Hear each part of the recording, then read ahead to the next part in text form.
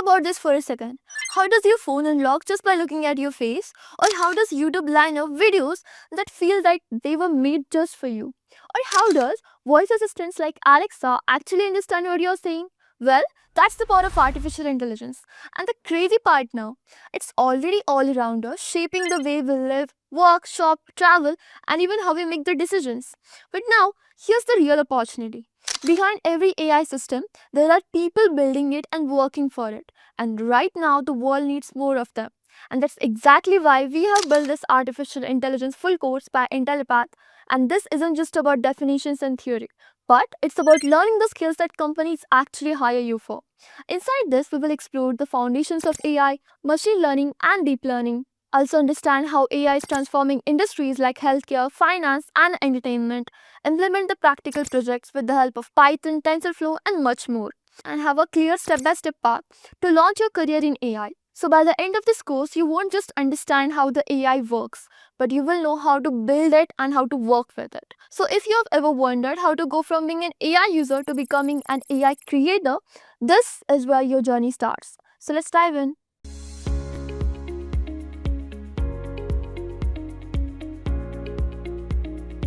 Artificial intelligence has revolutionized the way people think, learn, and work in various fields from finance to healthcare and mobile apps. What's more interesting is that AI plays more of a role in our daily lives than we can imagine. From Siri and OK Google to various virtual player games and social media apps, AI is everywhere. It sure is the most happening topic in every business right now. It is the most wanted and exciting career domain right now in the market. Artificial intelligence or AI uses intelligent machines that build in a way that they react like humans. The primary process involved in making these smart machines is to carry out decision making, which analyzes and uses data available in an enterprise. It is similar to the human mind absorbing and synthesizing information and providing the required decision. So how does an AI work? AI systems work by investigating large amounts of data labeled training data, analyzing the data for correlations and patterns, and using these patterns to make predictions about future states. In this way, a chatbot that is fed examples of text chats can learn to produce lifelike exchanges with people, or an image recognition tool can learn to identify and describe objects in images by reviewing millions of examples. AI programming focuses on three cognitive skills: learning, reasoning, and self-correction. Learning processes. This aspect of AI programming focuses on acquiring data and creating rules for how to turn the data into actionable information. Reasoning processes. In this aspect of AI programming focuses on choosing the right algorithm to reach a desired outcome. In self-correction processes, AI programming is designed to continually fine-tune algorithms and ensure they provide the most accurate results possible. So there are four types of artificial intelligence. First, we have reactive machines. These AI systems have no memory and are task-specific. An example is Deep Blue, the IBM chess program that beat Garry Kasparov in 1990s. Then we have limited memory. These AI systems have memory so that they can use past experiences to inform future decisions. Some of the decision-making functions in self-driving cars are designed this way. Theory of mind is the third thing. It means that the system would have the social intelligence to understand emotions. And finally, we have self-awareness. In this, AI systems have a sense of self, which gives them consciousness. Now let's see what are the applications of AI. One of the best known healthcare technologies is IBM Watson. It understands natural language and can respond to questions asked for it. AI can automate grading, giving educators more time. It can assess students and adapt to their needs, helping them to work at their own pace. AI tutors can provide additional support to students, ensuring they stay on track. Banks are successfully employing chatbots to make their customers aware of services and offerings and to handle transactions that don't require human intervention. AI technologies are used in transportation to manage traffic predict flight delays, and make ocean shipping safer and more efficient. Just a quick info, guys. Intellipaat offers artificial intelligence course training, which will enable you to learn skills like neural networks, focusing on CNNs, RNNs, and their application in AI, natural language processing, computer vision, and generative AI. Through this course, you will also master deep learning concepts, AI model building with TensorFlow, transformers, BERT, GPT, LangChain, and NLP pipelines with advanced techniques like image recognition, chatbot development, and much more, all taught by top 1% experts and IIT faculty. And with this course, we have already helped thousands of professionals make successful career transitions in AI and data science. You can check out the testimonials on our Achievers channel. The link is in the description below. And without a doubt, this course can set your career to new heights. So visit the course page link given below in the description and take your first step towards the dream career growth in the field of artificial intelligence. Let's start from here. So you will see that guys that there are some handwritten digits. So this is a very famous data set coming from MNSIT data, right? It's a handwritten digits, and generally these are in what 28 by 28 pixelated form. I'll show you the real data later in the course, but although the scale is not very obvious, but if you see this is 20, the last is 28. So basically imagine that every digit falls in like a grid, okay? Something like this. Since it's a pixelated form, right, it looks like 28 pixels by 28 pixels, okay? Every number, every digit. So suppose you say 3, it looks like that. So this is coming from real data. You will see this is a very nice image, although it only shows you till. Can you guys see that? I know it's little tiny, but let me zoom in a bit. You will observe. So it's a matrix of, starting from 0 till 28. If you start from 0 to 27, how many rows, guys? Come on. This much array everybody has studied, 28 rows.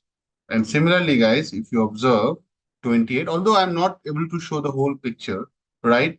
But if you guys focus here, you will realize that in each cell, there are zeros and there are numbers, right? And generally, this is 0 to 255 digits, 255. So if you do the pixelated right, it will go from 0 to 255, as you can see here. So as you go higher and higher, the darker color will come. It can be black and white, depends on your setting, right? So generally, it's a digit, right? It will be black and white, right? But there are also shades in black and white, grayish, dark, light, right? There are a lot of colors. But if you try to shade it, right, this particular pattern, can you see wherever the numbers, if you try to shade it, right, and where it is, so if you try to do it, you will see some edges are coming out. If you are able to pay attention, I know it is little tricky because you see that, so you will see that there is a pattern is forming, right? And if you are able to understand the pattern, right, it is hinting like a S, because since I'm trying to do it, but if you go little clearly, right, guys, cool. So this is what this image is telling you, okay? So now, although you can see here, wherever it is 0, it is dark black, right, in this particular pattern, right? So wherever it is 0, right, it is a dark black. So I'll tell you, if I make this image a tiny image because I have this power to do it, you will see that now you will thank me. You will get the goosebumps. Why you'll get the goosebumps, guys? Because now you can see there is a pattern, very clear pattern coming out. Are you feeling it? Nobody will tell you this. Let me tell you very promptly here. So now I'm going to add a pen. It seems that I've already taken all the pens in the world. So I need to make this guy a bigger guy. Hold on. Right? So it seems that I start, now I'm going to become MF Hussain. Huh? Don't kill me for this. Okay?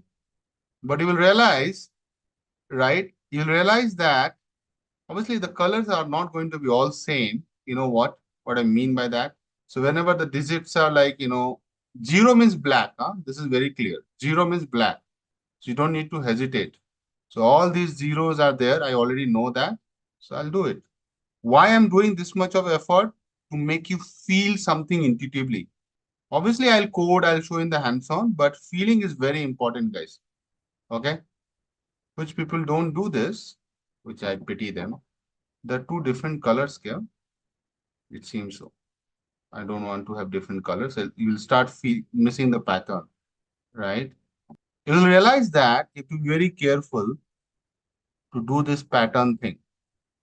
So you realize that this pattern somehow will turn to what? Observe this, and there will be slight color coming on the border as well, right? Little colors here. So if you try to see the pattern, this is what it resembles to, right? Obviously, I'm not the champion of it, but what I'm trying to say, it definitely looks like a number S. Are you guys feeling it or not? Come on, letter S. So if you try to fill it, if I try to fill it, you will realize that, yeah, you're right, Akash. You'll say that yourself. So see, if I start feeling the pattern, since that is looking like a digits, right? You're not getting it. But if I start filling it up, there'll be some corners cutting out, right? Because this is how it is, right? So you realize that, yeah, it is coming out like a pattern. Hold on. And guys, since this is not the full image, huh, by the way. This is not the full image because you remember you had that missing data on 19 was here, right? So you will be seeing that there will be some zeros coming, and trust me, it will be there. So some zeros will be coming where? On this side. So it will be black. That's why I'm making it black from my side. Guys, okay, observe. So I know it doesn't look like that, oh, this is number five. It looks very ugly. But if I try to give you the character here, does it look like five? See, I'm fitting something in between, right? And I have the image also. Don't worry about it. So I've already populated it today. I should have it somewhere in the model. Although it is done differently, guys. Why? Because I plotted the black, but you observe they are very close. Are you feeling it, guys? I have swapped the color in the printing, so don't kill me for that. But are you feeling it? Right? Just the complementary. But are you feeling a similar kind of behavior I was trying to draw? Since our image stops at 19, you're not able to visualize it fully. Okay, makes sense. Good. You can say that, guys. Did you understand the nuance here, right? So how do we get it? So the whole idea of identifying any image, it works on two, three things. Basically, there are two words always you have to keep in mind, and that is what? Edges and patterns. So the question is very simple question. How do we identify any image? That's the question, guys. Answer is pretty simple. Just don't think about any neural network. Think about any image you see on the page, right? So for example, if I show you this image of cat or a dog, right? You try to identify what? How do you say that it is a cat or a dog? You look at the eyes, you look at the nose, you look at the lips, right? If it's a cat, you will also look at the body, overall body, right? Understand the design and the pattern, right? So basically, it's all about how do you identify it? Very simple. Depending on the edges, that's the first word. Depending on the edges, okay, patterns, texture, shape, etc. There are a lot of things you actually look at. Images are unique in nature. Trust me on that. Okay. So these are some very straightforward attributes, guys. Right? These are your edges, patterns, texture, color. A lot of things are there. But in desert, color doesn't matter. Depends on the images, right? So generally, color has not a big role here.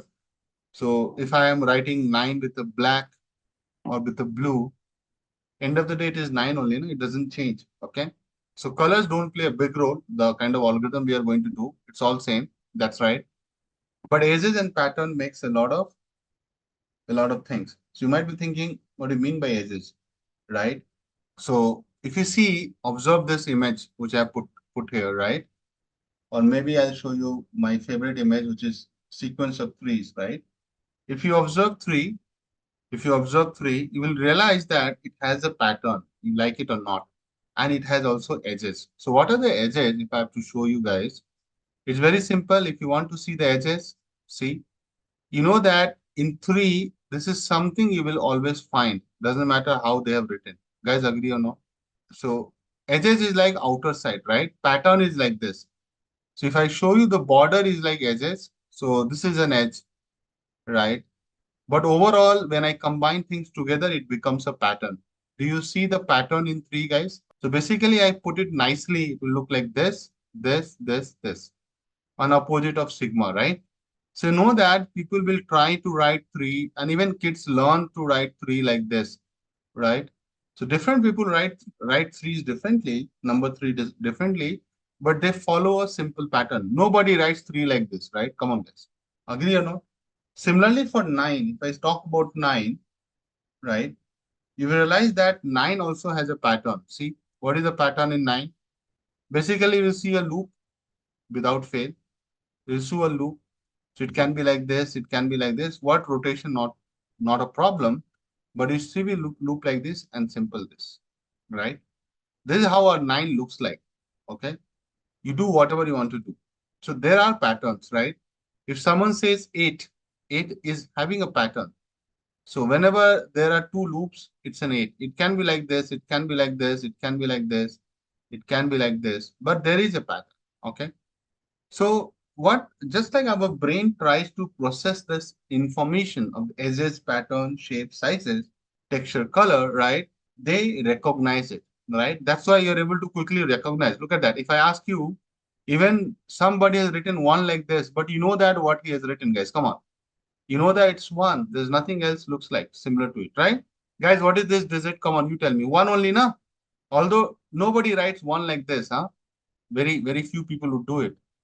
Everybody writes one like this, okay, or this. But yeah, this is very clear. Yeah, why not? People write that. Some will like write one, two, okay. So slanting line come in any direction. Now, guys, let's talk about the detailed idea of neural network structure, right? So I'll again, because I think I had just shown you guys that structure. So let's talk about little bit more in on this. The same structure I'm going to talk about. Okay. So there are, if you observe, there are three layers in terms of difference, right? One is input layer, one is hidden layer, but hidden layer can be a lot in number. See, one, two, three. And then the finally is you get output layer, right? So what happens, you're trying to do things, right? The input will go through input layer to the next, then next, and then next, and then finally it spits out. So let's also keep talking and write. So I think I did not explain each of these layers, right, guys? That's correct now. Before I jump to weights and biases, I did not give you any textbook definition, right? Okay. So what is input layer? Input layer is helps you to input the data features. Input the data features. So in this case, in our case of digit, pixel value or pixel values of an image. Now, if you are thinking about pixel values, but before we go there, a lot of people don't understand data feature. What do you mean by data features? Are input variables, predictors, whatever you name. So if you take our image, how many by how many we have? Why I'm drawing when I have it here. Okay, take this guy. How many by how many we have? Come on, tell me. See, if I take the example of our digit 3, 28 by 28, take this one. No? So take any of it, right? So take this guy. Huh? So there are 28 pixels here and 28 pixel here. Do a quick math, guys. Come on. So 28 into 28, how much it is? I know it even in sleep 784. 784 are going to get connected to the first layer. Although don't go with this diagram, there are just 10 neurons, okay? But in reality, there will be 784 guys getting getting flattened and connected in terms of neurons, okay? So this becomes your number of neurons in the input layer. Number of input or features, basically neurons connecting to hidden layer. I'm talking about which use case, which I'll do it later. That is coming from your MNSIT data set. Okay. So to show you this, you will see this later in your course. Just focus on this. So when I'll do this, I'll show you this that we are going to connect how many input to So if you look at that, how many layers are getting connected to it? It is next connected to 784. Neurons are getting connected to, how many are those? 784 connected to how many? 128. Clear? In this particular example, which I'll do it in the hands-on. Okay. This is, I have assumed that in this input layer, in my hands-on, in this input layer, there are 28 by 28. So if you do the math, it becomes 784. And this is my first hidden layer. I'm saying that I'll keep how many neurons? Come on. I'm saying that I'll keep 128. Okay. Right? So it's a matrix. Listen to me, guys. It's a matrix of order what? 128 by 128, right? So basically, if I flatten this, it's a matrix, right? Of 128 by 128, which basically means, sorry, what I'm saying, 28 by 28, which basically means that there are 28 rows and 28 columns. So what is this array, my dear? This array is what array? It is a 2D array. If it is a 2D array and I want to convert into an 1D array, right? How will I do it? What is the concept, array concept? You know it. You can read about it in case you are not aware of it. And the function is, right, array flatten, right? Which is np dot flatten, if I recall correctly. So that's what I mean by that, right? That's how you come like a more like a no, one line. Okay. Now the question can be like, why 28, right?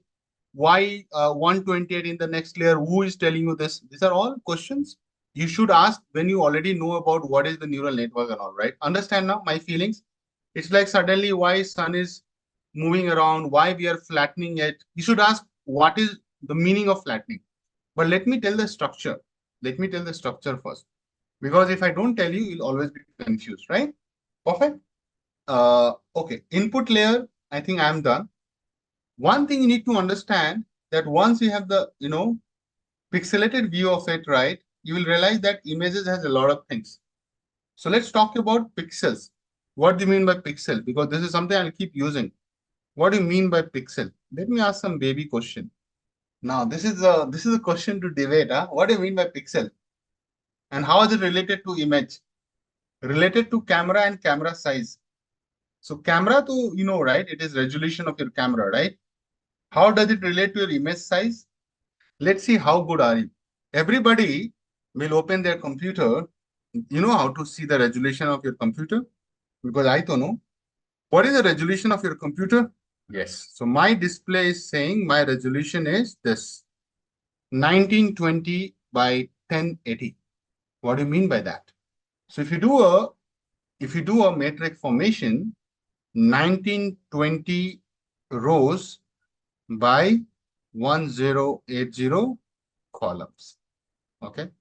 So that's how it looks like. So every image of mine will have how many cells, guys? You know that, right? 1920, 1080. So total how many? Look at my image size. 1920 into 1080 equal. So if you're good with this, you know that it will be what? If I do a simple maths, it is how many pixel? 2 megapixels. Yes, come on, yes or no? You know that. Approximately, my dear. Approximately. Why? Because see, it is 10 to the power 6. Right? Agree? So don't think your resolution is bigger than 2 megapixel. There's a reason for it. Let's not go there. Okay. So just imagine those who are using, so let's say a phone has a 12 megapixel. So 12 means what? 12 into 10 to the power 6. Right? Megapixel means this is only, no? So you can think like that, more like 4 by 3. So 4 million here, 4,000 by 3,000, right? Then you will get, no, approximately I'm saying, making a grid out of it, guys. Come on. Which is a lot. How many these are? 4,000 by 3,000, right? Just imagine that the number of neurons you will see here, you're just looking at 784 in this example. Here you're coming in millions of neurons. So what is a pixel? Pixel is, by the way, what is the full form of pixel? Pixel means picture element. So let me give a pointer here. It means picture element, pix L. So if you bifurcate pixel, pix, L. Pix means pix, right? Image. So L is what? Your element, and pix is your picture. So it's a picture element, right? Which is the smallest unit. So those who wrote smallest unit, they are 100% right, which is the smallest unit of a digital image or display. It doesn't need to be an image, it can be a display also. Okay. Now, question comes that how it is related to the image size, right? So just imagine image size is definitely they are measured in pixels only, right? If you observe. So you might have heard about pixels per inches, or when you're doing the fax. So there you say, right? DPM or printing. DPM, you know what? DPI, sorry. DPI, you guys know in fax or in scanning, dots per inch. Yes. So generally, if you take a 4 by 3 image or 8 by 7, right, dots per inch. So there are different types of printer. That's how you define the quality of the image there, right? So I'll not go there, but you know that in terms of this is about your printing. But if you do a similar kind of analysis here, it is called PPI. What is PPI? Pixel density or pixel per inch, right? So if you talk about pixels per inch, so what is the interpretation of it? If you take an image, right? If you take an image more like as a unit dimension, if it is an inch of, all right. So generally an inch is a very small unit. How many pixels you are putting there, right? So higher the PPI, you tell me, higher the PPI implies more details and sharpness of the image. Basically, you talk in terms of good image, qualitative image, more details and sharpness in the image. Okay, that's what you mean by that. Basically, you say you have a better resolution of the image, right? And if your image is better, generally your image size will be also higher. Agree or not? Come on. So if I talk about a 12 megapixel camera, I'll not go to our school days when I used to use 1.3 megapixel camera. So 12 megapixel camera, right? If I just say, listen to me, the same thing I'll call it here, guys. It is 4,000 pixels here and 3,000 pixels here, right? So that's the reason it is called 12 megapixel. You must have been, so don't be now uneducated, right? So now since you are sitting in my class, you should be aware of these things. So 12 megapixel camera releases every time, right? 12 million pixels for each images. Now, if I give you a simple example that if your image is like, a simple image of, let's say, 10 6-inch wide, and let's say it's a portrait one and 10-inch height. Okay.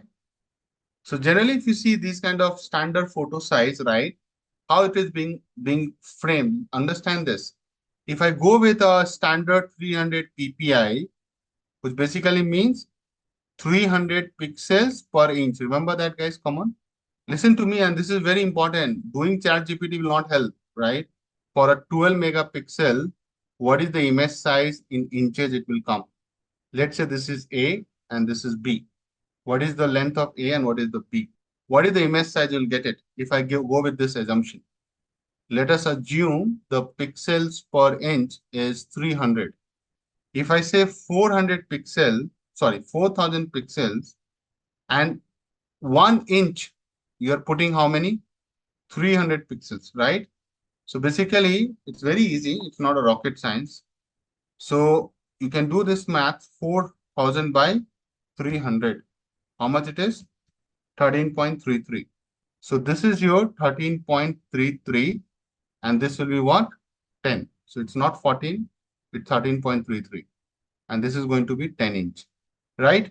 So if you get this PPI and divide it, you should get an image, and that is an image which will not be, it will not get stretched or anything, right? It's a natural fit for it.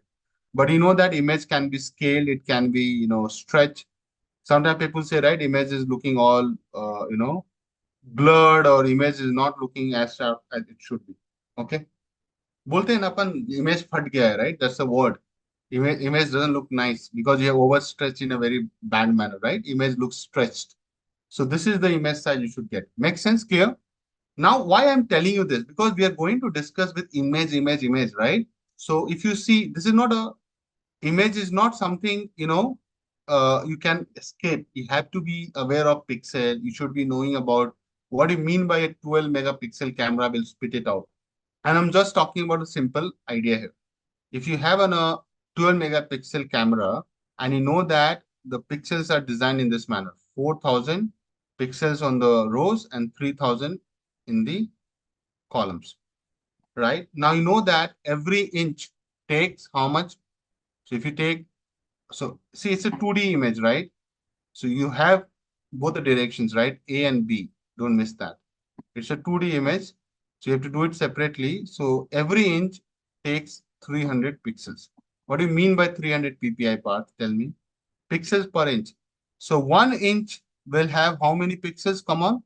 300 pixels. Now on the rows, if you see, buddy, how many pixels are there? Already 400. So this will be aptly fit on what size of the image. So I just divided by 400 by 4000 by 300. It gives me 13.33 inch.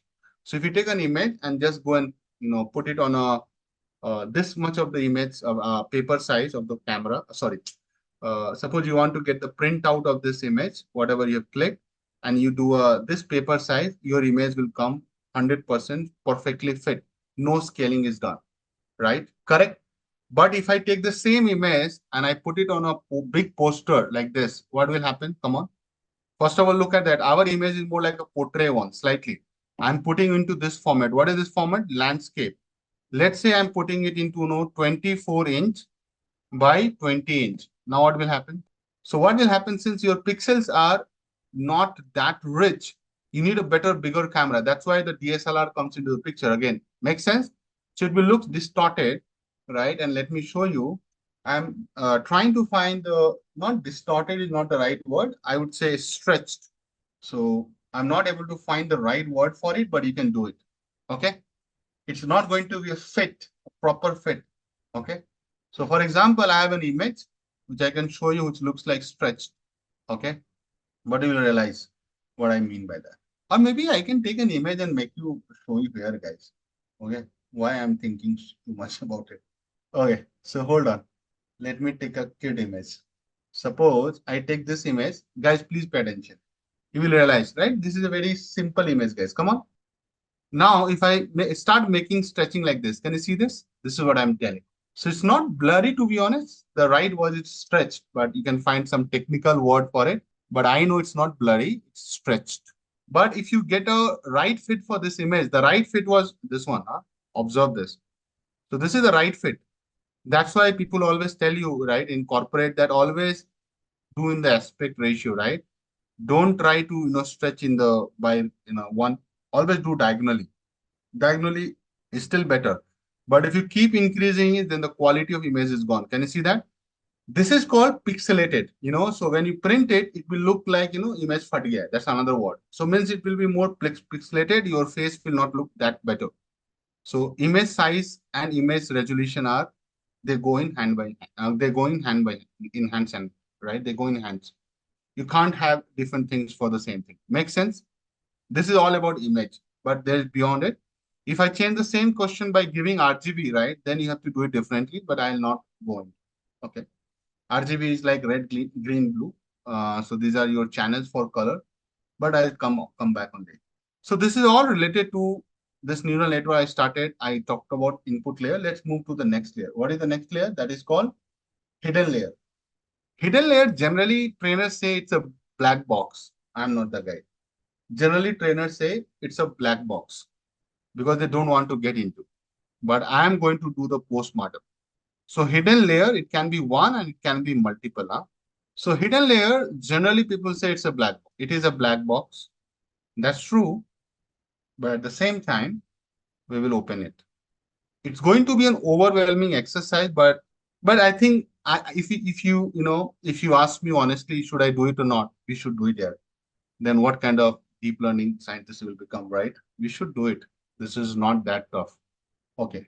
So guys, hidden layer is known as intermediate layer. This is the intermediate layer. between input and output layers. So these layers are very important for us because these are the layers known to extract the features, which is intelligence from your input data. Okay. So a lot of time people say, what is the deep learning? This is the main component of a deep learning. Hidden layers are called hidden because it is so deep to understand, because it goes on, it can have multiple layers, 5 layers, 10 layers, right? It tries to find the edges, patterns, texture sequentially from the images you have given. And that's where the calculation of weights and the biases happen, and they keep getting updated through an optimizer. Generally, the optimizer is going to be gradient descent algorithm flavors, right? So you keep updating the weights and the biases. That's what you have done in some of the machine learning algorithms. If not, I'll teach you. And that's the most important piece, or I'd say the heart of the deep learning thing, right? So let me write this line. These layers, when I say these layers means hidden layers, these hidden layers perform computation, extract the features from the input data. Okay.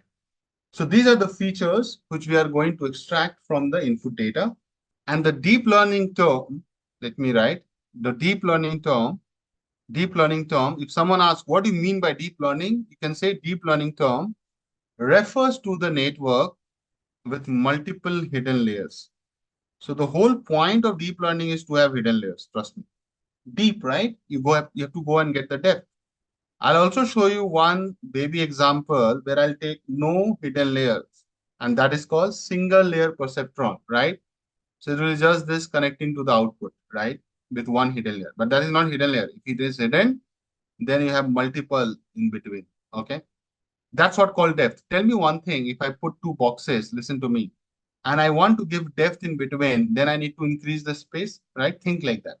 Top to bottom, right? So hidden means what? I'm trying to make you the word clear, deep learning. This deep is coming from multiple hidden layers.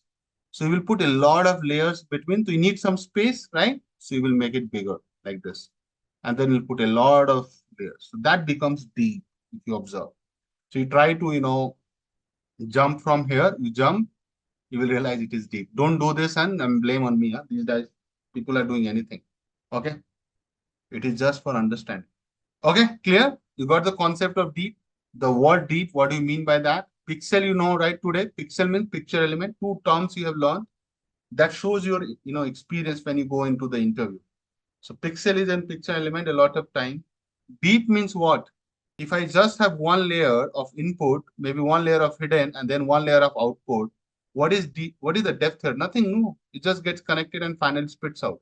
But if I say that I have one layer of input and I need to put a lot of layers of hidden, then I need some space.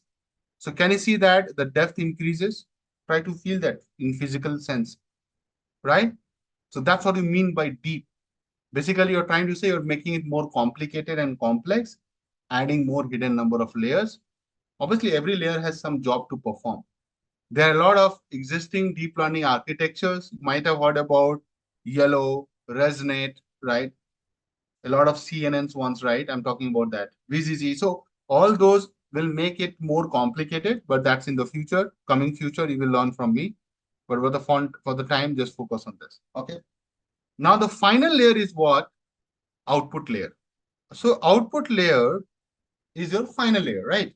That is the layer that gets you the output. So suppose you are doing a digit classification problem. In the output layer, you need to find what? Whether this digit is what? Let's say suppose there are more and it comes 9. If this digit is coming as 3, then this neuron will get fired. It will, sparkle, right? White. And then the finally output will come like 3. Definitely when I do this, it looks like what, guys? Multi-class problem. Okay. And there are different types of activation function will come, but I am not getting into it yet. Right, Srini? Hold on. So output layer, what is this layer? It is the final layer, let me write, that produces the output of the network. Okay. Generally, if you're trying to do a binary classification, how many neurons you need? One neuron or two neurons. In single layer perceptron for binary classes, let me show you. And this is a jargon for you. So let me get the images. That is not your, classification problem. See this. This is very simple, which I am going to do the first thing coding. Binary means 2, right? And this is, I will teach the first basic neural network from the scratch. Single layer perceptron. This is for, binary output, right? It is 2 neurons. But if you think about it in detail, guys, if you think about it detail, right? It's not necessary that it has to be. It depends on how do you want to do it, right? Means I can still connect to one neuron and get the answer. Suppose, hold on, this is very tricky, and that's why I asked this question. It looks like I can put yes or no here, right? And whatever it glows. But if I say, think, if I take this guy and I say, no, no, no, I'll just connect to only one sort, something like this. Hold on. Don't worry about the image connections and all. If I just say that I'll put one neuron here, if it is getting fired, if it is on, I would say yes. If it is not getting fired off, I'll assume it is what, my dear? No. Guys, if I'm asking you, will you attend my class tomorrow? Right? Who is going to attend tomorrow? Listen to me, the art of complementary theorem. You say yes, it means that those who have not said yes, can I agree that they are not going to attend? Art of complementary, right? Can I say that? Yes, to an extent it's correct, but someone can say, oh, I'll change my mind and all. I'm not assuming that if you're not saying yes, you're not going to come. With that assumption, it can still be connected to one neuron. So this is going to be redundant, right? Because one neuron, two neuron, right? You're not going to worry about too much. Because whether it is one neuron, two neuron, right? It is not going to matter much. But you know that minimum you need how many neurons? The right answer is one neuron in the output layer for binary classification. This is the minimum, but you can have two. There is nothing more to stop. And I'll continue and write just below this. Multiple neurons in the output layer for what kind of?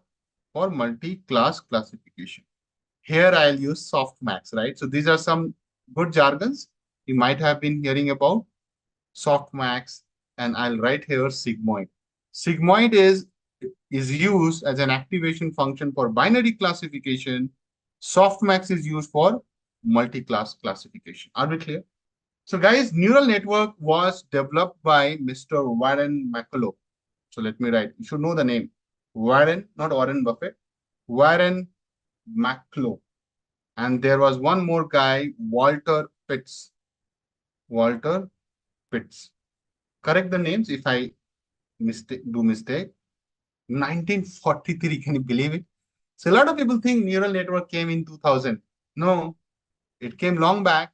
It was an idea which was proposed long back. Don't think that. So this was proposed for the first time in 1943, before our independence. So these are the guys for the very first time proposed the mathematical model for neural network. Okay. So let me show you quickly. Suppose if I try to find the digit 9, guys, can you see this? Now there was a question that why does it comes like 784? Because you have to put every input layer in 1D array. That's the constraint. Someone asked me, right, why do you want to get into 784 like a flattened thing? Because this is the requirement that if you want to do a input layer, what is input layer, guys? I think you know, right? This is your input layer. Let me write very clearly. This is what, my dear? Output layer. Okay. And these guys are what? Hidden layers. Now the question can be why it is being connected to 128 or 5 or 10. Don't worry about it yet. Okay, please don't do it. Because then you will miss the fun. I'll tell you everything. What is the standard? So this is your black box, although everything is black here, it's a black background. And the credit goes to the guys who have prepared this nice images. It's very tough. So if you're trying to do what happens now, guys, you will try to extract the edges, patterns from input to the hidden layer, then it will fine tune in the next layer, and then finally it will fire the right output neuron.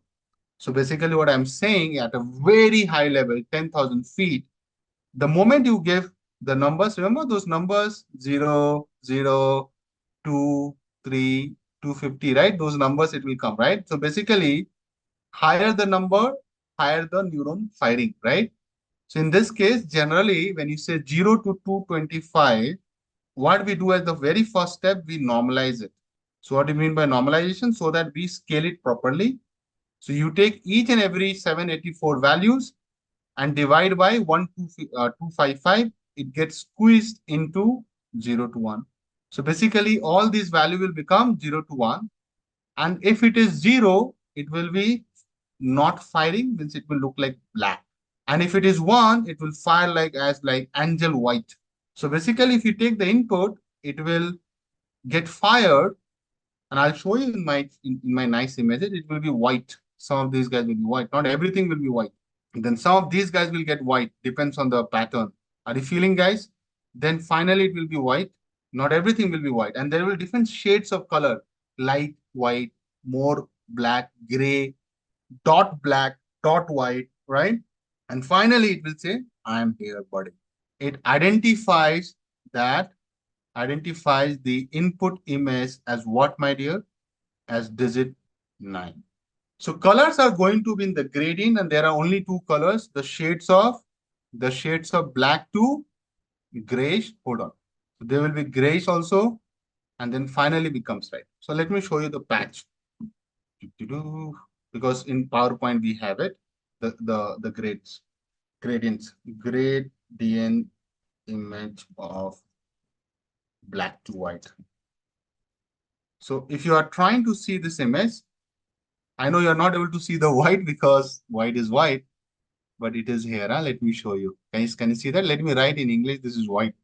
There will be more, depends on the range. So generally what I'm saying, if it is 0, it will be dot black, and it is white, means it go from white.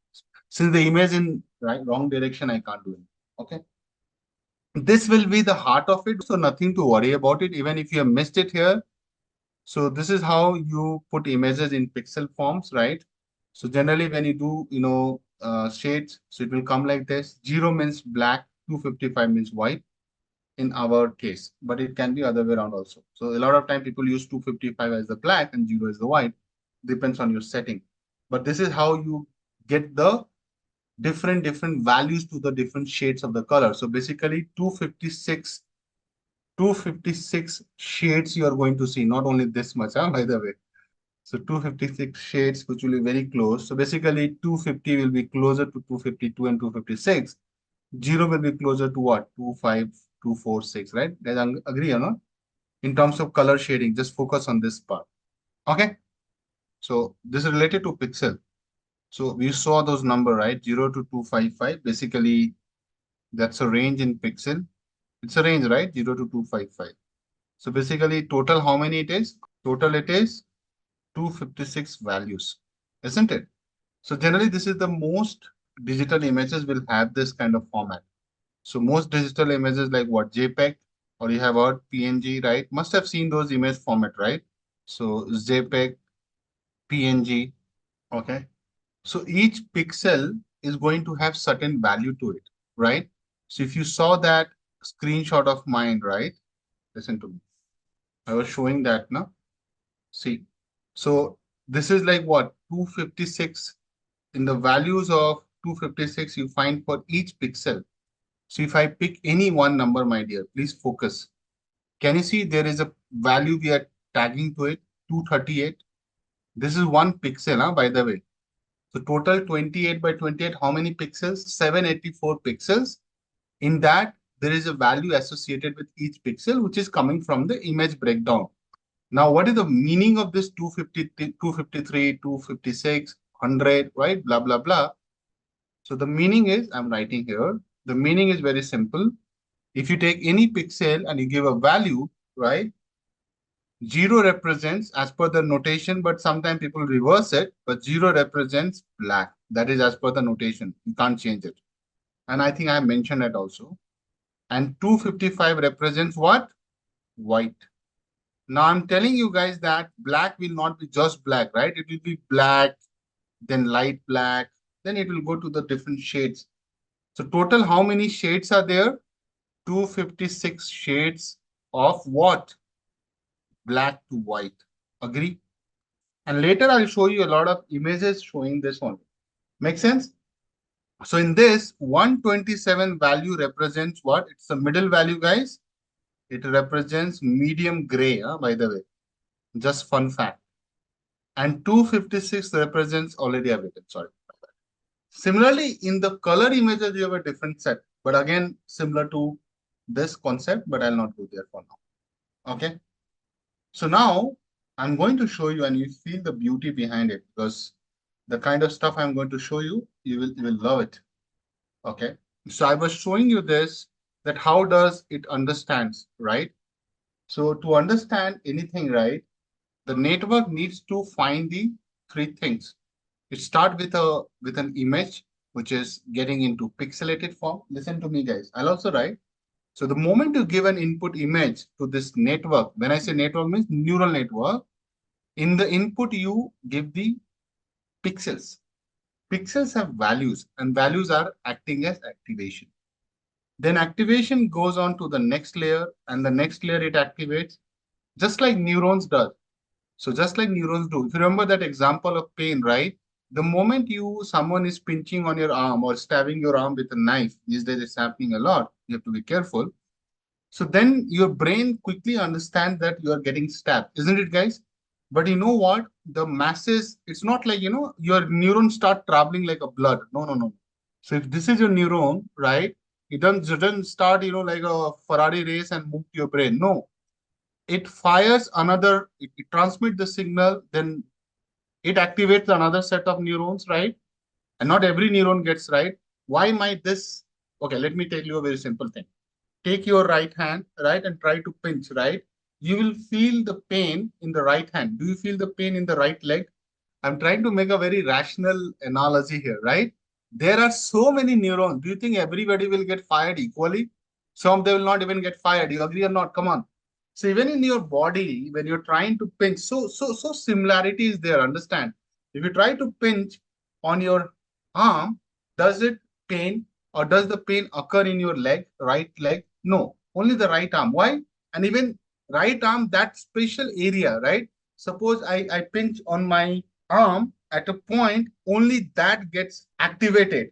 And then the brain is getting the signal that this localized pinching is happening. You don't feel the pain anywhere else, right? Come on. Similarly, if I want to detect whether a number is 0, 1, 2, 3, or 4, 5, 6, 7, 9, it has different edges, patterns, and it identifies that through series of computation and only fire the ones which are required for it, right? Looking at the input image. Okay. So let me show you this. This is how it looks like. Now you might be thinking, and if you're observing, guys, right? Whenever you are trying to give, let's say I give a different type of thing. This is my image, right? It looks like a part of 4, it looks like a part of 9. Can you observe, guys? That's why the model is confused, right? I'm showing the confused behavior. So when you give an image like this, which is having a pattern, something like this, right? So you know that what it will do, it will try to find the, and if you observe, there are 784 input. Let me also write. So it is 28 by 28 pixels, which actually becomes 784 pixels in the input, right? Focus. Okay. Then it gets into the next one. What is this one? If you count on the finger, 3, 4, 5, 6, 7, 8, 9, 10, 11, 12, 13, 14, 15, 16. I'm not keeping 128. It is 16 neurons. Don't get carried away. Huh? That 128, I took it from the hands-on. Then another 16 neurons in the next hidden layer, if you see, right? And then finally, how many? 10 neurons, right? We need 10 neurons for output, right? 0 to 9. 0 to 9 is 10. Are we clear, guys? So if you observe, you are doing a math of how many combinations? 784 into 16 into 16 into 10. It looks very easy, but I'll explain the maths behind it, how many weights and the biases will come when I come there. But what happens, this is the image, what will happen? The network will think whether it is a 4 or a 9, right? So you can clearly observe that looking at the output, right? It is firing some neurons here, there. Can you observe, guys? Let me highlight in case you're missing. So this is bright white. So that 0 to 255, right? Remember, I had done the normalization and this 0 to 255 is squeezed between 0 to 1. Remember that. Okay. So after normalization, so you can clearly see that if it is this, means it is white. It is perfectly white, means I know it's not easy to see here. I'll use some white color, right? Yeah. So this is white, but you also see some of the neurons are not getting fired in the hidden layer. Just observe. So these are like dark, means black, right, guys? Can you see that? Some grayish is also getting fired. So now you will realize that all these different shades have some values, right? So if I have to show you, and then you will feel the beauty of it in a moment. But ideally, it is what all these digits have some activation values, right? Even in the hidden layer, by the way. So generally, this is what we show, right? Although just this is for the sake of understanding, right? So let's see if I do this. This is my more like what, my dear? Activation scale. 0 means what? Can you see in the diagram? 0 means dark black and 1 means white. Are you? And then there are different shades of it. You can clearly observe looking at this that as you go from 0 to 1, it turns white. It goes from black to white, right, guys? Black to white. Okay.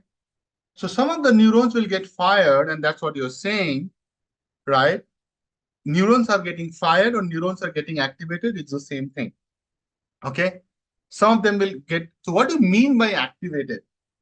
So activation happens at the cost of input first. So you get the input, then the activation happens. I'll come to there. But at least on this image, can I write, guys, that here, can I say that the neural network, I'll write NN, neural network is struggling, so that it is in the notes, struggling to decide whether the input image is 4 or a 9. Because if you do 9, it looks like this. If you do 4, it looks like this, right? But you might be thinking, how does it work? Means what is it doing? How those activations are being done? What is the calculation behind it, right? That's the whole topic for the day.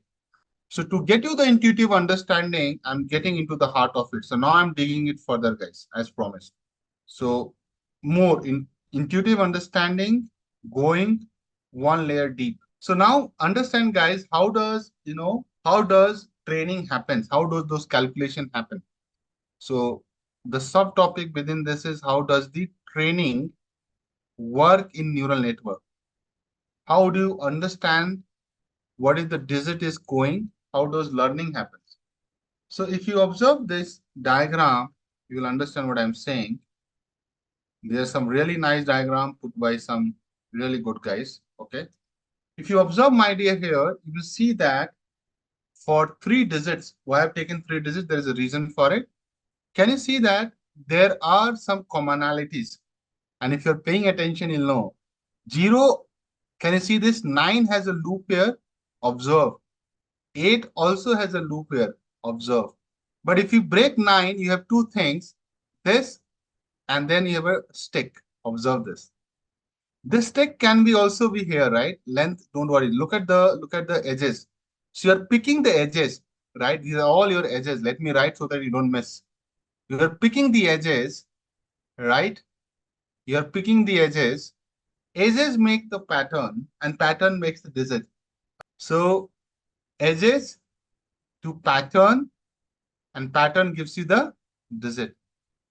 Now, if you observe, you have 8. 8 has, so you can say that this is this image. I don't know why I killed it. And this is this. Observe this. Then you have this big stick, and then you have this long stick. See. Okay. And then you also have this different one. Right? Maybe make the same color. Are you with me, guys? So are you able to break every digit into some edges?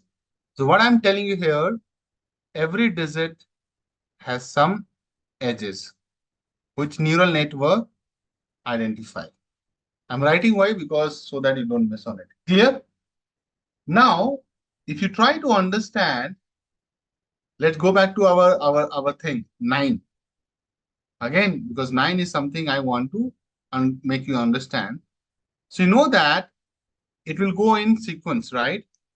So if you want to find 9 and let it identify, you realize that in the next layer, which is hidden layer, second hidden layer, let me write so that you don't miss it.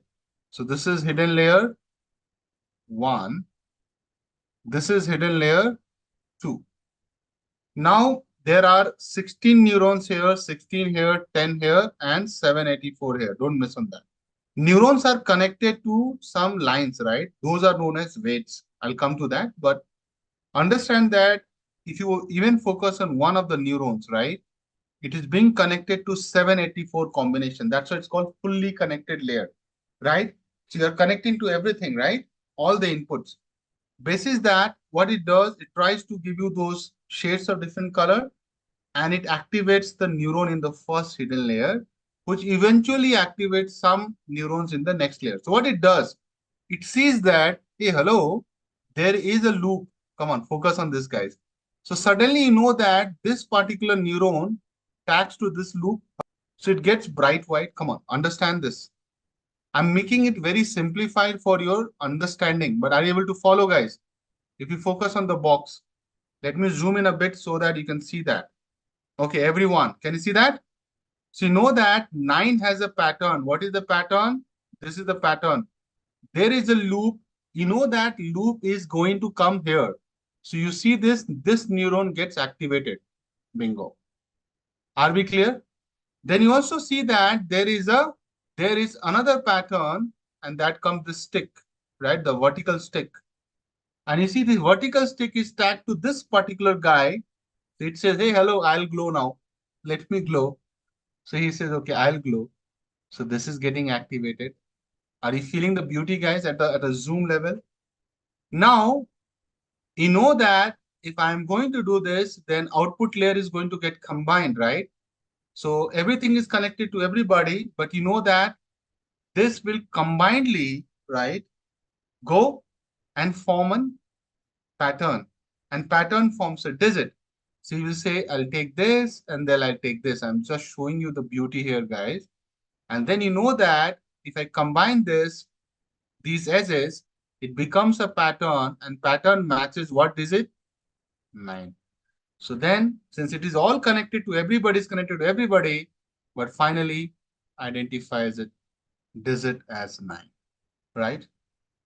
Are you getting the goosebumps or not? See, let me tell you, obviously I have not done these images, but I have gone through all this, structure to understand it. Okay, so that I can explain you. Are you feeling it or not? It depends on your exposure, but okay. Why can't it be 6? You need to understand that 6 is what? Let me show you the pattern. 6 is like this, right? If you observe, first of all, there is a big difference between this loop and this loop. You understand? Look at the directions also. Huh? If you put it here, it's a very different thing. So I understand your point. It can be 6, but it also looks at whether it is like this loop or this loop. Rotation is also considered in this. That's why I need a lot of neurons. So it will identify differently. Now, if you understand this, guys, then you have to also think about one important aspect of when the moment the digit comes, right? Remember I showed you the 9, it looks like this. So that image, if I blown it up, remember I showed you 3, 6, 5, whatever digit. This is how it looks like in the pixelated manner, guys. Can you see this?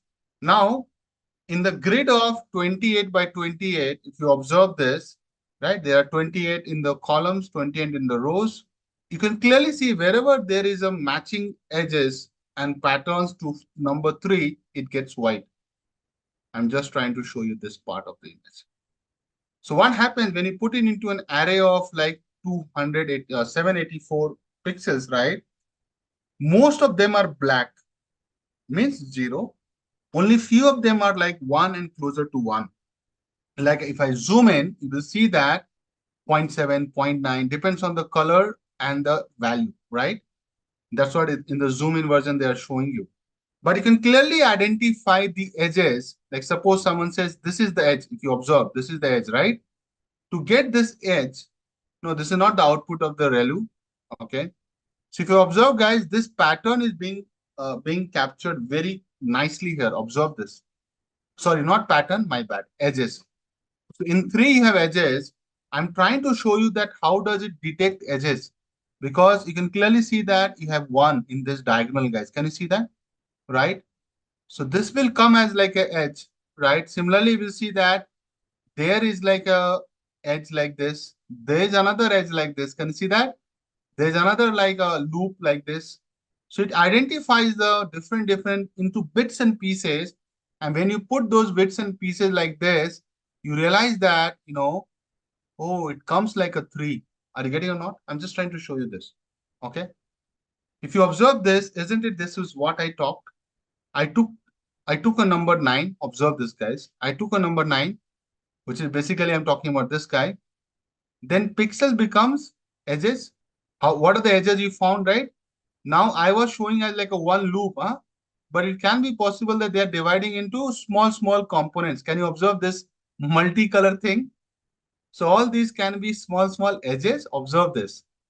Then it gets into what? Edges become shapes. So small edges is making a one loop, right? Shapes become a pattern is there, right? This is a pattern, this is a pattern. So basically when I say shapes, it becomes your patterns in my language, and patterns gives you what, my dear? Digits. So the important learning or takeaway from here that in any image in the world or in the whole course of deep learning, the complete course is about detecting, let me write, detecting edges and patterns and forming patterns to help us with the image recognition task. Who does it? Neural network does it. I don't do it. They are helping us now to do the image recognition task. So detecting edges and forming patterns. Obviously, edges will form the shape, which is basically I'm saying patterns, forming patterns to help us with the image recognition task. So basically, edges becomes your patterns, pattern becomes your image, right? Now, if you observe this nice image, which I'm going to show you guys, okay? So I'm showing one image, guys. Can you identify it correctly? Come on. At least you know that it is Simba, lion, tiger, right? Your confusion, it's not a dog, right? So far, if you're not saying it's a dog, it's a lion, it's a lion. But when I show you this, how quickly you identify it, right? Okay, because you're looking at what? You're looking at the edges. See, these are the edges, right? Isn't it, guys? Come on. Are you feeling the beauty what I'm trying to show? Forget about everything. So this image was taken by Mr. Kevin Pluck. Okay. So I'm giving the credit to this guy. This is the image he took and then converted into, so we used the deep learning methods to get the Kevin Pluck. Now, if you compare these two images side by side, it looks like it's a negative of it, right, guys? Come on. So we applied the, edge detection thing, and you can see that it looks so nice. Guys, again, and those who are my peers and, those who are my peers older than me, they know that they have must use Kodak camera with the flash, and they must have used negatives, handling the negatives carefully, going to the photo center and get those negatives developed for the pictures. Have you done it? Those who are Gen Z, they have no idea, but I have used Kodak 36 reels, right? In my when I was a kid. Okay, but are you feeling it, right? So the same principle what we do here, get back to here. Are you not doing the same principle to detect the edges of the digits? So on the same principle, you can detect anything, any image in the world, because you can find edges. Edges can help you understand the pattern or texture, right? Now I'm using the other words also, texture and the shape, right? Because if I just show you this part, it can look like a dog also to some, not because there is a big nose here, so you might not say dog, but golden retriever dogs have a similar kind of hair structure, right? So texture, structure, it helps you with a lot of details, right? Are you with me? So ideally what model does, model tries to dial these knobs. If you have seen the movie Imitation Game, if you have not seen a movie recommendation from your trainer, hardly I do it, but you must watch since you are studying deep learning with me. Imitation Game, right? If you watch this movie, you'll see this machine shown in that movie, right? It's a dummy one, but the story of Alan Turing. Alan Turing, he's the guy who single-handedly, right, defeated the Germans, right? They were in England and they developed this machine to decode. It was the first machine which became the inspiration for computers. So if you observe, so these are the knobs, right? Take these knobs and look at me. This is my creativity, copyright APC. I'm connecting these knobs as neurons here, right? So these neurons get fired accordingly what you give in the input and get you the output. So in the movie, they use the same principle, right? This position of the knobs were letting them know what is in the message. So they were it more like a decryptor, right? So whatever the encryption they were doing, they were breaking it using this machine in almost 2 minutes, right? And if you remember this movie, they needed some hint to initialize the machine so that it converges faster, which looks like our optimizer, right? So optimizer converges here and gets you the right values of these neurons, right? So that it gets fired and finally you realize that, oh, this is 9 or 6 or 7, right? Similarly, in the movie, if you observe, right, they use the word Hail Hitler as the initialization because they know that the first word in that document will be Hail Hitler. So they were able to set the few knobs in the machine. It starts with the right initiation and they were able to decrypt it faster. See, I'm not a computer science buff, so I'll stop my emotions here. Okay, are we clear, guys? Okay. So what it does, right, you can clearly see that it looks for the white patches. So forget about this small one. Let's focus on this part. So you know that this vertical or sorry horizontal stick is coming. Why? Because the values here, the model is able to understand this is all one. And if you see the proximity to it, right, is all getting almost black. So model understands the difference between these two and knows that where the edges come. Because you have the value tag to each and every digit shade, and that gives an input to the first layer. And it understands that where is 1, where is 0, where is 0.8, because we are putting it into the model, right? So if you see this, the moment you run right, it quickly identifies in the training that this digit, you can clearly see that this digit is what? This looks like 9, right? What it does, it tries to break into small components because of the neurons you have, right? So if you go to the structure, there are a lot of neurons, right? And it identifies it in the first layer itself here. So it activates it. We have the values, these values. Then it helps to find that, what are the possible edges it can detect looking at these values. So you can clearly see that when you are looking at the values, not everybody is white, right? But still it is being picked. This is your edge, by the way. This whole thing is your edge. If you observe this, let me clean this because then you will know. This whole thing they are considering at edge.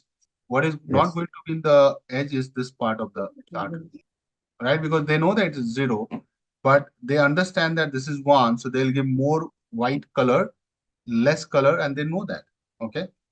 So that's how it works. The working is very simple. It will pick those edges and tell you. Okay. If I convert this image, right? So you're basically what you're doing. You are going to increase it. You can make it like this, or you can make it like this. That's what I'm saying, right? In terms of shape. But if you flatten it out, right? So what will happen that it all will come, one after the other, because it will be the similar data points, right?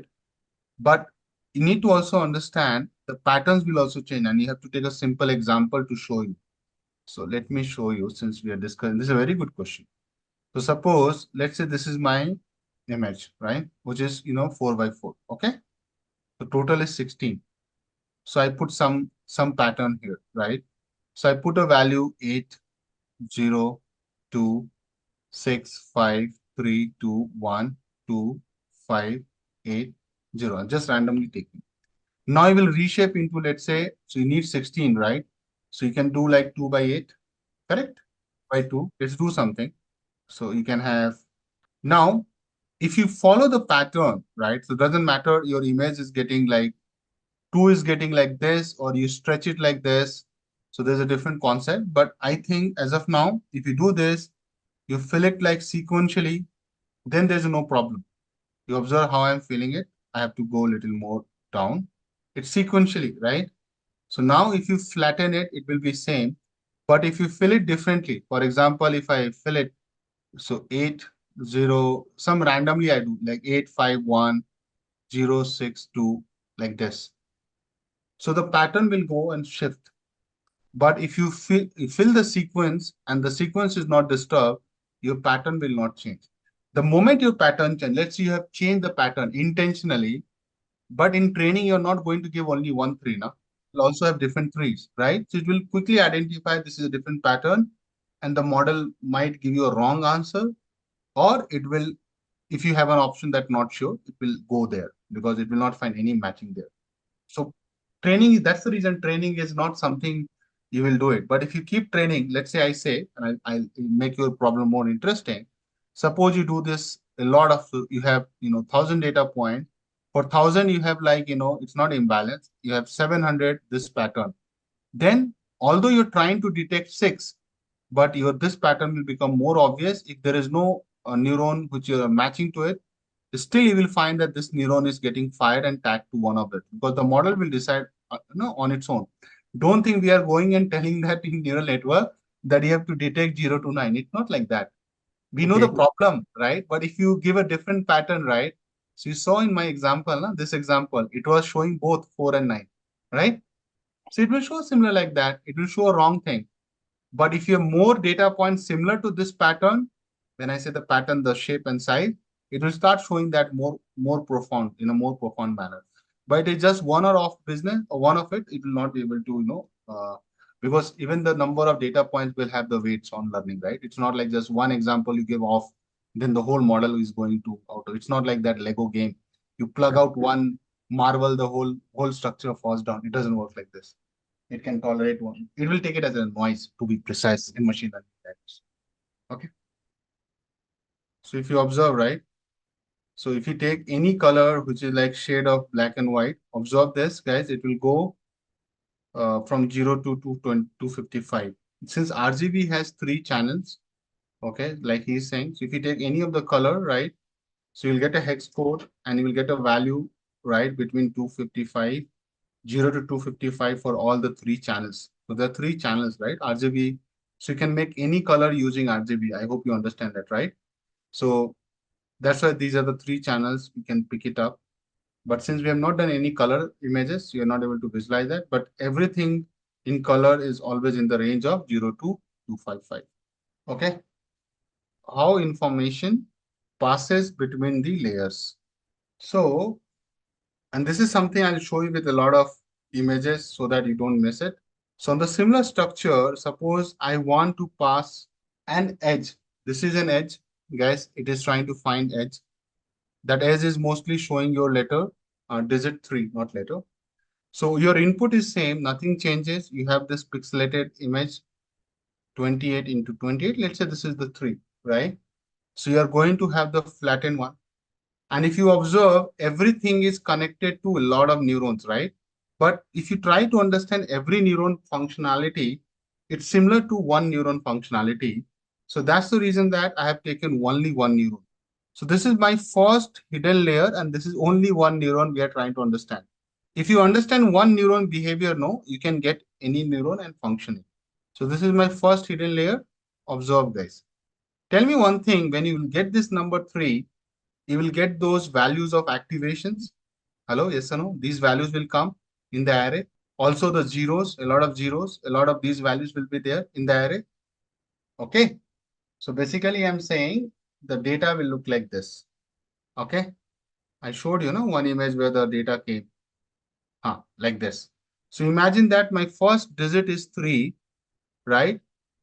Or I think I'm using 3 here, it is 5. You will see that this is how 28 by 28, if you flatten it, you will see some zeros, you will see some ones, you will see some value between 0 and 1. This data has still 255 because this is before normalization. Okay. I'll go very slow, don't worry.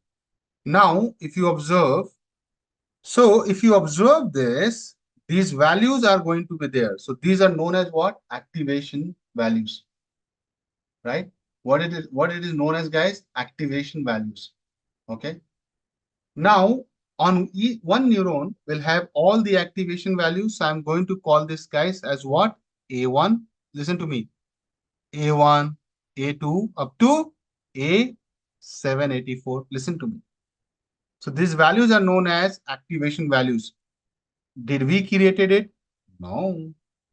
It came as the property of the image. Clear? I did not create this. The moment you give an digit, right, it will have the activation values, right? In the pixelated form. What are these lines coming to you? These are known as weights. That's where the weights are getting introduced. So every line connected to the neuron, there's a line, right? This is your weights. So just remember in linear regression, you were doing this beta naught plus beta x1, beta 2x2, so on. In this case, it will be beta 784 x 784. Because how many variables you have, my dear? Why I'm relating with linear regression? Because you are champion of linear regression. 784 variables, because you have 784 input variables. And what are those guys? Those are known as coefficient. Remember that?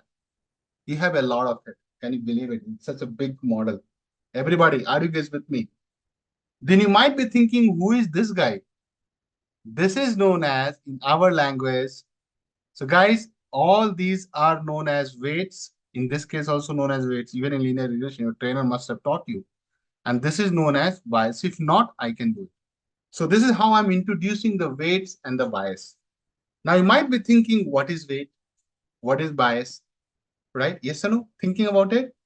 So bias and weight is very simple. Suppose, listen to me. I'll give you a very simple linear regression equation. Y equal to 20 plus 100x1 plus 10x2.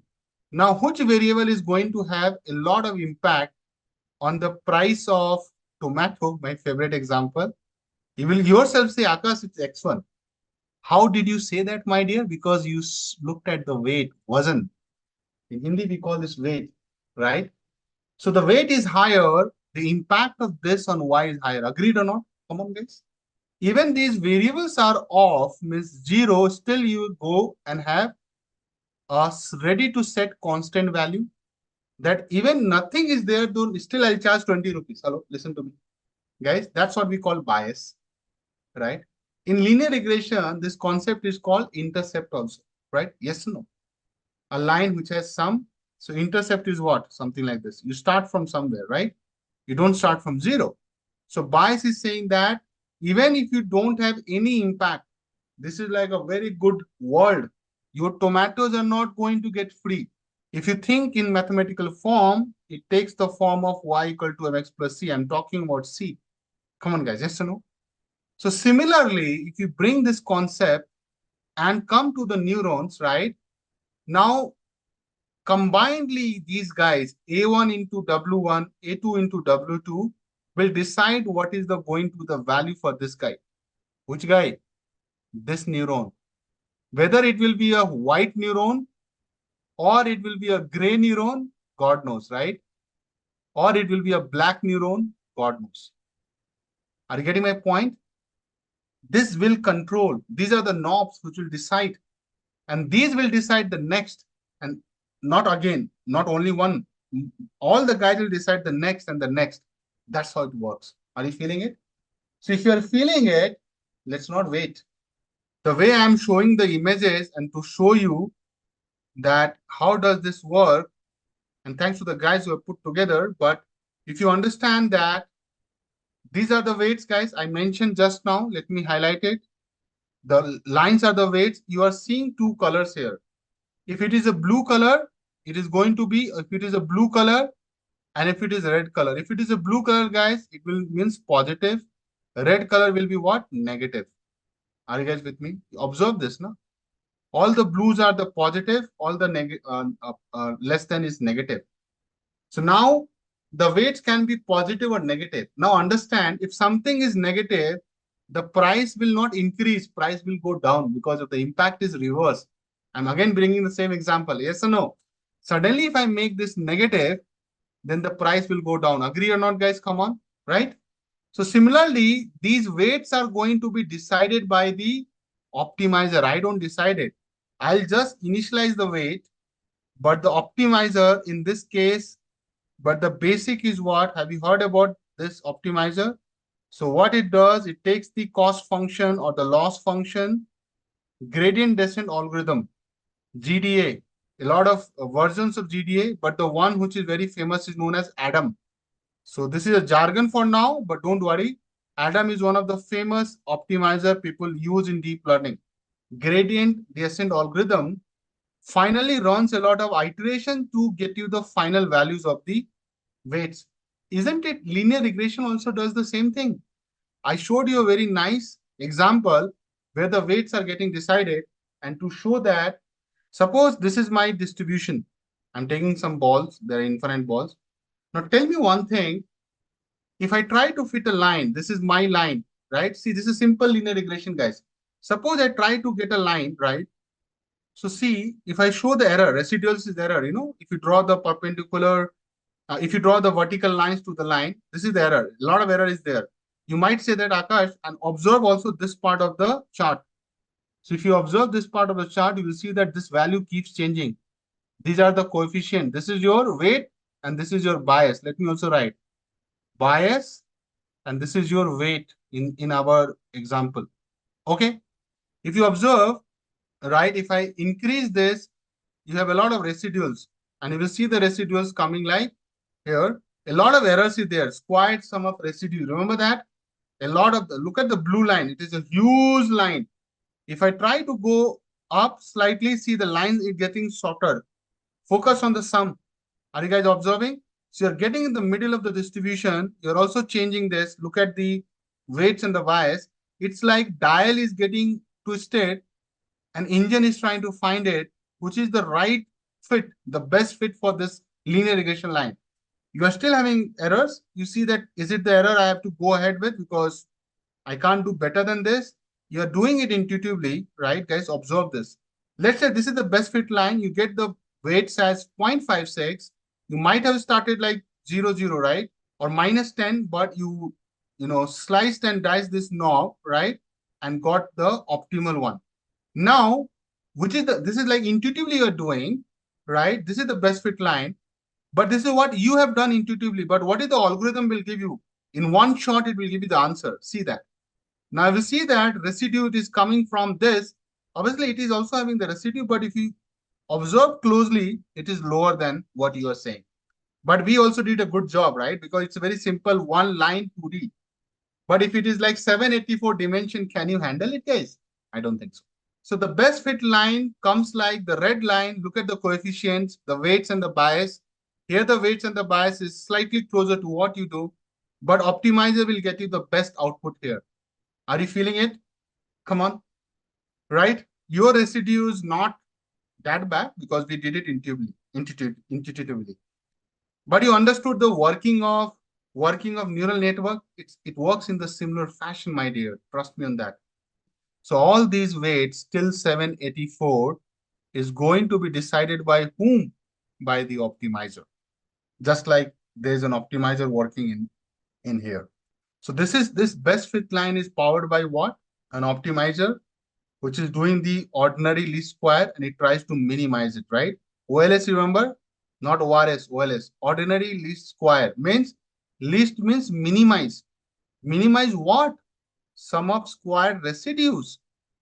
So similarly, we will also have our loss function or cost function and minimize it and get the weights after doing this for one neuron. Now, what is the concept of bias? Bias is what I am headstrong that I will not allow something, okay? But you can clearly see that the weights are going to be decided by the optimizer who decide the weights. In the beginning, you can make the weights as all 1 or 0. That's up to you, okay? Right? And mathematically, optimizer will keep changing this so that it gets the best fit line, which you saw here. It will try to understand what is the best loss function. Loss function has to be minimized. So it will try to keep changing this value and update the weights and the biases so that it gets the minimum value.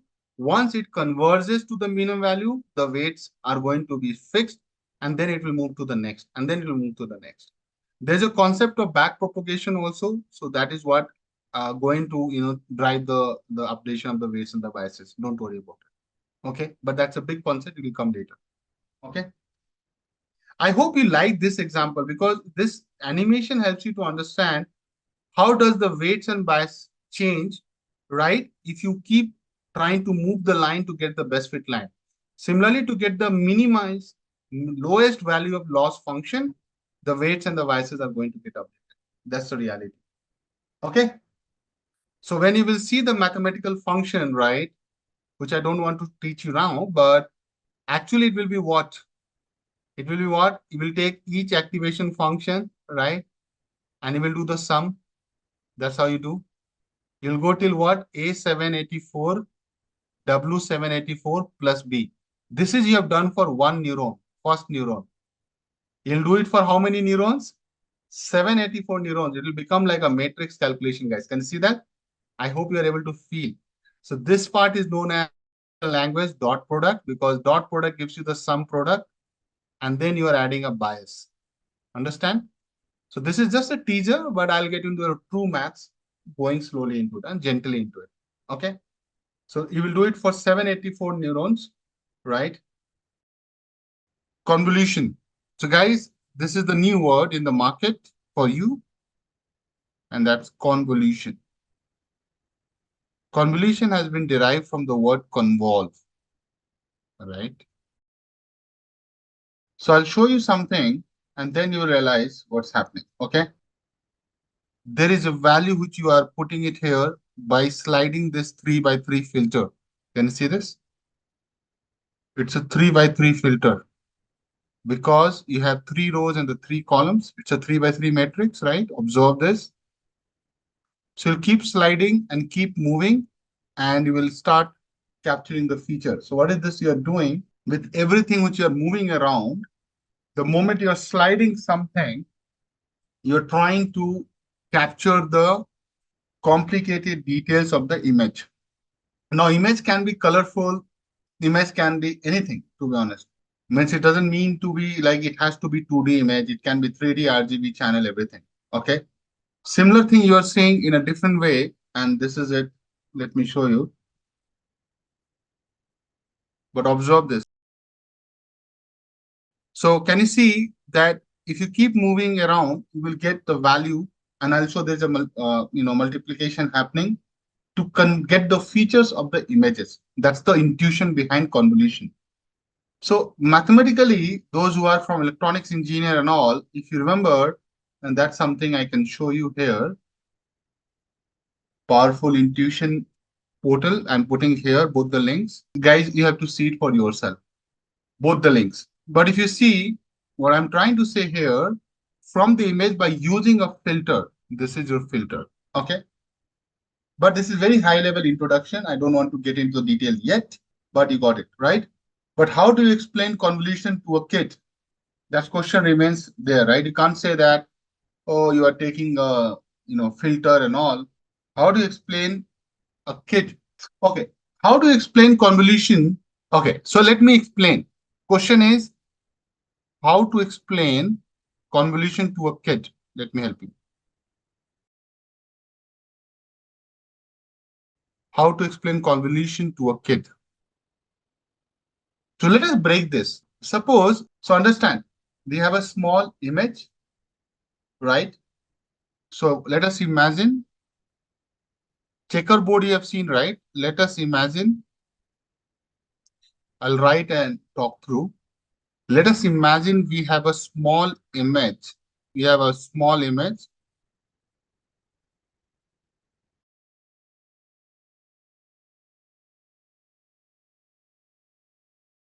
So checkerboard is something, if you have not seen it, like you are adult and you have not seen a checkerboard, it looks like this, right? Now, what is our objective? Our objective is to detect patterns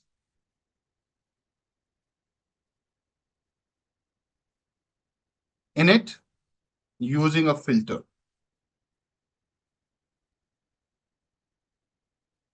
Okay. So far with me, what is the working of this filter? So it will do what? Filter would slide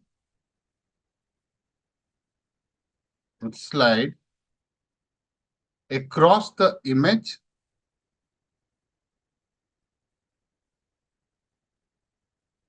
and at each position, it will perform a small operation.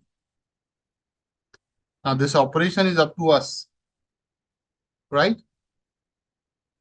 To make this happen, it's very simple, right? You will do some operation, right? That operation is like, okay, I have an image. Let's say this is your checkerboard, right? What we have to explain to a kid that you will go and slide. Now, this is something you have to understand, that you put a box like this on top of it, right? So you're taking a 2 by 2 filter, which is more like a number 1001. It's like an identity matrix, right? And then you do some operation. What is the next step you will do, my dear? You'll move on to the next. Then you will slide the filter like this. Can you see? Then you will move. I'll use some 4 different colors. So this is your another one.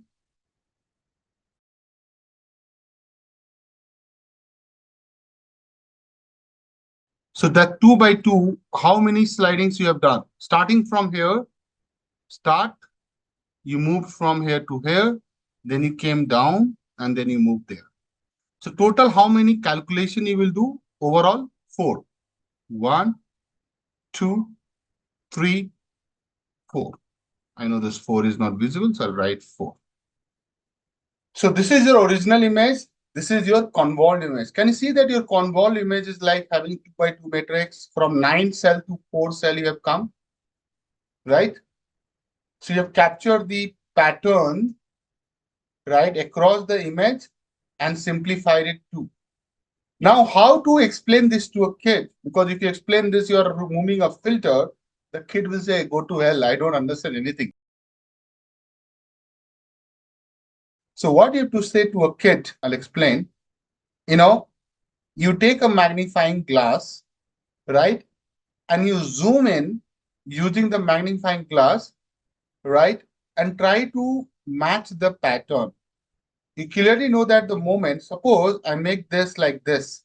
If it is this small size, right, you need a magnifying lens or glass. Now, the moment I know it is tiny for you, intentionally I'm making tiny. If this is this big, everybody can see the pattern, but the image is like this now. It is just a tiny part of the image of a big image. Think like that. You tell me, without getting into too much of it, you know that these two guys makes a sense. This is how you will realize there are 4 segments, right, guys? Let me make it 100%. So if you use a magnifying glass, you will be able to match pattern, and you will say, see, which one is closer image to each other? So you will say which one is closer to your image. You will say, looking at the magnifying glass, although it's tiny. So this is like why I'm trying to show you this story. This image, the moment you put to a magnifying glass, which is this, so you will say that, dude, look at this. If you put a magnifying glass on top of it, right?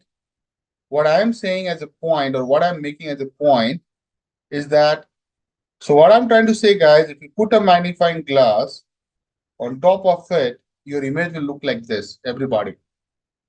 So what I'm trying to say, the magnifying glass will give you this image. Then you will be able to see that these 4 guys are closer, right? That's the role of a filter. You can ask your kid. Your kid will say that, I think this is closer. Slightly this one also. But definitely these 2 guys are too much closer, right? Similarly, we'll say that, okay, these guys are closer, right? Or these guys are closer. Are you feeling it? So what you are doing when you say closer, the word itself means that you are able to Match the patterns. You're making like look alike, match the pattern. Pattern of what? The color, the shapes, and the size, right? Are you feeling similar? Convolution does the same thing. If something is similar, something is correlated, why you need to keep two things? It's redundant, no, right? So that's what this image does, that out of 9 cells, the same quality of the image can be explained with how many cells? 4 cells in reality. And you don't believe me? No, you have to believe me. And this is just the intuition I'm giving, guys, convolution. So if you see this, guys, if I just make it tiny, do you see any differences there? Come on. This is how this level it works. Any differences there? But at the data level, there is a lot of difference, guys. In one, you are using 9 cell, means you need a 3 by 3 matrix to represent that image, the left one. The right one, you are using how many? Only 4, 2 by 2 matrix. But in the quality, in the right, nothing goes away. That's how you are trying to take an image and make it easy for everybody. But the moment you zoom in, you see that there is some difference, right? But the moment you zoom out, and that's the role of convolution. Convolution, in simple term, it tries to capture the edges and the patterns and similarity of a big image, right? Detailed image and simplify it. Okay. Are we good? Are you guys good here so far? With me? Okay. So this image will be still there so that you don't forget this line of mine, right? Both original image and convolved image look similar. Okay. I'll write a note here. Do you think it's a valid example to explain to a kid? You can challenge me, no, Akash, doesn't make sense to me. I think you can use a checkerboard and magnifying glass to explain to a kid. Second question. Obviously, there is some informational loss, no, Shranya, but yeah, obviously, it's always about like you want a 4K or 2K, but the here idea is to not do anything quality image printing. It's not a media business. Here we are trying to detect the images. Convolution neural network is to help you identify the images. You will anyway get the idea, right? This why do you need to go to a clear image? So I'll now intuitively I'll introduce convolution network, guys. So I'll write a convolutional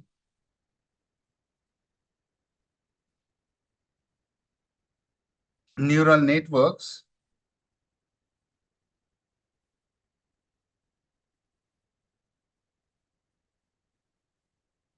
is a type of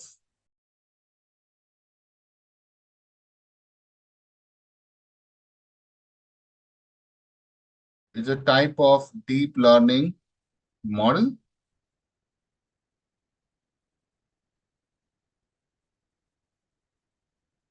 specifically designed for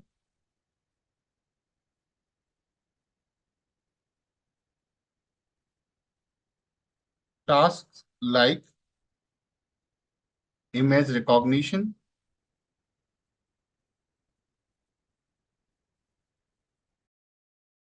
object detection,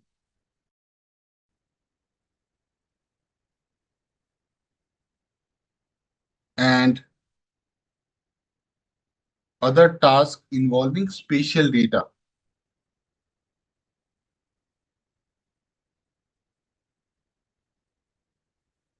So what is the spatial data, guys? Geo data, weather forecasting, right? Whether in US, right, a lot of hurricanes come, right? And it has gotten a lot of name. Whether so spatial data is all about your anything related to uh, geocoding, right? Okay. Ideally, any data which defines the location and the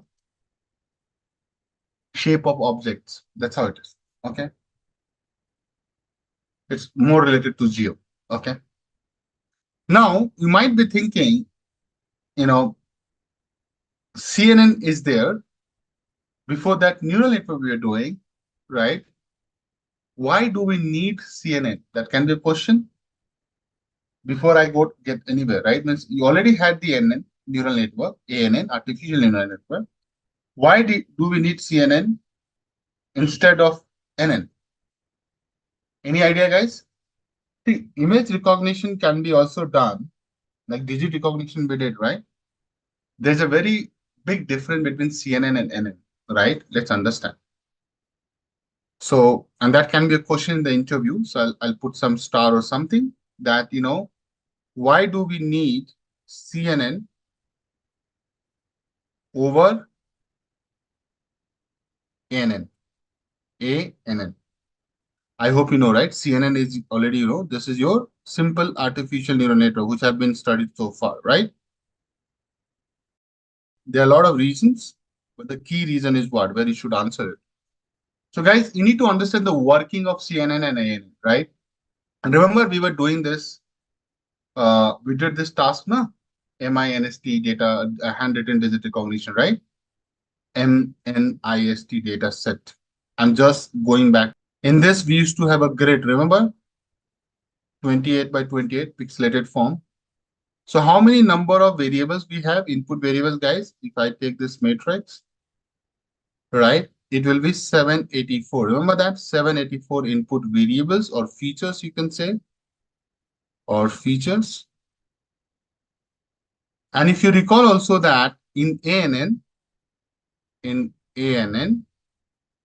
what we did, we said that each neuron, listen to me, I'm writing also, in ANN, each neuron in one layer is connected to every neuron in the next layer, right? And to do that, so to make it happen, right, to process an image in ANN, listen to me, the image must be flattened to a 1D array. And if you remember my code, I have done this flattening. You can open the notes, right? Image must be flattened into a 1D vector. So to process an image in ANN, the image must be flattened into a 1D vector, right? But what is the problem? The problem is not here. The problem is the moment you flatten, listen to me, the moment or the process of flattening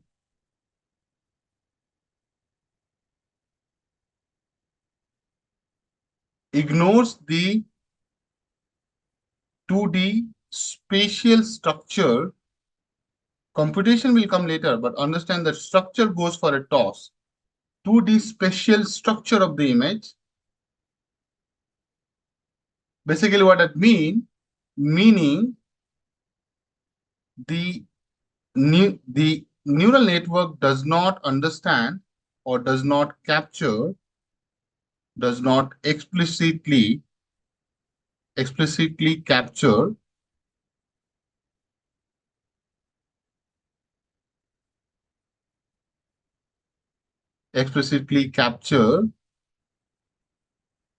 the relationship between the neighboring pixels. This is the important thing you miss here. Most important, computation, all this thing will come later.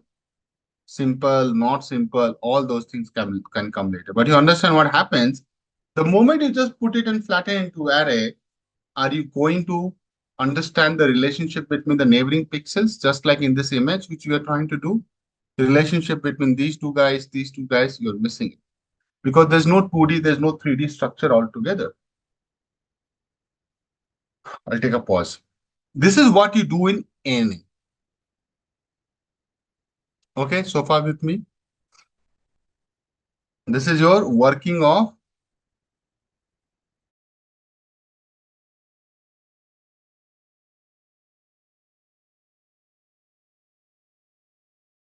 now working of CNN. Although I'll go in a lot of detail, but this is just to give you a high level idea. How does it do?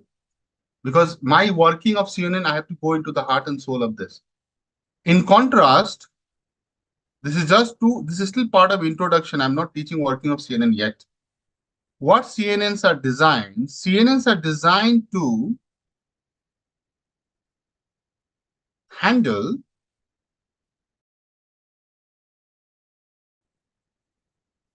the spatial structure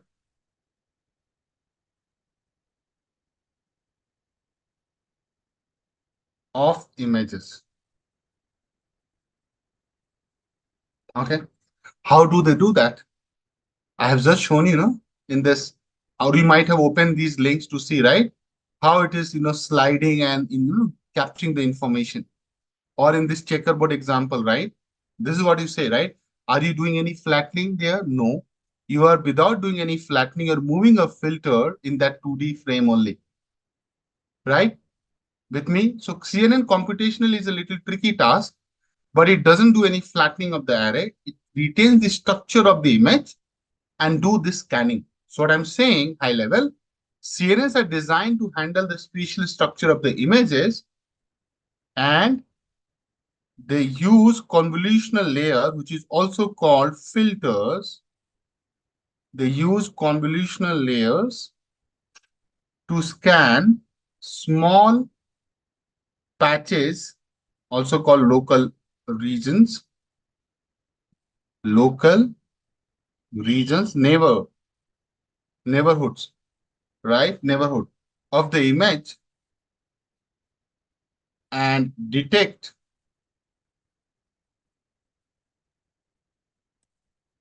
patterns. What kind of patterns? Like edges, textures, or shapes, and many more, without flattening the entire image. This is the major difference. If someone asks this in the interview, I think these are the questions they will expect you to know before they get into the coding and all. You agree, guys, on this? They will ask you this question, right? Why are you doing CNN? Because you have NN. Why are you not using ANN, right? What does spatial structure include? Spatial image in the context of neural network is the arrangement and relationship between pixels. So let me show you. Now, if you understand this image, try to understand it. Guys, I would say don't worry about this output, input, this animation I'll show you later. But tell me one thing, if I go into like pixelated form and take any part of the image, do you think there is a lot of similarity? I've taken a very simple image, but if I just go to this part of this image, do you see there is a lot of similarity? At least this whole big patch. Come on, agree or not?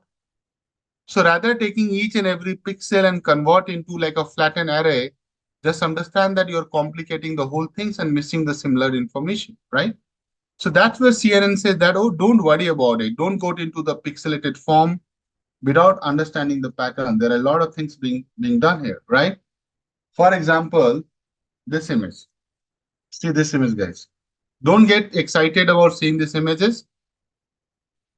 Guys, can you see that? I'm just showing you that, guys, if you see this, obviously, spatial is a word coming from geo, but here in an image, what do you mean by geo?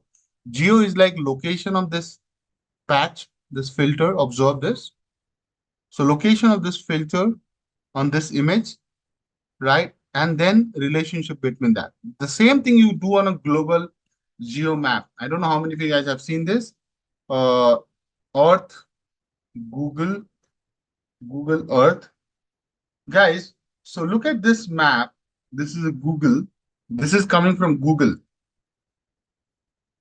Spatial actually means you go to a location, right?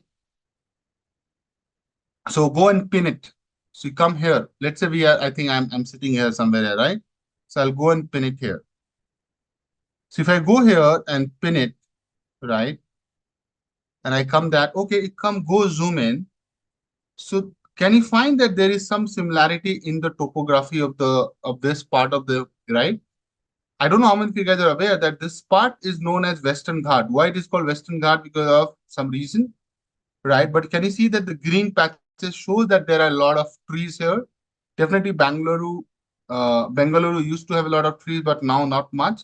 So you can clearly see that there is some similarity between the images, right? If I put a pixel here, guys, on this color, some other color, you'll realize that there is some similarity.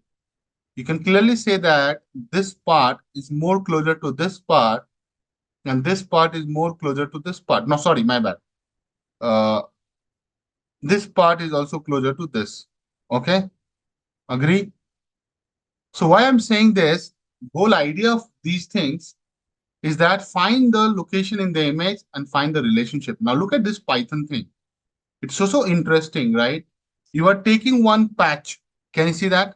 It shows you this, right? So this is like you're taking the texture of the images one after the layer and layer, extract the feature, and finally you are able to classify this is a snake.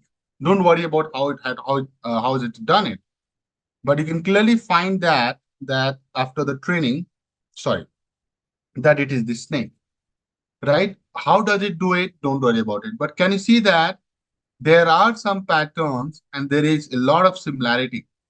Okay. Even you put a patch by yourself, like let's say I put it here, right? Do you see some similarity? Yes, there's a lot of similarity. In fact, you will say that I can just replace this whole bloody part, right? Right? This whole damn thing, right? With a one, because it's the same thing. Why I need to keep different part of it, right? In contrast, neural network will do what? It will take everything, even it is similar as a new input feature, right? Without putting any brain to it. Listen to me, let me do it differently. Because in ANN, you will take everything as an image, right? You will divide it like this, right?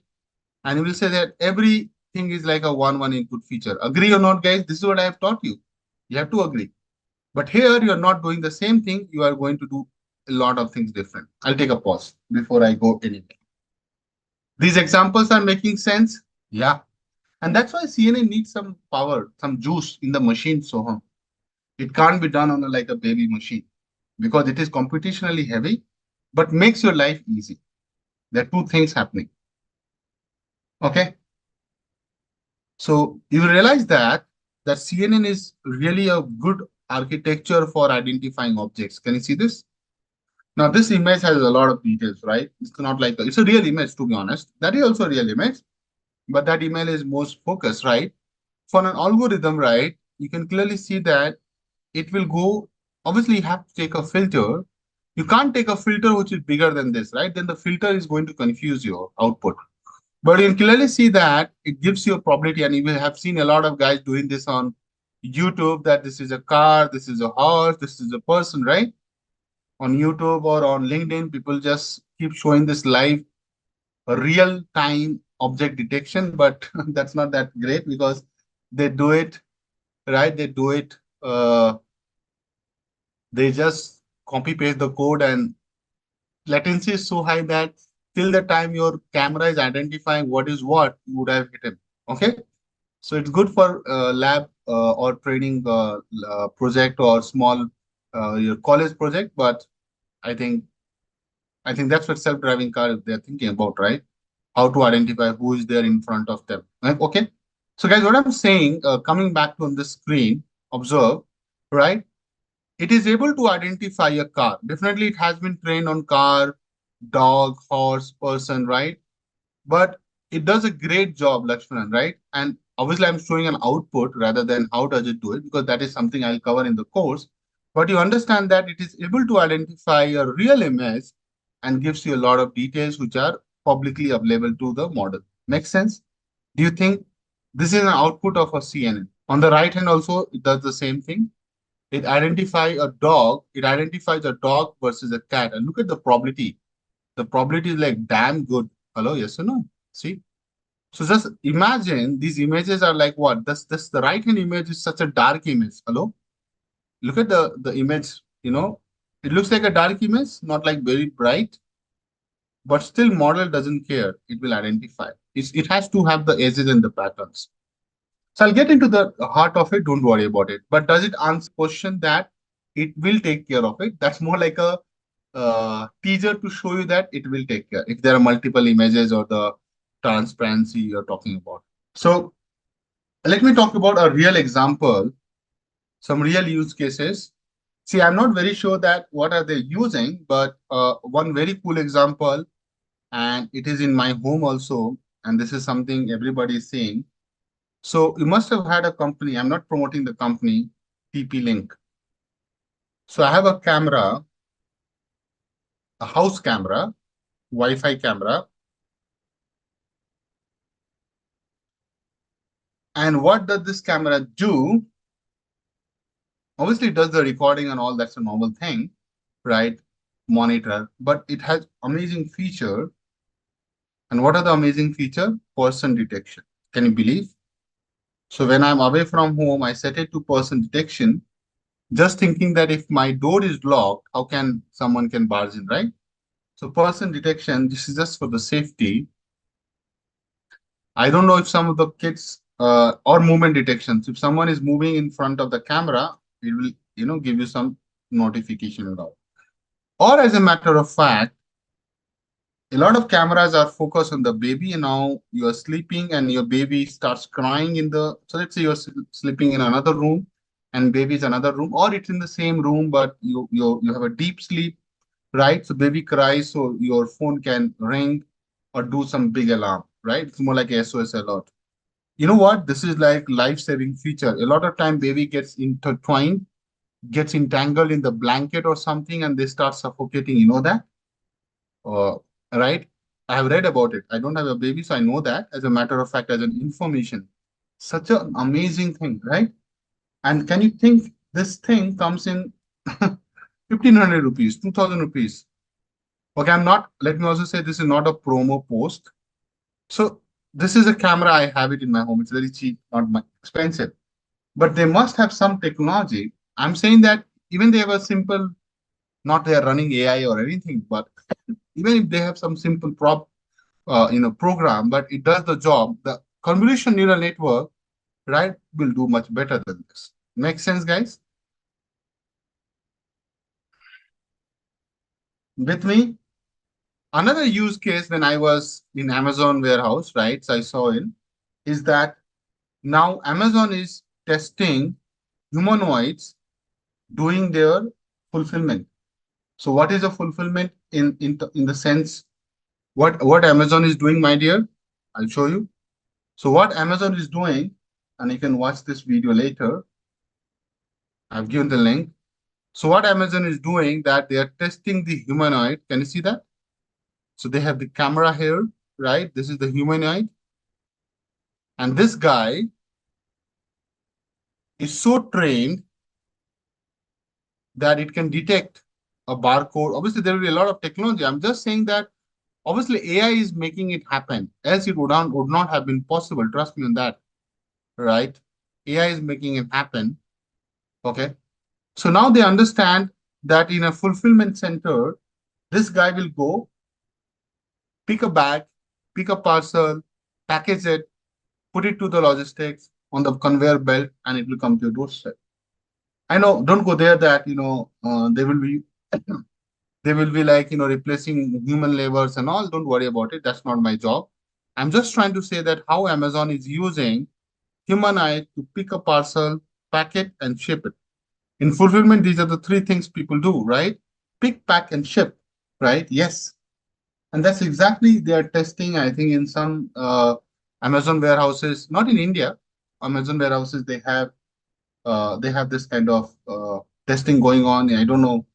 They're also putting this uh, to the deployment, means they're using it. So there can be 10 different applications. So, detecting the human objects and all these are all fine, right? But there can be a lot of real application of convolutional neural network. Trust me on that. And there are a lot of articles, going around. I don't know if you guys are aware of not, but if you are in pharma industry, right, medical science, there are international journal people have published. Obviously, these things are still not in too much uses, but I'll show you some images so that you get a feeling of it. So this is a journal they have published. See, so they are using a 3D CNN to understand the lung scans. Guys, can you see this?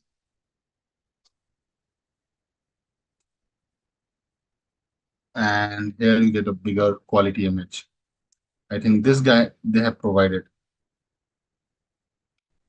But why I'm showing this so that you understand that they have taken a CT scan. Can you see a CT scan, which is generally that looks like this, right? Can you see it? And if you want to read about this article, I'm sharing this here. So they're using 3D CNN to try to find if the patient has the, you know, see, Arun, there any correlation with MRI and CNN? See, CT and MRI is what? It gives you a way of looking at the images, right? Isn't it? So CT and MRI more like the way to generate the scan of your lungs without looking into the bones, right? See, I'm not an expert of CT scan, MRI scan. But can you see that, guys? They have given you three combinations, RGB color. Are you seeing this? Green, red, and blue. Okay. So what they're trying to do, they're analyzing it in different segments, coronal, axial, sagittal, different slices and all, right? And they are putting into a model to come up with that, whether it is a COPD and non-COPD. There are only two outcomes, right? So they're trying to find that if somebody has, so COPD, I know it is chronic obstructive. It's a technical language, or I would say, medical language for pulmonary disease. Trust me, these ones you can only find it. So this disease is there, and this is non the whole thing, COPD. So means if the patient has a disease, this is like yes, this is like no. Make sense? Yeah. So they're trying to predict disease is there or not. Okay. And in this CNN model, they have reported that their accuracy came to 89.3%. So what they're saying that if you take a scan, give it to a model, it will accurately predict 90% of the time that a patient really is having a COPD or non-COPD. Make sense? This is the same thing the expert look at it and they try to find looking at the scan. The scan is a movie, it's a film, they give you a CD of the CT scan or MRI scan. Are you guys aware? They don't give you the images only. They also give you the scan video. So when I had COVID, definitely not a good time to talk about, but they also gave me so my lung was scanned and they do it. Okay, make sense? Why I'm saying that this is so important. See, you really need a good lung specialist to detect this at an early stage, right? Understand what I'm trying to say. Any tumor, any cancer, any liver failure, any heart disease, right? You really need the expert. But do we have the experts across the globe? Answer is negative. Only lucky the people who are rich, ultra rich, who have good connect and network, they get to the good doctors. Agree to this, guys? Come on. It's just like finding a good deep learning trainer also, by the way. So just imagine that if someone is going to just teach you or tell you or just using a tool, just like you have a watch, you have a smartphone, you really don't need Steve Jobs all the time. And you can yourself find whether you have this disease or not. Are you getting my point? Just imagine you can manage your health, right? If someone tells you that after 10 years, someone has a prediction that if you don't do this in 3 years, your heart will fail. You will do something about it. But if someone tells you that, dude, your heart has failed, what will you do about it? Nothing you can do about it. You will just spend your all the savings in those 10 weeks or 20 weeks, but the end result doesn't change 90%. But in 3 years, your 5 years, if somebody predicts something can happen to your body, looking at your lifestyle, your body structure, your genes, your RNA, DNA, blah, blah, blah, and they can tell you that, okay, follow this. Obviously, then the ball is in your court. Still, you follow the same thing, you keep smoking, lung cancer is about to happen. You know it. It's just like that. Now, evening rain will happen, but you still did not take out the umbrella. Are you getting me? So don't take these pointers lightly and mark my words. after 10 years, maximum 10 years, 5 years to 10 years of time, a lot will be happening in the medical science using AI.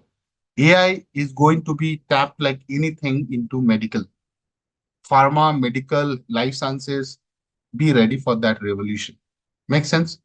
Okay, on this note, guys, I think let's take a break. But I hope you are getting hooked up to this, getting some good sense that wow, this is really interesting. And let me also show you the model they use. They have given this image in the end. Look at this. This is their convolutional neural network model on the images. Just understand this. Obviously, this is a complicated model.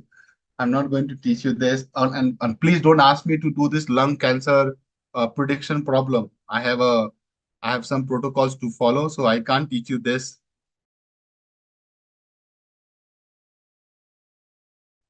Look at the loss and the accuracy. Can you see this in the training and validation? Observe so close. I like this. So this journal you should read about it and please read about it later when you are ready for it. But look at this, even for the training. So guys, blue is training and the orange is validation. Even if you put a lower line, right? After 500 iteration, you are maintaining easily more than 90%. Can you see this? Even you put a lower line, you put a lower bound. See?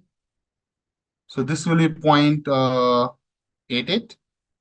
So maintaining that 0.88. I think that's why they are saying 88, 89. So interesting, right? They have plotted a lot of things. Read about it. They have done ROC curve. Look at the ROC curve. So these are some confusion matrices, right? Okay, guys. So now I'll get into the, you know, CNN detailed discussion. Okay, that's the module name. So CNNs. So the moment I write CNN, guys, you should understand it. I'm talking about convolutional neural network have proven very effective in image recognition and classification. Image recognition and classification. Okay.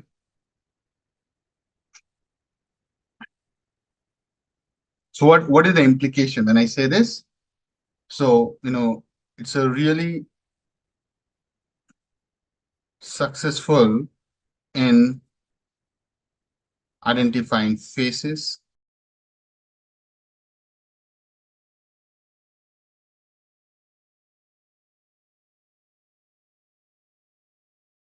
sketch drawing, putting into a digital mode and identifying the criminal through the database. Guys,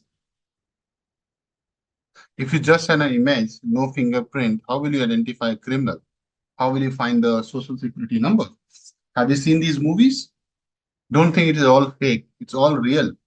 So they have a database of all the top-notch criminals, right? In CID, they are using, even in India, it's not like they have to do it outside India. They have these mechanism.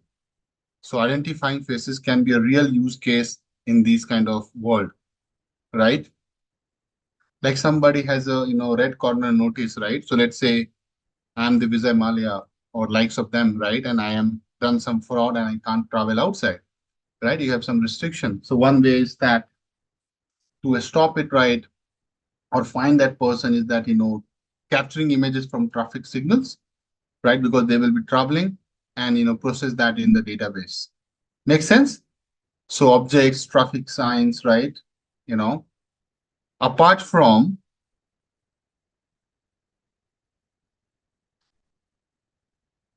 powering vision in robots and self-driving cars.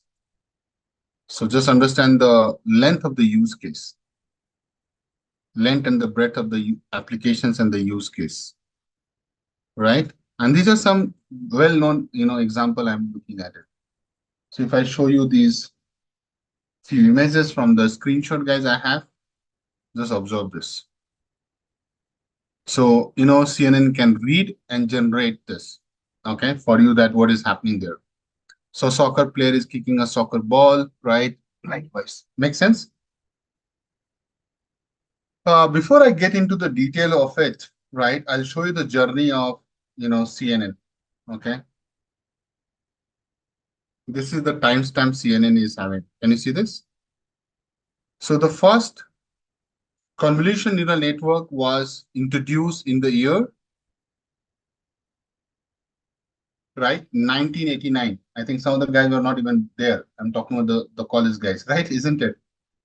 So what is the timeline of CNN? You see this, right? 1989. So don't think that it was foundation was long led, right? It's not like something a new thing. So if you remember, I mentioned that in 1950s and 60s, perceptron got onto the canvas of AI. Remember that? Don't forget the guy, Frank Rosenblatt.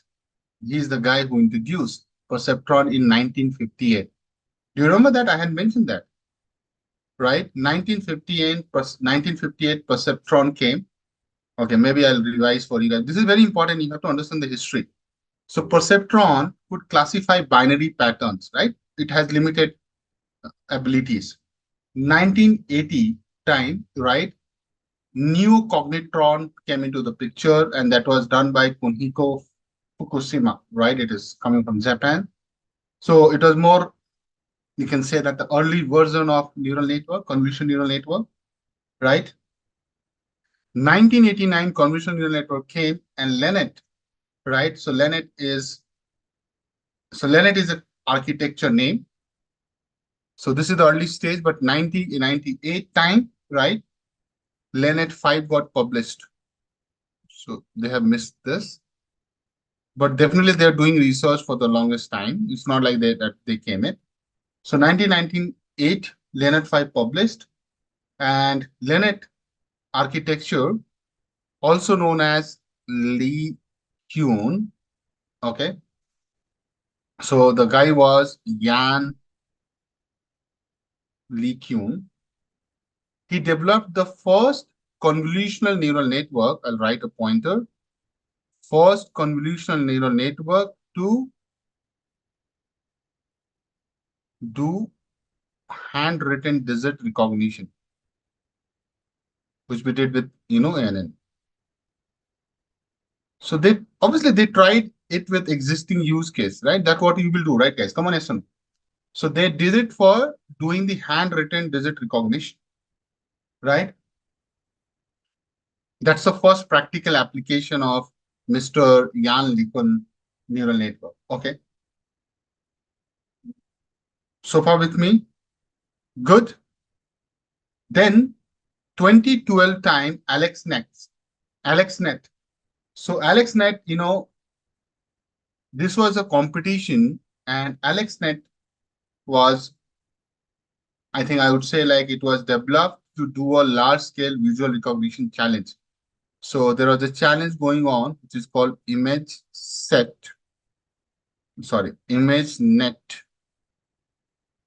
large scale. This is all research field nomenclature, so don't get overwhelmed. Just this is the history, and we should respect the history.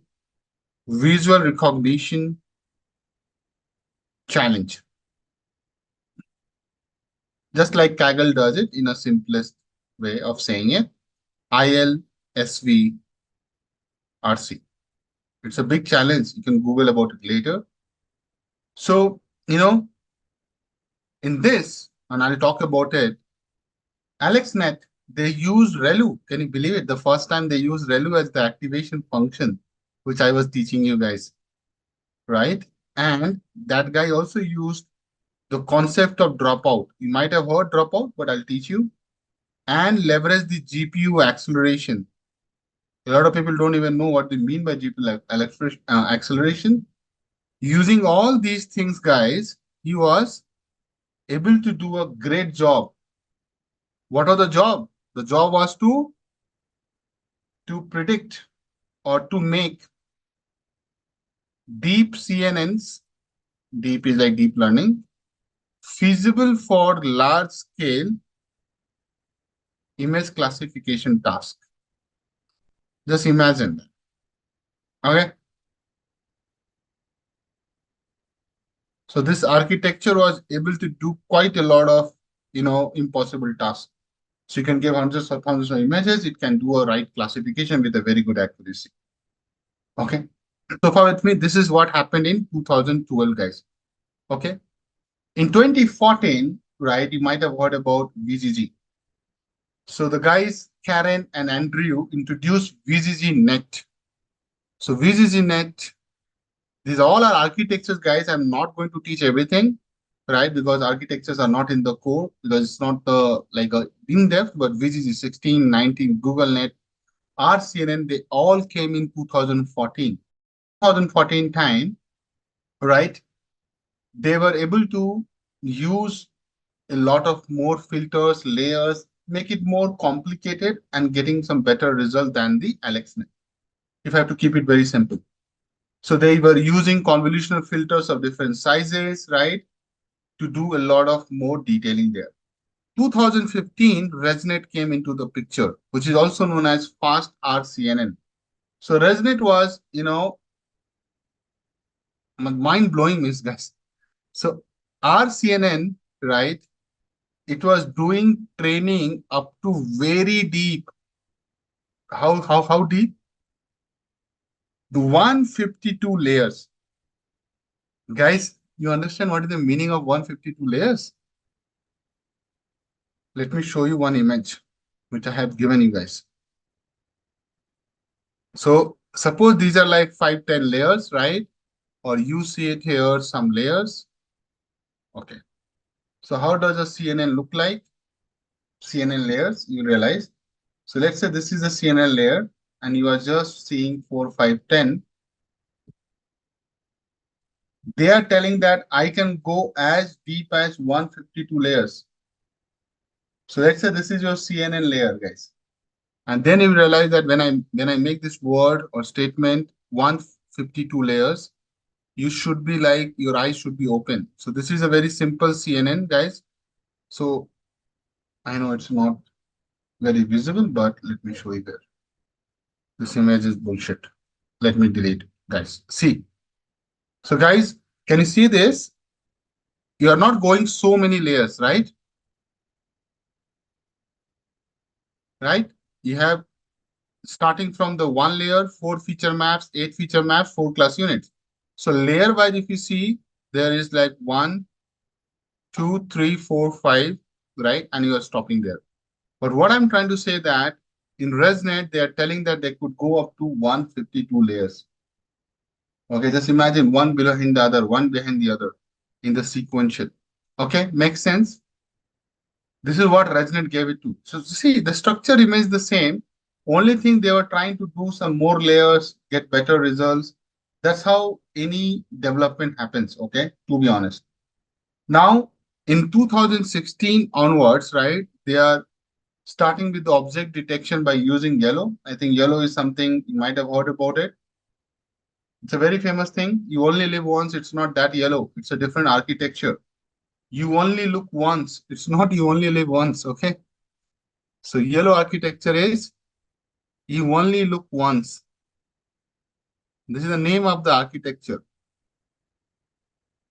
So this architecture this is the architecture you use in autonomous driving, self-driving cars. Can you believe it? Or video surveillance. These are some real application, guys. Video surveillance, right? So you only live once, right? Is one of the top-notch and latest development, right? And definitely they are going behind the scene, doing a lot of things. So now they have gone into like, 2020 onwards.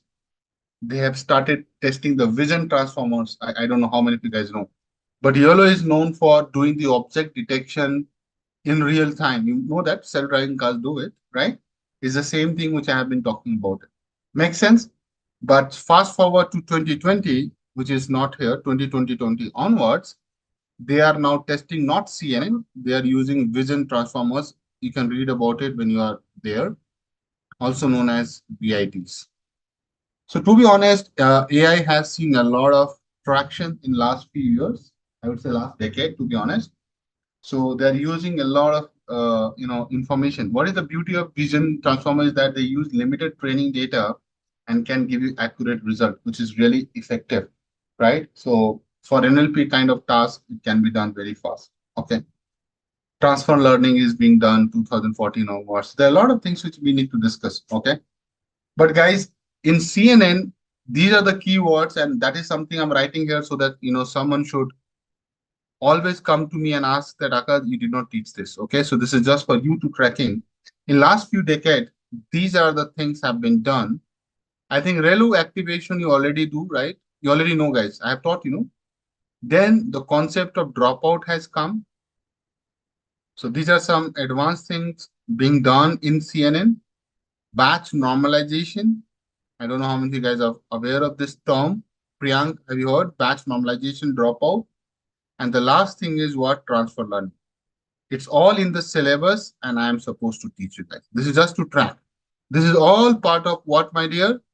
CNN recent developments. Okay. So once I complete the fundamental structure of CNN, I'll show you the application of this. Make sense?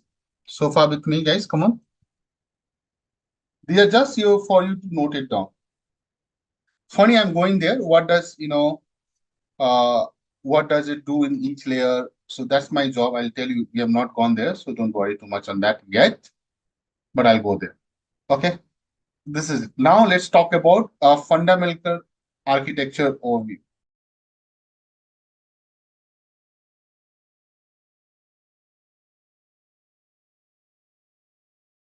Architecture overview, guys.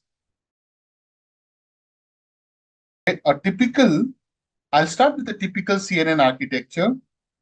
A typical CNN architecture consists of several.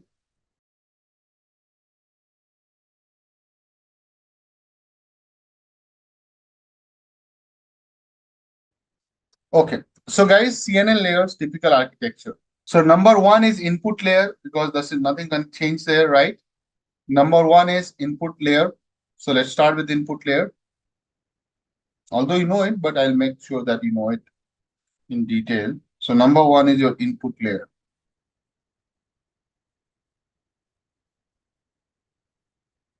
So guys, you know, right, in input layer, what happens? The raw image data comes in a multi-dimensional array known as a tensor. So I'll write one line. The input layer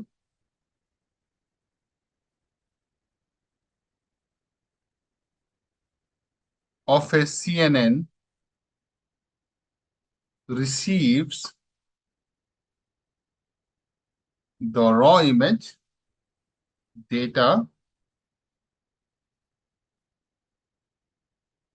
in the form of a multi-dimensional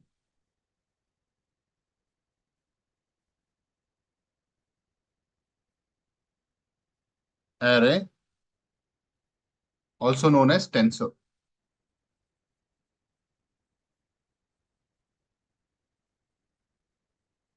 Okay.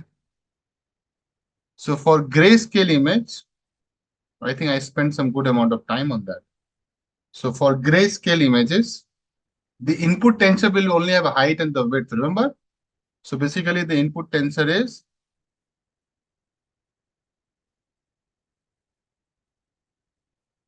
height, width, or you can say into one, but one is nothing. One refers to the signal. So I'll say, what is H?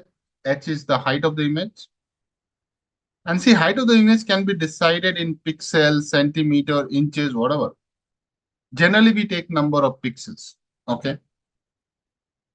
Number of pixels, but taken vertically, just refreshing a memory. What is the next one? Next one is width. That's your width of the image.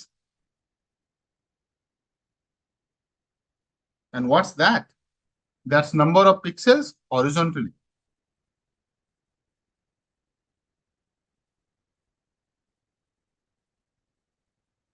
That's my first layer. And what is one refers to this point, guys? So what is one? One is like your single color channel, which is grayscale.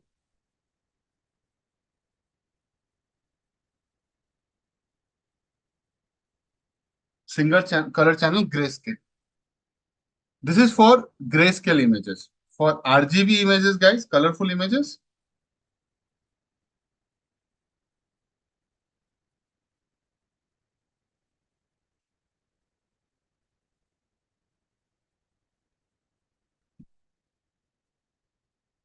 the same thing you will say input tensor is what? It will be height, width into 3. And I'll highlight that's the only difference. Everything remains same. What is this thing different, guys? Here 3 represents what?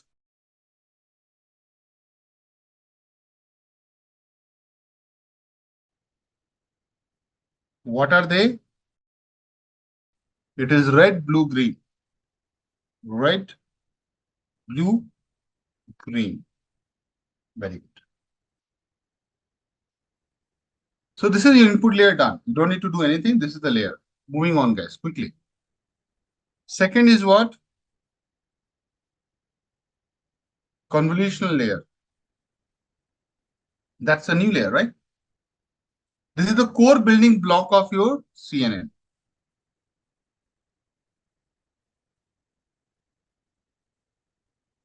Core building block of CNN. Without this, nothing can happen. So in this, what you're doing, it applies filters, also known as kernels, right? Not colonel, kernel. Let me write, you realize. Also known as kernels. That's a mathematical term. So it applies filters to do what? To extract features like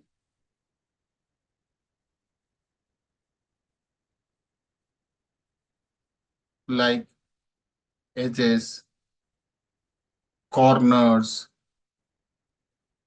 textures, etc.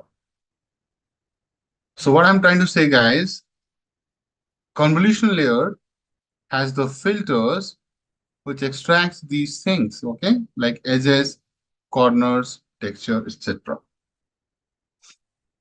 Continue. The filters slide up on the image, slide over the input, and this process is called convolution. So, right, this process is called convolution.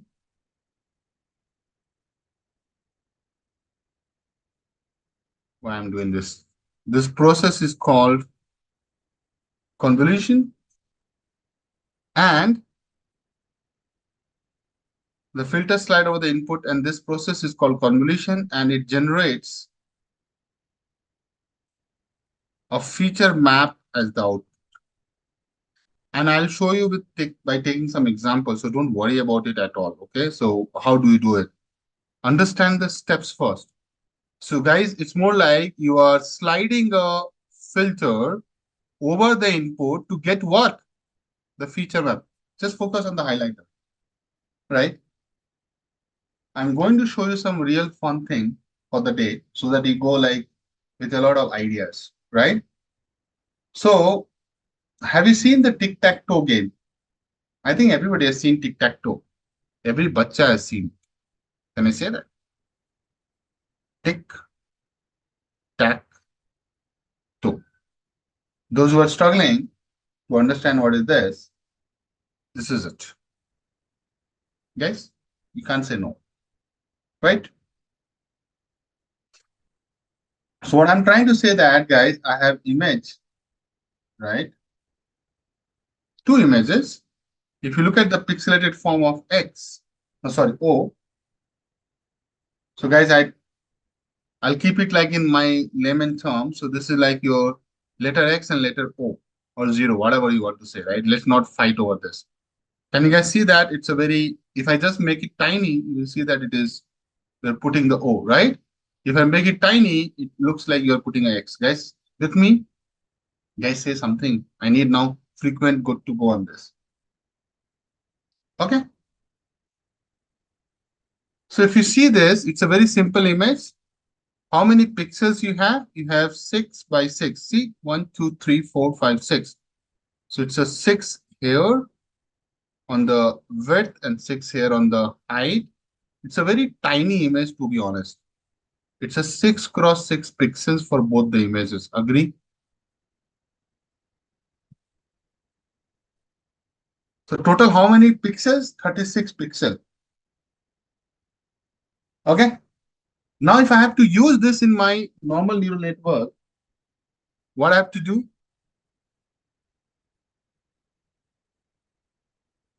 In artificial neural network, I will flatten it. Just understand this. What I'll do? I'll flatten it. So basically, this is how it will look like. See, I have put someone has done real good job on this, right? So you see that images are making a lot of sense. That's why I'm taking this example. It's available, right? From somewhere I have referenced this. It's like taking each of the guys like this. Observe the pattern. So go like this. So see 0, 0. So wherever it is, it's a very simple. Wherever it is 0, it'll put a white color. Wherever it is 1, it is dark. Can you see? So it tries and keep it till the last. So basically, you are looking at what, my dear? You are looking at one single column of how many nodes, how many neurons? 36 nodes from the input nodes, right? So basically, it is a 1D flattened array. If I do this in the convolutional, sorry, ANN, agree? Now, if I have to go and complete this, it will look something like this. So what I'm saying, guys, here we have 36 connection from the 36 input nodes in the hidden layer, right? Guys, observe, this is how we will model it now, correct? Suppose you have more neurons. So this is just one neurons. So you have one neuron getting connected to 36. Suppose I say you have two neurons. So it will look like what? Like this. So if you can see, the first one has how many connections? This has 36 connections. Means 36 weights and the bias, right? You have to do. How many this guy has? There are two neurons. So this is 36 and this is 36. If you do a plus, how many are there? 72 connections. Can you see that with every one, right? It is going like, my God. Makes sense? Just imagine that you have taken this image like a 1 megapixel. Not even saying, guys, 12 megapixel and 50 megapixel. 1 megapixel is like what? 1 into 10 to the power 6 pixels, right? If you take square root of this, that gives me the height or the width. So it means 1000 pixels in the height and the 1000 pixel in the width. Guys, agree? And that will make an image of how many? 1 megapixel. Agree? This gives you 1 megapixel image. Let me write fully so that you don't get confused.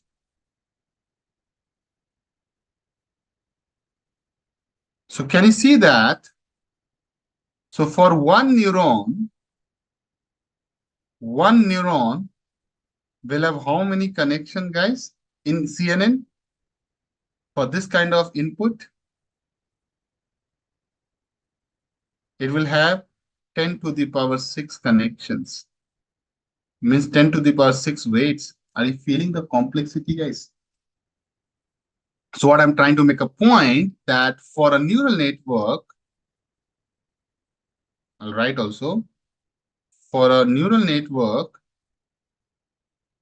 having 1 into 10 to the power 6 input connections,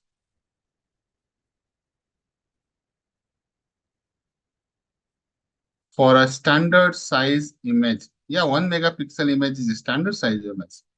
Now I have digressed away from the tic-tac-toe. The model needs to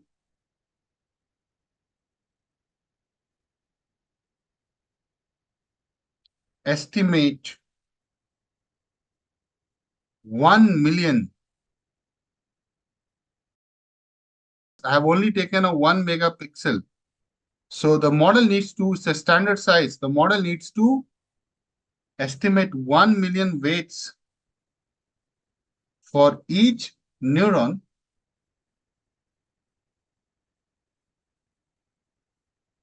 which is computationally highly expensive. You guys agree?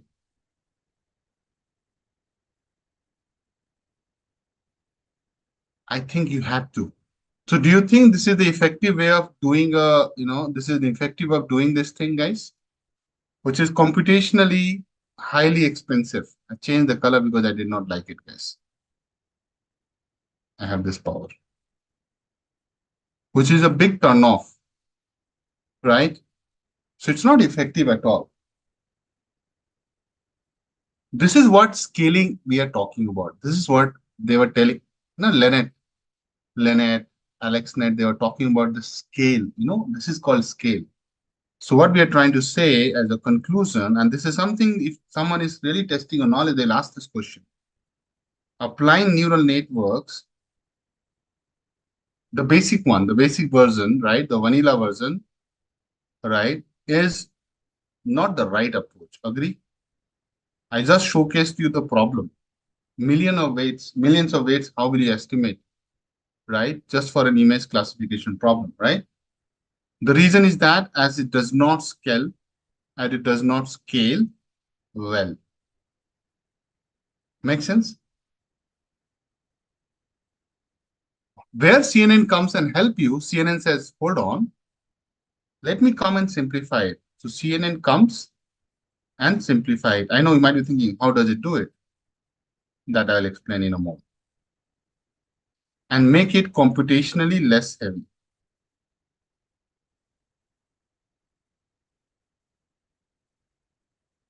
So mathematics is tricky, but the straightforward computation is not.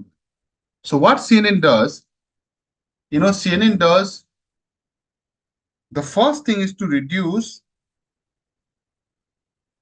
the number of input nodes. Okay. So I'll write CNNs do three things to make image classification practical. And what are they? Number one, reduce the number of input nodes. Right? We just saw that. Number two, tolerate, and we will discuss more, tolerate and accommodate the marginal shifts in the pixels. So let me first write and I'll explain marginal shifts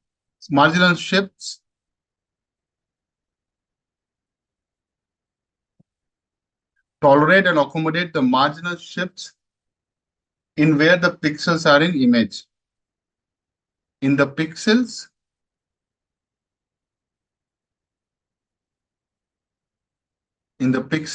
within the image. This you will not understand as of now, but I'll show you. There's a third thing it does, that mind the correlations in the image, complex image. Mind the correlations in the complex image. Okay, hold on. So I'll show you all those things. Don't worry about it. So first thing first, guys, let's understand one by one these things so that you get a fair idea of what I'm trying to do. Okay. So let's say this is our image. Let's explain the first point and I'll keep it short. This is the first thing they do, right? Step one. Let me also do the color coding. I'm talking about this part. Guys, reduce the number of input nodes. How will it happen? So what it does, guys, it will apply a filter, and there are a lot of different types of filters. So on top of this guy is saying, I'll apply a filter. So CNN applies a filter to the input image. And there are different types of filter. If you are aware, Priyank, some of the guys are having some good awareness. So they will think like, okay, he's only talking on one filter. I'm starting with one filter. I'll tell you all the filters which are important for your course. Okay, so don't worry about it. So this is also known as filter, also known as kernel, right? As I mentioned. So we are going to apply this filter on top of this image. Can you see this? We have the base image at 6 pixel by 6. I'm just taking a baby example so that you don't get lost. Okay, so don't think why is not taking a complicated example. Nobody takes it, right? And I'm applying a filter on top of it. How many pixel by pixel this is? Guys, come on. These are my instruments, and thanks to the guys who put together these things, I like it. If you observe, on the diagonal, it is only having the ones. Can you see this? If you observe this filter has a specific properties, and every filter has its own characteristics. But can you see this? It says that on diagonal, actually it's off diagonal. So on off diagonal, in matrices, there are two diagonal, principal diagonal and off diagonal. This is the principal diagonal. So on off diagonal, values are 1, rest all 0. Can I say that? And rest all 0. With me so far? Now, in your head, you have to understand a point, which I'm trying to do it. So now on off diagonal values are 1, rest all 0. So what I'm trying to say that we will take this filter, listen to me, and we will start overlaying here. See. Can you see this? 3 by 3 pixels. Observe this, guys. Come on. Then move around. Are you feeling the same thing which I was starting the class today? So what I'm trying to say, see guys. So this filter will look like this. I have an image. Only focus on that part. Guys, can you see this? So what I've done in this image, everything which is white, it is 0, 0, 0. And wherever you see black, it is all 1, 1, 1. There is some data, some information. Good. So this in the background, there is an input image, right? And you're applying the filter on top of it. Hello? With me? So this is the image. Keep an eye on the image. 1, 1, 1. Let me write 1, 1. So that you don't lose this image in front of your eyes. And rest, everything is, my dear, 0, 0, 0. Even I don't need to write. But the first border is this one, guys. Agree or not? I'm doing the partition. This is the first filter that I can just draw this on top of it. See?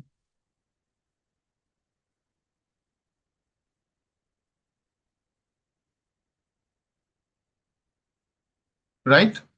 See? Now, this is like a coincidence that wherever this filter thing is like 1, 1, 1, 1, 1, rest is also like 0. So if you multiply this, so, it's a dot product. Okay, so everybody, in convolution, this is a convolution layer, right? In convolution, you are going to do the dot product. So dot product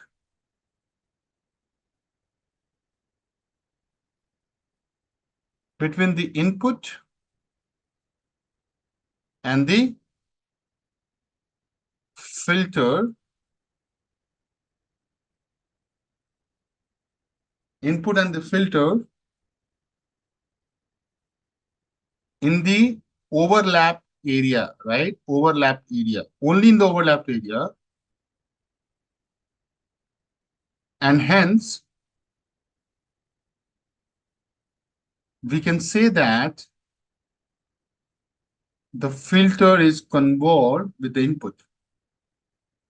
This is the step when you're overlapping it and doing some calculation to find something new, which we call as feature map.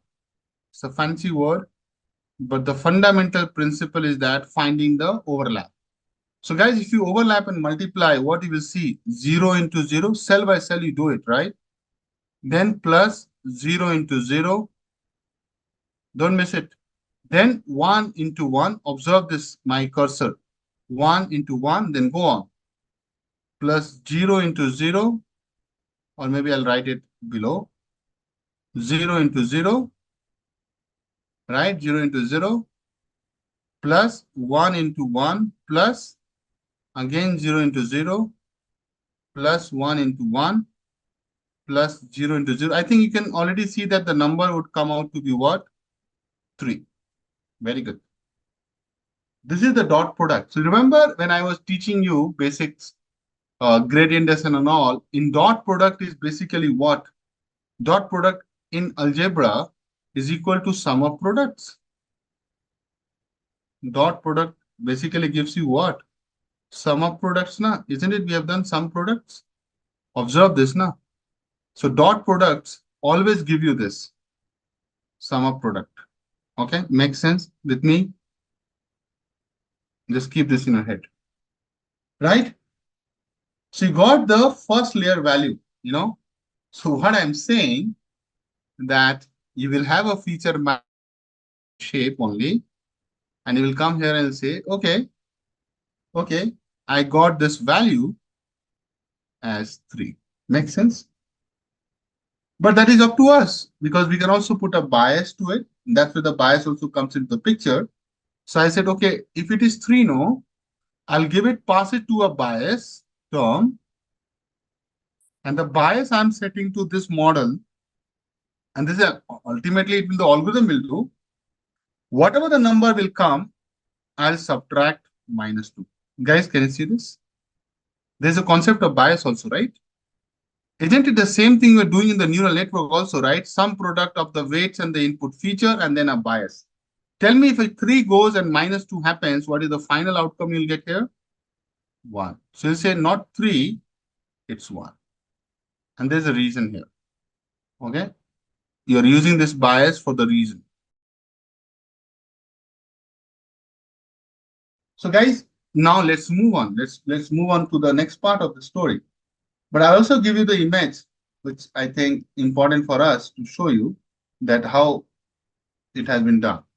The same thing I've done it manually to show you, but you can see the whole maths and you will see there is a concept of bias, right? The same thing and the feature map will be shown like here. So it goes through the bias, like I have shown you guys here. It goes through the bias and the feature map which I have given, I can move it around and show you. Make sense? It's the same thing I have written here, but I also want to show you pictorial nice diagram. With me so far? So 1 has come. Definitely this box is ready. Now what you will do, you will shift by a pixel. So next step. So what is the next step? You will shift by a pixel. It's so interesting, huh, to be honest. Next, shift by a pixel. So what you will do, you will take this filter and you will slide. You will say, dude, now go to this guy. Can you see this? See? So I'll show you in the image so that you don't miss it.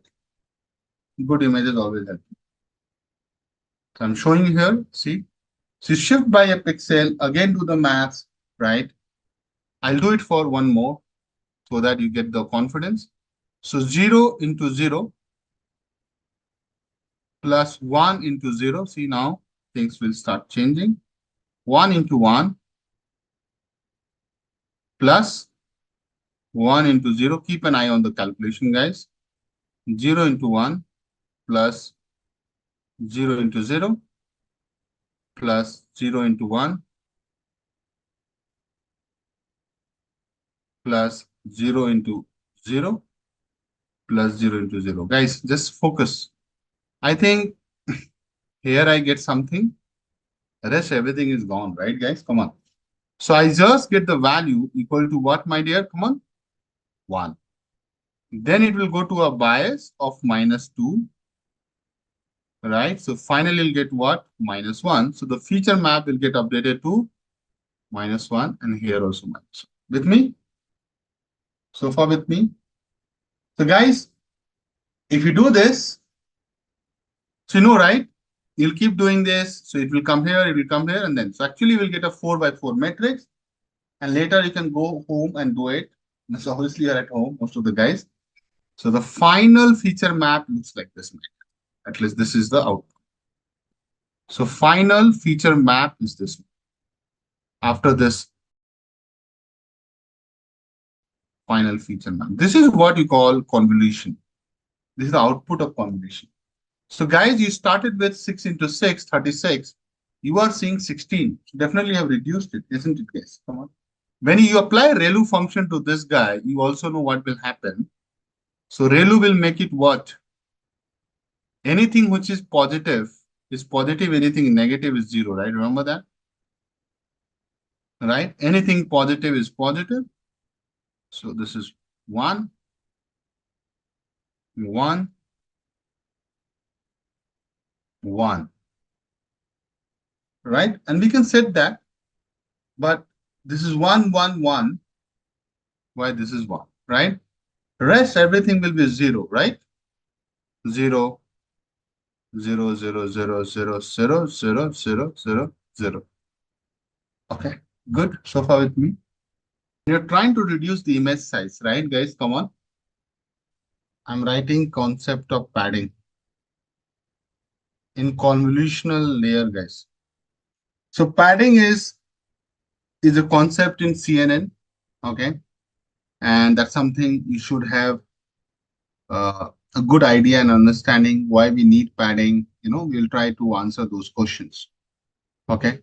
So in convolutional neural network, padding, the word is padding. The padding is used to control how the convolution operation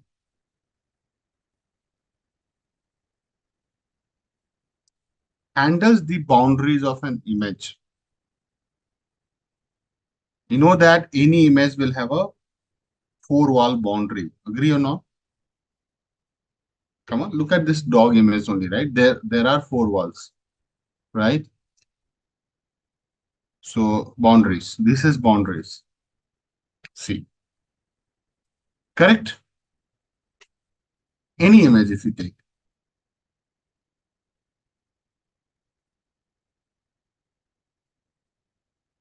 So I'll make it tiny so that I can show you. So when I say boundaries, I mean this. Okay. So how does the convolution operation handle the boundary of an image, and why it is important? What is important so that you can ensure, so ensuring that the filter can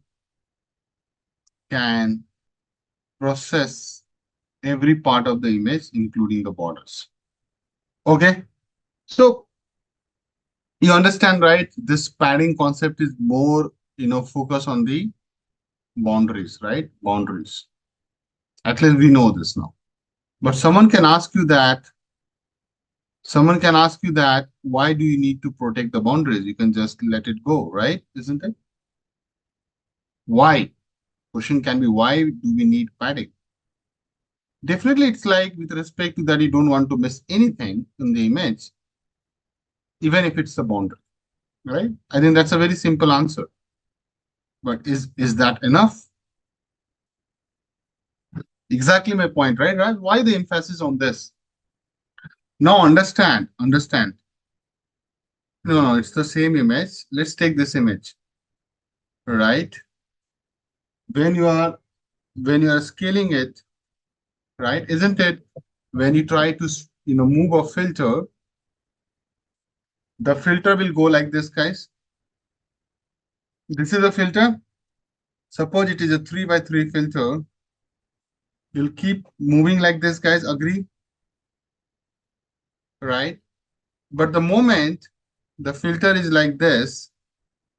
You've covered this, but if there is no padding, the moment the next time filter goes, it goes out of the image. Agree or not?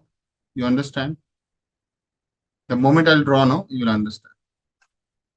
So what happens during, and obviously the image keeps moving around. So you start from here, you go here, then you go come here, all the corners you will actually touch. So in the four corners, right, you are always going to lose something because you don't have a padding to support you. It's more like margin, right? Exactly my point, Mr. So why do we need padding if I elaborate on that? So I'll talk and write, guys. I hope now more or less you are tuned to the way of, you are in tune with what how do I teach? Keep focusing, guys. So what I'm saying, when a filter slides over an image, it starts at the top left corner and moves across the image. Moves across the image. However, if there is no padding, now this is the most important point which I'm going to write. However, if there is no padding, the filter is your kernel. So someone is looking for the word kernel, it's the same, one and the same. Cannot fully cover the pixels near the edges of the image. Okay? And I think I just explained that, right? The filter cannot fully cover near the edges. So these will not be able to completely cover. Why? Because you have just overlapping here. Listen to me, guys, and pay attention. This is the only part you have been able to, at least in this movement, right, guys?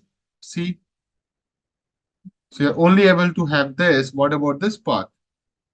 I'm making it bold so that you don't miss it, right?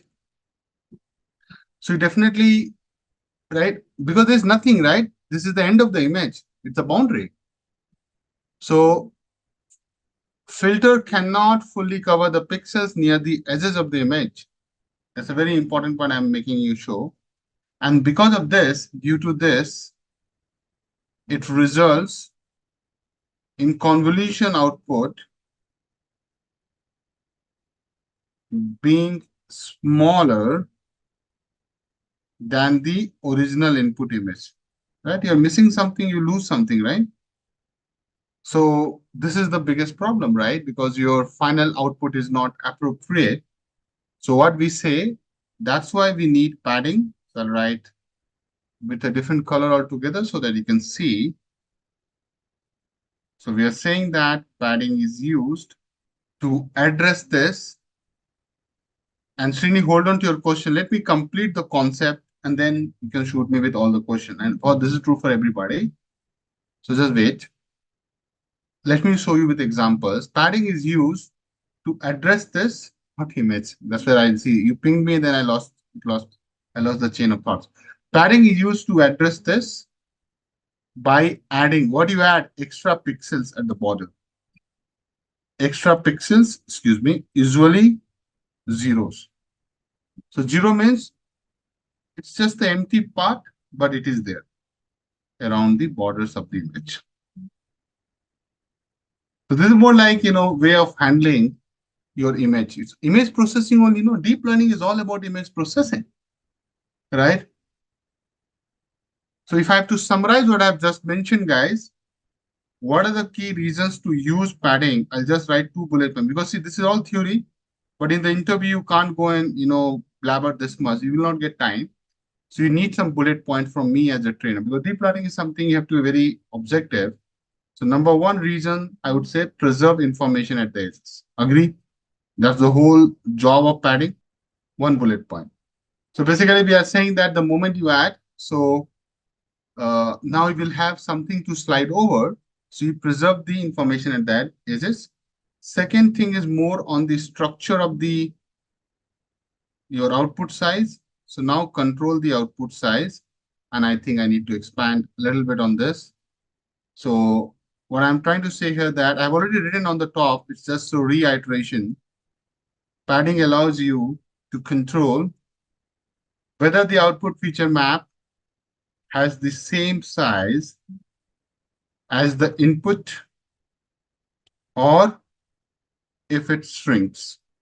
Now, before you jump to, before you jump to on this and ask me a lot of questions, let me give you some examples so that you understand what are the different types of padding, guys. Okay. So just hear me out. Let me complete this topic, types of padding. All right. Let me keep moving on. So types of padding, guys, there are two types of padding. You know, one is without padding. So that's actually not a type of padding, but it's like no padding or also called valid padding. This is the way they call it. So don't get confused. Valid padding, also called no padding. So what do we mean by this? We are saying that in valid padding, no padding is added to the images. So basically, you're not doing anything, right? But this is also a type of padding that you're not worried about. No padding added to the input image. So to understand it, uh, let's take a formulation. So formula to do this, it's very easy. Formula for calculating output size with no padding or zero padding. And what is that? Output size equal to input size minus filter size by stride plus 1.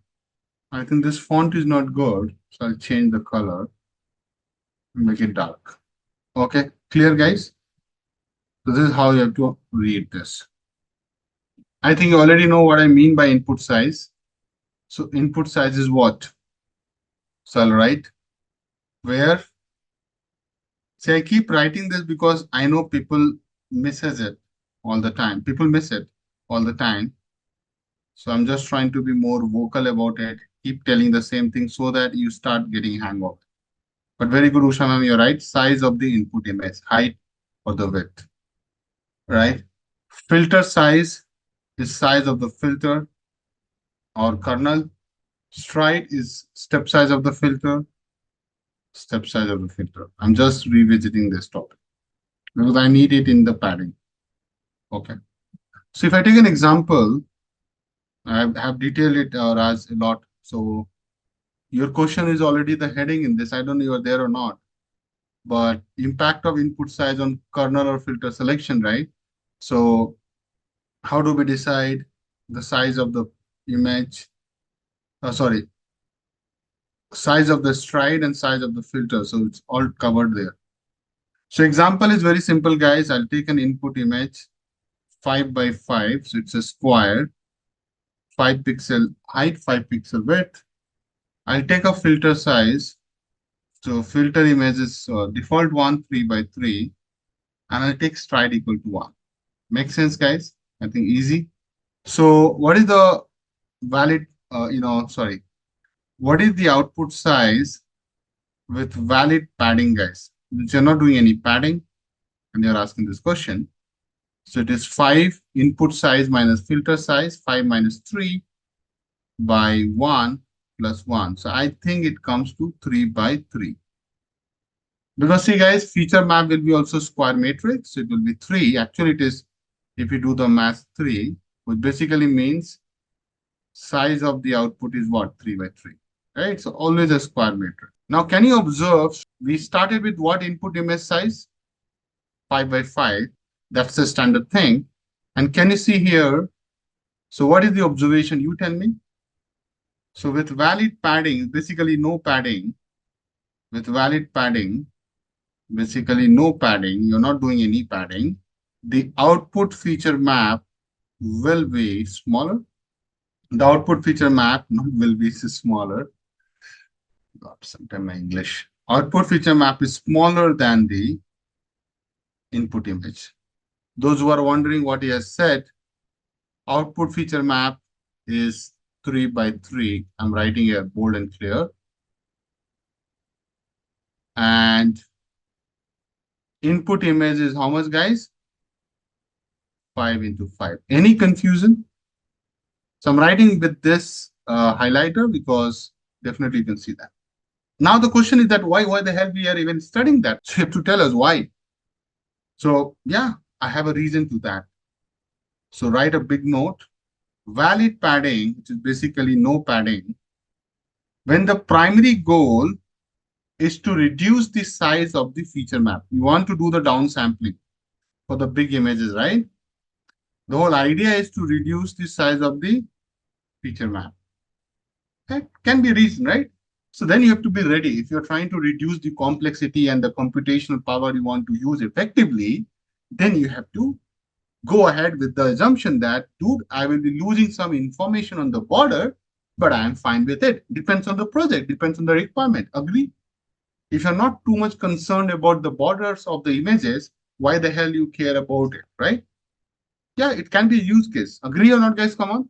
But if you are worried about the borders, border does play a big role in your image processing or image classification, right?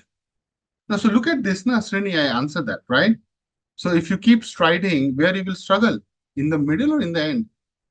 The whole concept of padding is what? You keep striding from left to right. Look at this part now. I think you missed that point. The whole point is that it will finally go on. So that's why. So when I say edges, don't think edges. Edges is this is also an edges, huh? Edges can be on the face, also in the middle of the image. So don't confuse the word.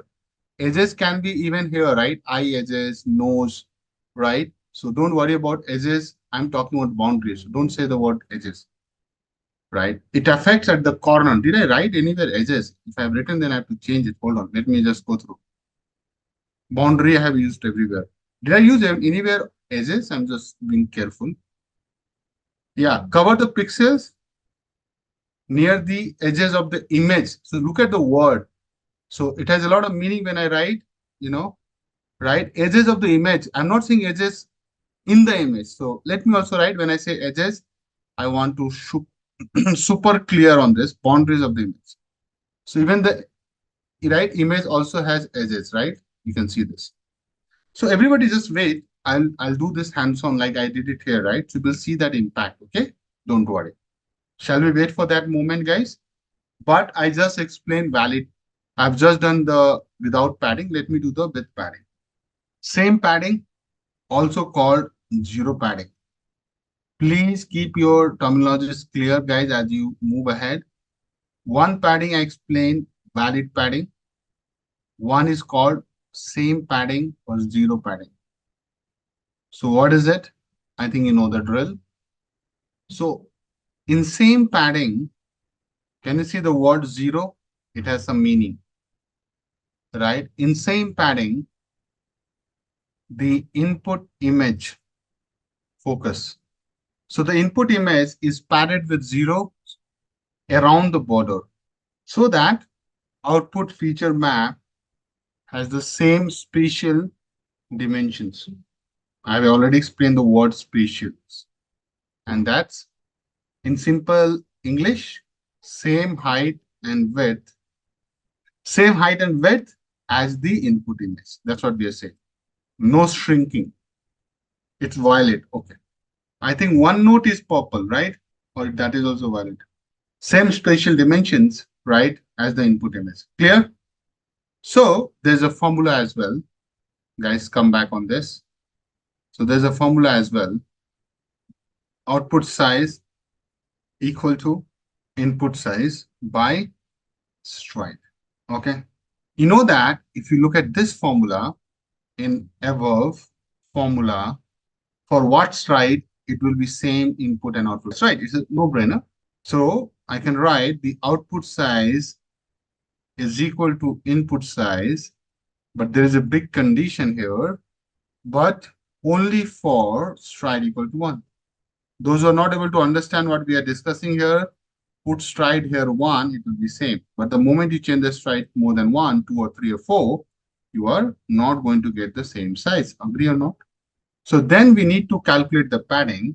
So to achieve, you know why we call same padding? Same padding as the input of the output as the input, same features in terms of dimension. That's the word got coined to achieve same padding. P is equal to, there's a formula, guys, F minus 1 by 2. Let me make it different color so that it's visible. Now, what is F? Sorry, what is P? P is the amount of padding to add. You need to calculate it. What is F? You know F, what is it? Is the filter size. So I'll just ask a simple question. For a filter size 3 by 3, how much padding is required? P is, come on, do the maths. 3 minus 1 by 2, so 2 by 2, so padding 1 is required. So what is the meaning of 1 here? It means, and understand this, guys, can't miss it. What do you mean by 1? What 1 padding means? It means that we need to add 1 pixel border of zeros around the image to ensure the output size remains same as the input. Remains the same as input size. But we need to test also, right? We need to test this. Example. So input image 5 by 5. Take the same example. Filter size 3 by 3. Stride 1. Now, what is the output size? It is, I've written here, input size by stride 1.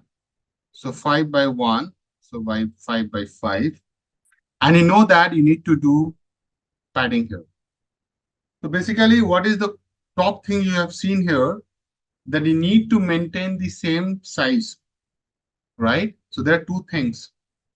I don't know if you paid attention here or not. You need to maintain what? Stride 1. If you start taking stride 2, then it will not work. Yes.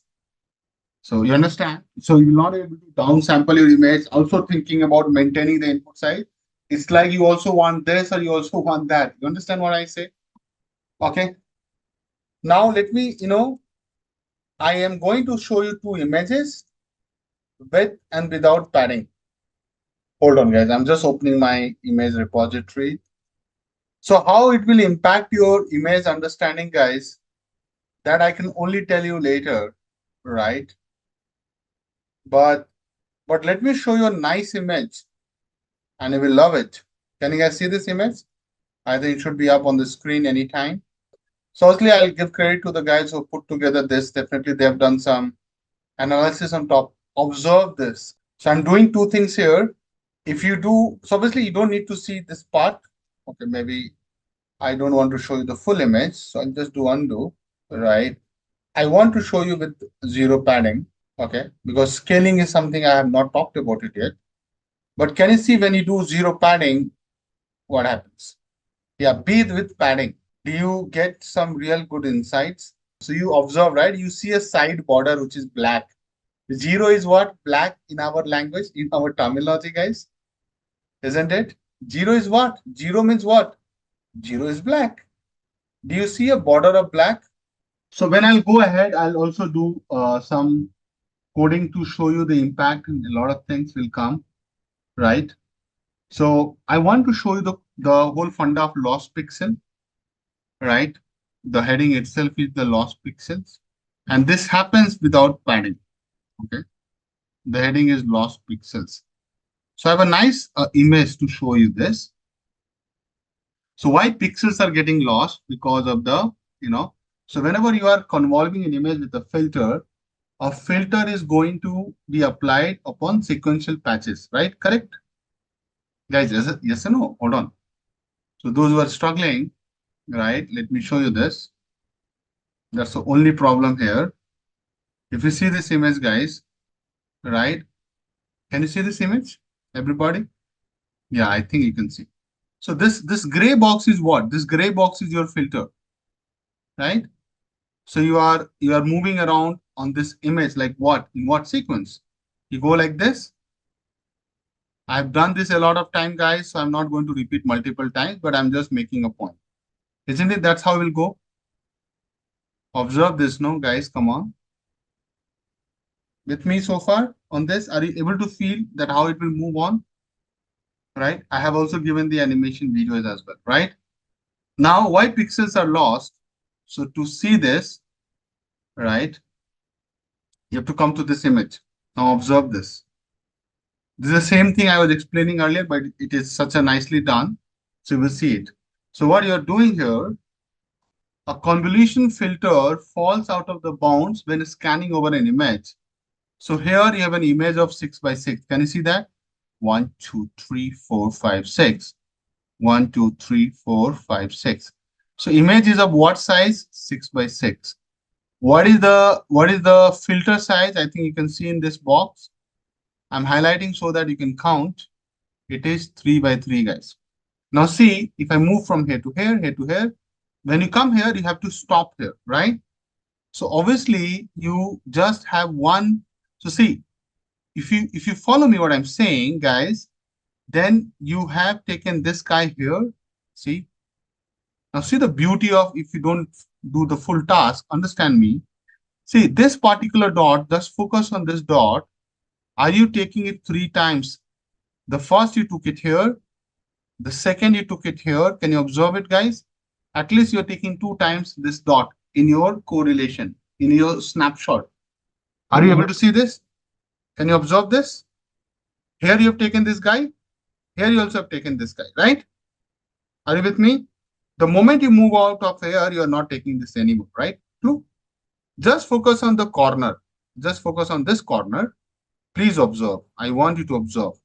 So this guy comes only once here, and that's where we stop, right? Because we can't go outside. The moment, right? Because the moment you go outside, obviously we'll take care of this guy. You'll take care, but then you where you will go here, right? See, if you are observing, this is a valid convolution. You have full overlap, full overlap. It's a valid convolution, guys. You have a full overlap. Sorry. It's also valid.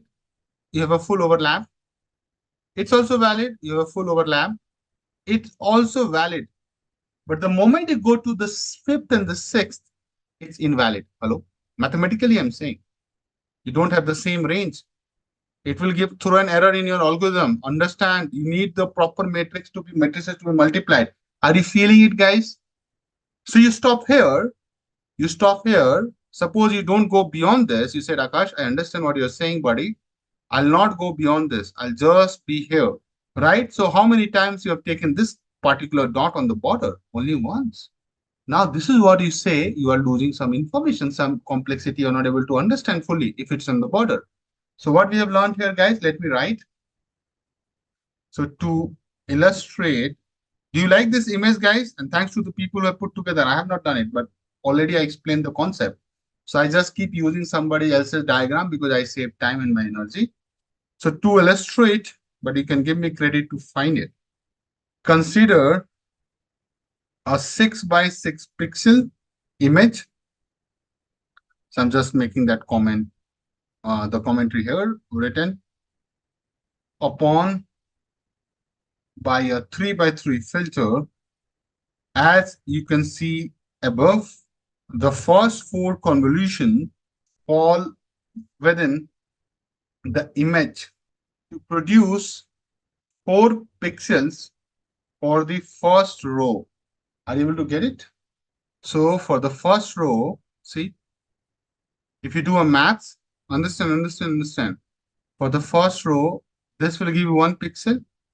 This will give you another pixel. This will give you another pixel. This will give you a final pixel. Guys, don't forget the maths. Let me go up. I think you are able to. I don't know how to. You remember I was calculating the feature map? So see, for every calculation, see here, you get just one value for it. Hello, you remember that or not? For one overlap, you get one value. Agree or not, guys? That's what I'm saying. So for one movement of the filter on the image, you get one value. Everybody comfortable with the statement I've written here? So what I'm saying, let me go down. To produce 4 pixels for the first row, that's what you do first 4 on convolution. While that's why you're not image size is reducing, right? Even for slide 1, you will miss something. So while the fifth and the sixth instances fall out of bounds and hence ignored. So now, guys, you understand, no? If you have an image 6 by 6, filtered 3 by 3, see, guys, this is your image. This is your filter. So the feature map is what? It is going to be 6 minus 3 by 1 plus 1. How much is that, guys? 3 plus 1 equal to 4, means 4 by 4. Now you understand why does it come 4 by 4 nicely, guys? It's another way of looking at the same concept. You're reducing it because the fifth and the sixth bounds, sorry, fifth and the sixth pixel, they get ignored because of the way you are doing things. Everybody. So if you're ignoring something, right, definitely there are some information loss. Now, what is the implication of this? So see, to be honest, right, when you're looking at a large image, large means, ultra 4K, ultra HD image or HD image, right? It doesn't matter, right? Because you're just losing on the corner, right? You're not losing even 1%, it's 0.1%. Listen to me, right? But the problem is not here. Problem is on the smaller image where you have only 5 pixel or, sorry, where you only have very limited pixels, right? So I'll give you some maths because this is very important to understand. So hold on. If you don't understand this part, then you have not got it. So understand if you're losing two rows and two columns, guys, you're losing it now. You might be thinking, what is writing? What gibberish is writing? Come on. Your feature map is, right? Feature map is what? It is 4 by 4. Come on. What is the image size? You started with, come on, 6 by 6. Are you not losing two rows and two columns? Observe, na? Row, column. So every statement of mine has some meaning. Okay. So losing two rows and two columns, you understand, no? Might not seem to have with large image. With large image. You might be asking why you are saying that. So I have a point. See, take a some big image, ultra HD image, which is your 4K. Huh? What is the pixel of ultra HD image? You know that I had written. I don't know. I'm just writing from memory. I think this is it. 2160, or someone can confirm. 4K, right? 3840, 2160. If you just lose two rows here, what will happen? Do the maths now. Two rows, out of what? 3840. How much is that? So, or forget about, let's take a square matrix. So it's 2160. How much is that? Like equal, right? Into 100 if I do, how much is that? So it's not even 1%, guys, right? How much is that? 0.009 into 100 percentage, it is 0.009%. Not much, right, guys? Nothing is happening, right, guys? Come on, agree. So do you see any losses happening? Nothing here. But understand this, for ResNet architecture, it's the latest one in the market, right? For ResNet architecture, and that's who I'm talking about 128. For ResNet architecture, which is 128, when I'll show you this architecture just for the sake of knowledge, you know, it has how many convolutional layer? You know that? 50 convolutional layer. Can you believe it? And each layer of 3 by 3 size filter. Can you believe it? 50. Now take the same image, right? Here you think it's not making a lot of sense, right? No, not. It's not about the image. You are missing the point, Sandeep. In real world, you will not have only one layer. You will have multiple layers of convolutional and each having a filter size of 3 by 3. You understand what I mean? Where I'm going? So filter size is 3 by 3. Now for every 3 by 3, you're going to miss on what? Right? 2, 2, 2, 2. Agree or not? Guys, come on, do the baby maths now. 50 convolution layer. One layer, how many rows you are missing? Two rows of zeros, two columns of zero, correct? So 50, you know the basic maths, unitary maths. 50 layers, how many will do it, guys? Do the math. So 2 into 50, 100 rows and 100 columns. Because this step will happen 50 times, you have to accommodate 50 times. You started with the image size, right? So here it doesn't make any sense looking here, but suddenly your image size will come down to from 3840 to 2160. This is the original image. And the feature map will reduce to what? Which is the extracted and the output image. I would say, sorry, output image. How many you have to reduce on rows? 100 and 100 in columns. So do the maths now. It is 3740 and 2060, guys. Come on. Is my mathematics correct, guys, here? It's simple. You understand? Just understand this. So now how much is the reduction factor? Do the maths again. So 3740 divided by, you started with 3840. How much is this? And you have to do 1 minus. Guys, what do you think? Now, do you see it has an impact of what? Into 100. So basically it is 2.6%, right? On one side. Then you also on the rows. So don't want to miss that also. You have to do this also. Don't think it is done. And 4% from here. So what do you guys think? How much is total loss? Total loss you have to take from rows and columns is a 2D image. 2.6 plus 4.63. How much is that, my dear? 7.23% loss is there. It is significant, guys. Almost round up to 8%, right? Are you feeling the beauty of this analysis?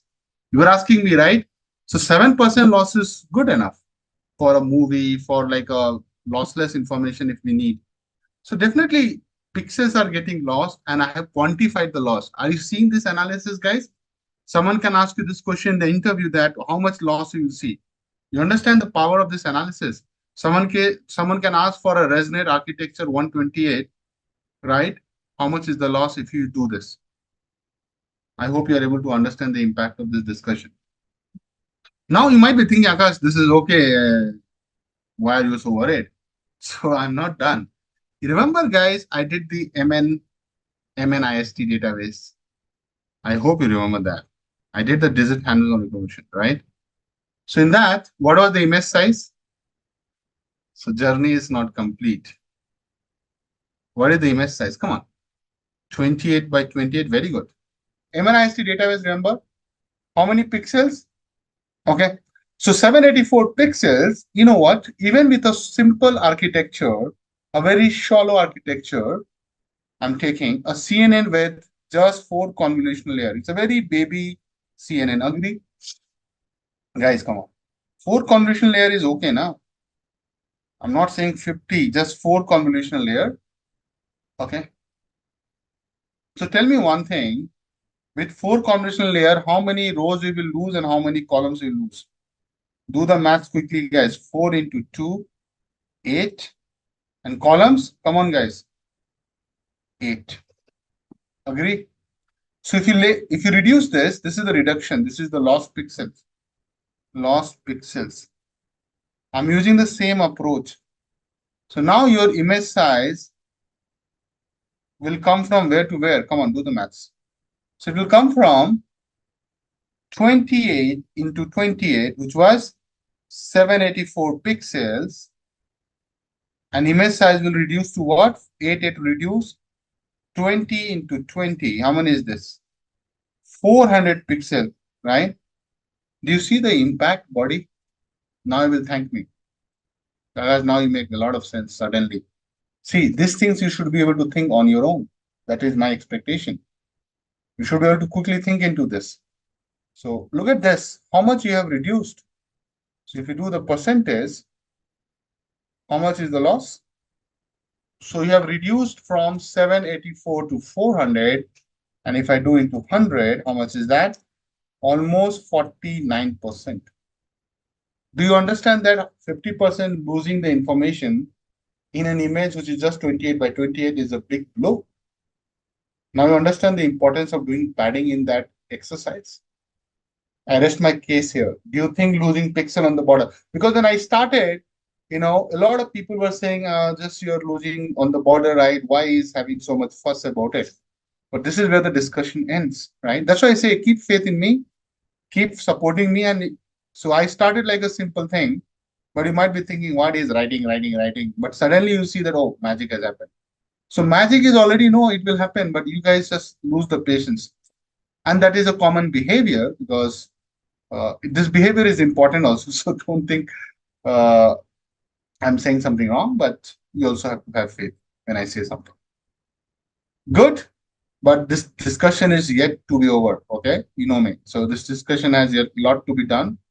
But this is another big concept. So if you recall or recap quickly, in this notes, I started with the image size, I started with the filter, then I talked about stride, and then I talked about padding. So if you see, right, I'm keep adding the complexity in the CNN, although without doing any CNN hands-on, to be honest, right? So this is the depth I have to provide to you as a good trainer. If I don't do it, I'm done. So if you understand, you have the feature map. How does feature map gets calculated with the stride and the image size? This formulation don't follow, don't miss. Then I talked about a lot on the impact of this and that.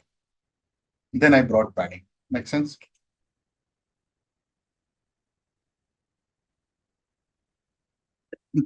So guys, I want to show you some images, right? Uh, so I want to show you convolution with padding and without padding. Okay. So look at these images, guys. Do you see any difference? This is without padding, the cat image, and this is with padding. So on the left, you have the original image. What do you think, guys? Do you see some difference? If you are able to pay attention, you will see difference. So guys, look at the edge. Do you see any black dots? Any border here without padding? Just see there. Nothing. Just observe the borders. Come down. Do you see something dark is there on the border? I'm showing you this zooming in because unless until you zoom in, you will not see. Everybody, but you observe this. See border. Now I will not miss it the moment I zoom out even. But in the hands-on, I will be able to show the striking difference by taking a use case. This is a large image. It's a cat image, so definitely. But this is how it will look like with padding and without padding. So the first image is without padding, and the second image is with padding. Unfortunately, I can't tell you more than this here because this is not the right place. When I'll do the hands-on, guys, I'll show you the impact of it, the implication. This is with padding. But only thing I want to show here, you guys, you can see the border. So I'll write, just observe the dark black border. This look like in PPT you do it, guys. If you're able to observe, that's what with padding. Okay. How is it going to help you? What is the implication in the prediction? All that, wait for the moment. Okay. Can I get back my original image? So it's not possible. Because once you've done the convolution, the whole point of doing convolution that you're going to lose information. Some information is definitely lost, right? So you can't get back to that. Doesn't matter. It's a non-reversible operation, right? Downsampling is non-reversible. And I think in electronics, they teach this, right? So in digital communication, right, which we are talking here, right, in terms of this is digital, right? Talking over a Zoom is a digital. Talking through a smartphone is a digital communication. You know that, guys? So if I am, doing some calculations with respect to downsampling and making the data continuous to digital, right? Since we are talking, and I'm from electronics background, so I can definitely talk. So this is like a continuous signal, right? How this is our voice looks like. But you take samples at equal interval and make it digital, right? Isn't it, guys? You can't ever go back. Make sense? It's irreversible. I would love to talk more on this, but I don't want to make this like a communication system course. I used to teach for GATE a lot of years. I did that, but I don't want to, confuse you guys here because it's not how to say. It's not a lot of our a lot of things are related, but not will not go in that direction. So I'll move on to the next thing, guys. So we have done the convolution layer. I think I have covered a lot of things. So I think we are good here. The next layer is known as in the structure. So activation layer. I think in general, we are going to use ReLU. What is ReLU? Who remembers? What is ReLU? Rectified linear unit, right? So I'll just write one line because I have already talked about it. Most commonly used. So it is one of the most activation functions, most commonly used activation function. I my pen is misbehaving. In CNN is rectified linear unit. Go back to my lecture. I've explained this a lot. By the way, mathematically, remember how did we define this, guys? It was ReLU is what? X equal to max of 0 comma x. So either you will keep it positive, minimum 0, maximum it can be x. So remember what it does, just to give you a refresher, ReLU sets all negative values to 0. That's the job it does, isn't it, guys?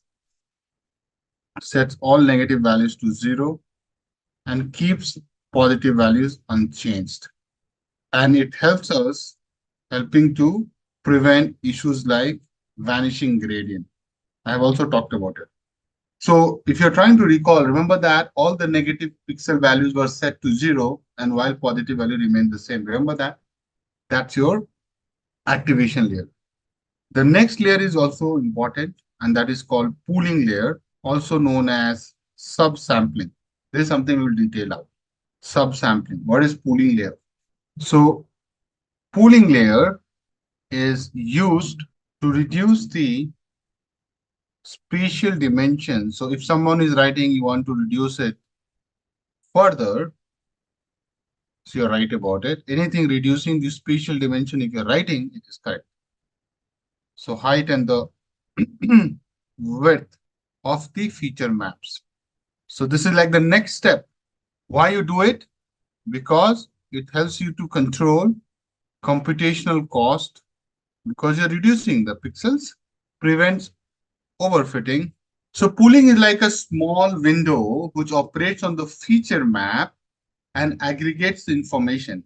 It can do minimum, maximum, average. There are different types of pooling. So let's talk about it. So how does pooling work? We're yet to answer that. So see, pooling operates on a small window like 2 by 2. Generally, we use 2 by 2 and aggregates. So I generally take this pooling concept like carpool, guys. Those who are living in a same society or similar area, they do this carpooling. What you do, guys? Isn't it you reduce the complexity of the traffic by carpooling? So aggregates information from these windows by either selecting and that is up to us now, the maximum values, maximum value. So maximum value, if you select, guys, it becomes max pool, right? Max pooling, or the average value, and that becomes, tell me, mean or average pooling. So I'll show you with an example, else it will not be very clear for you guys. It's the same example, you have seen it. I have been doing it earlier.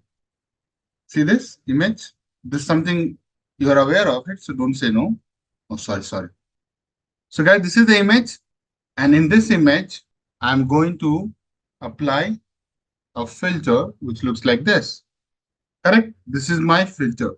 So this is your input image, 6 by 6. This is your filter, 3 by 3. And this is your filter or kernel. And what are the output is coming out of it? It goes to the bias of -2. Remember that I had told you. And finally, you have a feature map, right? Then it goes through the ReLU operation. I'm showing the whole. So it goes through the ReLU operation, something like this. Not this. Why the wrong image is getting called? Yeah, this image. So it goes through the ReLU operation, guys. Now tell me what will happen after the ReLU. Your feature will look like this with the max pooling. See this. Now this is amazing. And thanks to the guy who has put together. So observe, and you can validate this later also. You're starting with an image 6 by 6. Finally, you do 3 by 3. So what should be the feature map size? 4 by 4. You know this. How do you know this? You know the formula 6 f minus this 3 by stride 1 plus 1. How much is that? Do the maths. So it comes 4, so it's going to be 4 by 4. Hello, yes or no? Follow the formula I have given in the last class. Then you get this. Negative becomes all 0. So I'll highlight the negatives. This is all negative. Oh my God, this is all negative. See? Okay. Now what feature map we are doing after post-relu? We are applying this max pooling. So you are taking a 2 by 2 thing and taking the max there. So what is max? See, in this, what is the max value you are seeing? 1. Then, right, you move to the next. So 0, next, 0, and the next. So can you see this, guy? So basically, you are able to reduce the feature map from 4 by 4 to a 2 by 2 matrix, guys. Can you observe this? This is called max pooling. Now, you can also have, average pooling. But let's understand what is the importance of pooling. Why do we do pooling? We answer that it reduces the here that it reduces the spatial dimension, helps you to reduce the computational cost. How does it help in, so question is, how does pooling help in overfitting? What do you think, guys? If you're paying attention, you're able to answer this question. So I know it helps you to understand overfitting very well and avoid it. But why? By the way, what is overfitting? Let's do a quick check. So overfitting, okay, let me good in training, bad in big hand for path. So the true overfitting means you can say that. So I'll write overfitting occurs when a model learns to perform very well on the training data but fails to generalize to unseen test data. Correct, no, guys? This is overfitting, no? So very good accuracy on the training, but the moment it comes to the test, it fails, right? I thought I should write here. Correct? This is important. But how does pooling help you here, right? So tell me, everybody agrees, number 1 point, pooling helps with overfitting. We just answer that. As it reduces the spatial dimensions, we also told this to you guys, the spatial dimensions of the feature maps, right? But how does it help you with overfitting? If you have less dimension, right? Basically, it means what? The number of parameters will reduce. No, guys, come on. Think in terms of neural network. The number of parameters and computations in the network is reduced. So now your model will fail to do a lot of learning. It will not try to learn everything. That's where the overfitting happen, right? If you are training a lot, I think Usha ma'am, somebody mentioned that, you're training a lot means you're training on a lot of parameters.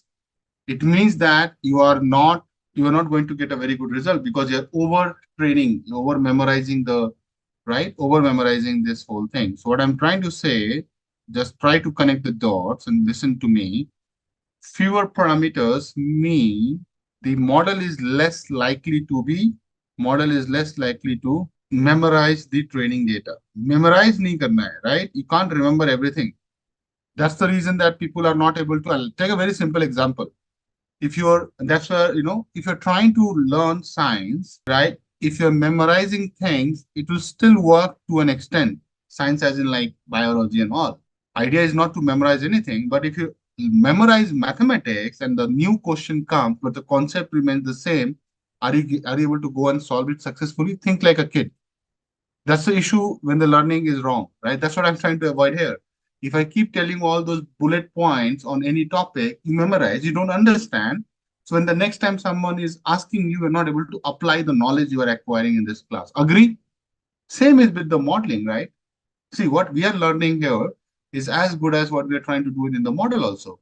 So fewer parameters mean model is less likely to memorize the training data. Do we need model to memorize things? No. We want model to understand things. And if you are doing this, that it is not going to learn everything, means it will not store a lot of information on those parameters. Model is going to be, that's a sign that model is going to be not be overfit. So less likely means, my dear, that model less likely to be overfit. So this is a very good argument that, oh, you know what? Pooling helps you to do. Pooling helps the model with overfitting. Model prevents overfitting because of this. But if someone asks, can you explain this? Then you have to talk like this. Makes sense, guys? I'll tell a very simple example and you will understand what I mean. Suppose I take the example, guys. Suppose you have 32 by 32 image size. Let's say this is your feature map. Obviously, would have come through the convolution. Now, after applying a 2 by 2, after applying a 2 by 2 max pooling with stride 2, then what will happen, guys? Any idea? What will be the end? What will the end outcome? So here the formula is output size. Maybe I'll write the formula in something different, bold. Output size is equal to input size minus filter size plus 2 plus 2 into padding. Now this has everything, guys, by stride and plus 1. You have seen me writing this formula, but this is a more improvised version of it. Okay. So now let's take the example. In this, we already know. So let's take a very simple example. 32 is the input size. Let's say filter is 3 by 3 plus no padding divided by stride 2 plus 1. How much is this? Guys, do the maths. So I'm saying that we are taking with stride 2. So how much is that? So it is 29 by 2 plus 1. How much it is coming? For 16 it's coming approximately if you do the maths, guys, right? Right, guys? Are you, yeah, 14.5 plus 1, which is approximately 15 plus 1, 16. Getting this formulation working for you guys? Makes sense, no? So what is the output size you're getting? 16 by 16. Don't worry, I have a very good cheat sheet for formula, all the formula. I'll share with you. So generally, yeah, that's a sum rule. You can do half of the input. Very good, Usha ma'am. So if you're doing half of the input, what is the meaning of it? So meaning is that you're reducing the spatial dimension. Understand this, no? You started with 32 into 32 and you are moved to what? 16 into 16. Don't worry about it, right? So you have done this max pooling with stride 2. So don't miss it, right? So how much is the reduction you have done? So do the math. 16 by 16, divide 32 by 32. You know that 2 into 2, so 4 times, not 50%. That's where you guys miss the concept. 4 times is what? You are doing half in one. So 4 times. Is it 4 times is 50%, guys? So what is the observation here? Observation is very simple. So after doing max pooling with stride 2, spatial resolution of the feature map, I'm just making the comment here, reduces by 4 times, meaning, what does it mean? Meaning the following layers, the layers after this, have to process much smaller inputs, reducing the overall complexity of the network. And you know that if a model is less complicated, less complex, it is less overfit. You agree, no? Remember when I don't know, did I teach you the machine learning part or not? But if you pay attention and understand what I'm saying, if the model is less complicated overall, you are going to have less problem in the model with respect to overfitting. So in different ways, I'm reaching to the same point. Fewer parameters, less complications, all indicate a better model fit. Now also understand, pooling also helps you with one more thing, and that is with respect to image. So I have to give you that point. So this is note number 1. I have note number 2 also with respect to pooling only. So let me write pooling layers, and generally we use max pooling. So I'll write particularly max pooling help the model, and this I will only able to show you on the in the hands-on, guys. So you can mark a note. The Akash mentioned that here it will show on the hands-on because I need to show that in life. On the most important or prominent, both are the same words, features within a feature map. So not everything is important, right, in an image within a feature map. So max pooling helps you to zoom on the important thing, ignoring the unimportant thing. Generally, what are the important things in a feature map is your edges or the textures. You remember the dog image, guys, the dog image. So you are going to pay more attention to the edges or the texture of the image, not on the edge of the image, within the image edges or texture. So what I'm saying that by selecting the maximum value within that window, remember that window? I'll show you, I'll go up, let me complete. By selecting the maximum value within a pooling window, the neural network becomes less sensitive to small variation, which is your noise in the image, in the input image. So until unless it is not a big feature change, it will not capture. You understand what I'm saying? I'll show you what I mean. So dominant feature it will capture, right? It will not take the redundant features, redundant images quality, right? So end of the day, it's a very big thing, right? Don't take it lightly. It's a very, very important thing that an image after max pooling becomes very choosy. Okay. But I can only show you this with some images, else there's no point I can show you here. But I can definitely show you some images that after the pooling, what happens, you know, you will love it. But expect that I will be doing these things. Guys, can you observe? It doesn't mean that I like cats. Generally, people are doing tests on the cats. So in the lab, people use rats. Here they are using cats. So I don't like cats at all. I love dogs, but the images source is like this, so I can't have a say on it. Okay. So those who love cats, enjoy. Isn't it? So guys, if you see, so what I'm showing you, let me also explain what I'm showing you. So I'm, trying to, show a few things and just observe it first. So, and I'll do all this coding to bring it up. So don't worry about that part. So what I'm saying, guys, you know, so if you see the difference in the images as it goes far and far, right? Can you see it's being done max pooling 4 times? If you are smart, you would have find it. So starting from here, look at this. Are you seeing going half? Let's do the rough maths, 200, 200. Then again, you're going half, do a rough maths, 100, 100. Again, you're going half. Okay, those who are able to notice it, right? Big hand. First, let me give the big hand if you notice it. So these are all impacts of pooling. What is that pooling? Max pooling. Okay. Now, do you see that as you go, yes, you have done it 4 times. Definitely, you have reduced the image quality to a great extent.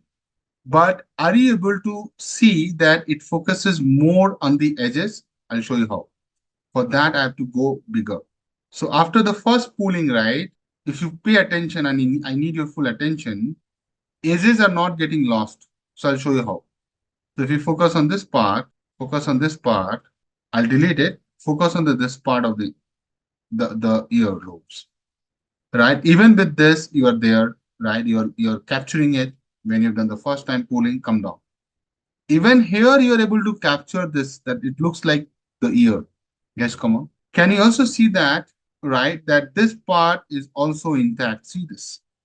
You're able to see this. Don't lie. You're able to see this or not, guys. Come on. Although you have done pooling to like a 1/4, you have come, right? 400 to 100 is like what? 1/4, you have reduced it. Come here also and don't lie again, because this is where you have to realize what I'm saying. Are you able to see that there is something is going on here, guys? Don't think I'm trying to connect the dots. Just observe and tell me. But definitely you're losing a lot, right? Means you're not having, so if I zoom out, still you can see that it looks like a cat, right? You're not losing, because when I say go up, like you see it's all bloody. Akash, I don't understand, but don't worry about it.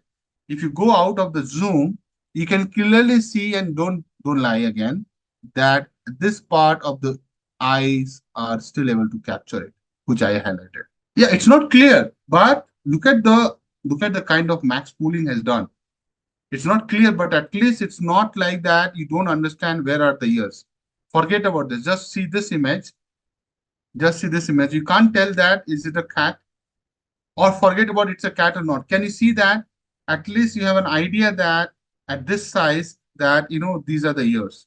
Don't lie that. Ears are clear. I'm just making that point. Rest everything is very cluttered because it doesn't pay attention to this, because there's no information, right? It's redundant, right? If you come to the pixel level, what is the difference between this pixel? Listen to me. This pixel and this pixel. Do you see any edge? No, I don't see any edge. It's just the fur. It's uniformly distributed, so I don't see. Guys, agree or not? But you can clearly differentiate from this to this part. Are you feeling what I'm trying to highlight here, guys? Understand what you mean when I say edges in the image. There is an edge. There is a clear edge here. And that's how our faces are designed like that, right? but you can't differentiate much between these three pixels. It's bigger than pixel, by the way. Okay, I'll come down.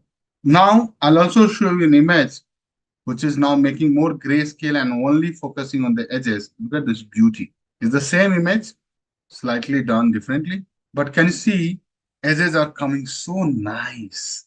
I hope you're able to see. The edges I talked about, guys. Can you see it? Even in this, you have some vague idea.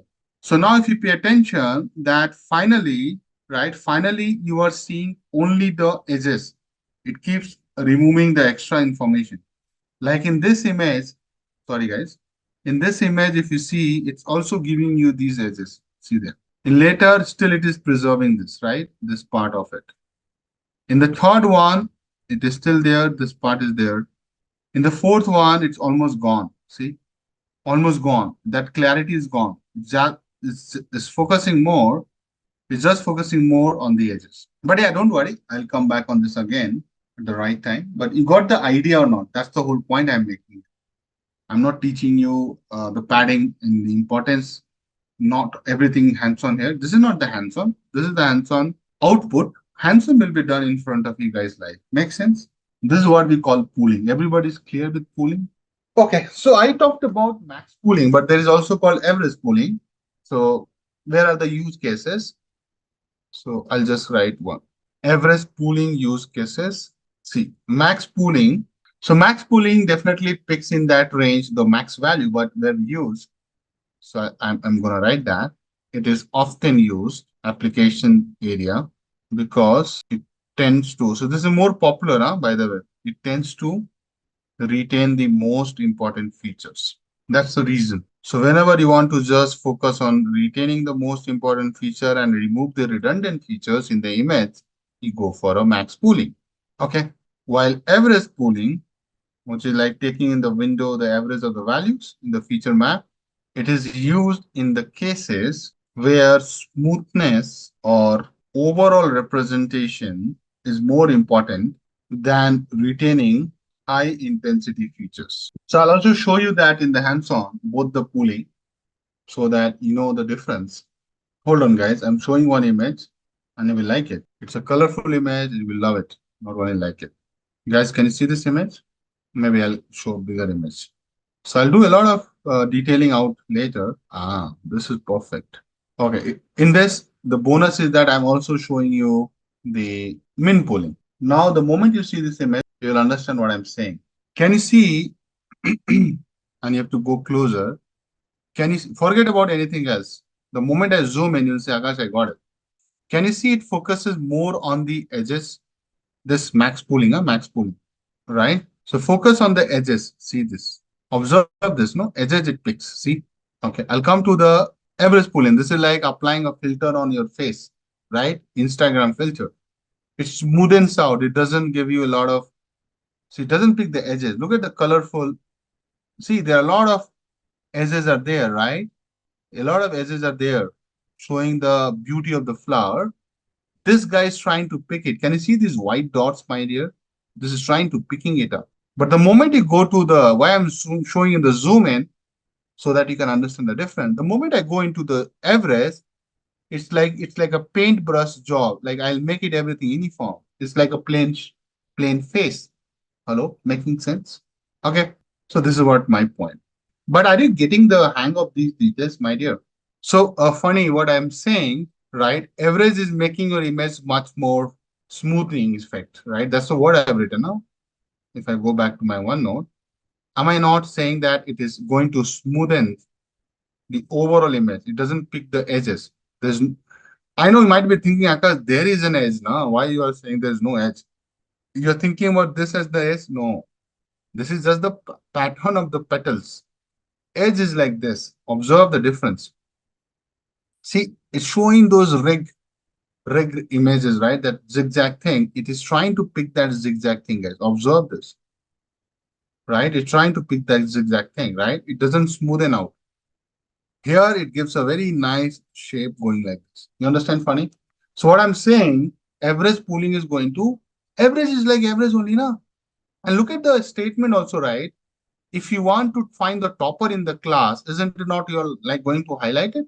I always take this example. Suppose in my class, and you have seen me doing this in statistics also, if you have been taught by me statistics, see, so in my class, there are a lot of people, as in this class also, right? Deep learning class. Now, the moment I want to find the max in my deep learning class, I said, this is the guy, right? Isn't it? This is like saying the max. How I am saying the max is like the max performance delivered in interaction, right? Let's take anybody, Srini, for example. So are you not highlighting a guy here? Come on, think about it. This is again copyright me. Nobody will explain pooling with this example of a class. Think like Mr. Srini is the topper in deep learning. So his marks is going to be the max, right? Top of the class. But the moment I say average, isn't it? I'm saying smoothing out the marks of the performance. I'm saying on an average, so I'm highlighting everybody. See the brilliant example I've given. Smoothing out the performance. So smoothing means if someone is getting higher, someone is getting lower, I'm going to average it out, right? So performance is going to be averaged out. Both the performances as in good, bad, top notch, worse. Everything is going to be averaged out. This is how the beauty of statistics is, right? So that's what is being done. You are not highlighting anybody. You're saying everybody is important here. So this is everybody. And here you're saying I will highlight some. So I explained this with the concept of statistics, and you're doing statistics only, no? You're taking max, you're taking average, you're taking min, right? Just a quick info, guys. Intellipaat offers artificial intelligence course training, which will enable you to learn skills like neural networks, focusing on CNNs, RNNs, and their application in AI, natural language processing, computer vision, and generative AI. Through this course, you will also master deep learning concepts, AI model building with TensorFlow, transformers, BERT, GPT, LangChain, and NLP pipelines with advanced techniques like image recognition, chatbot development, and much more, all taught by top 1% experts and IIT faculty. And with this course, we have already helped thousands of professionals make successful career transitions in AI and data science. You can check out the testimonials on our Achievers channel. The link is in the description below. And without a doubt, this course can set your career to new heights. So visit the course page link given below in the description and take your first step towards the dream career growth in the field of artificial intelligence. So guys, I'll talk about CNN a little bit more, and then I'll get into the hands-on. I think my focus will be on more on hands-on and try to, complete some outstanding thing from the hands-on point of view. Okay, so I hope you guys are prepared for it, right? So the lost pixel concept I was talking about. Okay, so the lost pixel generally happens, right, when you are not having any padding there. So that was one concept which just we discussed. Then I was talking about the pooling thing. So that also something I covered already. All right. So what I'm trying to say, you're only thinking from like a big company and trying to justify this, but think about normal users like us, right? Do you think your machine is smart enough? Your machine is smart enough to do things like, running a big object detection project? No, I don't think it's the reality. So it's not that, right? So that's why when we talk about these concepts, we are talking about a general machine configuration which the mass uses, right? Not the other way around. But you're right, means you can have some machines which are powerful, but not. Trust me, I use a lot of the biggest machine. So currently the machine I'm using in my project is having, how much RAM? 664 GB RAM. I know how many workers are there, like CPUs, threads, 1024 CPU threads. And still sometime it doesn't work. Can you believe me? 664 GB RAM I'm using on a server. So, and I'm the only user. It's not like it's spread around multiple things. So yeah, means I know what you mean. Guys, this is just to show you the recapping the padding once more in a different way. So you can see, right, this is your original image of size 1, right? So if you see this here, pixel utilization for convolution of size 1 by 1, 2 by 2, and 3 by 3 respectively. So if you guys observe this, right, you have, so if you look at 1 by 1, which is basically 1 in the row, right? 1 is like what? 1 by 1 size is what? This is just 1 pixel. Can you see this? So this is just one pixel, like 1 by 1, right? 2 by 2 is what you have, right? This is a bit confusing diagram. I think I should rather not use it because you will get confused. Hold on. I think I should take a different diagram altogether. So see this diagram. Is it visual, guys? So now I think this is much better, right? I hope you also like it. So this is an input image. What is the size of the input image? It is 3 by 3. What you observe, can you see that you have done a padding of 1? So basically you have added how many columns? Added 2 columns, can I say that? Right? And similarly, you have added how many rows? You have added 2 rows. Look at this along this line. So you have added 2 rows. So added 2 rows. So this visual help you to understand your input size from 3 to 3. It has gone, can you see that, guys? 5 by 5. And this is something I was telling you yesterday. But definitely if you're adding 2 rows here, if you're adding 2 rows, it will happen. It's bound to happen. Similarly, if you add 2 columns, it is bound to happen. Do I make sense, guys? So this is what padding looks like. Zero padding. Okay. So guys, without wasting much time on this, right? I want to get into hands-on. Are you guys also ready for it? Because now this is good if we get into hands-on rather than doing this whole thing again and again and again, because there's no point anymore, right? So if you are ready or comfortable, I know you might feel some difficulties here and there, but that's fine. I will handle it. Don't worry about it. This is the image we are going to plan. Can you see it? So let's name this as CNN Hands-on Convolution. I will change this image later as well because I need the real source of the image. Convolution neural network. This is one of the famous images for CNN discussion. Okay, so this is the lady we are going to investigate today. Investigate as an image processing, nothing, don't get me wrong. Okay, so and we will start thinking. Well, I think this is what image? It's a colorful image, right? Can you observe? Okay, guys. So first I'll show you the use of filters. Okay. So different types of filters will have different types of roles. So first thing first, this is a colorful image, right? So we need to convert this image into what? A grayscale image. Generally we do that now. So how we will convert this image into a grayscale? OpenCV library. Okay, so let me take it. So the first step, so guys, we need to convert colorful image to grayscale using PIL. That's one option. Or you can also use OpenCV, or you can use also Matplotlib. So these are the options. What are these, guys, my dear? Either you can use one of these libraries. These are libraries, no? Using one of the libraries, I missed to write. Which I prefer the most is your, right? So we can focus this PIL import image. I think Matplotlib I have already, yeah, already there, na? PIL import image. So it's there. Don't need to do it. So to convert the image to grayscale, so the function is image underscore, you can say gray, and you can say image, I think I'm calling it image, right? img dot convert, and this is the code L. Okay. And then you can show the grayscale image. Okay. So you can do plt dot im show image underscore gray. Okay.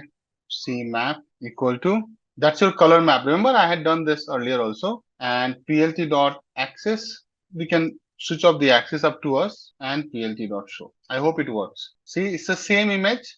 You can show the axis as well, but for now, just focus on this. And this is, or either you can use PIL or OpenCV along with Matplotlib. Matplotlib to chahiye hi apne ko, right? So that's the difference. Are we good, guys? Now, if you want to understand this part of the code, the most important thing is this. What is this? This is the code for converting the image to the grayscale. This is where you convert the image to grayscale. And here, more or less, you're printing it. But is this the pixelated form of the image? No, we'll come to that later. It's not the pixelated form. Do you see any pixel here? No, right? So far with me, this is not the pixelated form of the image. This is a fine image. It's talking about using OpenCV. You can also do. So now I just searched the documentation because obviously not everything is on my top of my head. So I know L represents here. Now I can recall. I just searched my document. L represents, the meaning of L is luminance. See, I generally don't go just blabber things. So luminance is for grayscale image. And grayscale image is like as good as calling it single channel. So if you remember single channel, 3 channels like RGB, I've talked about it.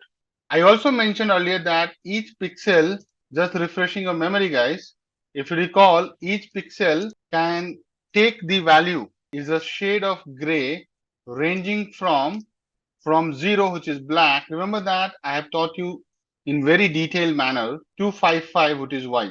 Now I'll do the same using OpenCV. So I'll say image underscore gray OpenCV. So I'll just call CV equal to. So the library says CV2 CVT color. I hope it works. I'm doing that only, CV2 dot CV2 CVT color image and CV2 color BG. That's why I did not use it. You know why?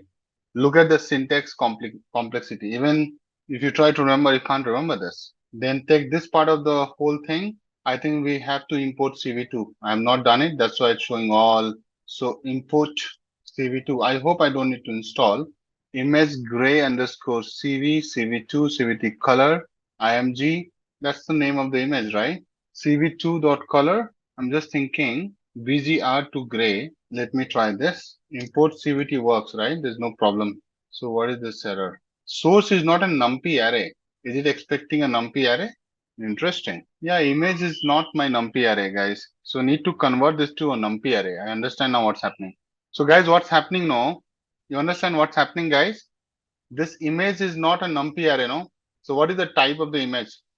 So what we have to do? No, it's fine. I think we can handle it here. Don't worry about it. We need to, so it's a PIL image, right? So we need to convert this PIL image to a grayscale image to a numpy array first. Numpy or numpy array. So you can say image underscore numpy. Let's try this. But can you see that for a simple task, it's killing us. Now we can use this. Hopefully it should work. Import numpy as np. Yes. Okay. So not that disappointing. Guys, makes sense? If I just zoom out, do you see any much difference, guys? In both the images, there's nothing, right? Not even an iota of difference. Good, so far with me. So this is the grayscale. Now if I ask you to show as pixels, how will you do it? There's all types of data processing in here. Think like that. So whenever you have to show an image in a pixelated form, you need to reduce the resolution, right? So number one step, what is the concept? Understand the concept also, no? Just doing this task is not enough. So whenever you want to do pixelated means you are zooming in. So, so idea is to display pixelated version of a grayscale image. How would you do it, guys? You reduce the resolution of the image, okay, and then scale it back up, scale it back up. Now there are two steps. So basically, guys, I'm saying there are two steps. Step number one, resize down the image. Basically, I mean to say lower resolution. Okay, see. Second step I'm telling is resize up to the original image size, keeping the low resolution. Now you have done this in your phone, right? When you go beyond a size, your pixel starts coming, guys. Have you seen it? Zoom in and zoom in, you will see this. So we already have this image. Now we can use any one of it. So I'll use this one, guys. So I already have this image. I'll do the step one and I'll say small underscore image means I'm resizing down, and I'll use the function resize, resample image. Now the moment I write this syntax, for you it is like alien because you have never seen this. Okay. So this is the first step. Second step. So now I'll say pixelated image, which is small image dot resize image dot gray dot size image dot nearest. See, image dot underscore gray, because our name of the image is what, guys? Our name of the image is, don't miss that, image underscore gray. So I'm just using that, right? So image underscore gray dot resize to 1616, then going back to the same size. I think this should work. So guys, what I've done here in the first step, I'm resize to a small size, okay? And for example, I'm doing this 16 by 16 pixels. Means total 256 cells will be there, right? 16 just 16 is how much? 256 only, no? And now I'm saying resize back to the original size. Let's what happen. Oh, it ran. So no error. Thank you. Now we will display this image. So we will show the image, display the pixelated image. So I'll say the same thing. I'll not waste your time, guys. So I'll copy this. Okay. I hope you don't write. So I'll say you come dude here. CMAP is gray. You can say on. See, interesting, no, guys? 500 by 500, right? This is what it shows.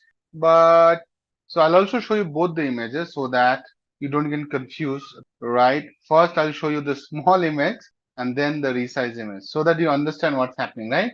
So this is a tiny image, 16 by 16 pixel, guys. Can you count on your finger that this is 16 by 16? Just understand this, right? And then I went back to the original image size. What is it? That is 500 by 500.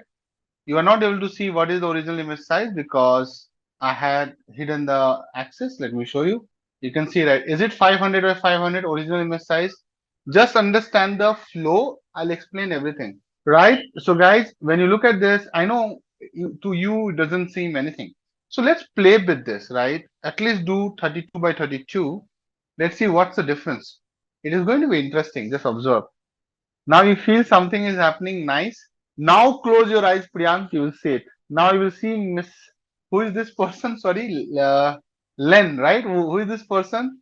Lena Forsen, right? It is one of the prominent image in the image processing field. That's why I took it. Okay, let's do some magic here. So this is 30 by 32. Go little far. Still, you are not going and taking a lot of pixel. Out of 25,000 pixel, guys, you are doing only 64 by 64. Now, I think you can see clearly that she's Lena, right? Are you feeling the beauty, guys? I'm showing you something here, right? Can you see the sharp edges and all in this image? Observe. It is downsampled image, but look at the beauty. This is what we are trying to do here in this class. Okay. Okay, cool. So now, guys, I think you got the idea, right? Now I'll run the resize image. So this is still, see, what I'm trying to do, you need to understand this image I'm taking and zooming in. That's what we call resizing. That's what you see here. Can you see this? So what's happening? You are extrapolating this small resize image to the again back to, but zooming in. You're not improving the quality of the image. Understand? So the image quality does not improve. You're just retaining the image size. Can you see this, guys? Okay, makes sense. So why pixelation is important? Number one, it helps you with the overfitting. Number two, it reduces the computational side of the story, make the thing little more efficient. Now I'll explain that what we have done step by step. So let's understand the code. I think code is not very tough, right, guys? If you see the code, right, there is a command I'm using for resampling, and that is known as image.nearest. So what it does, guys, understand, it says that resampling method that, when you say image.nearest, it means that it ensures that no new pixels are interpolated. Basically, which means that it preserves the blocking pixelated look. That's the documentation saying, right? But what is the meaning of this resampling technique? It is a technique being used in this library, right? What is the requirement or what is the need for this? Okay. So if you take any of your images, right? Understand, guys, you have done it in your school days or when you are trying to make a passport, you take a good photo of yours, a big photo of yours, and don't you resize it to a smaller size? Just try to recall that. Take a big good photo from a camera and they make a passport size photo. You know what is a passport size photo looks like? It's very tiny. This is a passport size photo, my dear. I'll go to a new tab means I don't want to show some random people. They can sue us, but I'm just saying no disclaimer. This is just to show the passport size photo, right? Obviously, if you zoom in, right, it's a small image. After some time, it's a very good image. That's why it's not getting pixelated.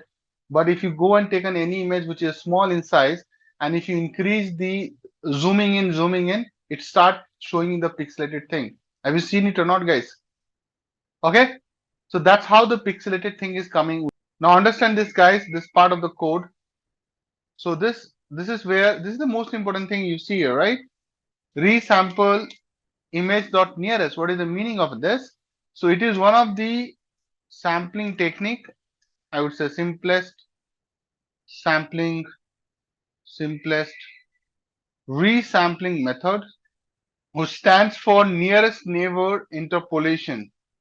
Nearest neighbor, NEIGHBOR. Okay, interpolation. Now, guys, this is fully mathematical. I don't want to go this, but this is the technique you're helping you to shrink the image. So, using this technique, image is getting shrink, which is basically resizing, reducing the image size. That's what I mean when I say. I would suggest don't go too much into the depth of it because this technique is a mathematical technique. You don't need to really go and understand the maths behind it, but it does help you to do it. Right? Same thing you do here again, but this time it's more like you're using this technique to decide the size of the image, but size you have to tell you. Here we are not telling any size because we want to go to the original size, right? This is the original size, which is 500 by 500. So first I am reducing the resizing to a small size and then resize back to the original size. These are the two steps. Are we clear on this? It's a very simple two blocks of the code. And then I have used two blocks to just to plot the pixelated image, right? Exactly. Now the good thing is that you can take it and you can print this guy also. We already know the image size is 64 by 64, but or you can print on the top. Be smart. So you can print. No, generally who prints the image size on the top here? Okay, sorry. Let's print on the bottom. So now you have to just change this to this, and your job is done. It's the same code block. See, 64 by 64. Isn't it? We are saying that I will create a small image 64 by 64 pixel. Now it gives you a lot of confidence when I do these things, right? I know, understand, Usha ma'am. So when I show you this, you understand, okay, now it makes all the sense what he is saying. Why do we do it for now? Obviously, I answered that. I think you missed it. But we are reducing the image resolution to do a downsampling. And downsampling, the biggest purpose is to focus on the key things, right? The details only, and try to reduce the other stuff. But there's a lot to it, right? So the main result is to remove the fine details and compression of the image. Why do that? So that you can handle it computationally. That is the answer for reducing the image size. Clear? Now the second thing which we did, buddy, that increase the image size back to the same. So we did it so that we want to preserve the pixelated look while maintaining the image size. That's more like a requirement we do it. Okay, we want to show the pixelation effect, but in a good image size. Because see, although both the images looks the same, both the images look the same, but there is definitely a lot of size difference. One is 64 by 64. So just understand. So actually, you started the whole discussion with this image, right? You started the discussion with this image, right, which is like 474.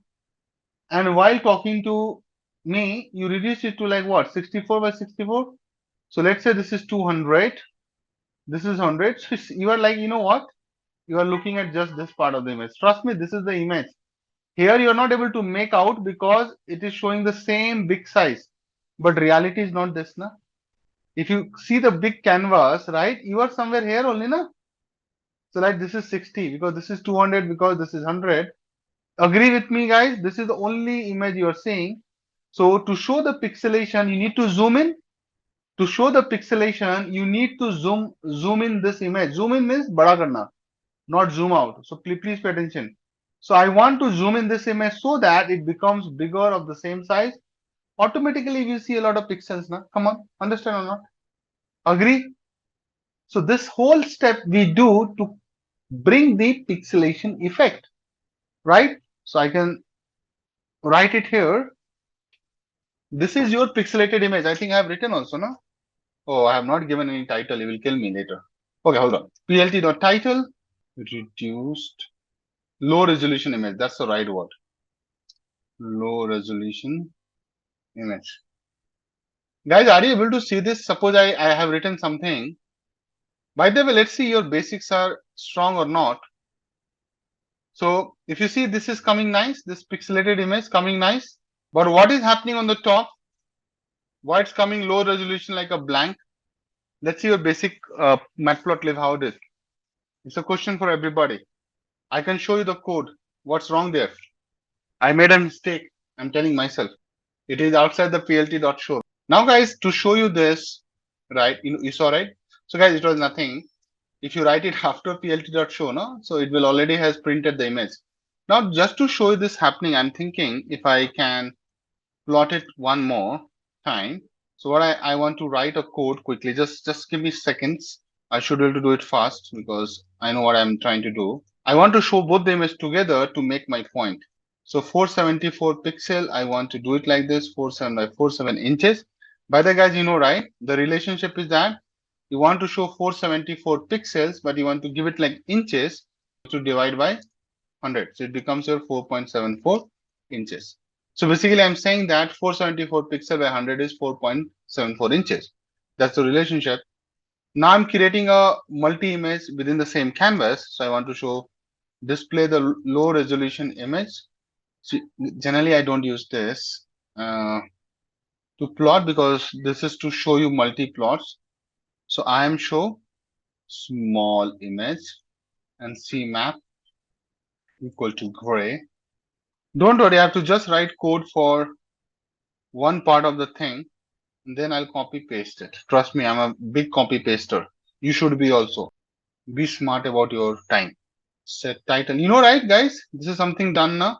So this is the Python way of writing the code. This is not the MATLAB style of coding in Matplotlib. This is like object style of coding. If you study Matplotlib, okay, low resolution image. Now, bingo.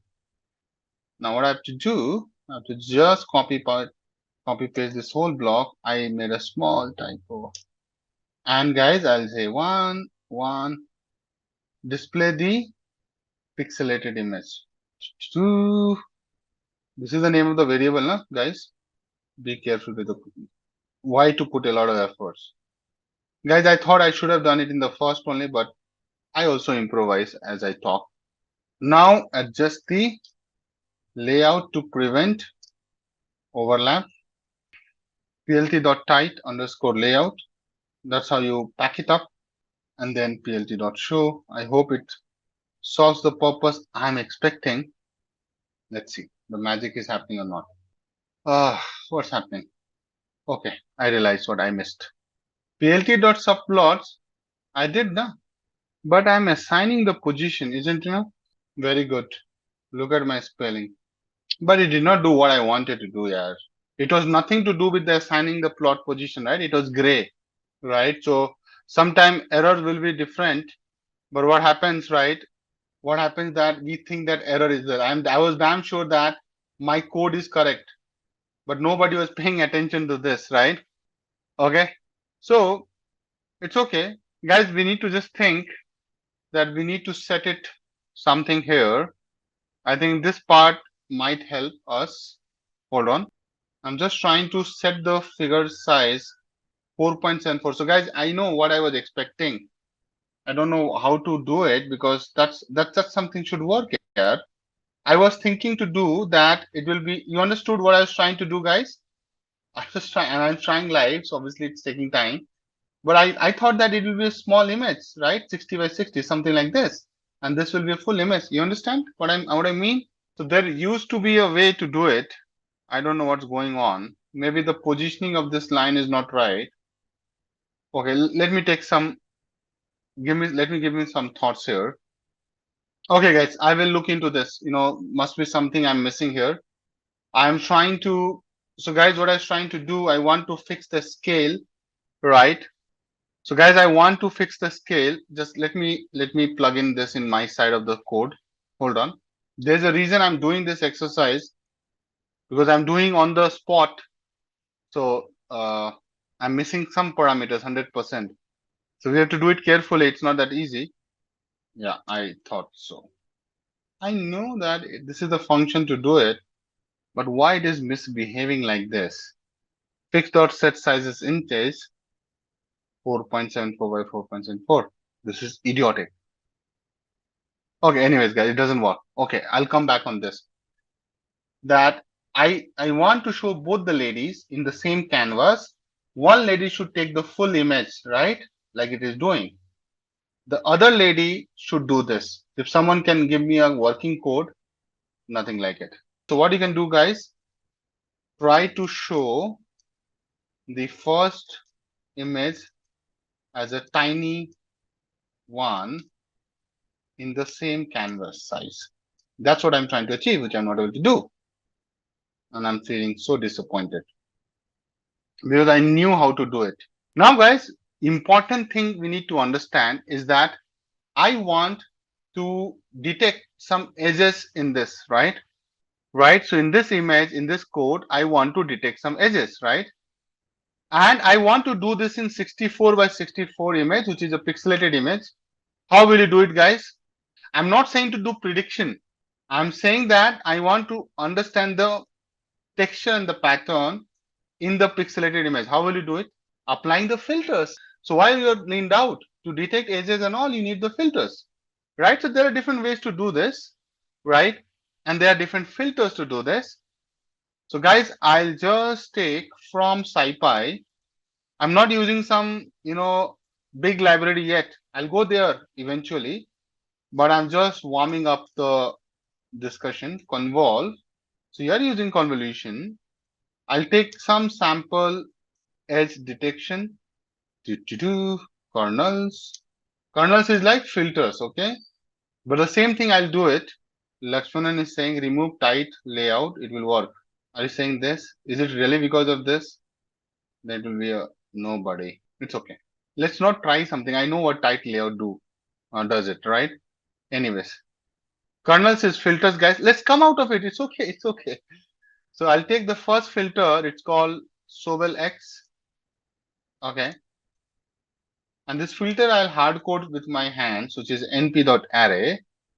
It's a 2D filter, -1, 0, 1, 2, -2, 0, 2. I told you, remember? I don't know how many of you guys remember that I'll show you a lot of filters in the hands-on. So this filter is a Sobel filter. It's the guy who did it. Sobel kernel for detecting vertical edges. Now this is something you don't need to remember. You just need to keep it handy in a template. I don't remember this filter definition, but I'll explain why it is called a vertical edges. Similarly, you can have, my dear, it is carefully formed, and I'll explain the maths behind it intuitively later after the hands-on. There's another filter which is called Sobel Y, which is basically, I have to rewrite, it's a horizontal edges. So -1, -2, -1, I need to go and change it. Don't worry, I'm looking at my notes and writing it. Don't think that I remember it. Huh? I don't want to give any wrong perception about these things, guys. Then I'm not an honest trainer. I'm looking at my handout, right, and then writing this. Okay, now if you observe this, guys, what's happening is that it's a transpose of this matrix or this array.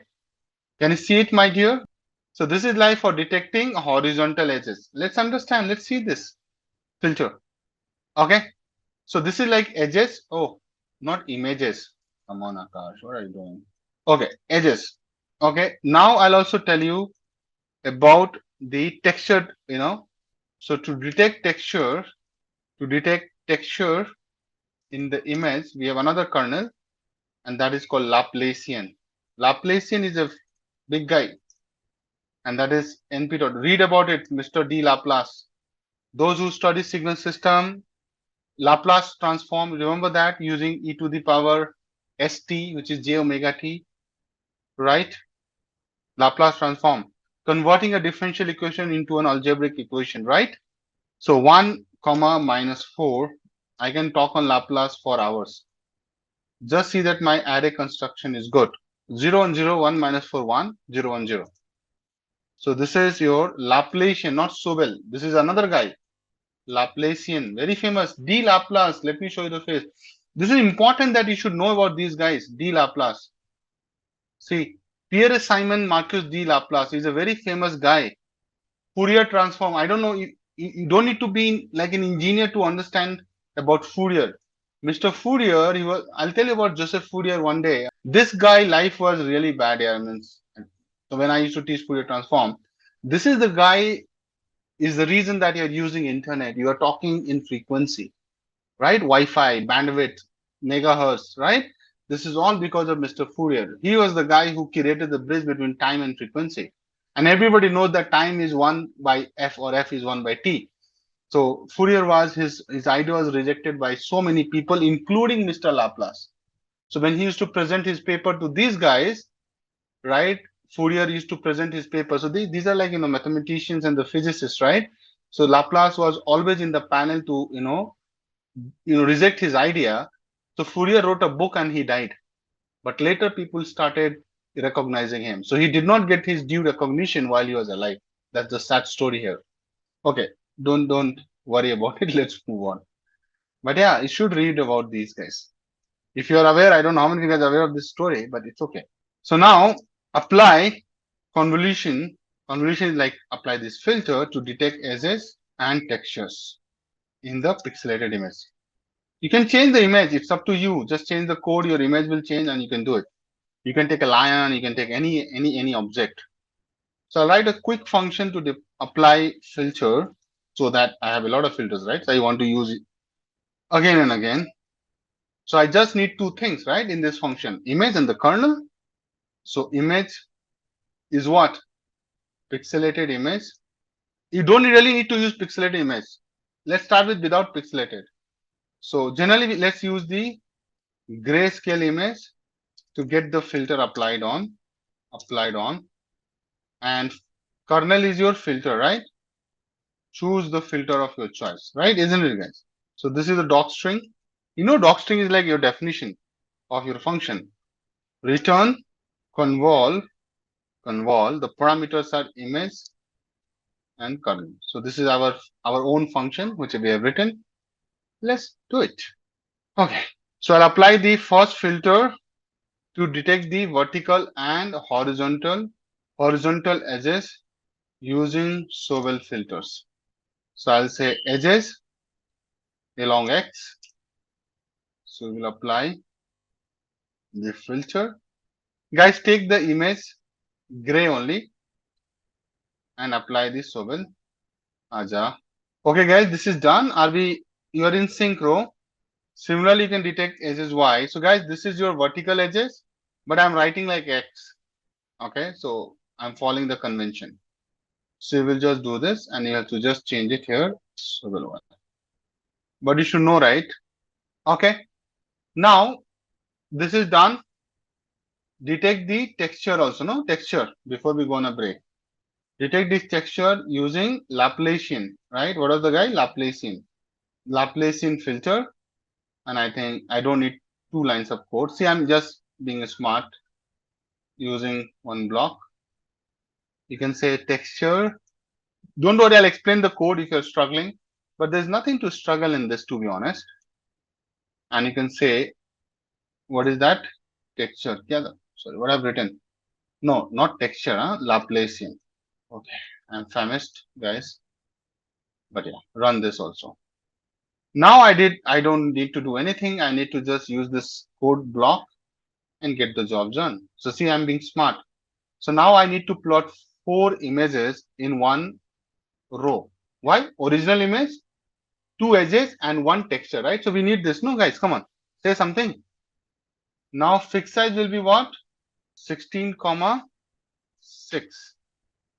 I don't need to give this DPI and all. I'm not doing any those kind of job. Now I'll say this is my original image.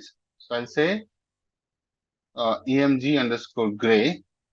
Axis I want to show. So this is like original image. Whatever the image, right? It is pixelated, it is not pixelated. You know that. You know as a matter of fact. Clear? Then I'll take this guy. And this is your what image? Edges X. So this is your vertical edges. And for that, you're using Sobel X. I'll explain the funda behind it later.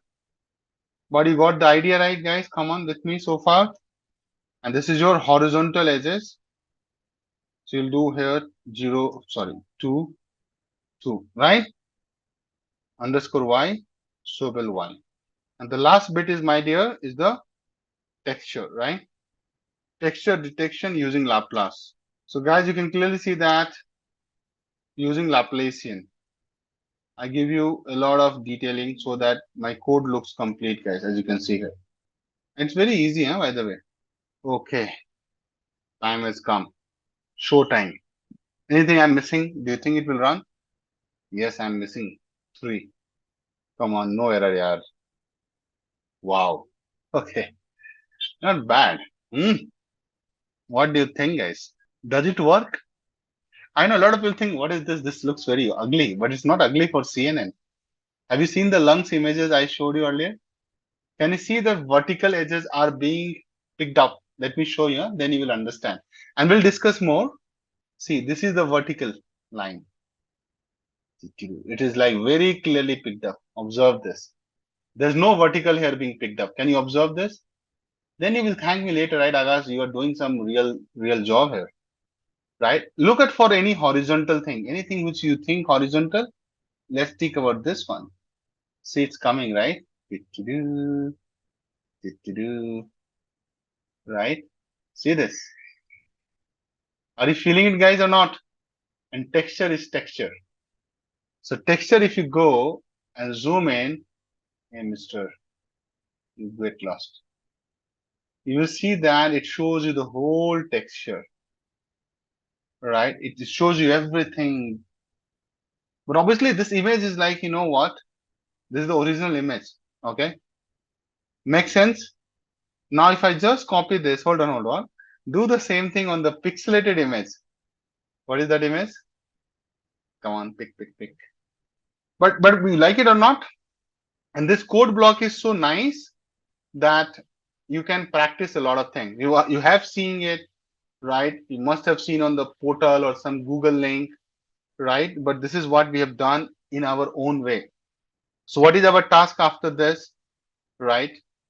That we have to just understand these filters a little more. How does this work? But you are able to see this.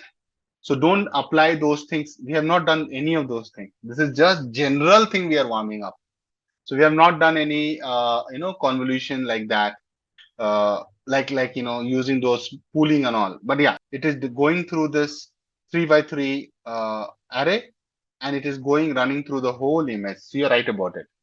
Yeah, you're right about it. But that value is coming from the literature. So this Sobel kernel for detecting vertical images, right? It's not something I have put together. It's a whole thing. It's a So this is not something I have put together, right? So they have done. See, so there's a lot of detailing around. That's what I'll come back and explain it. Make sense? So there's a proper literature being done on this.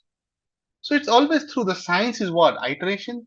So people, those who are doing the experiment, right? They are trying all the different filters, not like randomly, right? They are trying in different ways and understand what is the impact in the overall modeling approach, right?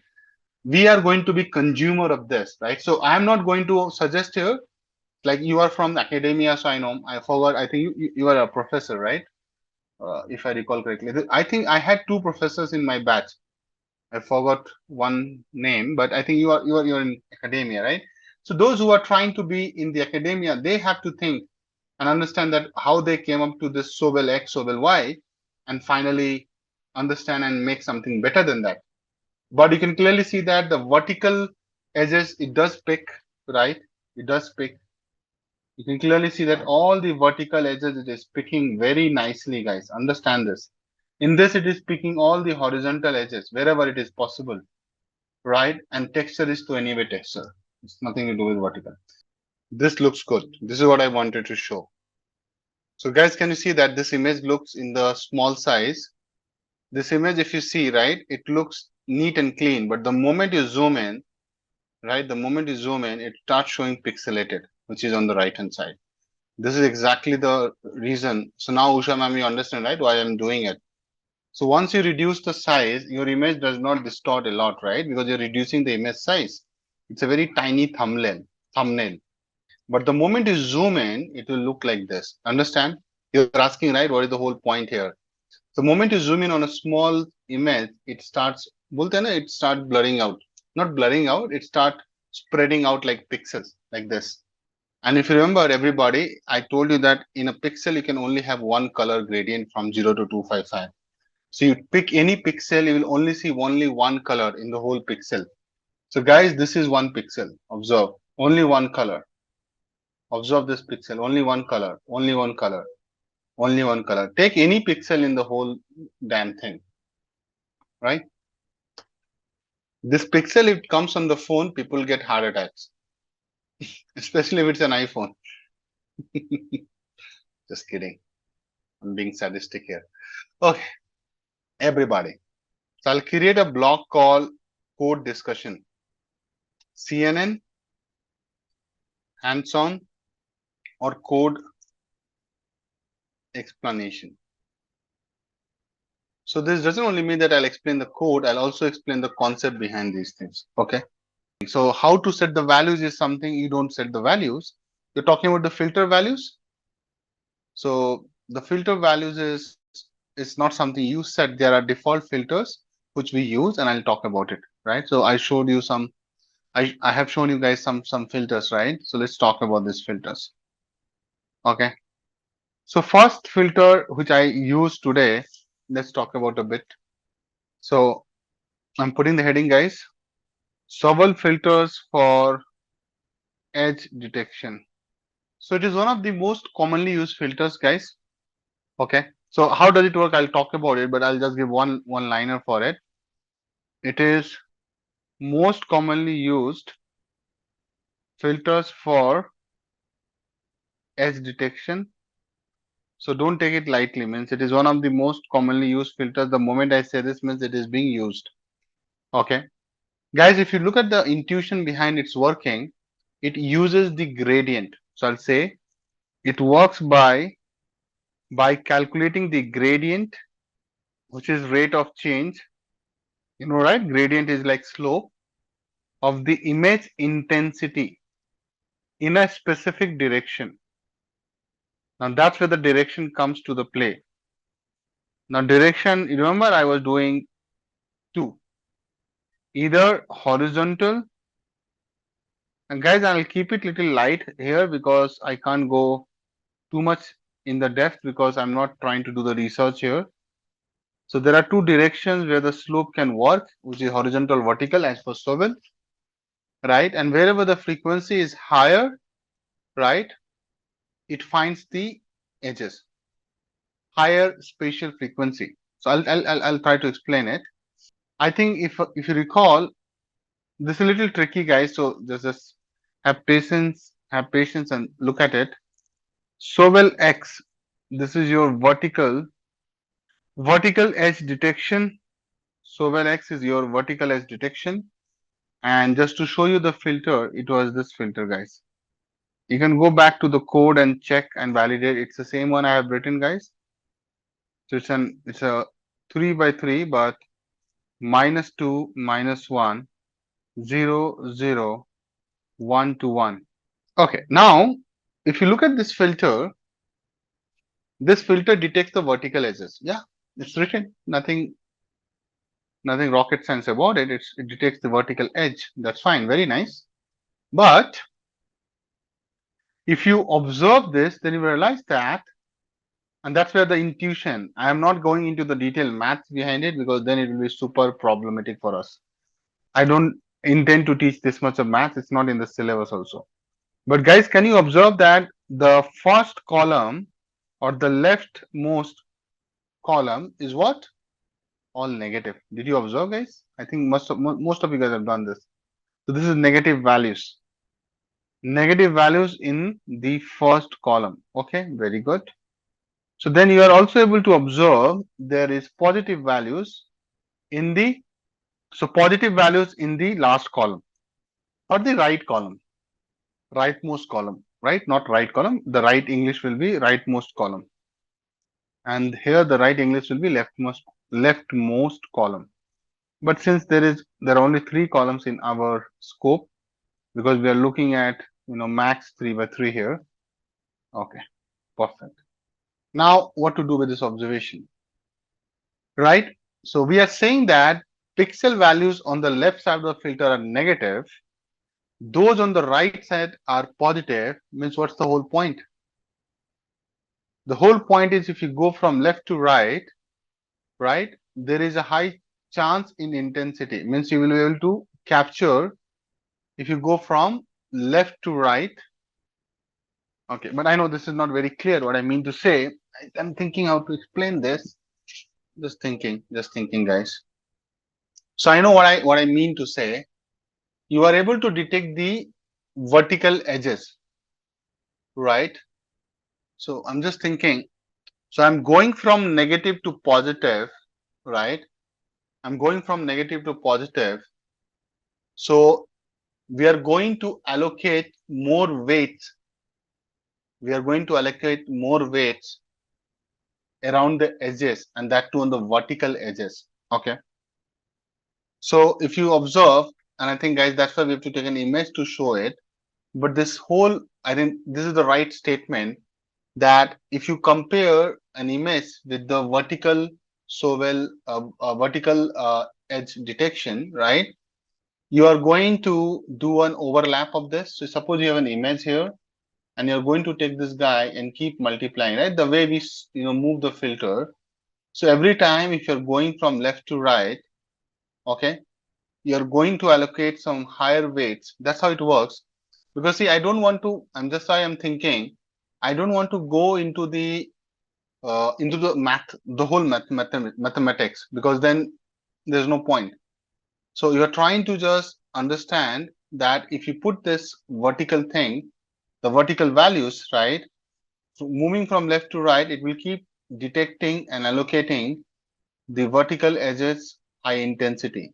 So it will get more weight and it will become more white, right? So if I want to show you with the image, hold on. So I still understand that there can be a lot of detailing around it, but the whole idea is not to go there that depth. But what I'm trying to say here, guys, the moment I'll show you, giving higher weight means what? Making it more white in the vertical, guys. Come on. If you look at this image, isn't it? Wherever there is a vertical part of the image, you are allocating a higher value. Guys, can you see that? Higher value means white patches are coming. Can you observe these white patches, my dear, if you are able to pay attention? And whatever is already dark, they are making it more dark. So that way you are able to highlight more across the vertical lines rather than horizontal lines. But again, I would like to keep it here only because I don't want to increase or create the confusion here. Okay, but this is the filter. Now, how does this filter value have come in the past? Looking from the, if you understand this whole the lecture, right? We are not going to look into it, but obviously this guy, Mr. Sobel, he came up with these values. You don't change these values. Means you can definitely try play around, but ultimately what happens, guys, that these are the values you have to use and you can play around, but you can only highlight the scale, but don't change the negative and zero in the positive positioning. Okay. Okay. So let's not get too much into the detailed thing. Okay. So well, X is vertical or horizontal? See, guys, so obviously, if you see this image, you tell me it's vertical or horizontal. X and Y don't go there. So well, filter we are talking about. I might have underscore written X underscore Y, but don't go in that. It will confuse you, to be very honest. So there are two types of filter. I would always say that this filter is associated to vertical edge. The other filter is associated with the horizontal. Okay. So Sobal wise, I'm just also trying to say, I'm just also just confirming, guys, give me a second. The kernel is vertical is negative on the top. I'm just trying to recall that. But looking at the image, what do you think? It is like horizontal or vertical? I think image itself says here. So I don't worry about anything else. Just look at that. This is giving you horizontal edges it is picking because I can clearly see that these are your edges on the vertical side and it is picking it. So this is definitely vertical edges, no, guys, or we are doing some mistakes. But I'll double check and confirm because it's just a transpose, So I can be at I can be at mistake. So I agree. So guys, okay, the image is like vertical only, because if you see here, right, it is picking the vertical one. So the other filter is, guys, vertical horizontal edge detection. So well horizontal edge detection. I think, and some of the guys were able to find that what is the relation between horizontal and vertical. It's just the transpose, right, guys? I'm not writing X and Y just for the sake of not confusing in it further. So if you look at the this so well, relationship, you know that it is it, right? It's a transpose. I hope you guys are able to see it's a transpose, right? So the row becomes the column. Okay. So now this filter, let me write very clearly. This filter detects the horizontal edges. Now, why it is calling this Sobel Y? I'll also tell you the reason I'm calling Sobel Y. Because you are going from negative to positive, which is your top to bottom. Can you see this? So are you not going on the Y axis, guys? This is like Y now. And here it was what? So when I said it is Sobel X, you are going from like this, left to right. See? So that's the reason we are giving the notation X and Y. But in case you are doubtful about Naveen and you know something different, I can confirm and come back. But for now, I'll go with my memory. I'll back my memory. So detect the horizontal edges. Now what's happening, guys? You're seeing, right? You're going pixel negative top to bottom. See? So you go from negative to positive. Just observe this, my dear. So the same thing it does. So it gives more weightage to the bottom than the top. Okay. Now I'll talk about, so Sobel is done, XY. Now I'll talk about Laplacian filter for texture detection. So here, if you observe, again, it's the whole thing, but the only difference here is that it is used, it is used to detect textures and other fine details by measuring the rate of change in pixel intensity over the entire range. Now, this is very easy to understand. So what we are saying that, and for that I have to go to this guy. So this is original image, and I'm doing with respect to original image, no downsampling, guys. So now if you observe, it's all about intensity. So now you go from, and since it's not pixelated, you're not getting a lot of sense. So I'll take a pixelated image, guys, and then you will understand. So we have three things, right? And later I'll ask you guys to pay attention to the pixelated image. Now, this is the pixelated image, making it bigger so that you can see it's a pixelated image, guys. Can you observe? Right? There's something I've shown you there's something I've shown you earlier also, right? When I was trying to show you the pixelated image. Now, if you observe, there is some change in the intensity. You can't see here. You have to go bigger. Why I keep zooming in, then you will realize that. Focus on one part. Do you see there is a change in the intensity, guys, in the pixels? So when I say pixel intensity change, what do you mean by that? You mean by that, so, right, if I zoom in and zoom in, right, you will see that I have a better image to show you this. Hold on. Yeah. See this image, my dear, right? I'll make a copy so that I can show you. Guys, there is a change in the intensity. This is brilliant. Well, this is beautiful. Can you change in the intensity is what? Shades. So see from here, from and across the image it has to do, right? It was bright white, going from bright white to dark on this side, right? Can you see that? And going more darker on the this side. Can you see this? Just observe this part. Then again it goes from here to here, white. Now come here. Look at the madam's hat. Now come here, guys. This is the texture, right? This can get better also because I'm not using the pixelated image. So let's do one thing, because then apple to apple comparison will happen. You understand what I mean? So let me run this function with the pixelated image, and you understand why I'm doing it. So I'm doing in the background because you are looking at my OneNote. So I'm running this, the whole thing, rerunning it, so that I can show you the image. So when you do this in the pixelated image, it looks really awful because your pixelated is really bad. You have reduced the resolution to like a really low. You means me, right? But I'll show you because I don't want to cheat with you guys, but it is like of no use. But me with Ming, I'll show you. This is how it looks like, guys. Not good. So you can reject it, but can you see nothing you can see from it? But it does give you something which is of no use. So you go there back. Can you see it, guys? It's nothing. So what you can do, you can't be reducing like this much. 64 by 64 is not good. Let's do little bit of pixelation by half of it. So I'm changing the code, guys. So I'm just seeing that if I can get a good image to explain the concept I want to show. Now this is super good. Yeah, this is powerful here. So this image is so nice that you see the vertical and horizontal edges so nicely. Guys, observe this.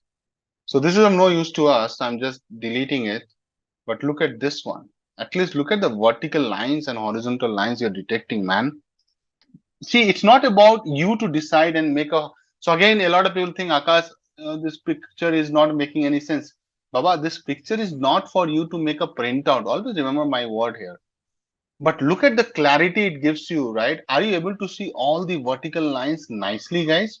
Patches of white and the black, guys. See, observe this, right? Can you see it, guys, or no? And can you see this horizontal lines coming out? And look at the texture. It completely gives you, if I make it small, right? It looks like the texture is very clearly shown here. Because I'm going into this, it looks like, and that's how we have to see, my dear, right? Because it's a pixelated image, right? But can you see that the lady is very much, you see all this, the whole texture is very visible. I don't know how to say this, but see that everything you see here, if you pay attention on my screen, right? The whole, I can see the eyebrows by the way. So if you are thinking that I'm just doing a blind chart, it's not blind chart. Can you see the eyebrow at the right thing? For the model, it will be able to detect. Just look at this, my dear. See, are you able to see the texture? Just see this and this image. You're able to detect the texture of the image. But there are other filters all as well to do it. But you got the point of discussion, guys. Okay, everybody? Because that's how the model will understand. You don't need to do it with your mind, right? It's all about this, right? But it can be better. So I can make it more smoothing out, right? Using that average pooling. Remember that? Can you see how does the edge detection is being done in this image? Can you believe it? So I am going to bring this quality of image very soon, but I want to go slowly. So I want to show you. This is so amazing, right? You're looking at a colorful original image, right? You do the y direction and x direction. So basically you're doing this gradient to do the edge detection.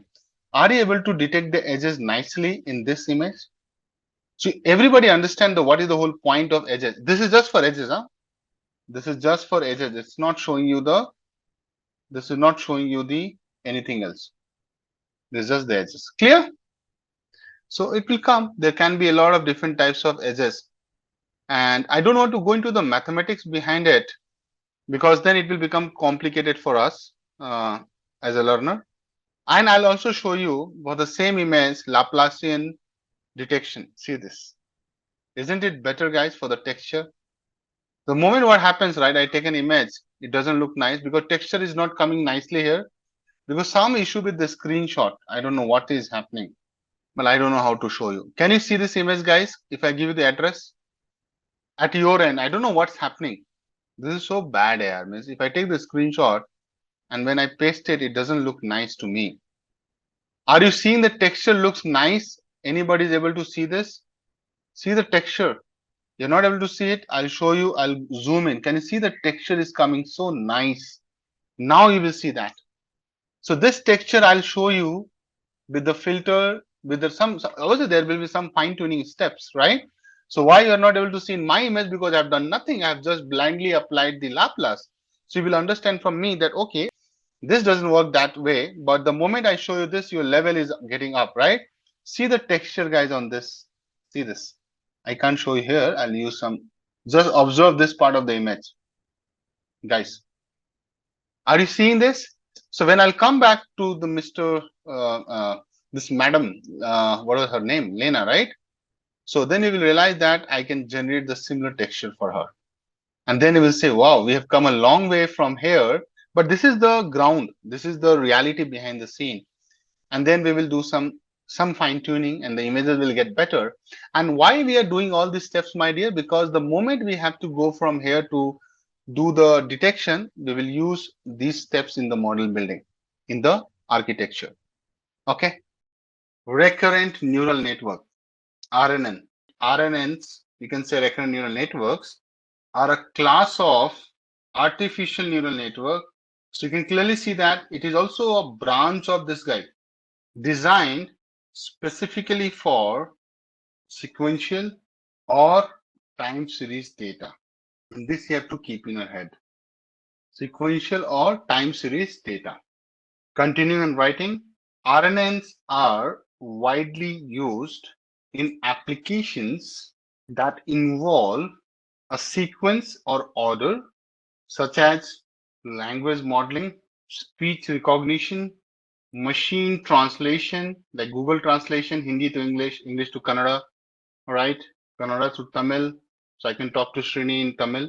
Obviously, I'll miss on the pronunciation and the dialogue delivery, but I can still say some words. Time series prediction. So all those, I think almost a decade back, Google came with the translation and many more applications. So don't think they are good for nothing, definitely, but it's like a very niche area. How many you need such use cases? It's not like high, okay. I feel RNN is taking us closer to the human behavior, right? Generally, this is a question that why we use RNN. So maybe I'll write this question. It's an interview question, guys. And you know me, I keep giving you this kind of question. It's like a pro tip means interview.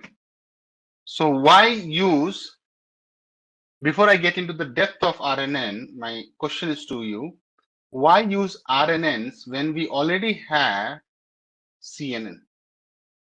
Could not we have used CNN for these tasks? Question. You know that as a matter of fact, CNN can't do these things, but why? CNN cannot deal or cannot handle previous history. It cannot remember. It's like Ghazni. Have you seen Ghazni movie? Amir Khan, and there's another movie, I think a Telugu movie as well, right? They are going to shoot the Ghazni Part 2. So Ghazni movie is there, right? So this Ghazni movie or Tamil movie, I can be wrong, but the guy forgets things he only can remember for 15 minutes, something like that was in the movie, right? Short-term memory, right? So when I'll teach long-term, short-term, right? LSTM, long short-term memory. So I'll be going to anyway talk about it. You love it. The Ghazni resemblance, I will bring it up. But that's the problem with the CNN, guys. Okay, that's the problem with the CNN. CNNs are really good when you have to understand the image. What is the relationship between the spatial pixel relationship? But it cannot, local speciality, right? But it cannot remember the sequence in which you have inputted the data, right? It can't remember that. So I'll detail it out for you. But a very high level, I can say that CNN is really good for any image related stuff, as you know. Why? Because it is good in handling spatial relationships between pixels, and that too, in the local relationship. But it cannot handle the sequence of the events, right? Or the sequence in which you're entering the words. Like I'm saying, hello guys, how are you doing today? How was the week, right? It does matter if I say hello guys. I'll show you. So this generally I say, right? Hello guys. If you say this is my pet line, how are you doing? Or how are you? How was the week? Now just imagine that let's say everything is an input. So I know every character is an input. For simplicity, I am making boxes, right? For CNN, everything like one input, and it can take in any order. So what CNN will take it, like it will say, are weak guys, hello, right? Are you getting it? You, the, how. Are you getting? There's no sequence. Now, if someone is saying this in the class, saying, are weak guys, hello, you, the how, right? You will say, who is this guy? Is he gone crazy or something? Because you don't know this. There's no way you can, I give you a jumble of words and you make some meaningful sentences. Generally, we used to do that, right? You understand what I mean? So generally, we used to jumble the words, and this happens in some government examinations like that. So you make a meaningful sentence using those jumble of words. But who talks in that language? Yeah? Nobody agree with me so far? So this is like totally beyond comprehension. So I'll put a line to it, non-understandable, as there is no sequence. Okay. So let's talk about it more. So now I'll answer it, guys. CNNs, which is convolutional neural networks, are extremely effective for processing data with a fixed spatial structure, like images. Isn't it a fixed spatial structure?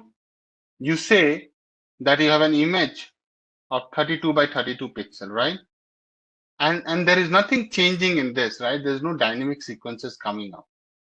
So it can quickly handle this. Okay, I'll continue. However, CNN lacks the ability to maintain context.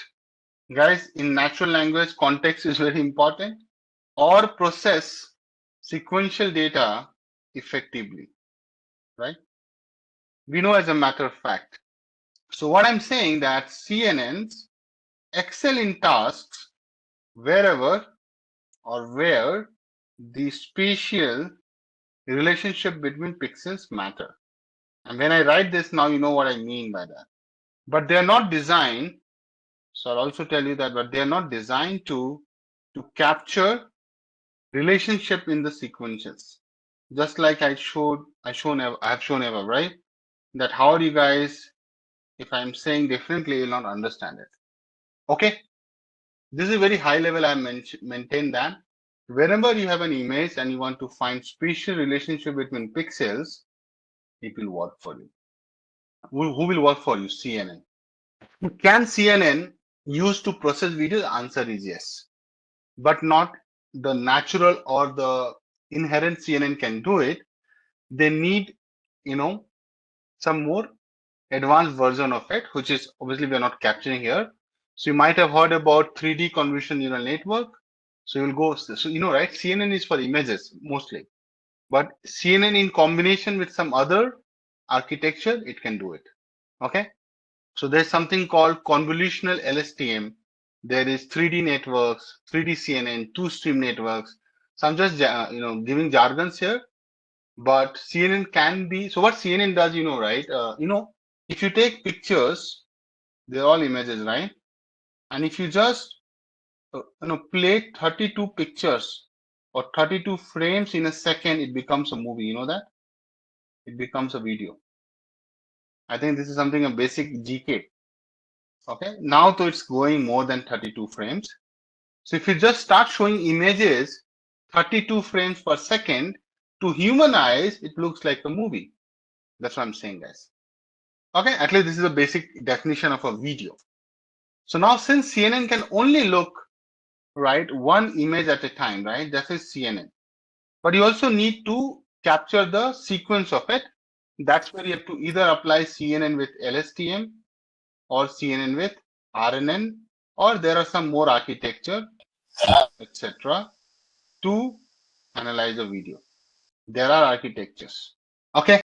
So only like once is like is a real time object detection algorithm that uses a convolutional neural network only to predict the class and bounding box coordinates of objects in an image. It is still an image, guys. Okay. But guys, I'm not getting to detail it out because then I will, gives you the coordinate. I'll show you a real image which is famous on the web. So this is, you have seen, it comes on the LinkedIn. A lot of people keep doing this. I have seen people doing this. So this is somebody's screenshot I'm placing here. Can you see that? So it gives you a lot of details in an image. Okay. It's still a CNN. It is not like a 3D video analysis you're doing. Okay. So for dataset is a facial recognition dataset kind. It's just like our those 10 classes, right? So CNN is more preferred because it's more like a classification task, right? As it's an image classification task. You understood? You're not trying to box the image and find object in that, right? So that's what I'm trying to say. It's still an image classification task. You're not trying to find who's person, where is the traffic light, right? You're not doing those stuff. So you don't need yellow for this. Okay. RNN, at least you're getting a sense that it tries to store the sequence and then tells you things, right? Okay. So whenever I say sequence is so important, buddy, that you realize this. I think a lot of guys must have tried this. Have you seen this? This is coming from the Google Translation website, guys. What I'm doing here on this screen, guys, I'm saying, did you eat biryani with Amir? Right? Can you see this? It's a Google translation. Source is Google Translation. So what these guys are doing here, when I say, did you eat, right, biryani with Amir, it is trying to not only sequence these words, it also tries to remember, right? क्या आपने आमिर के साथ बिरयानी खाई, right? It has to be lexical correctly, grammatically correct. So I'm asking a question. Did you eat biryani with Amir? It's written in English, right? Just understand. This is English. But here, Amir comes in the third place. Can you see this? Observe this. Where is biryani? Biryani is in the second last word in the Hindi, right? And Amir is coming in the third place. Just observe the color coding, guys. Everybody, please pay attention. Just tell me one thing. If RNN would not have the memory, right? Do you think it is possible to write different languages having different grammatical setup? This is one of the very key thing I'm discussing, guys. Right? If I just do this to Tamil and Telugu or Kannada, right? You will see biryani is switching the position. Agree or not? See, I'm not a champion of other languages. I'm good in Hindi or English. I'm doing it, and I hope you also understand a little bit more. Don't get into this controversial discussion that Hindi is the best. Every language is the best. Language is a way to communicate. So then don't take it so hard. So I'm not getting into that zone. I'm saying that did you eat biryani with Amir? In English, this is what it looks like. In Hindi, look, Amir comes here, which was the last position. It understands that so first, if you write something, did you eat biryani with Amir? There are a lot of stuff happening, by the way. So it goes through this translation, but it first understands each and every character, its positioning, its meaning, and then it generates. So it's like first it takes its, then generates the response in Hindi, saying that same stuff in Hindi, giving the right position for the words in Hindi without losing the meaning, without losing the context, without giving any confusion. Isn't it brilliant? I'm not saying that Google Translation only uses RNN and it's doing everything. No. I'm saying that I'm just making a point. Use cases like this, right? Use cases like this that definitely needs to remember things before you can do anything. Agree or not? So what I'm trying to say before I go anywhere, guys, you guys agree with me? So this is in Tamil. Now different language, look at the beauty of this. So this is Amir, the popal, the popal. And this is biryani. Look at the language has changed. It's Tamil, right? Positioning has also changed. But the same thing can generate this in Hindi and this in English. You don't need to change the left side. You agree? So what it does, it not only takes this character, the word, the positioning, everything it remembers. So what I'm trying to say, RNNs imitate the function of human brain where it tries to model the sequence data like conversation, like human conversation. So there's a friend who is not happy that you ate biryani with Amer. Definitely he's not happy. That's why he's confirming. I'm just making it up. Did you eat biryani with Amir? Means he's not happy about it, right? How can you miss me? And it can identify, which is more like I would use the word anticipate sequential data in a way that other algorithms can't. That's the power it has. Algo means algorithms can't. I don't know how many of you guys seen this. When you write something on the Google, it predicts it. Suppose I'll show you an image. Is the market going to crash? The moment I write, I'll show you. Those who are investing in market, I'm just making an example. Don't say anything. Is the market is going to crash? The moment I start searching the Google, I'll write source Google as Google might. These days Google can be a little tricky. Source is Google. Definitely we're using Google. So when I write something, is the market is going to crash? Understand. Is the market is going to be crash? I have not even completed it, but it has given me the top ones. How do you think it works? Right? So it can do ranking. You can say that suggestion. There can be multiple ways. So I know it can be a little misleading and confusing. That, okay, guys, this is just like ranking of the search people are doing and showing in that sequence, right? I understand. But you know what? Google has this feature that auto completes it. And I have talked about it. You remember that auto completes the sentence, and that called Google Smart Compose. Agree?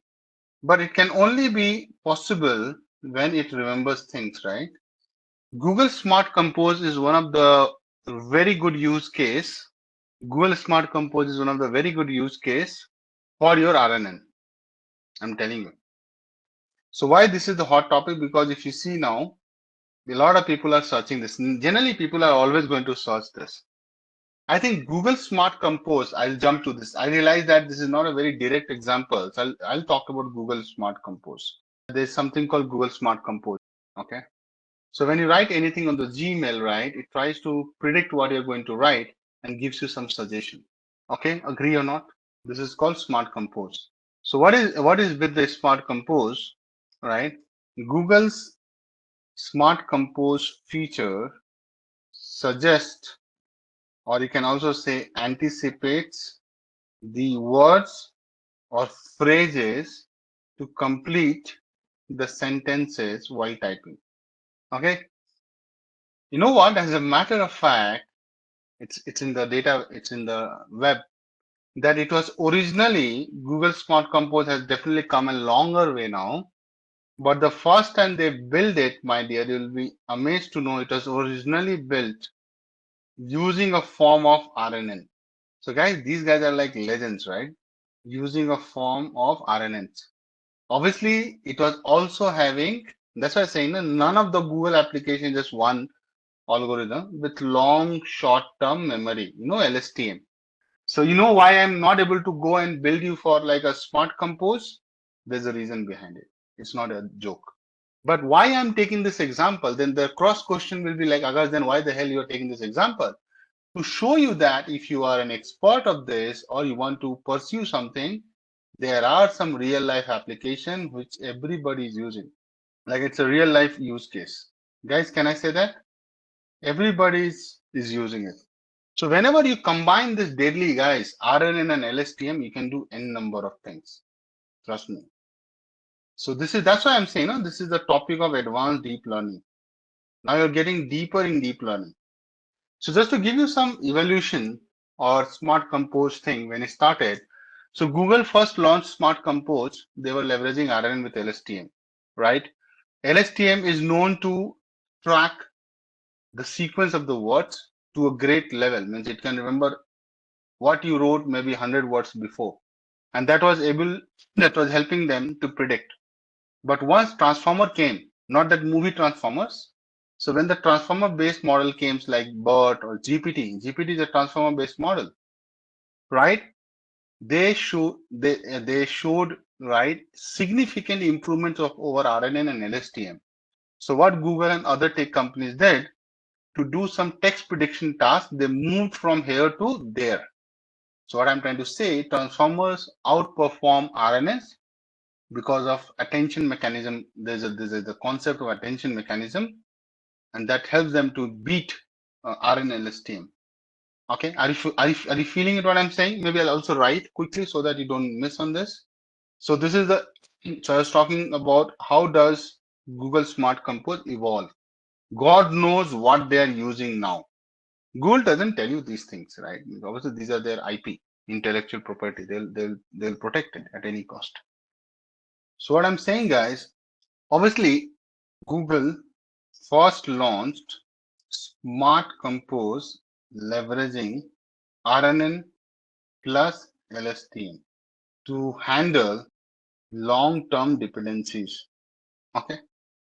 When I'll teach you LSTM, you will know that LSTMs are known for or can keep track of earlier words in a sequence. That's the beauty of LSTM, which allows them to better predict subsequent words. But later, as transformer-based model such as BOT, GPTs emerged and showed significant improvements over RNNs because they also keep doing research, right, to make better things. So it showed over RNNs and LSTMs, Google transitioned to using these models for text prediction. This is called text prediction task. You're predicting the next word, right? It's text prediction. Trust me, it needs a lot of power, compute power, money, and then you can do that. Okay. This is the evolution. I don't know.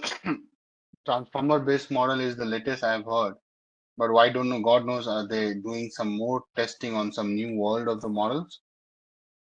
Only Google can answer that. But this is a very, I would say, one of the coolest application of RNN, guys, which you are using till date. But obviously, it was initially a use case of RNN, but now nobody is using RNN. So you might be thinking, then Akash, why I'm even learning RNN, right? Thinking, na? How many of you guys are thinking on that line? So मुझको RNN क्यों पढ़ा रहे हो? Why are you teaching RNN? It's like you are still going to learn linear regression, even you want to do decision tree and XGBoost. This is the route you have to follow, right? So you are starting from like a baby here. You have to go all these journey milestone you have to achieve to be here. Now the question is that how fast you can go, right? That's you can decide as a learner. But you can't just jump. I keep telling this. We need to go through the foundation. Else you will be just knowing stuffs and transformer. It will be just like a wannabe. You know about encoder, decoders, right? Transformers, you know, learning, you know, transfer learning, but you're not going to be an expert because your foundation is weak. Okay. It's not like multiple people are writing the same mail reply, right? It's not multi or parallel thing. I think it's more on accuracy, the kind of prediction they're doing. And obviously, LLM models have attention mechanism, right? Those transformer based or GPT models and now LLM models. So they have better ways of handling that. But these models are having more control on the context. They can obviously they can keep more history. They can better use that information for prediction in the text prediction use cases. That's how it is better. So now you see when ChatGPT also came, now it is able to frame its sentences like human beings does, writing like a human, right? But obviously it took a lot of training, a lot of work. But now the GPT models are the latest available to human as an application where you can actually do anything. You can just write, copy your mail and say that, can you reply to this mail? And it will do a great job. I've tried those things. So obviously I'm not getting into the details of how is it better because that's not the scope here, but it's a big discussion. Can't start suddenly, but definitely it's better. That's why it is replacing the older version of it. RNNs. Is transformer based on RNN? No, transformers are not based on RNNs. So it's like a pre-trained models, right, which can do parallel processing, having the attention mechanism, and they do not rely on sequential processing. But no, Transformers and RNNs are two different things. RNN follows sequential processing, transformer does parallel processing, and there are other things. Okay, let's move ahead. I think it was a good discussion on RNN. Okay, guys, I'm more of an application kind of person, right? Means I'm not the guy who know everything, to be honest, but at least I will be knowing what I am to teach. So it's a vast thing, it's a vast world. But yeah, I don't know how many guys are aware of this, but Grammarly is another application. It understand your use case. So these are some plugins coming from these companies, Quillbot. I'll give you the links so that you know that, okay. So Grammarly is something you must have used. Quillbot. So I'll give you the link. So Grammarly has become a big company. Now that they must be using some OpenAI kind of stuff. So don't worry, but I'm talking about the Grammarly when people were, trying to do this mail check and all, it was integrated to the Outlook.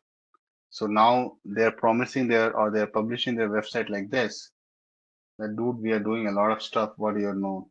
So obviously every company is developing their research. So they're saying now they're using responsible AI. I'm damn sure they're using instance of ChatGPT or OpenCV. They must have trained. It's like their AI writing partner that helps you to find the words, the tricky words. You want to write a mail like an aggressive manner, right? And the Quill bot is something I'll show you also as a hands-on. Hands-on as like a use case I'll show you through. So Quill bot is also very famous. A lot of companies are using this, right? So it will fix your grammar issues. Yeah, you can write better English. So you can do 8 tools in one platform. I'm just giving some screenshots. So that's why. So it can do grammar checker. So you can increase the fluency, fix mistakes, prevent plagiarism, right? This is amazing, huh? So if you are using this to write some article or a blog, you are unknowingly not, copying, pasting somebody else's work. You will be in a big soup. So generally, if someone is writing a content writer, they try to have this subscription and do it. So when I was in my master's, I think I had to do a thesis. Okay. So they give me a plagiarism checker. So in IITs, right, professor will validate your answer that you're not just copying pasting somebody else's answer. You know that as a matter of fact, any good colleges will they do this, right? So that they don't, because your professor name is also stamped on your thesis. If you're trying to do a PhD and all, right? FYI, I'm not a PhD. I'm just an MTech. Could not do PhD. Not my cup of tea. Always wanted to be in consulting. So what I'm trying to say, plagiarism is one of the biggest thing.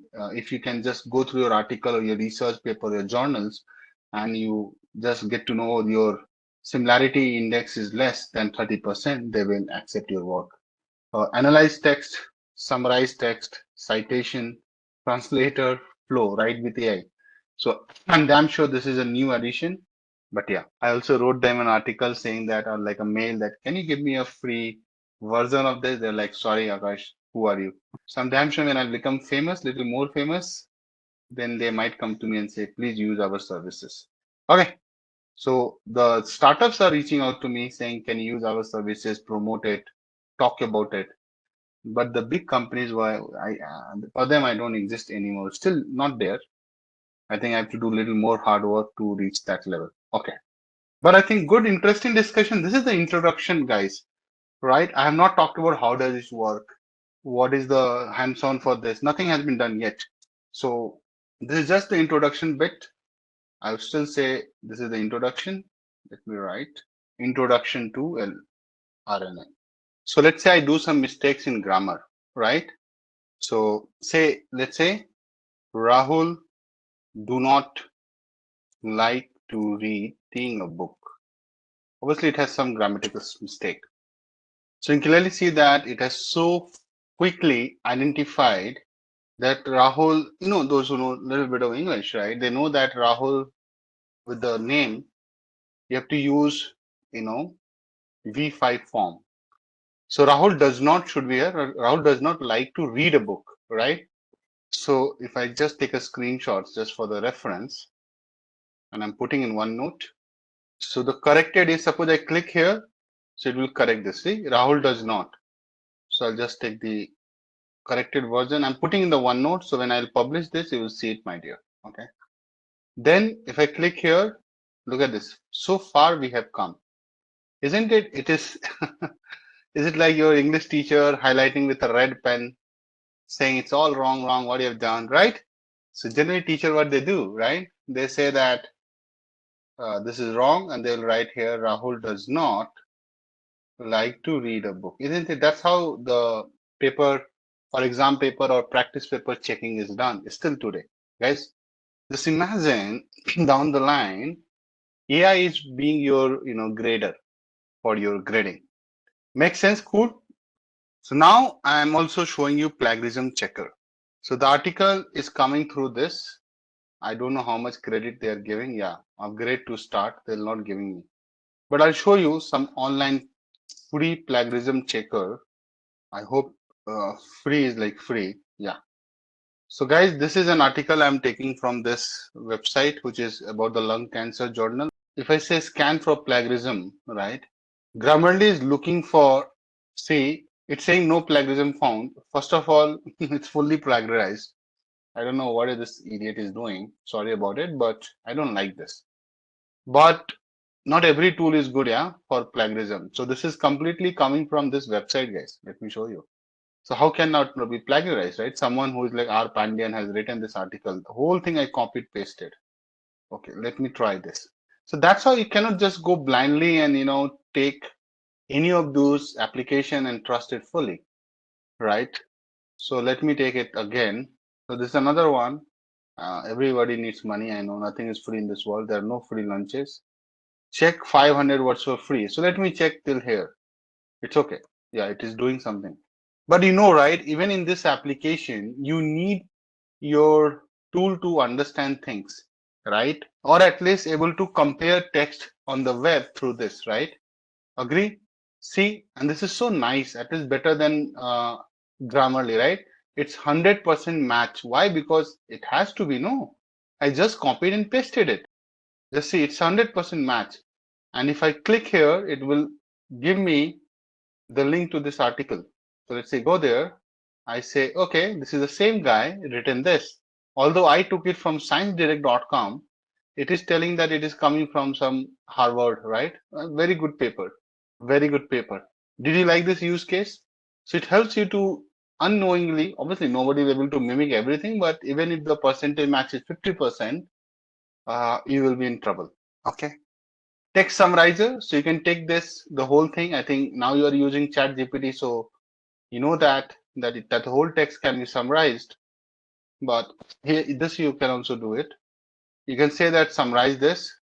See, so the whole thing it has read and summarized it. If I saying, what if we remove some sentences from this in the plagiarism thing you're saying, right? But still, it will be 100% match, right? Because it will match some other part of the chat, right? Got it? Okay, so this is all about Quillbot. You can try doing review of these things later. But yeah, that's all I wanted to show you quickly. There was another question which was asked in one of the interviews that why does feed forward neural network not good at predicting text? So guys, remember when I was teaching you artificial neural network, you have a feed forward, you have a back propagation, right? So question was mostly on that, why it is not that good or it is not at all good. So just to answer this and also telling the concept behind the scene, in feed forward neural network, the information only moves in one direction from the input layer through the hidden layer to the output layer. That's the direction. Any doubt? Anybody? You know this in and out? So what I'm saying is start from input layer to the hidden layer till the output layer. Okay. That's the flow.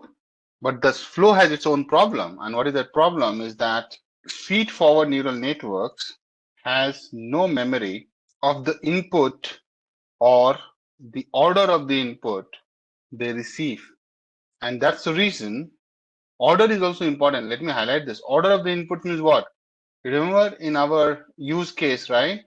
You have x1, x2, X784 inputs, right? Now all these guys are connected in parallel. Remember that? Suppose even if I take one neuron, all these are connected. Now who is going in what sequence? There's no sequence at all. Now all going towards to the neuron at the same time, right? Hello, in a layer. So there's no sequence at all. There's no order. So there's no order. So, and that's the reason they are bad at predicting what's coming next. It's like you have no idea what is going to happen with your career because they don't know at all, right? There's no sequence, there's no intelligence there, nah. So on contrary, so I'll just add also, on contrary about RNN moves the information through a loop, which basically means that when it makes a decision, it considers the current input and also what it has learned from the inputs it received previously. Okay. So what it does, it considers the current input and also when it has also what is learned from the inputs it received previously. And obviously it's just a one line I'm telling, right? You will not understand. I know that. So I take a very cool example to explain. Let us explain the spelling of Apple. I took Apple because I like Apple products to a kid, like a 2-year-old kid. Let's try to do this. Suppose I am the kid here, okay? 2 years, 3 years of kid, right? Let's take 3 years. I don't know spelling when they teach. I have no clue there. Sorry. So don't kill me for this if I'm saying, oh, this is too much. You are trying to explain spelling of apple to a 3 or 2-year kid. This is insane. Don't kill me for this, okay? Let's say this is me. Just imagine spelling for apple is what? APPLE. Everybody, definitely you were a kid, right? Before, long back, right? If someone is telling you to remember the spelling of an apple, this is the favorite time pass of parents when some uncle, auntie come, right? Uncles and aunties come. The kid has to demonstrate. It's like, come on, beta, demo it. Please, this is my request to all of you. I don't have a kid yet. We are thinking about it. Never ever do that to a kid. Don't demonstrate. Okay? Let the kid answer if someone is asking. And I think don't be that uncle, auntie also. You go to a house of your friends. The moment you meet a kid, you start asking, okay, tell me the twinkle, twinkle, little star. Come on. We need to stop these things. Okay? You should talk to the kid. What did you do? Right? How's your life? Not like a big question, like what did you play? Who are your friends? These are the questions they would like to answer. Not like a test here. Just imagine I'm coming for the very first session, start asking questions, right? It's harassment. Huh? In US, we call this harassment. In India, it is called parenting. Okay. So that is a point I want to make. But at least you guys agree to this. I think every one of us has been through this harassment. Now the kid is trying to explain, or just imagine they're trying to learn the spelling of apple or mango. They're two different fruits, right? Order is so important, right? So the kids say a kid is trying to recollect that apple. So they say them in their heart or in their mind, and they try to pronounce those letters of the apple word, right? Agree or not? Sometimes kid will say apple like this, right? Okay. Then so no, beta, you missed that. It has to be double P. So when you say double P, then he knows that double P means, or she knows that just P after P is double P. The moment I said just after P, right, there is an order and there is a previous memory that I've already told P just now, a fraction of second back, means now I have to tell P again because they are continuous, consecutive, right? Double P means like this, right? And now they don't have the apple means they will recollect that after the second P, L comes, right? And after that, there is another word E. So this is how learning happens in case of a kid, right? You try to show images and then make them pronounce these things so that they keep rehearsing and they try to remember. Okay, there's nothing. So now it has become more scientific, the course curriculum. So they're talking about syllable, phonetics. There are a lot of good knowledge they are providing. In my time, phonetics was nothing in the syllabus. Similarly, for mango guys, they know mango means in their head they're thinking that I should start with M. Then they try to recall what is the next. Then next, isn't it a kid is trying to predict? Not literally predict because they're not using RNN model, but the kid's brain is trying to think, right? And that's why sometimes it's a tricky spelling. You also get stuck, isn't it, guys?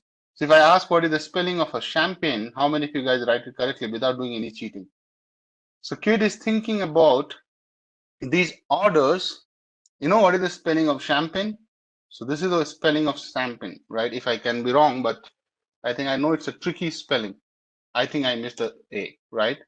No. So champagne is right. It's not a easy spelling. So a lot of people have, so I have missed A, I know that, but a lot of people, they miss this. They write chimpanzee. But let me give you the Google search for it. Let me search for you. This is how champagne is. So now if you tell your kid, maybe 8-year kid, they might also struggle. Don't take those spelling bees, those kids who are too good at spelling, they spell like this much long word. I'm not talking about those kids. We are not those kids. We are normal guys. Okay. So champagne spelling is something, right?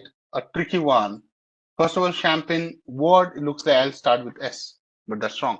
It's not champagne, but still champagne is little. So those who have good phonetics, like I think the South Indians have good phonetics than North Indians. They have good, their language is more difficult. Huh? You guys agree? Than all the North Indians. So the language and most difficult language is Surinese language or next to Malayalam, right? So Tamil and Malayalam are the most difficult ones. The most easiest one is like Telugu and Kannada. Kannada language. The Kannada who speak Kannada is most easy compared to Tamil and Malayalam, right? Telugu is also fine.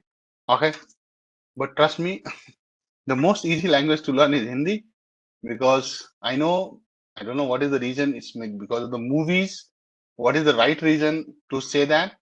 Or it will be the language is simple. Obviously, Hindi is most simplest. Hindi, Bengali is also simple. Odia is also simple. But because of movies, Hindi is like prevalent in all the parts of India, even in the northeast. Okay, so I don't want to go into controversy of Hindi and all. I respect everybody's language, culture, rituals, right? And I have a strong feeling that if you're living in Bangalore, you have to behave like a Bangalorean. If you live in Tamil Nadu, you have to behave like a Tamilian. Then you are being true to their culture, right? Don't try to disturb the majority. You know what I mean? So behave and respect. So suppose, right? I don't know how much you agree, but I'm making a point. So you are just one segment, right? So then you can't be like saying that, okay, you practice what you practice, but don't try to superimpose your concepts on somebody else, right? That's not accepted. Okay. Yeah. So to be honest, in Bangalore, Francis, I don't know, have you been here or not, but Bangalore, everybody speaks Hindi, even the Kannada. So that's the reason it's very tough to learn language a little bit. And now in Bangalore, even everybody is speaking English and all. So you're living in Bangalore only, right? So you know that. So either English or Hindi. If you're practicing Kannada language, sorry, keep saying Kannada, but Kannada is the people and the language is Kannada. So Kannada language is not tough, but you need some intentions. I think my kids will be able to learn it. So I can tell that. Okay, moving on, guys. Guys, working of RNN is not easy to understand. Okay. How to explain RNN working in a simple way, right? So, I feel how many of you are like a avid reader? Like you read a lot of books. I like to buy books. I don't get time to read books, but I like to read books. I have all the good books which I need. So when you're trying to read a book, right? Let's understand. This is a very cool example to understand the working of RNN. So suppose imagine a person who is reading a storybook like Panchtantra or any other books, whatever you like. So every time you read a book, right, you start reading each line and you try to also remember what happened in the previous line. I'm talking about us human beings, right? You're trying to remember what happened in the previous line so that you can understand the next line better. Isn't it? And why I'm talking about books like fictional books or Panchtantra ki kahaniya, right? These books are amazing because the story is so tight that you remember things. Like even I remember that Hira Moti Do Bal The, because I studied that Hindi, right?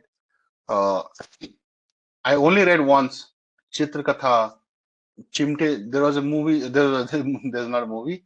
There was a Eidgah or something where the guy buys the, chimta. Chimta, right? In Hindi we call chimta to flip rotis. I don't know. I don't know. Those who have been in my peers to know this story. Eidgah, I forgot that. Buys chimta. No, yeah, I know. It's Hamid. So yeah, Premchand Eidgah. Yeah, I remember the name of the story. Yeah, so proud of myself. So just imagine, I'm older, so still I remember. So Hamid gives the chimta, that's the tongs, to his grandmother, and she felt shocked and started beating him. Right, but later she got emotional. It's a very powerful story. If you have not gone through this story, Munshi Premchand, he is from my place, right? I don't know those who study Hindi. Those who don't study Hindi or they don't know Hindi, so you can always say that. So he is from North India, UP, Banaras, right? So definitely Godan, Kafan, what a story, man. So suppose you're reading a story, coming back to my example, I got carried away because that's the impact. Isn't it? You try to remember the previous line, what happened, right? You try to sequentially understand what is happening so that you don't lose the grip. It happens in movies also, right? You go and watch a movie. If the story is not tight, the narrative is not that tight, or it also happens for the classes, right? Suppose I keep jumping here and there and haphazard manner I teach you, you will not be liking me as a trainer. Agree or not? Come on. So I try to go so sequentially that you connect the dots. You are able to connect to what I taught earlier with now. That's where the learning is enriched. It's immersive learning experience, right? So when you go to IMAX kind of theater, who definitely they charge a lot of money from you, but end of the day, you like to watch movies in there because the experience is mind blowing. So when I watched the last Batman trilogy, so I watched in IMAX 3D or something. It was a 2D or 3D, I don't remember, but IMAX is a different screen. Those who have been able to see, it's not in every place is in India. I'm not sure, but definitely it's in Bangalore. So you watch, it's a big screen, right? 88 or something. And then you feel like you are almost into the movies only, right? So why? Because you're able to connect to the dots. What dots? You can only connect to the dots when you look backwards. Steve Jobs said that, right? So that connecting the dots is all about RNN, right? So suppose if I stepwise breaking down. So let's say breaking it down step by step. This is interesting. So let me draw the analogy. So what is the heading, guys? Oh, sorry, missed to write the heading. Working of RNN. Let's start saying that, let us think, or let us say RNNs as a person reading a book, one line at a time. That's how kids read a book. So before you go and read a book, isn't it? You go in step by. What is step number one? Step number one is you read a word. Go slow, huh? So don't behave like adult. You have to behave like a kid. How does a kid read a book? You will read a word, right? Isn't it?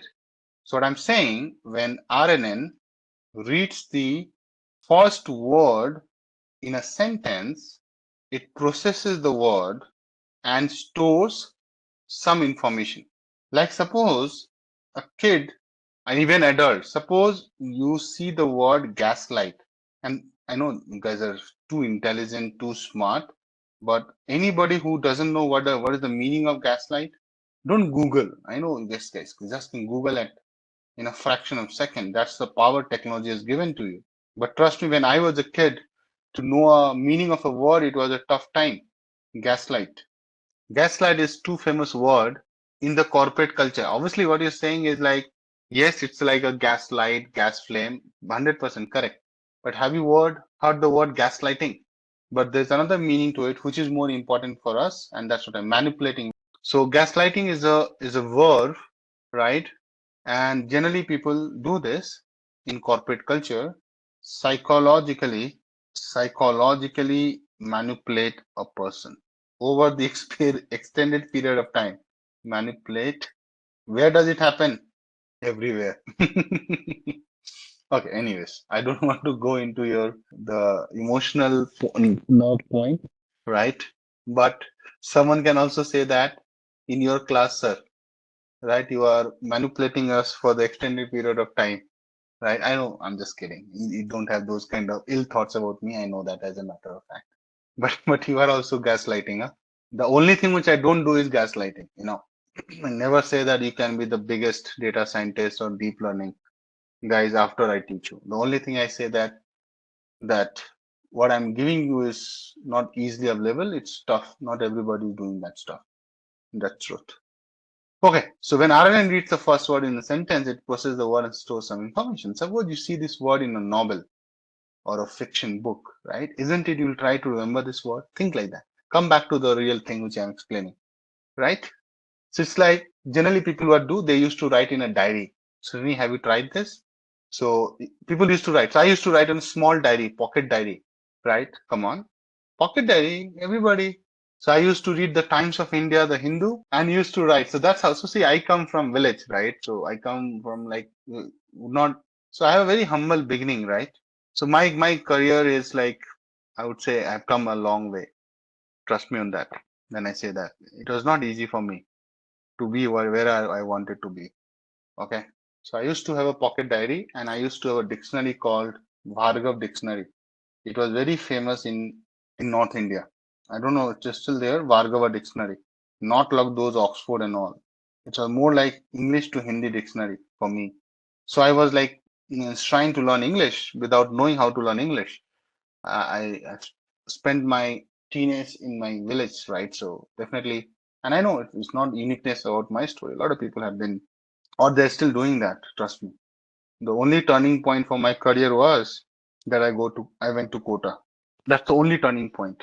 From there, things changed for me. And the reason I went to Kota because I was one of the top three students in my district. Not like I was dumb and then my dad and my mom sent me. So it's not like I was pushed. I deserved to be there, so I went. But obviously, it took a lot of efforts and money. Let us not go there. It's a long story.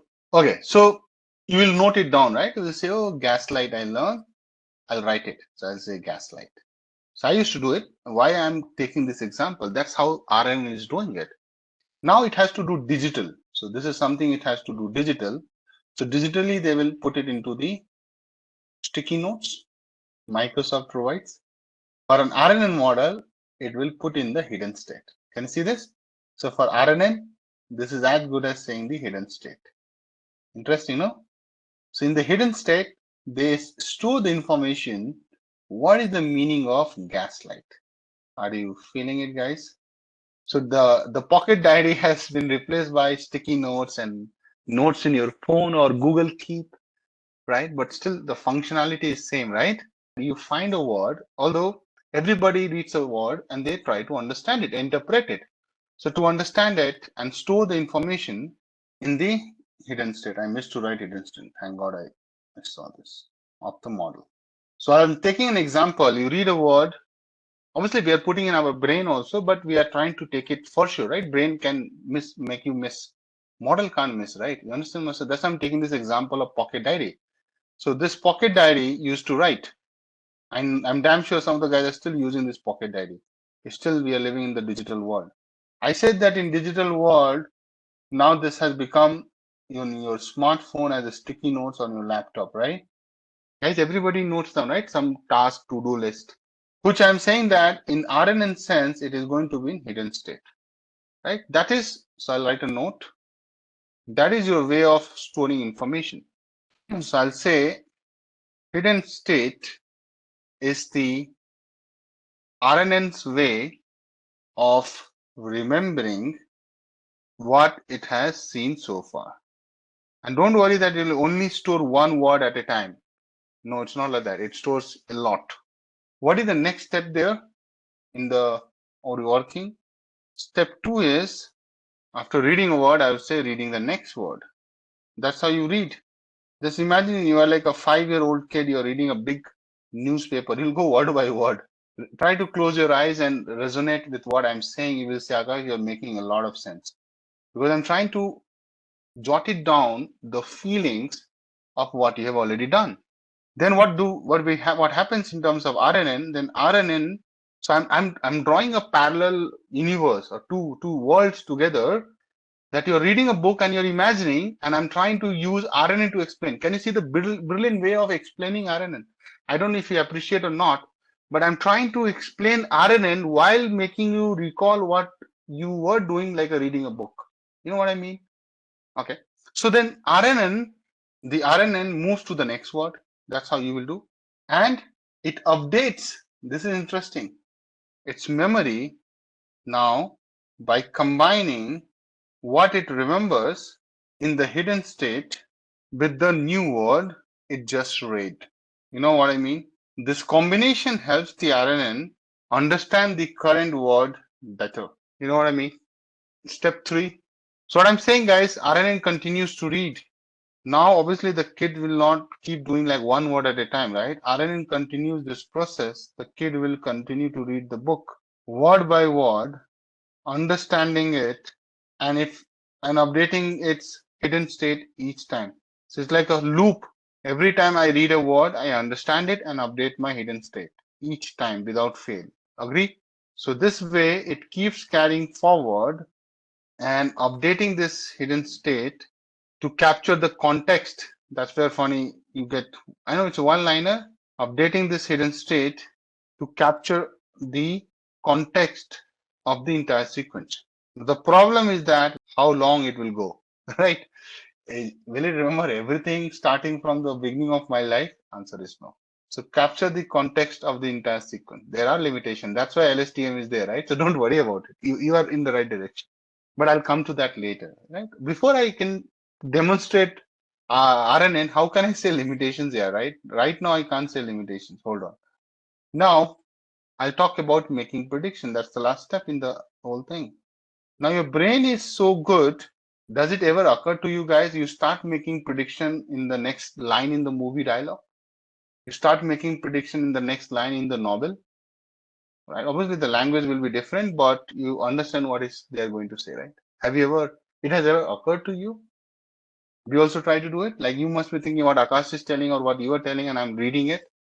So yes, that's how brain works. And look at this, how good they have done it. You should be proud of these guys who have built this. We have not built it, so we are just the consumer or the user of this technology. But at end of the sequence, right, RNN uses its final hidden state, which basically used to predict. Now they are not doing, so when we are reading a novel and all, we tend to predict, but we actually also read. So it will predict the next word or classify the sentence or perform other tasks. Sentiment analysis is the task. We will do it, guys, here as a use case here, or perform other tasks like sentiment analysis, one of the biggest use case of RNN. In social media world, sentiment and perception is everything. Agree? If you're not happy with me, even I'm doing a great job, I will be replaced. You understand what I mean? Because you don't have the true sentiment about me. You have a false narrative in your head because someone is impacting me, because they are influencing. That's called gaslighting. Psychologically manipulating you. Okay, guys. So yeah, I think this is just a very simple way of explaining how does RNN work. So whenever you're designing a neural network, any one of it, MLP, CNN, whatever, right? First of all, let me tell everybody there are no hard and fast rule for determining the number of neurons in a layer. But it has more to do with what kind of infrastructure you have. For example, iris dataset. There are only 4 input features. I think anybody would take all the input neurons, right? So what we are trying to say that ideally, if it is not like 5,000, 6,000, and hundreds of thousands of neurons, means input variable, you don't need to think about importance. Ideally, it will not be in real world. Okay. But in CNN, you can have like 300 by 300, which gives you 90,000 pixels, right? So 90,000 inputs are there. And that's why we do downsampling also, remember? Using the max scaling and all. So yeah, that's there. But ideally, we see that we try to start with the fully connected, means all the inputs we will take in the input layer and going forward. Okay. The other thing you have to keep in mind is that try to do the scaling. So suppose your input ranges are in, some data points are like in thousands, some data points are like in hundreds, some are like in 0 to 1. So always is better to standardize or normalize your data set. That helps your any neural network to converse faster. That is another best practice in the input layer I'm talking. Okay. Now, how many hidden layers we should have? We should have one, we should have hundreds, we should have how many neurons there? So there's no rule as such. Again, I'm coming to that. But idea is that at least the thumb rule says that you should take input neurons and output neurons ka average. So for example, if we have, generally we use, and again, this is like an empirical formula, that suppose I have 700 neurons coming as input and I'm dividing. So take that example now, MNSIT data set. So 784 inputs, output was 10 classes, right? Okay. So anything which is average of these two guys, okay. So, two-thirds size of the input layer or half of it. So 350 neurons you might be having in the hidden layers. Now you know that I have not taken 350, I have taken 8 or 10, right? Because I don't have the power, I don't have the infrastructure. But ideally, I feel that for a MNSIT data set, people start with 16, 32, 64 neurons and they stop it because of the computational challenges. But ideally, in the best practice, we have a big machines, you can take 50 to 200 neurons. Again, I'm saying there's no rule, there's no formula someone can give you that, okay, these many neurons you have. But it will only come with the right set of questions. Suppose I have a big machine, I would still try with 50, 100, 200 neurons. If I have a small machine like my own normal laptop, I'll not be able to go beyond 8, 32, 64 max. Okay. In a hidden layer. Because it's just sequential transformation, right? So you can have more hidden layer, but within a hidden layer, number of neurons, you have to be very smart about it. Ideally, I start with 8 neurons. You will see 8, 16, 12. Okay. The best practices is that don't do underfitting, don't do overfitting. How will you know it? You will only know it when you run iteration. There's no other shortcut. That's why you have to keep iterating, keep thinking about it. Okay, I know there are some website they will give you a formula or something, but again, I'm telling you, reading a lot of research I have done, nothing works like this. You have to do some overfitting handling, you can do regularization, you can do dropout and other stuff. So we have already covered that part. So, images can be noisy, and I think I want to show you one quick screenshot. So how does an image which can be noisy looks like? I'll put it here. So this is your having noisy image at sigma 90. And so, right, this is the clean image. You see there are a lot of jittery or noisy dots, right? But you click this image and then you denoise. So that's why I have to go into detail to explain that you have come from 9.05, 9.49, right? This is your power of signal to noise ratio. It's communication, electronics background guys would know more. And you're using BFS CNN, right? Your image, which was full of dots, as you can see, it gets really better from here. If you go here, right? It's almost as close to, close to this part, not like 100%, but at least it gets smoothen out, right? This is called power of signal to noise ratio. You can Google about it. So I have done BTech electronics. So this is power, signal power to noise power. If it is more big number, your signal has less noise, right? Means good signal. It's like a good signal. Signal is as simple as that this image. And if this is less than 1, means your noise is dominating. Much less than 1 means you have bad signal. In this case, it means you have a good image, or here you have a poor image, or you can say a noisy image, or this could be your denoised, or I would say less noisy image. So that's why if you guys focus 9.05, it's almost 3 times, right? 3 times. If it was 27, 3 times the quality of image has increased. But you will hardly see any difference between these two. So now again, they're using a technique called BFCNN. So you will ask me, what is Akash BFCNN, right? BF is bias free, so obviously I can't go in all the details. Okay. Let's talk about RNN architecture. You know that RNN architecture is going to be from your neural architecture. Neural network architecture, it's a feed forward. Let me show you. This is a feed forward. So you go from one layer to another. So I'm excited about that. This is your forward propagation, you can say, right? And you know that you have another layer. So this become input for the next one, and likewise.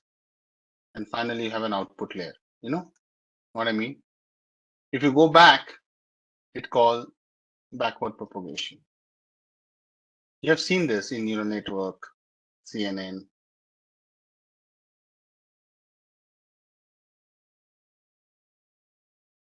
So you know that when you are going to do forward propagation or forward pass, you predict.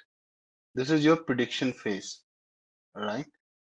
So during the prediction phase, right, there's no context getting about, right? It always try to take a new word and understand the context better. But since there is no sequence, there's no order, and in forward propagation, it keeps taking the output and making an input in the next, and so on and so forth. So ultimately, it doesn't do anything like this, right? In the forward propagation. In the backward propagation, right, that is your, obviously backward propagation and forward propagation, they are a little bit different. Why? Because you train while you are updating it, right? You go back and update your parameters and the training phase is complete. Ideally, to be honest, it is combination of both. So if I say forward plus backward, together the combo thing makes your training happens. But when you are doing prediction, right? When you're doing prediction, right, it doesn't do anything. It just takes the data and predict for you, right? There's nothing you fine tune in the output. So far with me in the neural network. But what RNN does, RNN has internal memory. And let me show you this. In terms of architecture, I'm saying. So if you see, I have already written few of the things. So if you compare, this is a feed forward neural network, guys. I'm just saving some time. And if you observe, I have highlighted something, this part.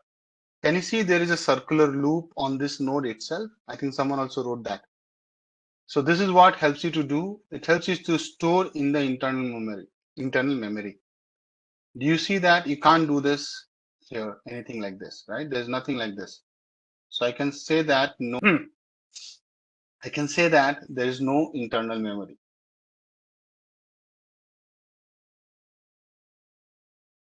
So that is the biggest difference in the architecture itself, right? Okay. So what I'm trying to say, my dear, is something which is having everything. It has a hidden layer, but you know, it also use output to store. Okay. So I'll show you one architecture. Just pay attention.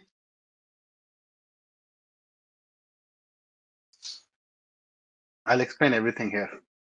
That's why I'll not go into too much of mathematics because trust me, mathematics is super heavy here. But what I'm trying to say, and you have to pay attention to understand. So I'll just write one pointer. RNNs allow previous outputs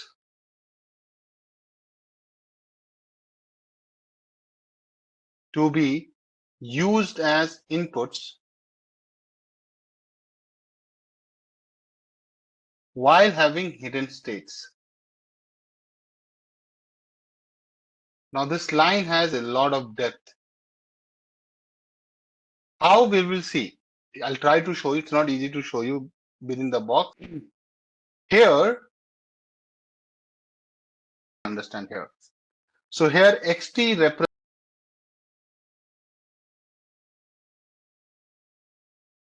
sequence of inputs. Sequence of inputs. Okay. Now we will also break it down that what do you mean by this? Sequence of input, okay, but what do you mean by sequence of input? It is contextual. Contextual depends on the context. green boxes at the bottom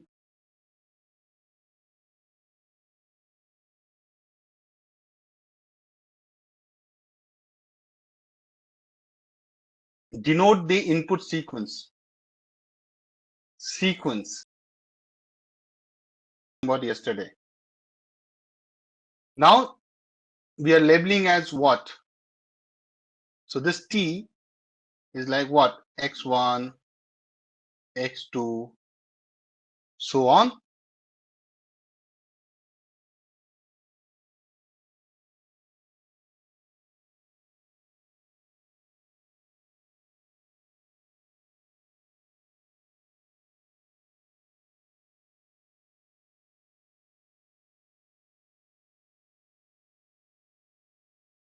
A. So green box input sequence. This sequence can be as simple as that. Listen to me. Input is a sentence. If I say input is a sentence, then each X T could represent a word or a character. Are you getting? Could represent a word or a character. Right? Sequentially it will go. I'll also take an example. Don't worry about it. So now you understand. I will elaborate this diagram now. Moving on. Second is what? Hidden states. Hidden states. See, hidden state will be there, right? Hidden states will be there. Hidden states, we are saying that the blue, can you see that is what? Let's say in the diagram, blue rectangles in the middle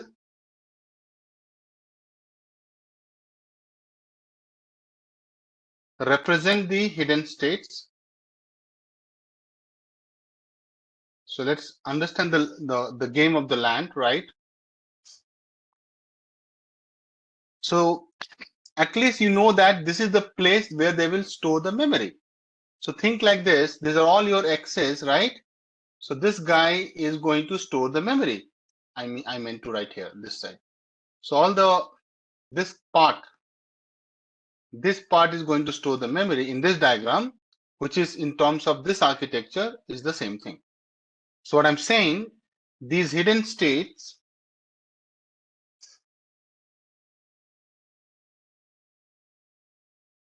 maintain the memory of the.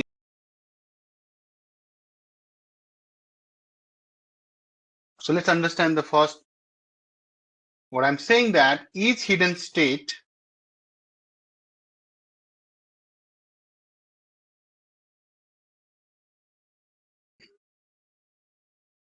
AT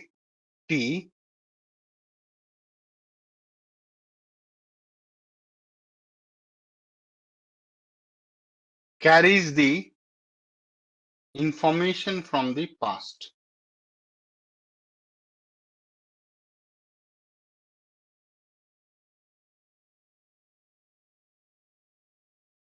Past inputs up to the current step T. Okay.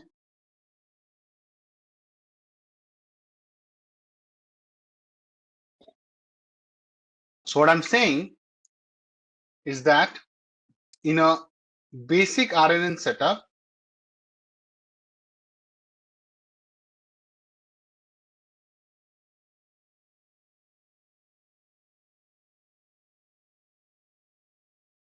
paying attention, the hidden state AT is computed, right, at any point T is computed using the current input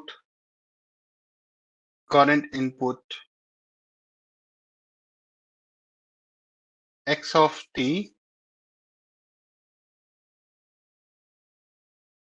and the previous hidden states. And what is going to be the previous? previous hidden state. Now you guys are getting hang of it. T minus 1. Then you can put T equal to anything, 1, 2, 5, 6, 7. So this is how sequentially it is capturing, right? It's not jumping to it. Okay. This is your second thing in that architecture. Third is what? Outputs. Notation is telling you loud and clear. I mean the the pink boxes. So pink boxes are like your output. Okay, I'm talking about this one. Here actually they are calling red boxes, but that's fine. So let's write. So red boxes at the top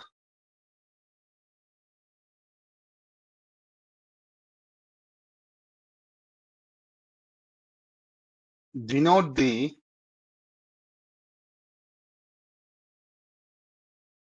outputs of the RNN at each time step. Okay. Labeled as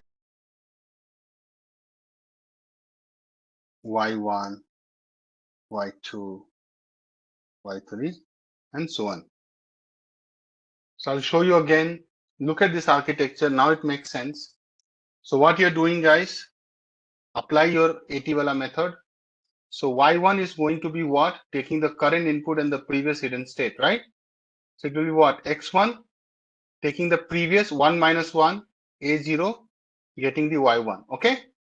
Then this Y1 is going to get stored here. So when the next time you do X2, it will come A1, taking the previous and using X2 as the current input. It is already capturing what happened here, right? And telling you this. And then it keeps moving on. Make me. And that is, I love ice cream. At least everybody loved ice cream when you guys were kids, right? Let's say this is a sentence. Hello. See how, okay. So I love ice cream. Ice cream anymore. Yeah. Okay. So the first thing, guys, if you see here, what don't say cream, guys, it's coming from left to right. So processing the first word, which is I. See? First word I. What will happen here? Now to process this, RNN will start with some initial hidden state. Generally, it will be set to some standard random values, right? You remember that? It can be as simple as zeros also. Then I will be passed into the network. RNN processes the word I and updates its hidden state A1 based on the input I. Okay, so I'll write a few things so that you don't miss it later. So I'm saying, guys, number 1 point, RNNs starts with an initial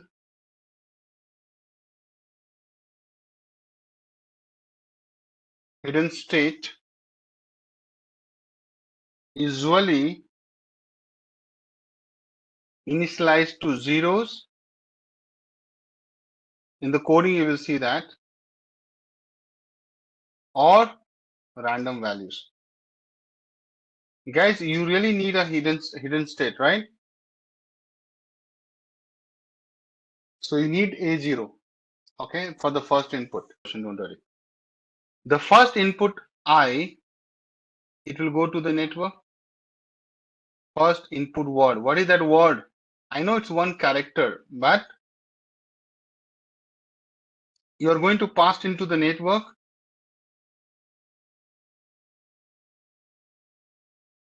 Now network processes this word. RNN network will process this word, right, using this blue box, which is your what? Remember, no, blue box is your hidden state. Using the initial and the input, it will process it. That's how it works. And store it in the memory. Now this seems like a black box for you guys, I understand, and we have to keep it like this. RNN processes the word I and updates its hidden state. Now you might be curious that I'll try to go a little more deeper, but I am skeptical about it. Need to keep it as per the syllabus. So you're going to make this learning happen. So we say that hidden state. Sometimes no literature also write A1 or H1. So both are correct. Don't worry. H for hidden, so that's why they use H. But people also use A. I'm using A, so I'm. The next part, guys. You tell me. Next word. We are not worried about space here as of now, Masrad, to answer your question. And in NLP and in other tools, there are ways to ignore word spaces and few those things. Processing the second word. What is the second word? I think love, right? I love ice cream, so love. The whole word will be getting into the model. Sequence is very clear. I'm just explaining the sequence. Second word love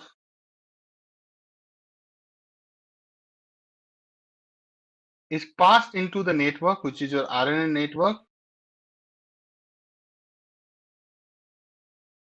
along with the updated hidden state. Now this is something tricky and you have to understand. Guys, remember when I started the hidden state, it was initialized to random values of 0, right? See, usually set to zeros or random values. When this first process was done, hidden state got activated or updated with the word I. Clear, no? So what it's saying, second word love is passed into the RNN along with the updated hidden state, and that is your H1. Or we also write A1. So what I'm saying, I'll go and see in the show in the diagram. Here you had brought I, good. This is your love. So what happened? I is already being captured here. Now the next time this I will be going along. Please pay attention. Or I'll use different color so that you don't miss on it. Are you able to follow what we are doing, guys? This I is already captured now. It will go there.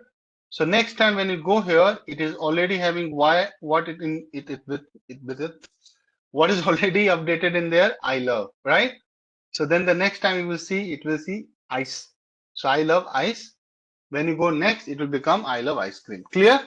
Sequence you are able to understand. I know you have tons of questions in your head. How does it do it? What is the science behind it? Ideally, when I say science, it's the maths, not the RNN uses the hidden state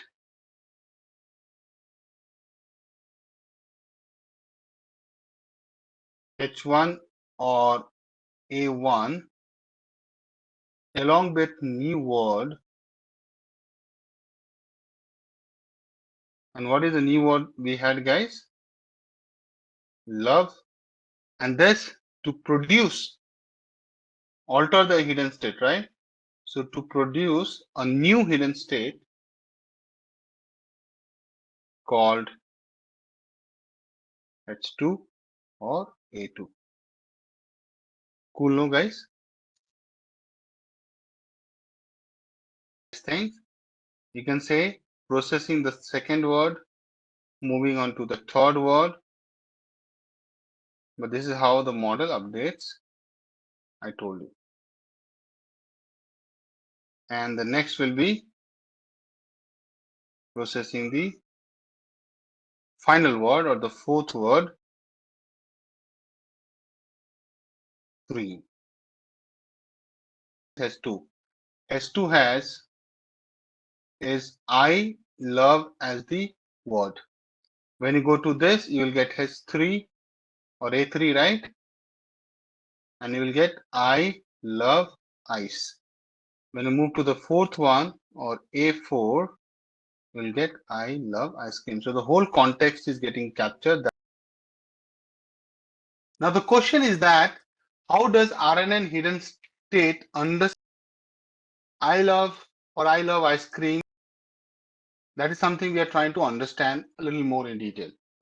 See, obviously there's a mathematical scene. under the hood. There's a concept of word embedding. Have you heard embedding? Now I'm trying to deep dive, my dear. So there's a concept of word embedding or semantic or sequential. And let's say you're trying to write a journal. So you wrote something, but then you slept because it was pretty late in the night. Again, you came back and picked up. So isn't it when you did something here, till here, it is all stored in the journal, which is your hidden state. And then you again put your input from the mind or your journey and adding further. But what I'm trying to say, when you say I, you give a letter I or a word I love, what it converts into the vector in NLP also. So it's like converting the characters into numbers. Vector, embedding vector. So I will also write, else you'll forget. So what I'm trying to say, how does RNN process the word I? And in NLP, I will be literally doing this. You will understand. So processing the word I, what it does in this, it transforms, it's a transformation, right? Transformation, the word I into an embedding vector or embedded vector, which is basically in layman term, numerical representation. Right, our algorithms, our machine are all 0, 1, 0, 1, right? It does not understand English, Urdu, Farsi, Tamil, Telugu, right? So it has to be a numerical representation. What is this does? This is the first thing it does, that it converts into a numerical representation. The beauty of this numerical representation is that it captures the semantic meaning of it. Now, what is the word semantic? Idea of NLP. Semantic meaning of the word I. Obviously, we know I means मैं. I love ice cream. मुझे ice cream पसंद है. So, semantic meaning of the word, in this case, I. What is the meaning of semantic meaning of the word I? Semantic means relationship between the words, right? So you must have heard about lexical semantics. So it's like, denotation, connotation. There are a lot of things, to be honest. But suppose, you're trying to understand what with the context is called semantics. I don't like ice cream. It means you just not only know the information, you also understand that person does not like ice cream. And if he tells that, I do not like ice cream and some reasons, you know that the person does not understand does not like the ice cream with this reason. So you understand the whole context, yes. Because it's very important that context is here. I'll give an example. I walked into the bank. One sentence. So NLP, welcome. NLP started, guys. So now I think you'll be feeling happy about it.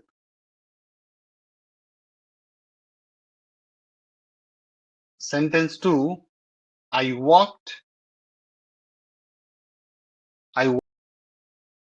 on the bank of the Ganges. Now you understand the same word bank has two different meanings because context is changing, right? One is your financial institution, right? It's like more like your bank, PSU, private, but it's an institution. And this means side of the river. Side of the river. Agree, no? So this is what we mean when I say captures the semantic meaning of the word. Although I here is very simple, there's no confusion, but this is what you have to see. Semantic, I'll also write one-liner so that you don't miss. Semantic refers to the meaning and interpretation of the word, meaning and interpretation of the word, and it can be not only word, it can be words,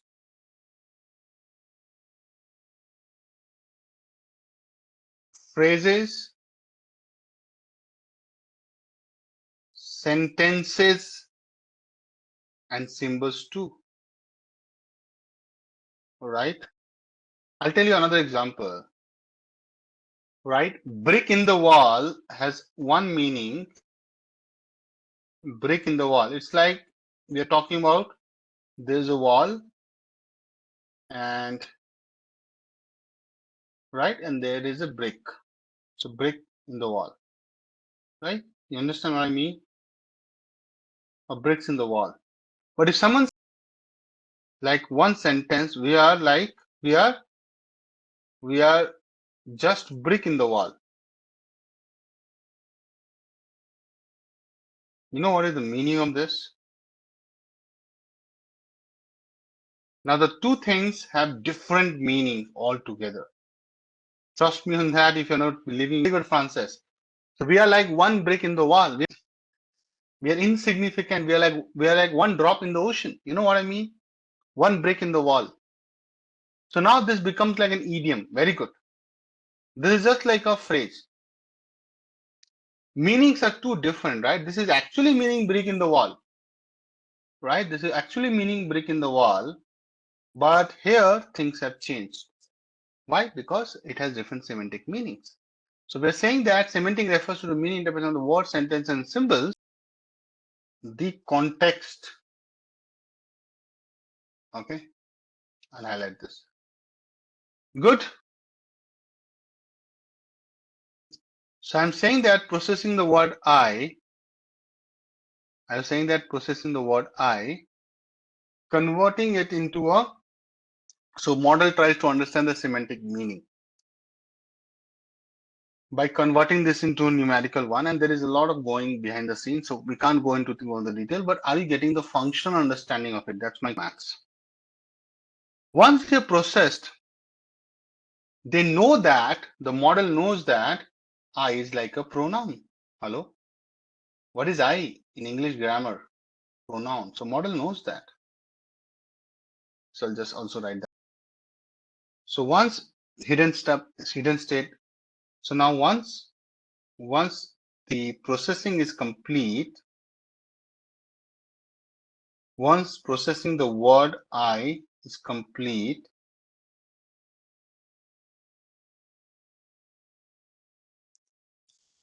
the hidden state H1 or A1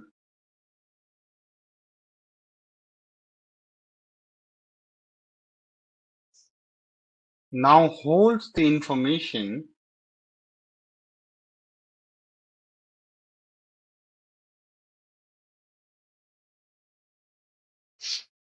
about the word I. Now this is a very first word, and it can be as simple as like, it has not a lot of meaning to it, like recognizing it as a pronoun. But it's a good identification, na guys? And model would be able to understand that pronouns are generally the subject. Hello?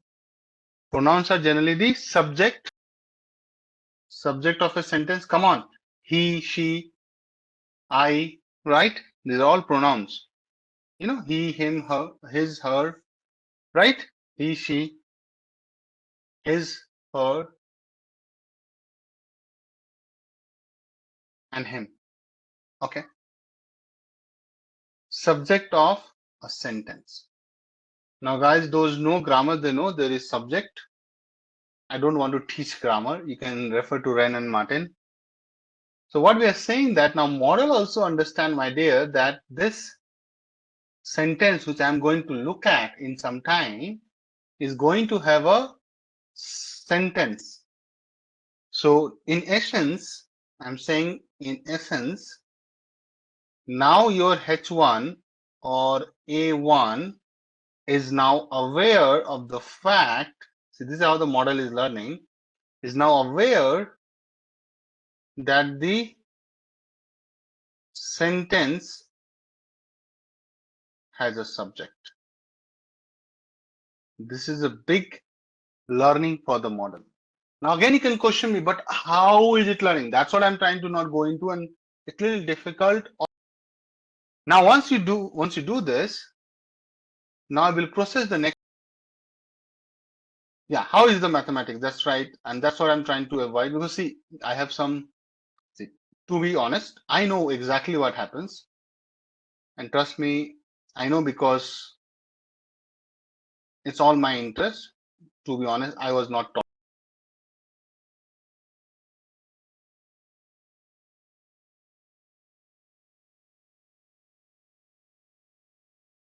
Processing the word love. Let's move. Let's spread the love here. Okay. So the moment you will bring love, already it knows that you have, and subject I, and the next word love will make that the subject love something. Come on, think it. Take it like a how to say? Think like you are a machine trying to learn something. So I is the subject. That subject I, which we are referring to, love, is what? Something will come. But what is till love, right? So when the next word come love, again it does the same thing. I'll write it again because so that I'm completing it. So when the RNN receives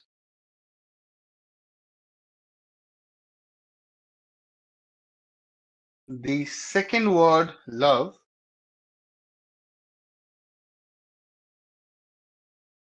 it transforms obviously this into the word love into an embedding vector. Again, the numerical representation,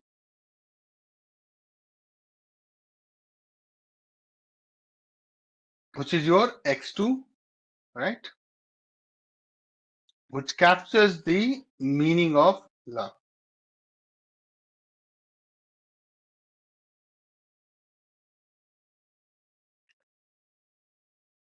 Okay. Now, next thing happens. This is the first step. The next thing which happens is what? It also updates the hidden state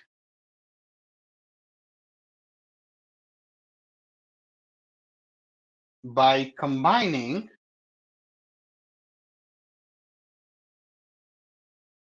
x2 with the hidden state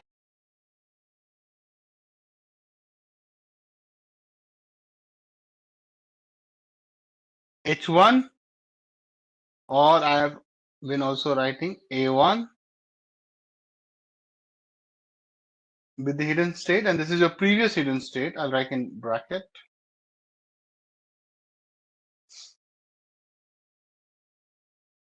which already holds information about I, which already holds information about I. Very good. You guys are getting hang.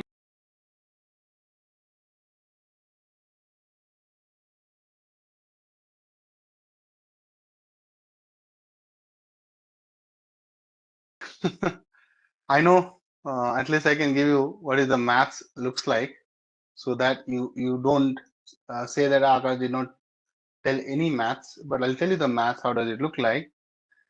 The first update we did, it looks like this: h1, or you can write a1 equal to tan hyperbolic. So the activation function we use here is tan hyperbolic, weights hx multiplied with input.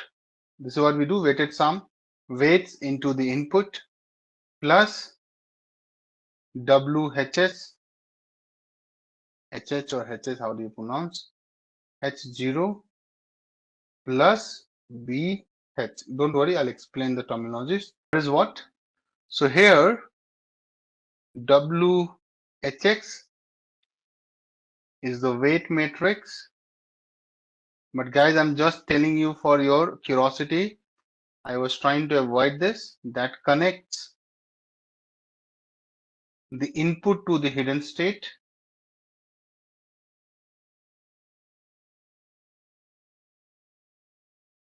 Okay.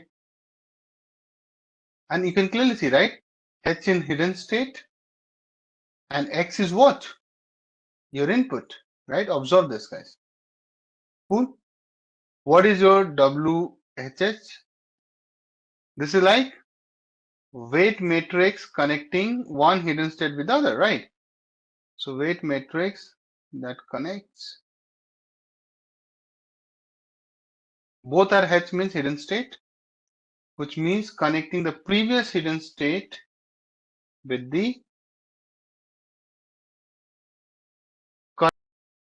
Can I say that, guys?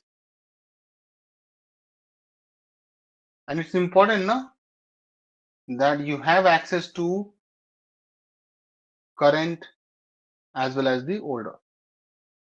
BH is the bias term, most easy term to identify. Bias term, and tan is another easy term, and that is your activation function, tan hyperbolic.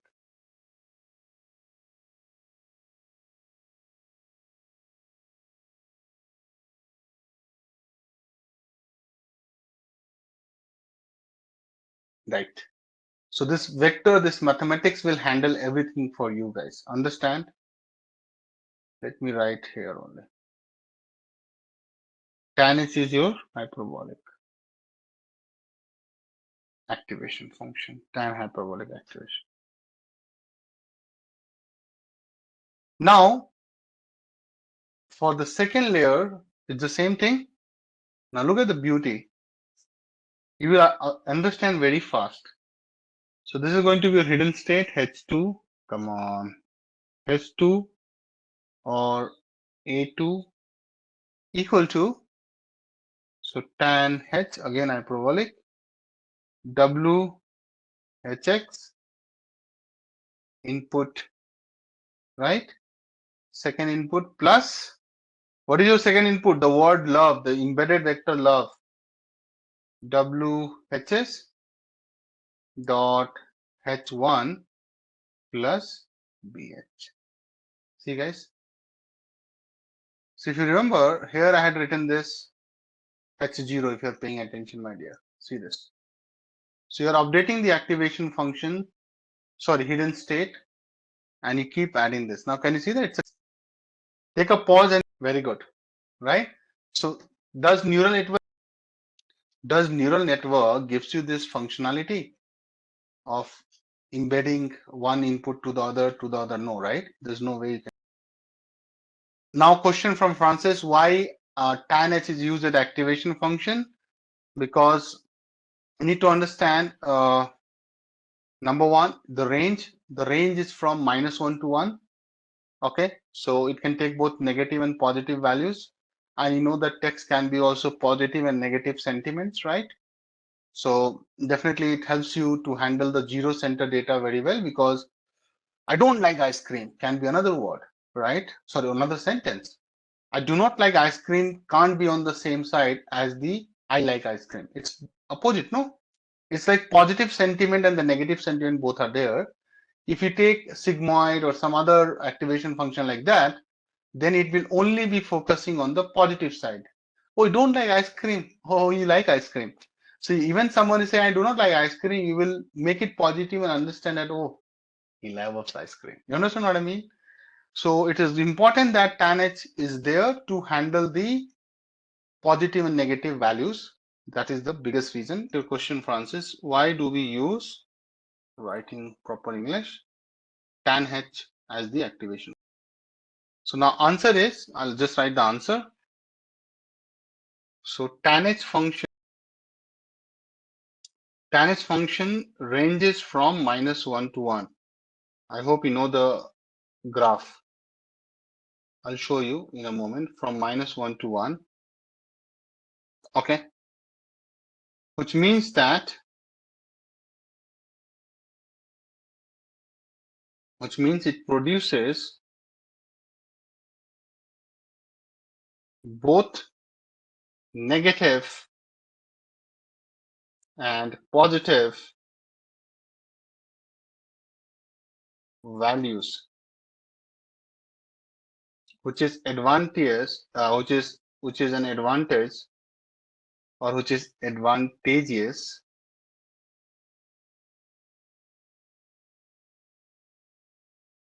as it centers the data around 0. So neutral comment will be around 0, center the data around 0. So neutral comment will be around 0. Positive comment will be on the positive side, negative will have negative side, right? And because of this very clear-cut demarcation, your model becomes better, so making optimization and convergence faster. Right? It's very easy to find the appropriate answer, guys. Come on, yes or no? The whole idea is to make the model converge faster, obviously accurate. Activation function is allowed to do. If you take sigmoid squeezes between 0 to 1, so it's more like non-center output, and that can lead to slower convergence and also the not the right fit for something like RNN. Better? So you can clearly see that the range means Y, by the way. Range is Y. Okay. Domain is X. Those who are little weak maths. So range means Y values. Let me write here. I think those who are good in math, they will understand what I'm saying. So what is the range for sigmoid, guys? So range for sigmoid, you can clearly see between 0 to 1. See, the lowest value is 0. The highest value is 1. I have this power, right? Why am I not using it? Come on. See? So 0 to 1. This is for sigmoid, right? What is the range for tan H? -1 to 1. And this is your sigmoid.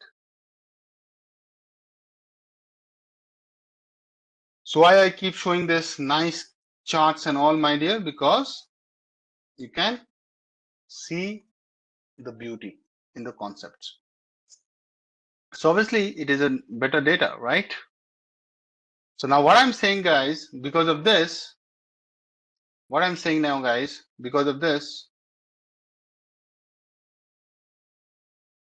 write a note. If someone asks in the interview, you just that. So that's the reason RNNs often use tan H. It's not like this is the only function you should use and all the time, but it's one of the most preferred choice for modelers, as the activation function, as they need to capture what RNN model need to capture, which I've been telling you guys, both positive and negative relationships. This is reality. Life is not always rosy. It has also thorns, right? A lot of thorns. Both positive and negative in sequential data. Like I said, no. I love ice cream is one sentence. I do not like ice cream. It's another sentence. This looks like positive, those who are ice cream lovers. But the moment you see this do not, you know that that person doesn't like. So positive and negative. Color coding, I did it. Now the next topic is recurrent. But before I go there, I want to just give you a summary of why recurrent networks are so special, right? So now summarizing the RNN.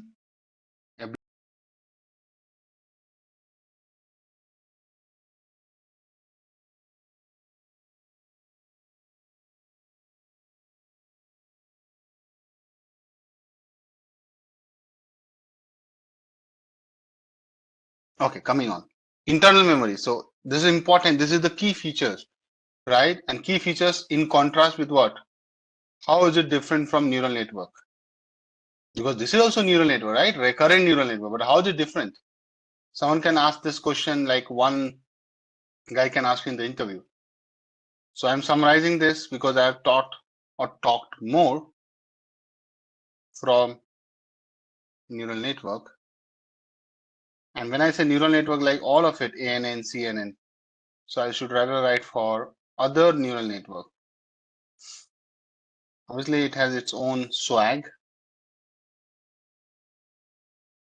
India is losing match here, one after the other. Okay. So RNNs have an internal state. We just saw that, the hidden state.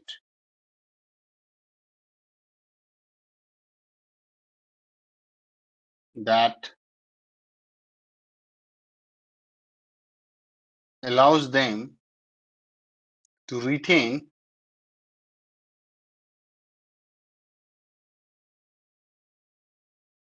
and leverage information from previous inputs,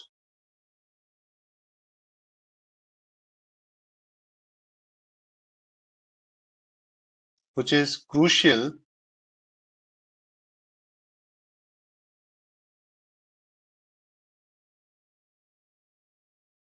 for tasks where context matters. Okay.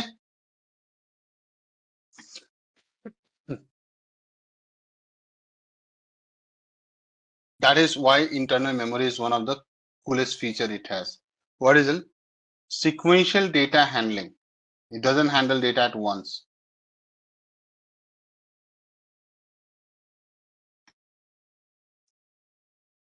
So, picture. So RNN, what you're asking, specifically designed for working with sequences.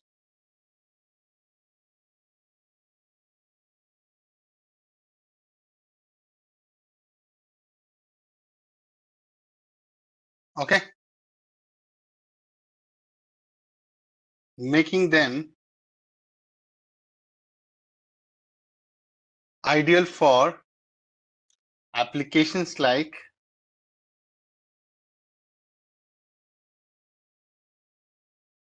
speech recognition. This is your summary. You already have been taught. Sorry. Language modeling, topic modeling. These are some real use cases in the businesses. As a matter of fact, time series analysis also. For time series analysis or models, you can. Okay. Now, contextual understanding. Does your neural network or CNN understand context? No, no way.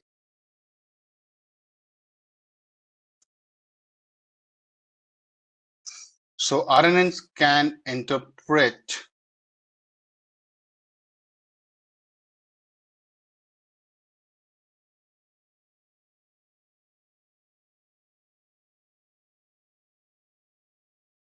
in the context of prior information. So RNN is known for contextual understanding. When I'll do a model, I'll try to show that the kind of promise I have done to you guys, done with you guys, which is essential for understanding the meaning and the flow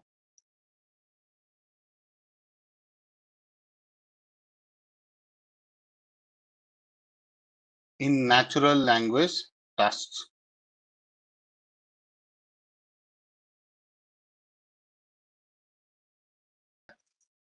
and flow in natural language tasks. This rate. And last but not the least is dynamic adaptation. So RNNs continuously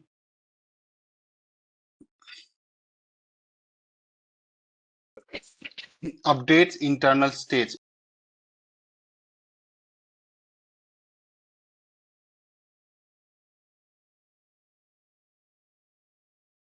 Yeah, continuously updates internal states, allowing them to adjust to evolve patterns within the sequence.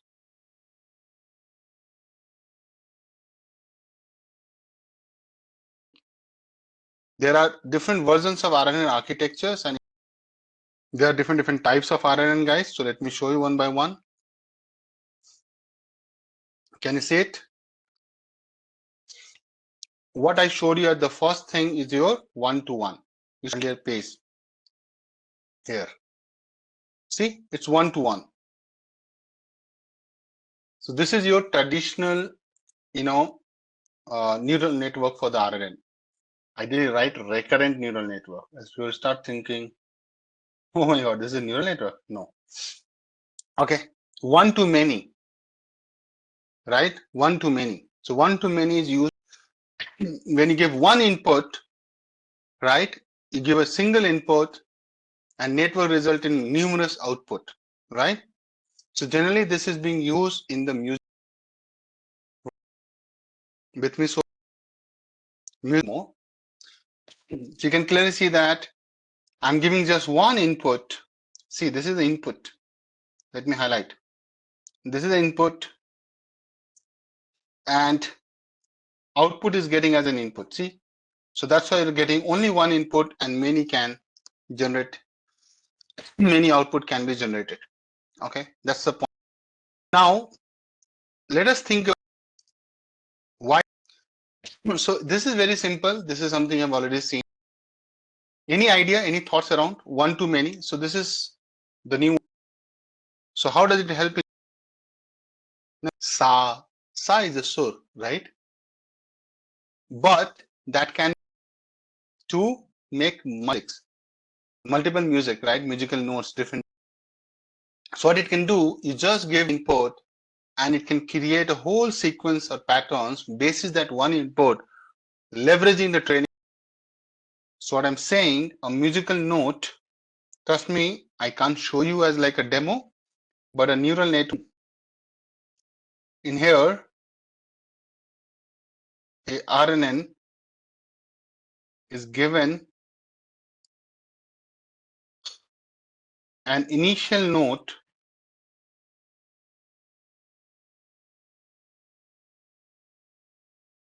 or theme as input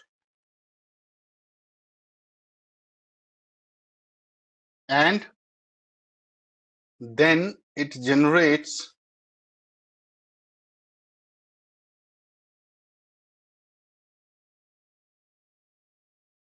a full sequence of musical notes based on that input.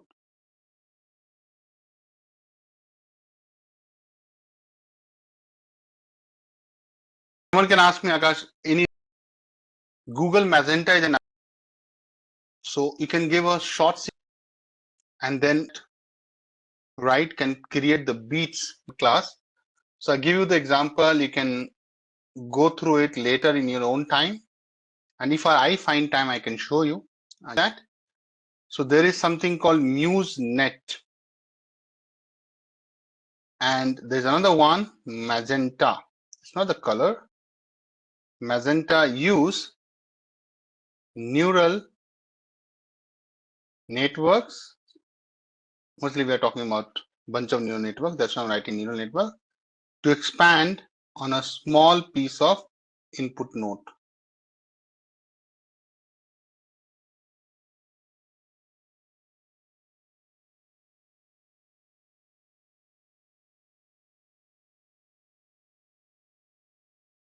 and create longer.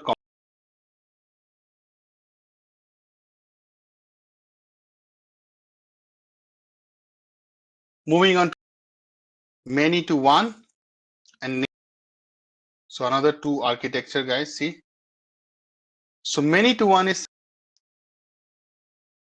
so now if like you give me a feedback, right? Suppose someone is very into, they'll write it that trainer Akash feedback. So now in this, so many inputs you can give, right? Many. So you can give many, writing full on about me. Now overall, it can be a, okay. But ultimately, guys, it will be what? Out of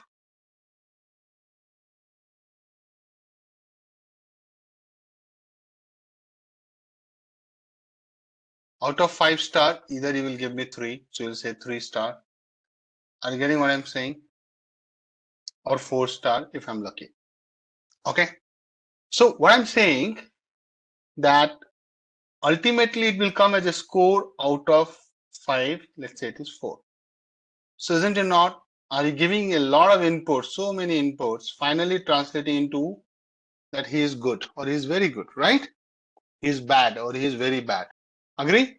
So you might write 100 inputs, words, 100 words, but finally it will conclude to this one number, 1. Got the example? Now this is very named entity recognition. So named entity recognition is a common task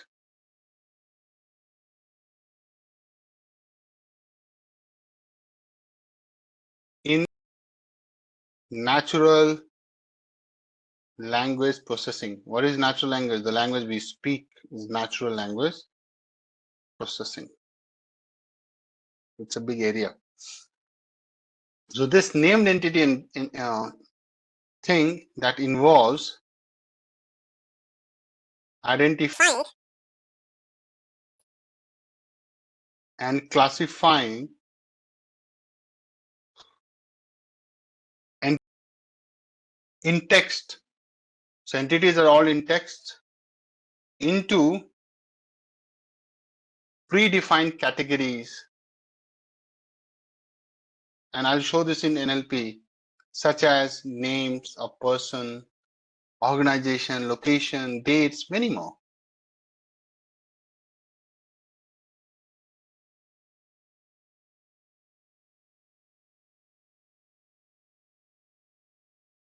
Like an Indian name, right?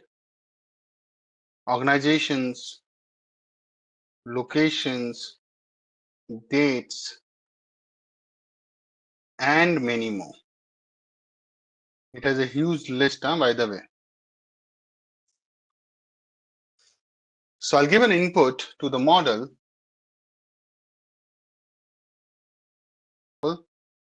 I'm saying that Apple is looking to buy. Apple is looking to, Apple Inc. is looking at buying UK startup for $1 billion. It goes into RNN, this input, RNN model. The output you will see the same sentence, but it will be able to classify real quickly if the model is trained. It will say Apple Inc. It will know that it's an organization because of the database information. Looking, buying, right? It will know that this seems to be actions. So Apple is doing some actions, right? It will also know UK means it knows that it's a location, it's a country, it's right? It's a country. That's what it means. It understands line by line, guys. Startup, again, it will say startup means what? It's an organization, some organization, but the name is. And the language thing we can, and if I say this is $1 billion, so billion is the amount. So it knows that it's the money, and it also knows that what is the currency. Because the model has been. This is how does the output looks like. See, person, Steve Jobs. Organization, it knows that Steve Jobs is a person. Organization is Apple. Location is Cappuccino. Chipitino. I don't know how to pronounce. Date, third, time, money, percentage, product, event, Golden Gate Breeze. You understand? So it understands a lot than you can expect, right? So that's why Google Translation, I'm talking about the Google Translate. So if I say something in English to Hindi or English to Tamil, the number of words for the sentences I have spoken will be different in different languages. Agree? I'm talking about the number of words. That's why it's called many to many, but we don't know is it going to be equal or not. So I can give you a scenario. So people learn French. A lot of people are learning French to stay in Europe. So someone is trying to learn English to French.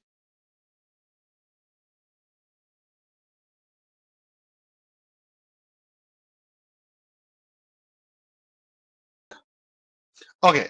So how does it work, guys? What it does? So there is a model. So sequence to sequence, it's called sequence to sequence, which is SEQ to SEQ, model with attention. Yesterday I was also talking about attention mechanism. Processes, obviously it is out of your syllabus.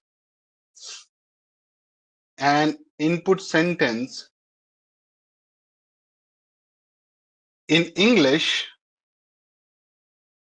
but understand the use case so that you have awareness, and generates an equivalent sentence, not equal, equivalent.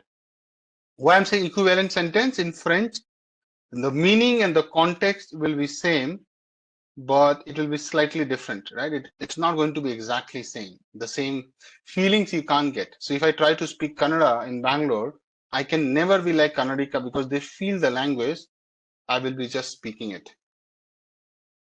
Okay.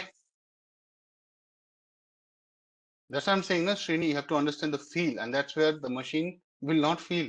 It will just translate for you. You feel and speak. It's not trying to speak for you, right? That's why if you see all the AI robots, they just speaking. The encoder reads and understands, right? So there's an encoder and decoder.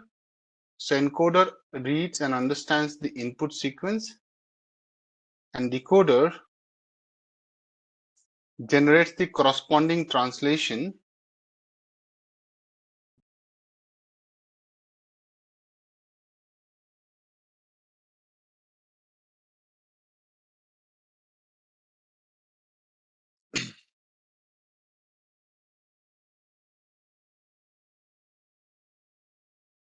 Word by word.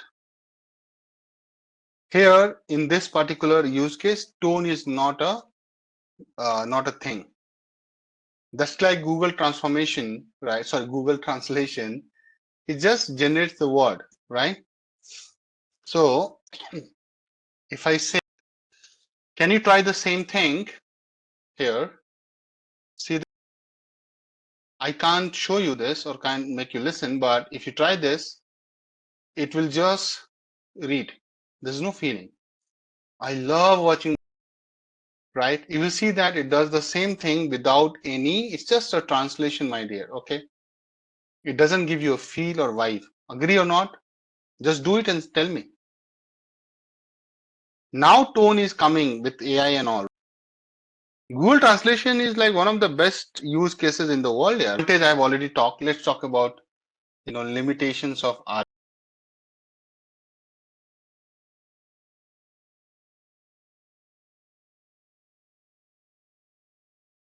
constraints. So one of the biggest constraint, which is a topic for the interview, please note it down, and that is called, that's I'm next session, but I'm giving a teaser.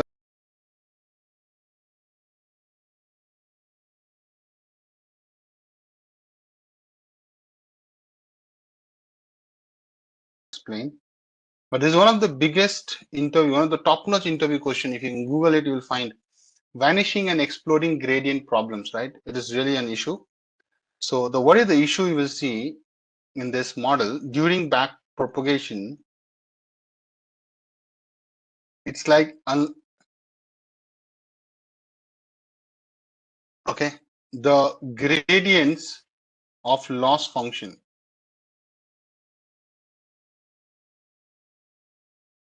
with respect to earlier layers, gradients of loss function with respect to earlier layers become extremely small. If something is vanishing, means what? Gayab, right? In Hindi. Become extremely small, right? That's called gayab. Or it can become, so, it's like very small, that's a problem. Or it can become extremely large, right? That's called exploding. So I think I am 6'2". I've exploded in each direction, 3D direction, XYZ. Okay, not good for my health, but definitely I'm exploded. Someone who might have lost weight and that guy might have vanished. Okay, so both are problems for us, isn't it? We don't want that. We need balance in life. This is the biggest issue, and this will only happen. Let me also tell you, this issue is not like it happens all the time. This issue comes when you have long sentences. Sometimes I keep talking, right? Or there are people who will, suppose they want to go to somewhere, they will just keep talking. This issue is especially when someone using a lot of words in their vocabulary,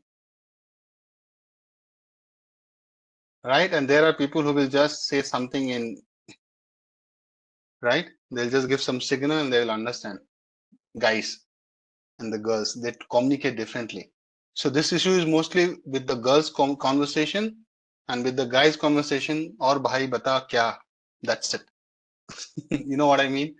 So I'm not trying to be sexist here, don't feel, but nowadays even guys are talking talkative a lot and all. I'm one of the talkative guys, so don't take it otherwise.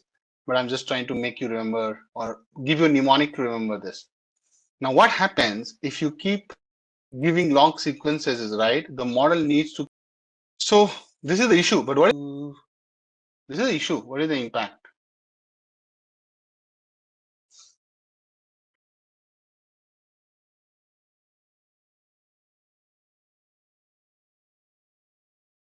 When the gradient become very small, let's talk about very small.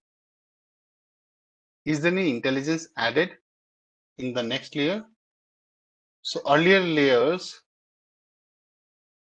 receive very little information because there's no intelligence, right? Very little information during training. So your train model is crap. So all the earlier layers, they receive very less information during training, making it difficult for the network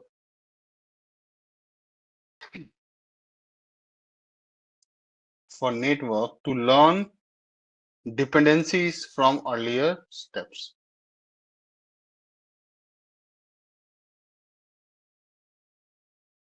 Make sense? From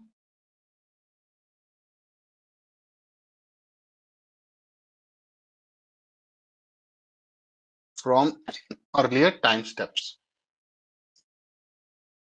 Now I know you might be thinking in your head, how little or small gradients are related to these.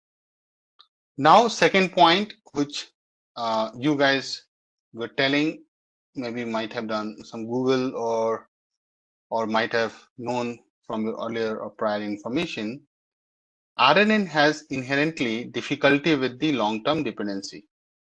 Difficulty with, that's a second important drawback or limitations. So long-term dependencies. So what do I mean by that? I mean by that, the issue is here, RNNs struggle to capture long-term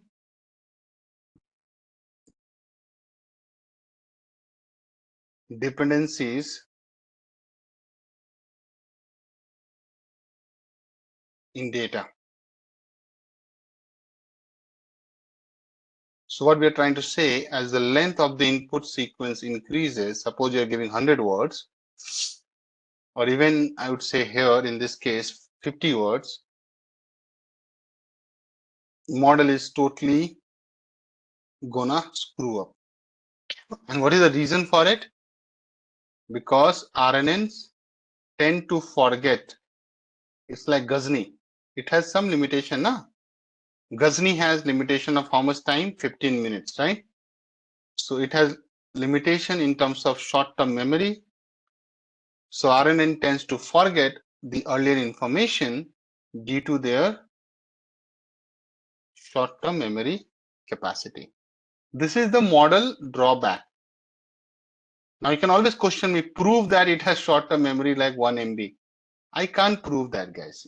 Then you have to go into the depth you have to go to 30,000 feet under the ocean, okay, which is not the scope.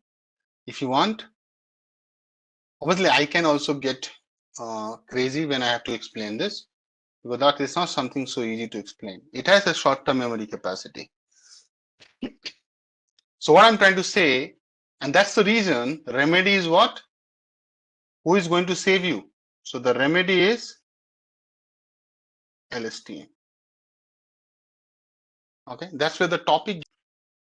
So model is not able to remember things, and to a point it has to do with this gradient issues, because long-term issue creates problem. So this model becomes like Ghazni. This is just a way to remember. Okay. Ruchika, we can say that when we have long sequences, then yeah, exactly my point. Yes, exactly. Now, what is the impact? So don't worry, vanishing gradient is something I'll go mathematically and tell you when we meet again. I think I did not discuss this. I have not done this.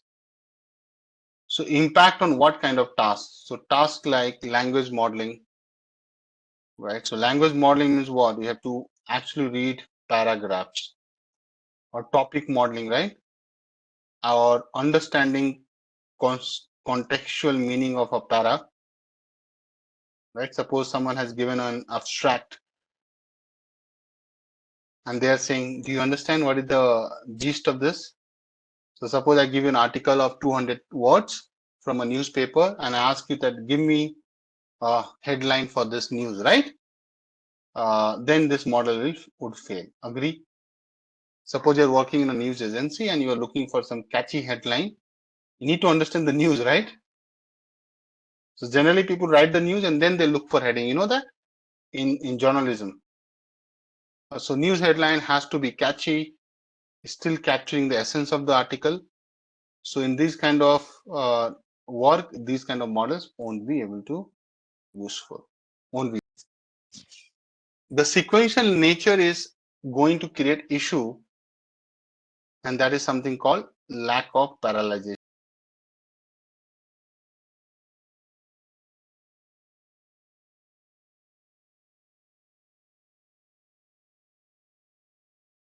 Right? So lack of parallelization. So you know what? CNN, unlike other models, it can be processed in parallel. So Masrat. So unlike CNNs, where operations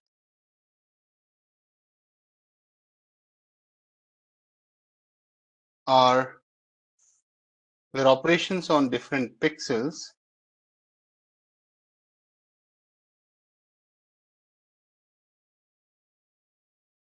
can be processed in parallel. RNNs process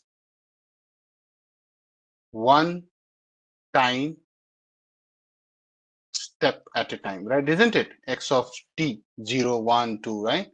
So RNN process one time step at a time. You give one word, you give one big sentence, doesn't matter, but it will only process one time. Let me highlight, process one time step. So what is time step? This is your time step now, T0, T1 at a time, which prevents parallel processing. Now this is the issue. What is the impact?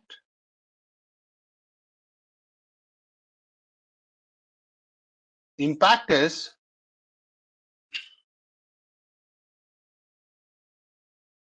longer training time. Right? Training time will be longer, na? Dheere dheere. Longer training time and inefficient utilization of hardware. Suppose you have a nice GPU, paid some $10,000, but you're not able to use it because it doesn't allow parallelization, right? Not paralysis, parallelization. So it is going to be inefficient utilization of machines or hardware. I'll write machines. In bracket, I'll write hardware. So these are some top of my head, these are some issues. Just a quick info, guys. Intellipaat offers artificial intelligence course training, which will enable you to learn skills like neural networks, focusing on CNNs, RNNs, and their application in AI, natural language processing, computer vision, and generative AI. Through this course, you will also master deep learning concepts, AI model building with TensorFlow, transformers, BERT, GPT, LangChain, and NLP pipelines with advanced techniques like image recognition, chatbot development, and much more, all taught by top 1% experts and IIT faculty. And with this course, we have already helped thousands of professionals make successful career transitions in AI and data science. You can check out the testimonials on our Achievers channel. The link is in the description below. And without a doubt, this course can set your career to new heights. So visit the course page link given below in the description and take your first step towards the dream career growth in the field of artificial intelligence. Natural language processing, that's the topic. So I think I would like to start with this bullet point. NLP is one of the hottest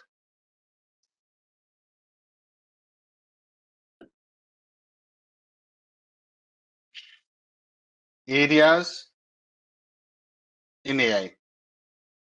You will be surprised to know that you have more jobs even with respect to jobs.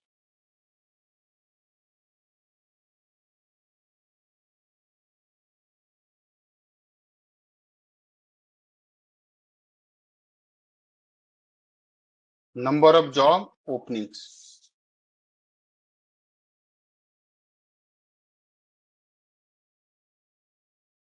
What is natural language processing? So natural language processing, NLP, I'm not talking about NLG.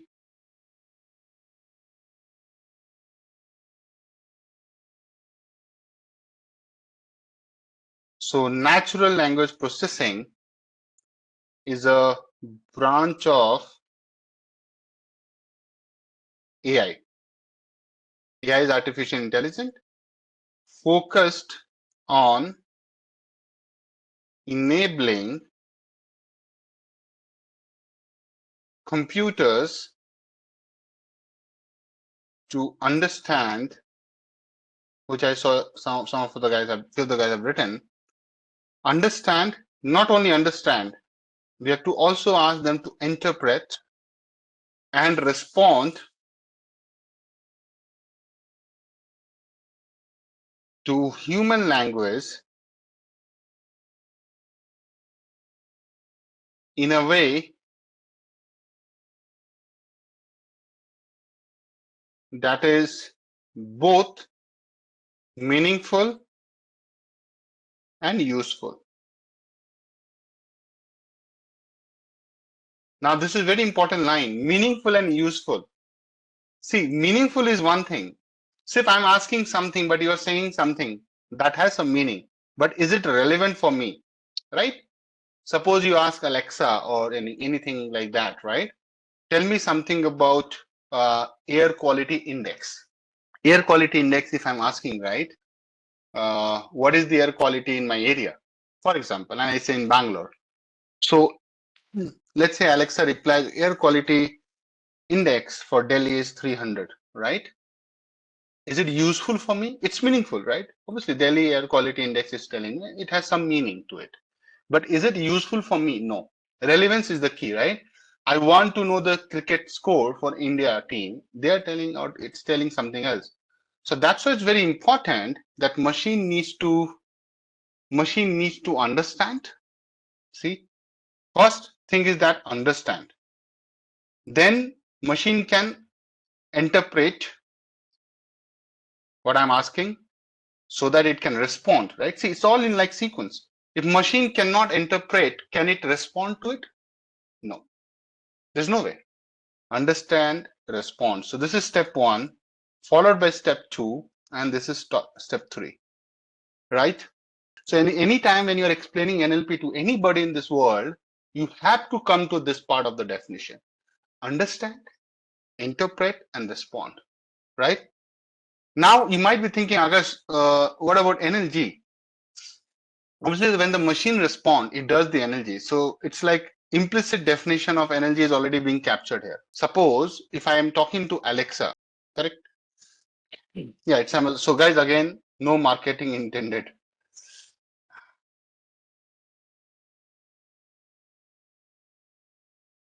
Okay. Suppose I say something to Alexa, right? Same question. So I'm asking, yeah, Alexa, Siri, whatever. What's the air quality index in Bangalore? Let's say I ask a general question. Alexa says,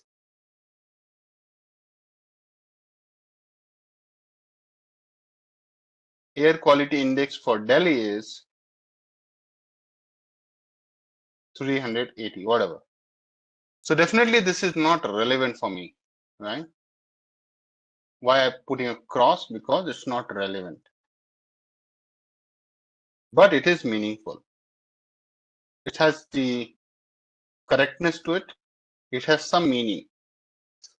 Let's say Alexa says, okay, good. Obviously, I'll say, Alexa, what are you doing? Right? Tell me for Bangalore. So let's say air quality for Bangalore is 150. So now between these two things, right? These two conversation, right? There must be few things going on, right? Obviously, I ask a question to Alexa, Alexa understand, interpret, and respond. Till the time it processes and understand, respond, right? Everything comes under NLP, right? Even generation has that. But definitely here, Alexa has generated something, right? Do you see, guys, what I mean by that? When I say that, Alexa has generated the natural language. So when Alexa talks to you, Alexa is doing what? Right?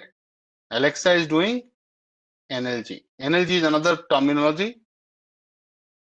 So it is natural language generation.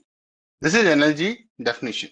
One more line which I want to write. NLP mathematically, if you think, from deep learning and machine learning side, if you see, NLP combines computational linguistics. Now this is a new terminology for a lot of people here, right? Computational linguistics with ML AI models, right? So everybody started with ML, then moved on to AI to process and analyze large amounts of data. And trust me, text is something like large amounts of data. Now, though, ChatGPT is like with the LLM models.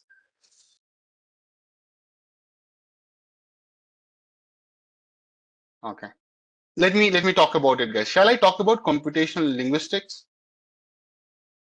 So, any college you have studied, right? There must be a linguistic community, right? So don't think it's like. So similarly, when we are building this NLP, Later on, they coined this term called computational linguistics. Now there is no poet, there is no author. Everything is a machine. That's what computational comes into the picture, right? So it is an interdisciplinary field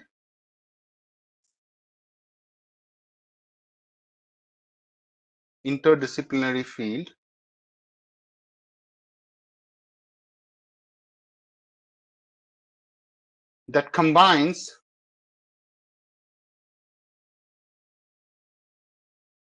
linguistics,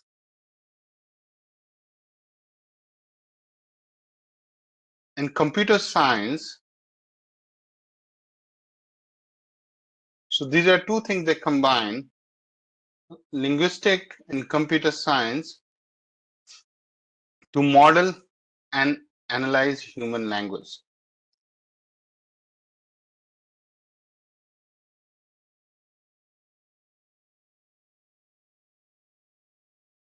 Let's talk about some key areas in this field.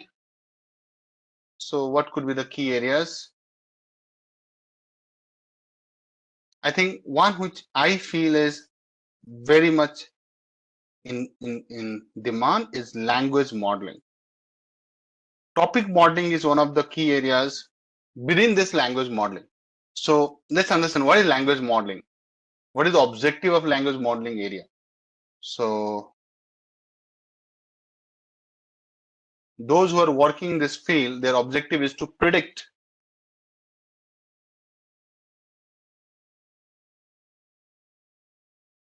the probability of a sequence of words.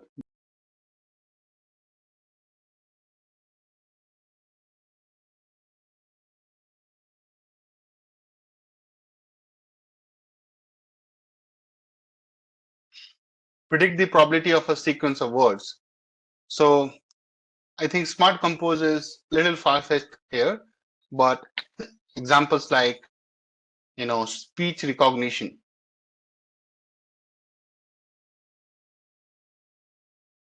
Guys, speech recognition? When we speak something, it writes, right? It types. Have you done this in your phone? Rather than typing, you just say something and it types for you, right? Or TV or Alexa remote, right? Speech recognition is transcription, right? So speech recognition, also known as ASR. ASR is what? Automatic speech recognition. That's why I'm totally against the idea of jumping to build something without knowing the foundation. So guys, what it does, speech recognition, it is a technology, right? Converts spoken language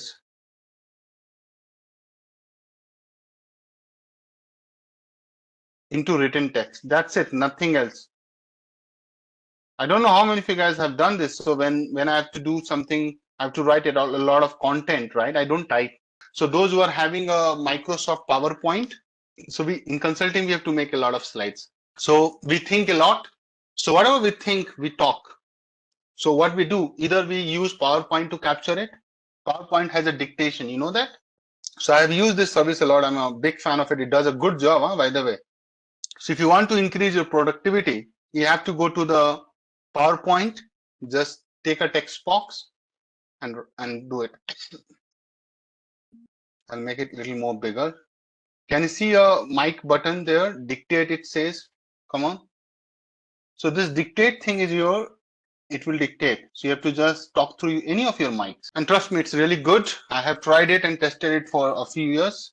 Whenever I think it got launched, I forgot. But yeah, you can also use it. Now there are a lot of apps which can capture, you can use your phone. Okay, so that was one of the key areas. I think language modeling, right? Within that, I took an example of speech recognition. Moving on. Okay, number 2 is your text generation. Now, text generation is, what is text generation? Another big area. Text generation and machine translation. Two things. I think ChatGPT, right, which is coming, right? It involves creating, right, new coherent, means fluid, with fluency, and contextually relevant text, not some random text. If you're able to, or you're doing these kind of things based on a given prompt, that's where I think NLP has branched out from here and gotten deeper and deeper, right? So a lot of architectures are being used here. So for example, common architectures include, always remember guys, the starting point was NLP. Remember that, don't forget it. So common architectures include RNN models. We have studied recurrent neural network. This was the baby stuff, but at that time it was a big thing. Obviously, LSTM and transformers, long, short-term memory, which is LSTM, and transformers like GPT.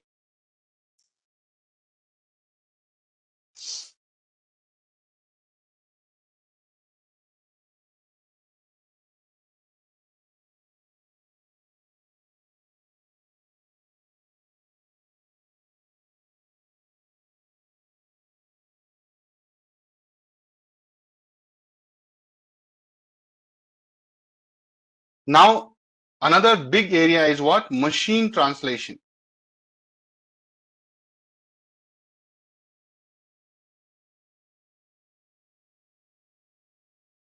Machine translation. Okay. What do you mean by machine translation? Answering your queries on the chatbots, text generation. So this is like a world in itself. So this thing,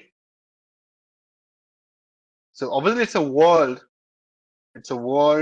in itself, but that doesn't mean that you will be just using it. I'm also talking about what we should do. That's my job here.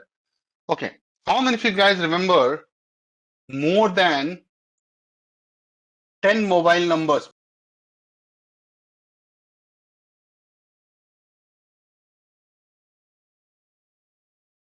You know, my aunt, she is like 75, right? 70 or 75. At least she knows numbers of 50 plus people. She has this Nokia button phone, right? She just dial from her memory. So what I'm trying to say, we should not be in a situation where we have to search our own names in Google, or you have to ask, okay, tell me my dad number, Siri, or call Siri. So what I'm trying to say that human has to understand, if everybody machine will do, our ability to perform or compete with them will also degrade. So that's why don't ever write mails using that device, the ChatGPT, whatever you have, or Copilot. Always reply your own mails, right? Machine translation. It is the process of, like Google translation, right? So it is the process of automatically text conversion or translating, of automatically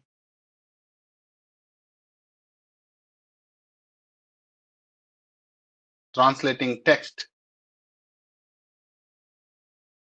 from one language to another language.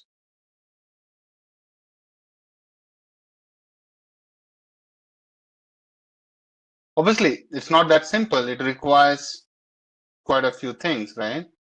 So it requires understanding the syntax. Now just imagine that if I'm saying something and generating that in Tamil for, right? I need to get the syntax right. I need to get the grammar right. I need to get the semantics right. And not only the source of both source and target language. Suppose I'm saying English and it has to be translated into Tamil. Earlier it used to take a lot of time, right? But now I can teach in Tamil. You know that? So those who are like native speaker of Tamil, right? Tamil Nadu, anybody who is living outside Tamil Nadu, but they only know Tamil, no other language, I can still teach them to deep learning. without knowing Tamil. That's the problem, that people don't learn a lot of languages. Accurate and fluent translation. Let ChatGPT talk to me in that language. Suppose I'll give a script. It involves creating new coherent contextually relevant text based on a given prompt, generate Tamil text for it, and also the pronunciation, right? And I have to practice and then I have to speak. I have to still dub it, right? It cannot directly get converted into Tamil. I need to check. Maybe some paid models can do it. I have seen. Guys, let's talk about a little bit. It's all mathematics. I don't know. So those who have done signal processing, they know. Suppose I say, so whenever I join this class, right, I say hello guys. So I do say hello guys. And I ask this question, how are you? Right? Isn't it?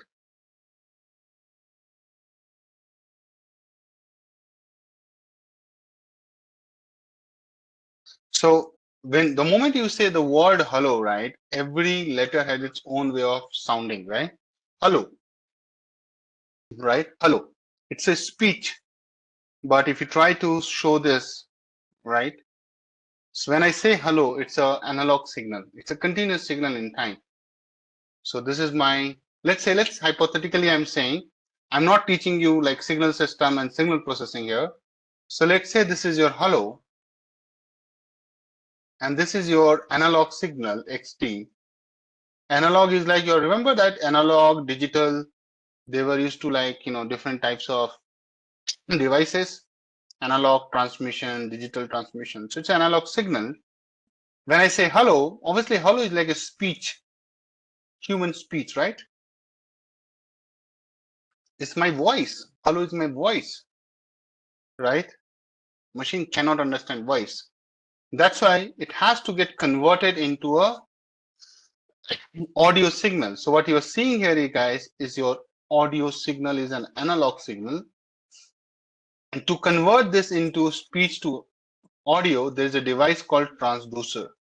Those who have done engineering, they might have heard about it. Trust me, this is exactly even machine is doing today. Transducer, it converts one signal to the other form, right? So speech is my speech. It comes from my throat, right? That's why those are speaking different language. There were different ways of moving the tongue around their mouth, within their mouth, right? It touched the upper side, so depends on the word and the pronunciation, right? So God has created that. So we have this gland, pharynx, I remember. Then we have this throat, vocal cord, tongue, teeth. Everybody has a role to play when you speak. Trust me on that. Yeah, larynx. Transducer, in simple, audio signal is like electrical signal.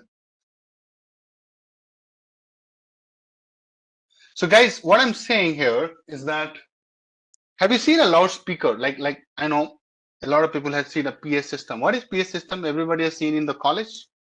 So I would like a moment to explain this whole thing. So PA system is something you have seen it. You go to a party or DJ or whatever, right? You must have seen a PA system. Trust me on that.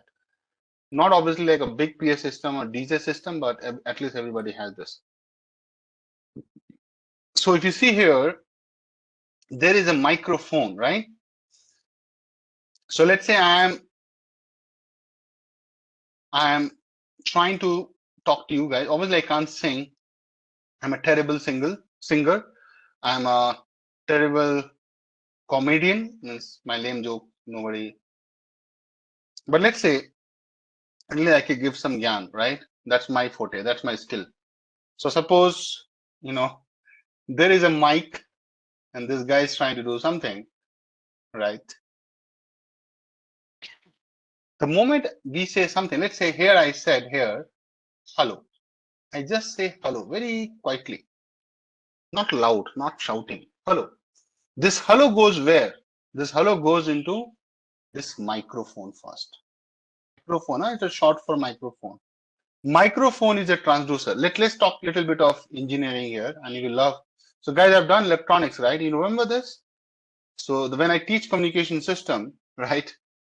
I mean, I used to like, trust me, I used to like control the whole class. communication system, and I used to teach, like, it's still a hit. So hello, microphone transducer, what it does, microphone is a transducer, guys, listen to me. So where is the microphone? Let me highlight, this is the microphone. So microphone is a transducer. So what it will do, guys?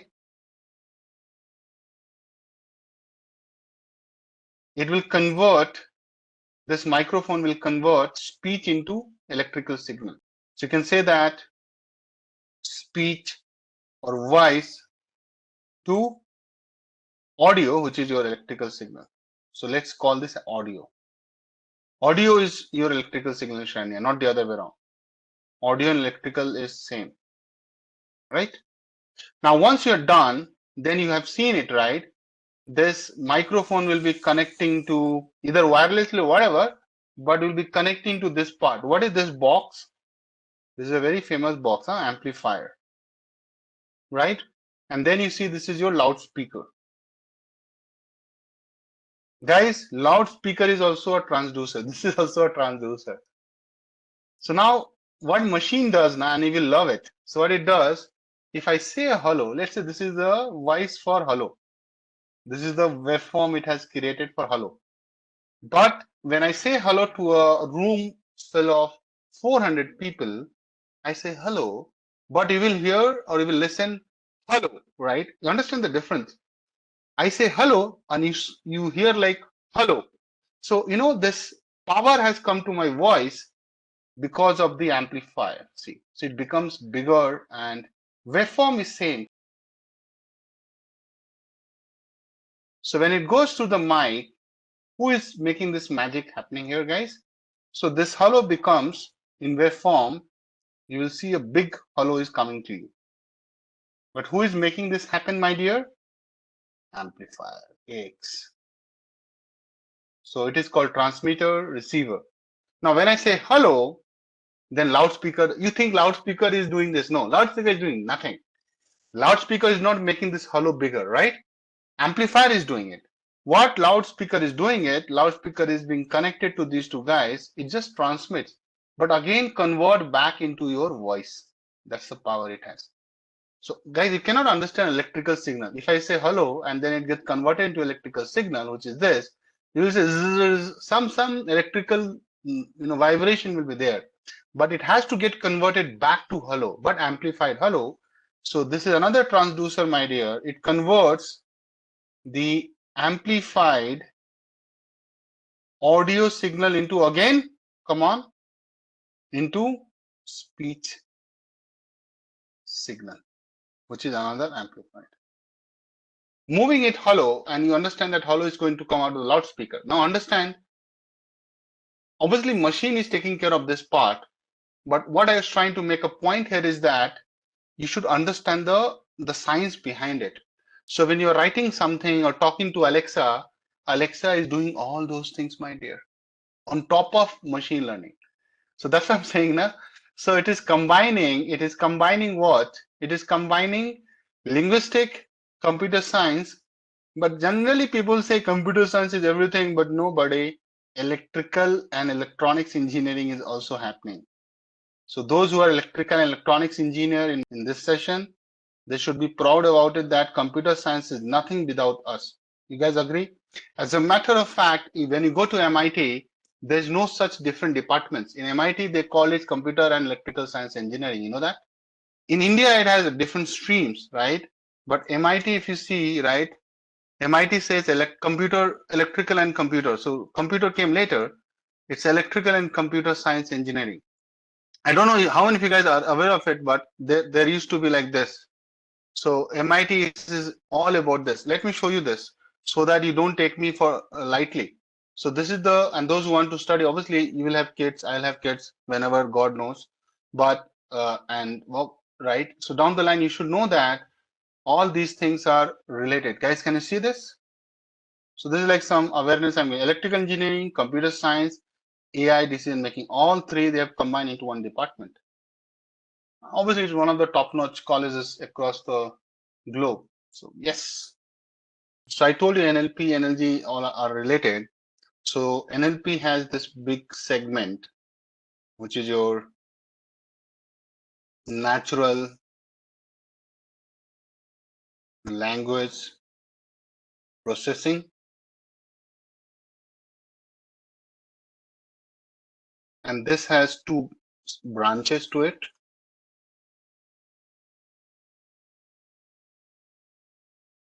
So one is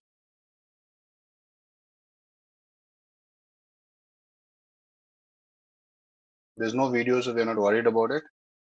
So already I introduced this, but now I'm going to build on top of it. So I'll say one is your natural language understanding, NLU, natural language understanding.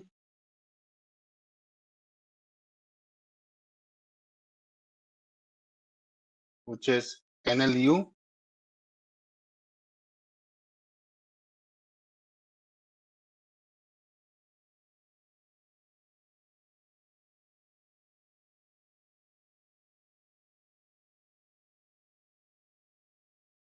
So NLU is not something which you don't know. I just explained that, just jotting down quickly so that you are not clueless. So NLU is the process.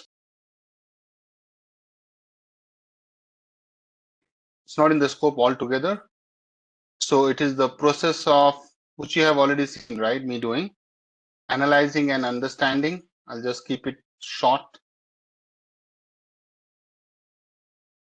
The meaning and intent behind human language. Intent is more like your context.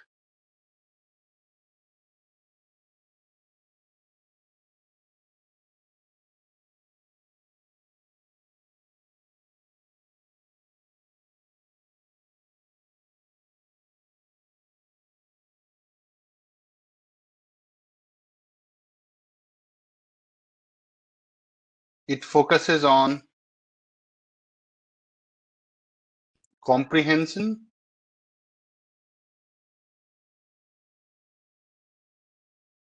interpretation,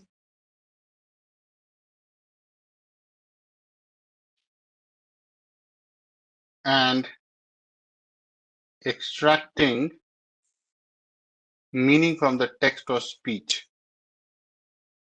So when I say speech, means you can also analyze your audio now, right? But our course is more on the text. So I'll be sharing the US sentiment, US airline data to work on it. That's where we are going to do the more like the hands-on guys. I'll just highlight here. But as a matter of fact, you can also do speech analysis. There are a few techniques which I think generally people want to get into it. So I think, so one is sentiment analysis. I think now this has become one of the biggest area within this field.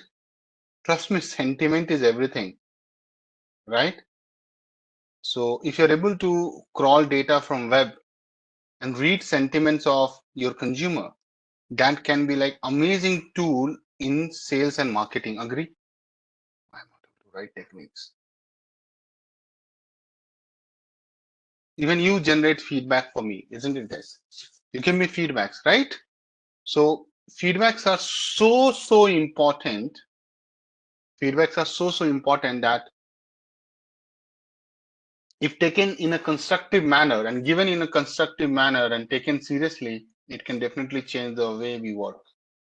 So anything which we are generating sentiment about it. For example, movies get released, right? Isn't it people are writing about it here, there, everywhere, right? I've worked for a lot of the top retailers in the world, right?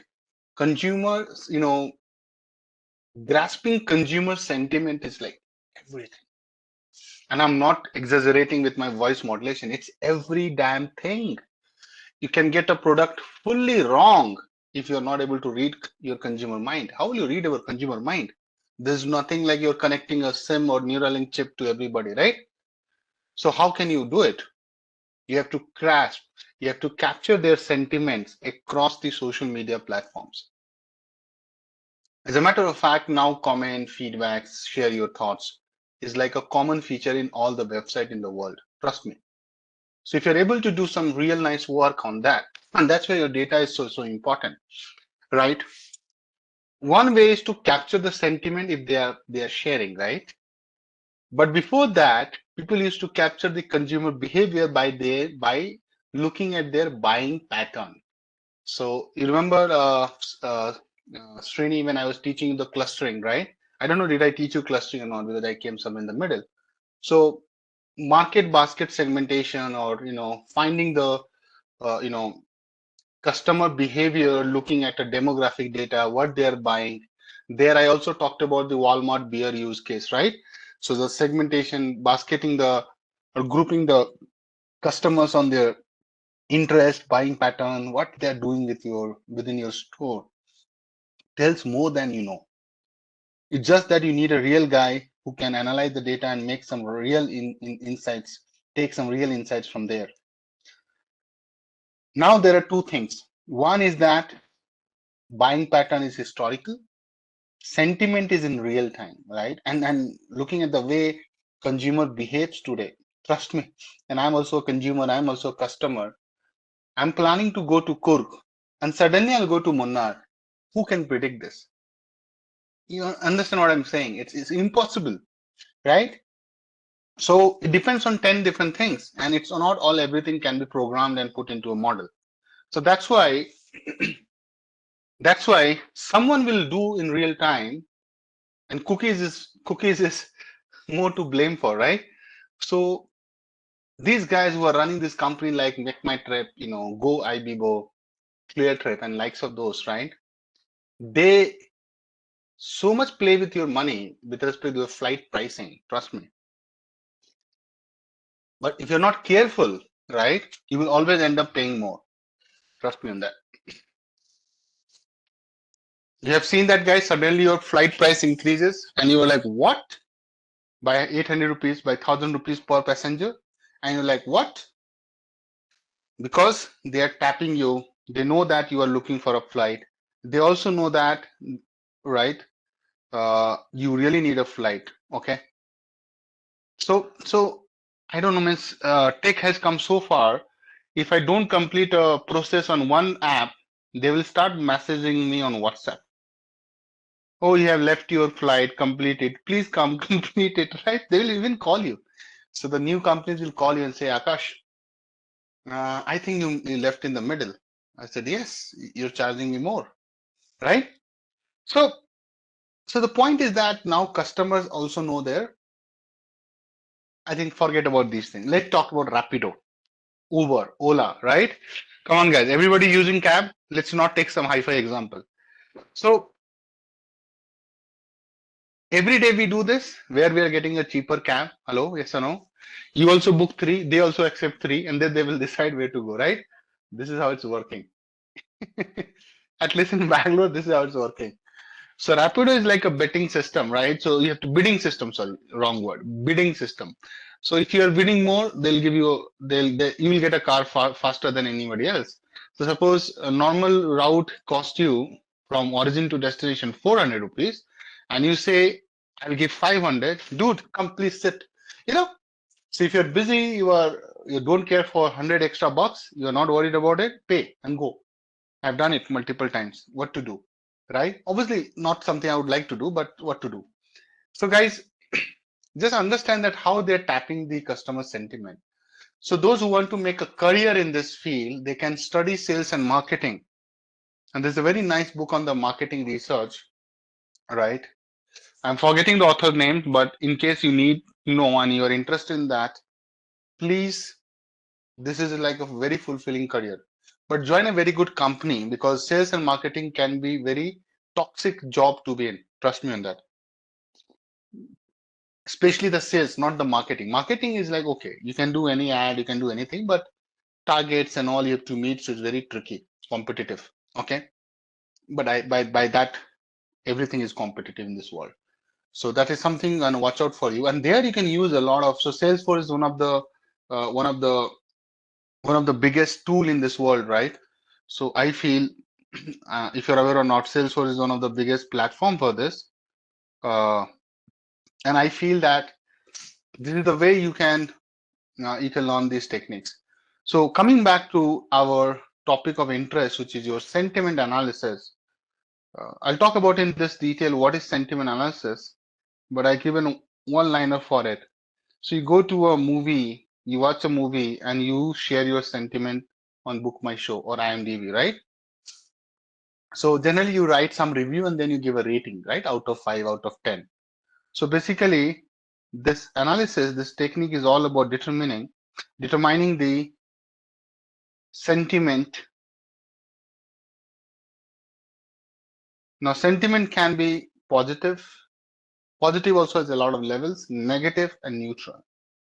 So some of the guys in my class, learners, they'll say Akash is okay, and that's neutral. Akash is good, really good, excellent, positive. I don't think he's good, right? He's a bad trainer, negative. I'm just taking, on me. So same class, same set of learners, they will have different sentiment about a one person. Similarly for a movie, similarly for a product.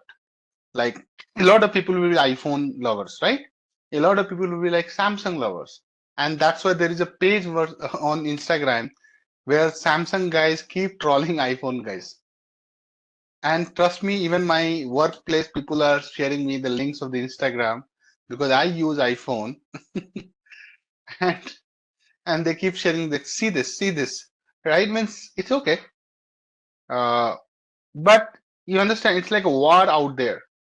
So India lost a match against New Zealand. Sentiments are pouring from all the places. Now, even government, like the political parties are using data like anything. You know that, right? I don't get political here, but I'm saying that they're also using AI. They're also understanding the people's sentiment. They are doing survey, and that's how they get the exit poll right most of the time, right? If they're not, rigging it. Good. So that's how it is. That is your sentiment analysis. Then one is like named entity recognition or entity recognition. So this came up pretty late, but this has come and revolutionized the way we look at NLP. So this is like I was talking about the other day, identifying entities like names, location, date in a sentence. So now with this, models are there which help you to understand, because if you understand that this is a name, this is the location, you can have a better contextual understanding of the sentence. Agree? And I will not deep dive on this because I had already shown you this in here. I don't know if you guys remember or not, but I'll show you that I was taking this example, Steve Jobs example, right? Did I take that Steve Jobs example? I think I did it. I did it, right, guys? I'm not able to find, but I did take the Steve Jobs example. I think I did here. See, Apple is looking at, right? So go through that. That's the same thing. Let's quickly talk about natural language generation, guys. NLG.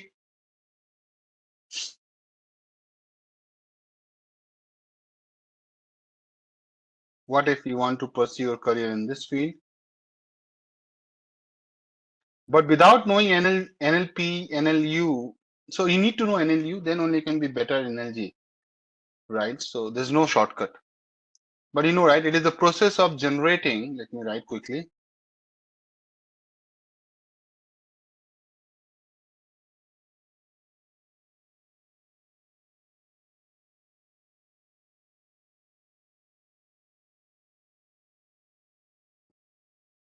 Human-like text. Now, though, we are also generating speech. So I'll write it from structured data.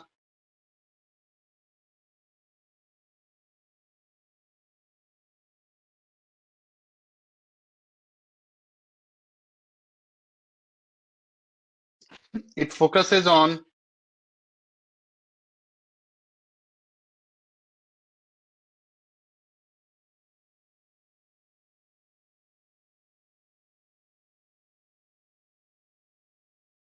producing understandable and coherent text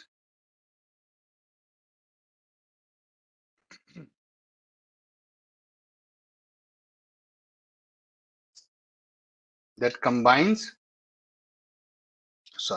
communicates the desired information.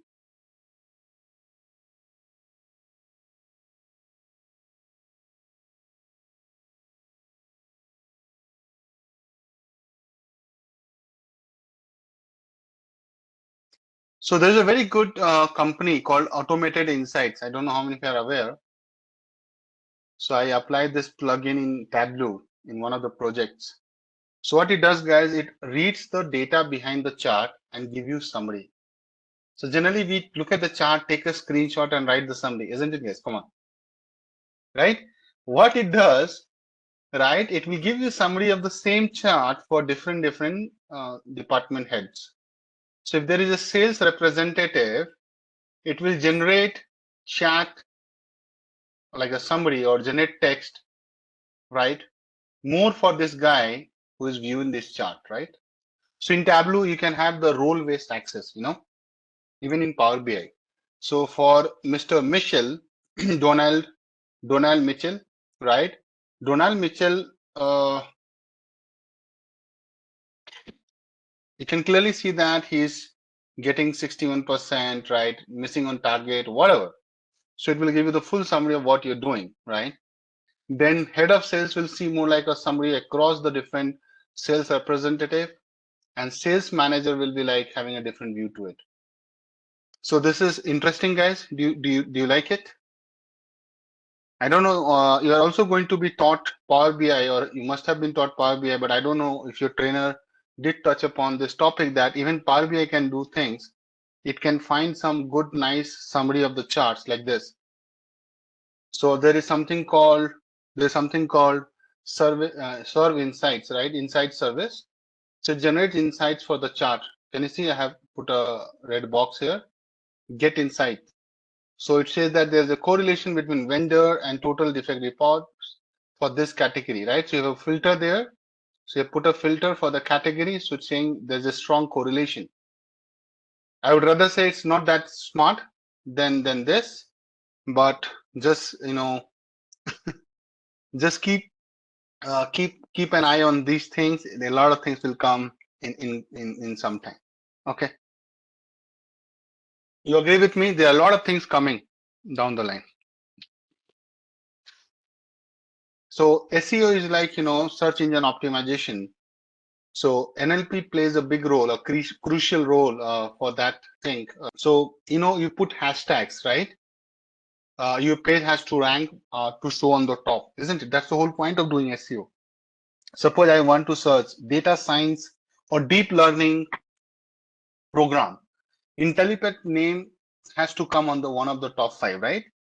Then only you know that Intellipaat exists, and that's business. Means if I don't come on top by hook or crook, I'll not able to sell anything. Agree or not?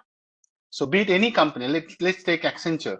If someone is searching about something in supply chain, Accenture doesn't come, then I think they'll not know who is Accenture. So marketing is all about bringing your page, whatever I do, on the top of the things, and that's where the content writers, content influencers, and all, they are doing a lot of these things. So NLP helps the search engine. So like Google, take example, Google is the giant. So Google understand the queries, right?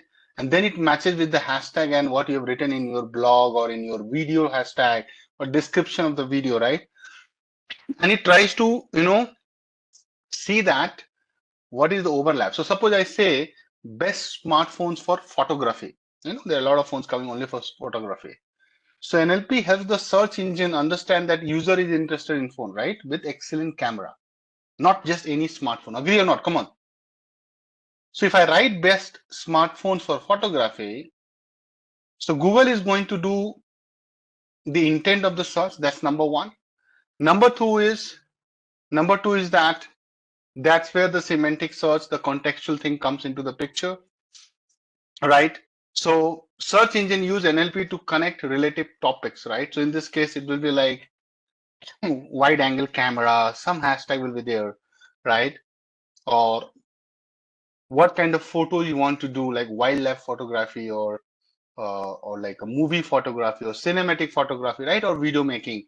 So those keywords which you put in the hashtag, right? When you're promoting your product, Google will understand, right? And they will rank you. Now that ranking logic is very tricky. Even I think Google only knows. We can't know that. But obviously they know that these are the levers for you to get ranked. And that's why I think Sandeep has written. So Google has to rank, but before Google can rank, Google has to understand the search intent, what is the reason behind that search, and then it does the semantic search, which is your contextual understanding. Like I want to buy a phone for photography, not any phone, then Google has to also find which pages are offering that kind of phone, isn't it, Priyank? So like let's say a company like Sony, let's say a company like sorry, why I'm saying Sony, Samsung, Apple, take it, MI, XYZ, right? So which phones are going to be like the best one for this guy who is searching in my on my web, right? Google.com. So obviously they will be having some articles written, some hashtag, right? So they know that okay, because these guys also publish a lot of blogs, they do a lot of paid reviews for their product. All these guys who are doing reviews every month, every week, they'll come with 10 different phones. So what do you think, right? It's not all they do genuine things. Obviously it's a business, right? They have to give some preference, but they will also protect their credibility. They can't say that lava is the best pen in the world, right? Nobody will. They'll stop watching those kind of channels. If I say lava is the best phone in the world, you will say, go to hell. Who is this channel? Right? I'll block it, unsubscribe. You know what I mean? So yeah, it's a collaborative approach. And I was looking on a laptop, Asus ZenBook laptop, right? ZenBook laptop. So on their page, they have already linked a lot of bloggers, tech bloggers, reviewing their product. So I like that. They are very honest. That okay, guys, he are our guys, they are our guys, he is our guy. Go and watch what he is talking about my laptop. Okay, so moving on. So now, guys, I'll talk about NLP pipeline, which is going to be our steps in the hands-on. This is your going to be the critical steps in doing an NLP task. Okay. So maybe I'll add a page and make a sub page, right? That would be smart.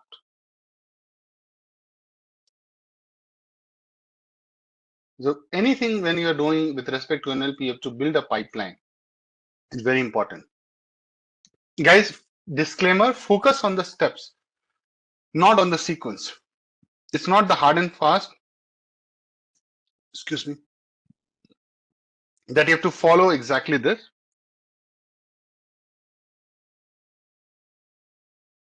But steps and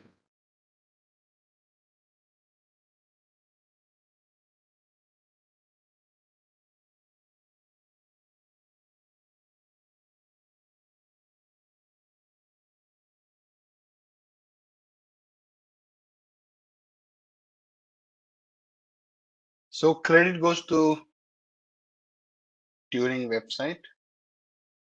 You see a nice diagram, guys, natural language processing pipeline. We are going to talk about this. So let's take the very first step.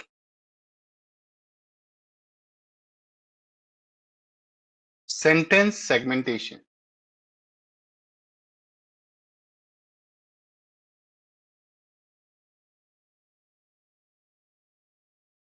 What do you think? What is it? Okay, so it is the very first step.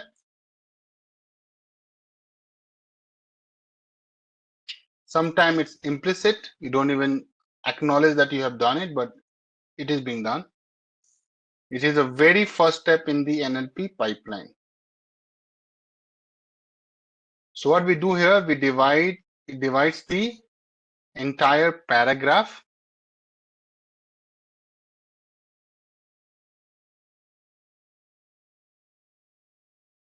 into different sentences for better understanding.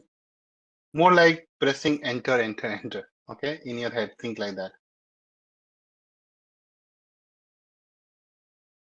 Not wording. Word we have not reached.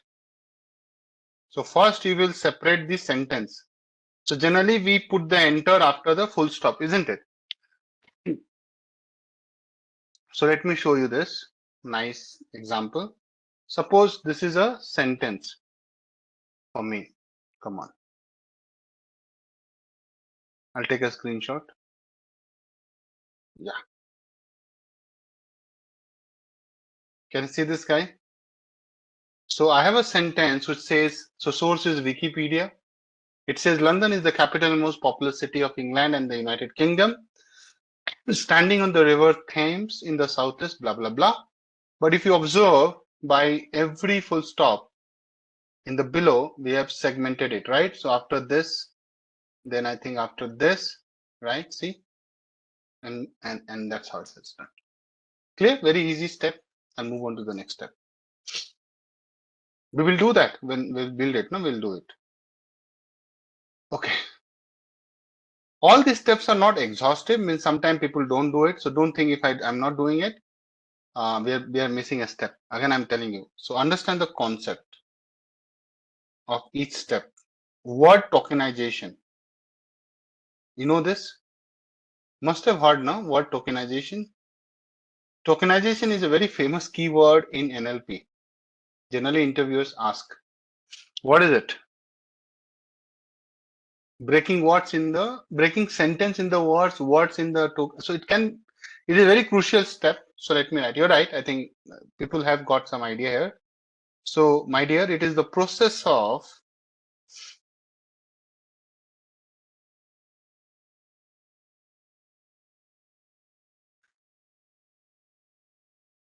splitting a text into individual words or token. And this token can be anything, group of character, group of words, it can be anything, by the way. So for example, if I say, I love NLP,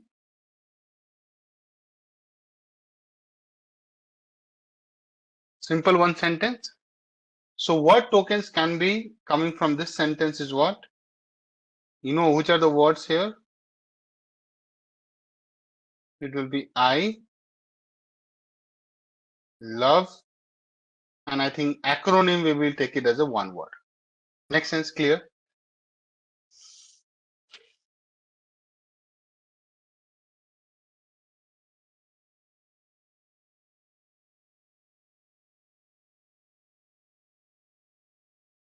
So guys, note it. It is a crucial step.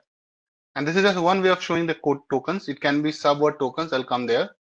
But it is a crucial step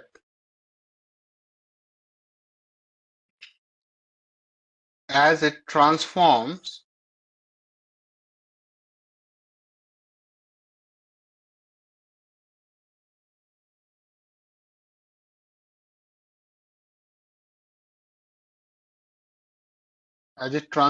text data, raw text data, into a format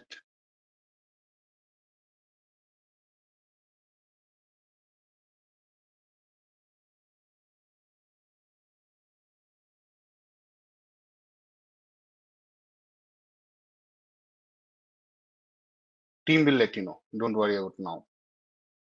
That can be processed by ML algorithms. And you can also write AI. Sometimes people get, oh, AI, you are not writing.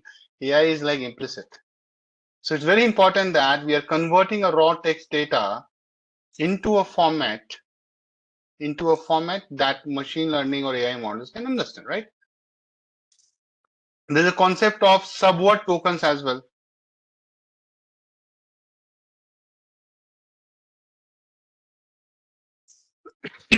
Subword tokens.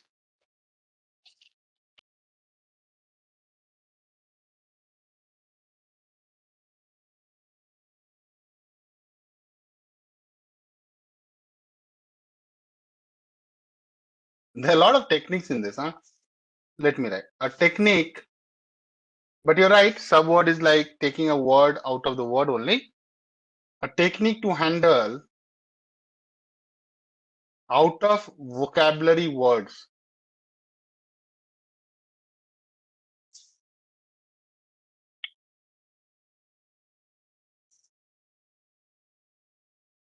By breaking them into smaller but meaningful units. Now you have to understand, when we were doing machine learning, right? Sorry, when we're doing sentiment analysis, right? For sentiment analysis, no. And I remember, so when I did the first time sentiment analysis, it was year 2015. Can you believe it? 9 years before. So 2015, I did sentiment analysis. My first, you can say my first, and I still consider as like my first baby project. And it was appreciated by, a lot of people in HP. I think it was 2017, my bad. Because I was in HP in 2017 time. Okay. So the problem came, right? Someone is right. I'm not right. I'm unhappy with you.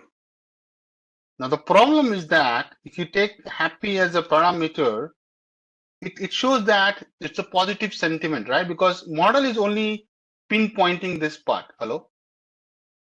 Guys, understand what I'm saying? Because, I'm unhappy with you, right? So model would think happy is there means he's positively or he's happy. It's a happy sentiment, right? But is it the reality if you understand the English? Is it a happy sentiment, guys? No. So the problem was that in English, if you write un, it's like undo happy. Okay. So then the subword techniques, the subword tokens help you.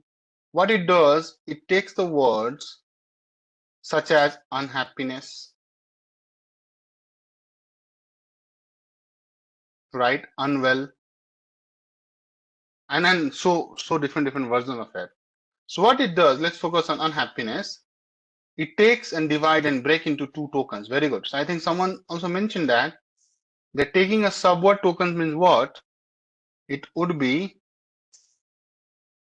are you feeling, guys?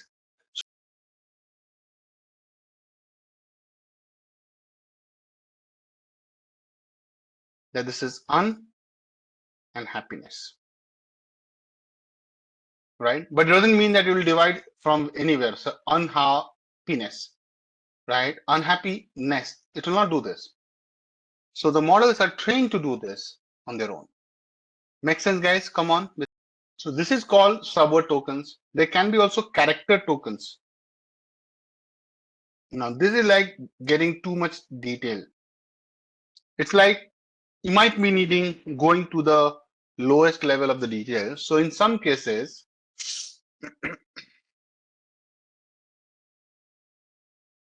tokenization is done at the characters level.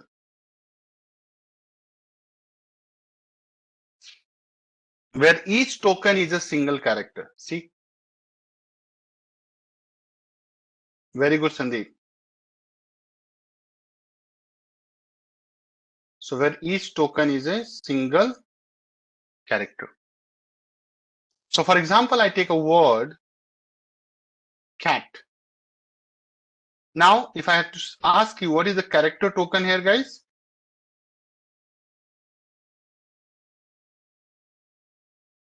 C A T. Now, Gen Zs, right, the millennials and Gen Zs, right, they have a very unique way of communicating, trust me, on social media. So in Bangalore, I don't know Francis is there or not. So in Bangalore, there's a place called Kormangla, right? Koramangla or Kormangla. So I have been visiting that place for almost a decade now, but recently I got to know the millennials and the today's generation, they call Kora. So there's a way they call this place. It's very different. So right. So Kora is the famous word for Kormangla on social media, right? Means Kormangla they'll not even know. So similarly, you might be seeing on a lot of Instagram or Facebook posts, people have written something like this. I'll show you. I don't know how many of you guys seen this TLDR. So even on LinkedIn, people write it. Do you know why do we write it? Have you seen this TLDR? To let you know directly. No, it's not to let you know directly. It's a slang. Too long, did not read. Okay. So basically,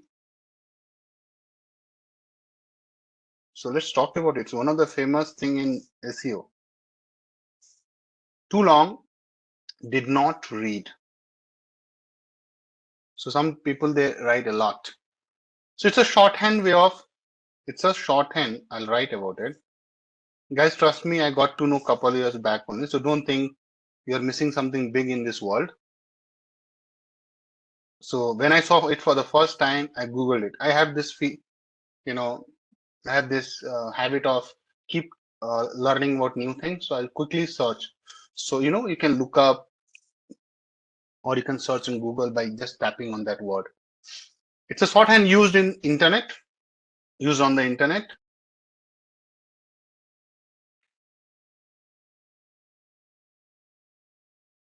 To summarize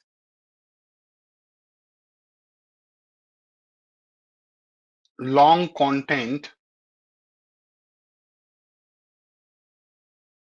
articles, etc., into a brief, digestible form. You will not believe, I think, I feel few years back, there was a company came and so the founder is like a Bihari. So he did found the company called InShots. I think I'm damn sure I have this app on my phone. Most of the news I get to know from that app only. InShots, you know that? So tell me, na, in short, we keep telling, na, in short, in short. Arre chodo, in short batao. So TLDR is a way, so they will write a big article first and then they will give you a TLDR, right? So to give you a quick overview for the people, for the folks who are like busy, who don't have a lot of time or patience to go through the entire content. You understand what I'm saying?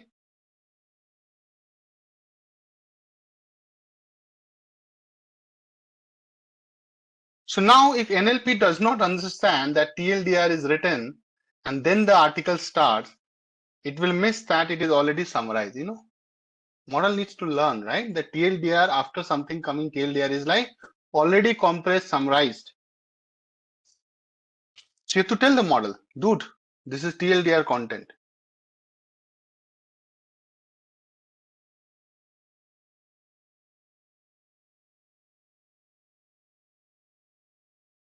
Right? I think stemming, no? Yeah. Step 3, stemming.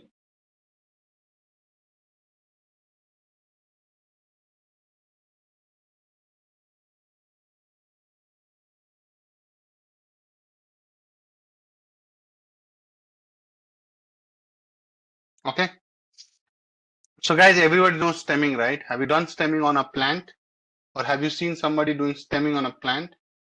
So to grow a plant from a plant, people do grafting and create so they take a base of a plant and they create a root from the stem, right? And then they get a new plant and that's how the plants are multiplied, correct? So that's called stemming. This is the word, source of the word, stemming.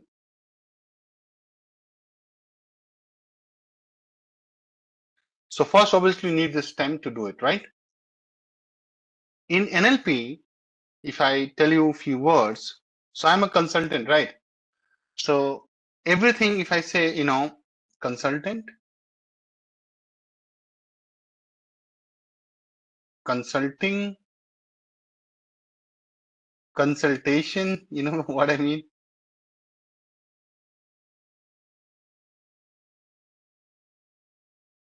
Consultative, At least these are the words I know from my English. But if you think something I've written wrong, right? Do you agree that all these words have a base called consultant, right?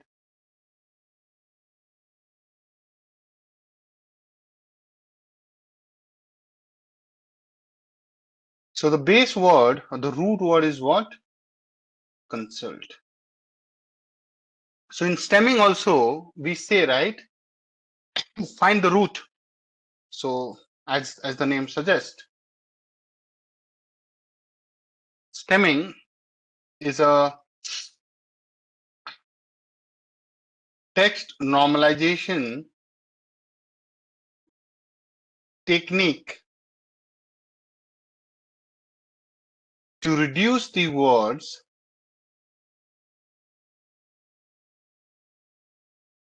to their to their base or root form.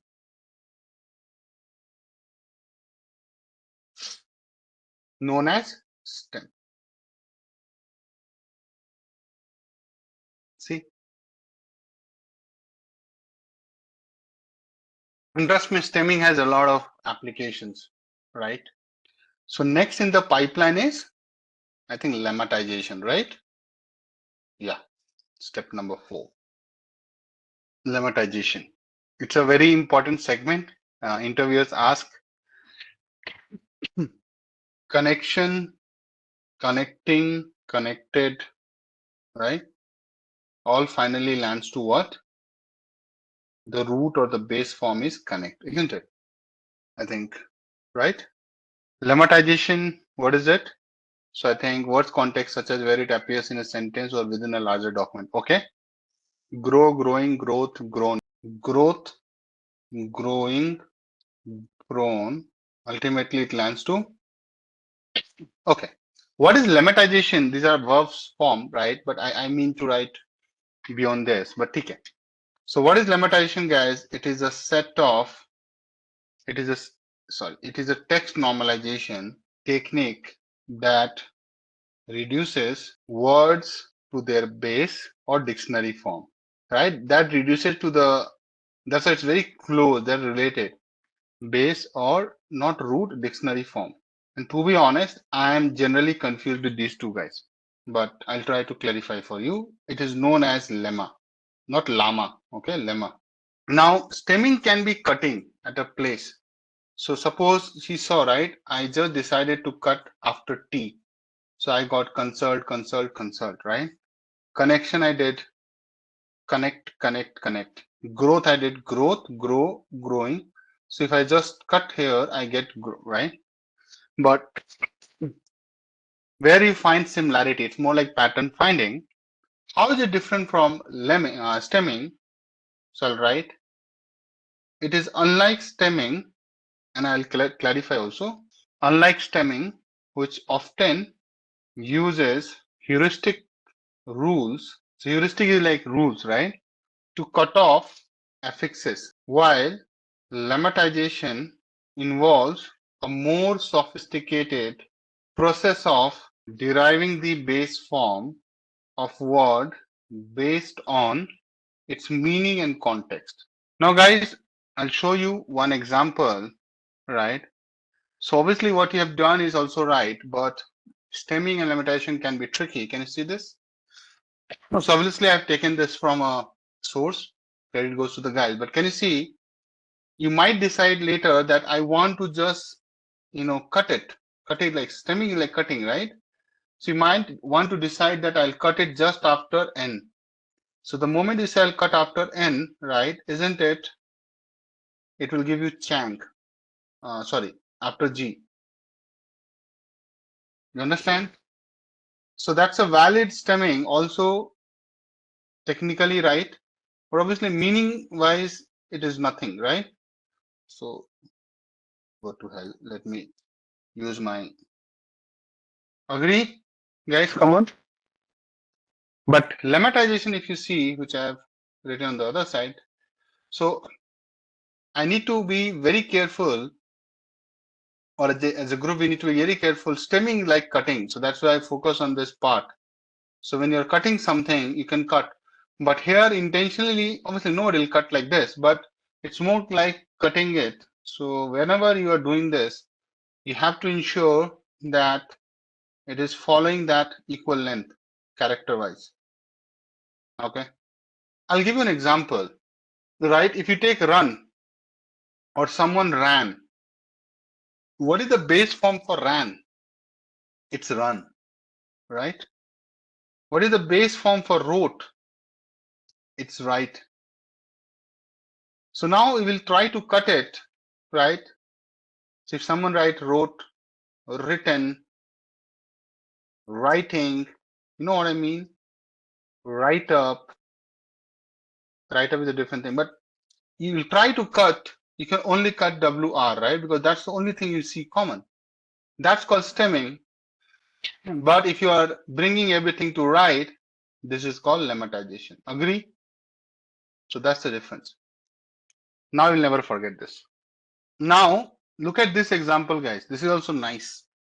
What about this? If someone gives a number or spelling like worse, now if you take a word worse like this and you want to do stemming, you will write what? WOR, because let's say you are just selecting or cutting 3 characters, right? Okay. So you can do that. Technically it is right, but conceptually it doesn't make sense for you, right? But if you want to do lemmatization, worse becomes bad. See? Good, better becomes good, not like better become bet, right? So if you see here, ideally, I would rather put a, star and saying that if only we follow the contextual approach. If you don't do it, you just do it blindly, then you might get something else. Make sense? Clear, guys? So it's very important to say you can get to the base root form using this, but ideally, which is the preference? Lemmatization gets preferred, is the right approach because it gives you the room of error. Clear, guys? That's correct. Best also becomes good in lemmatization. That's right.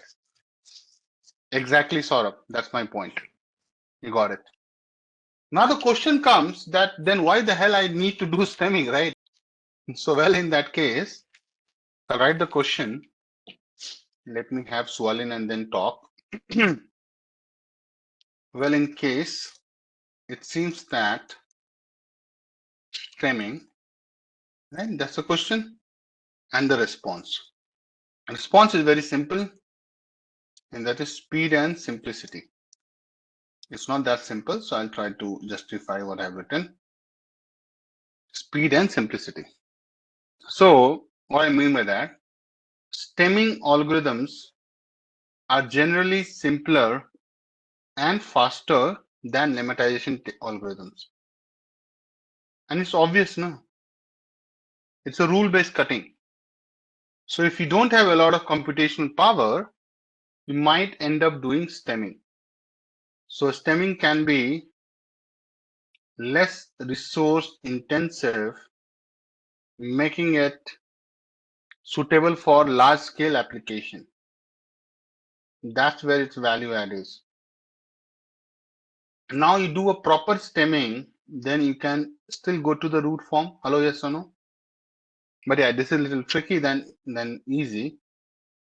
So you have to do a little processing of the text. Okay. And there can be a question that where to use what, right? So let me talk about it. So it's more like a choice. So I would say choice between stemming and lemmatization. So let's talk about one problem area, classification problem. Yeah, versus lemmatization, right? So classification problems, if you talk about it.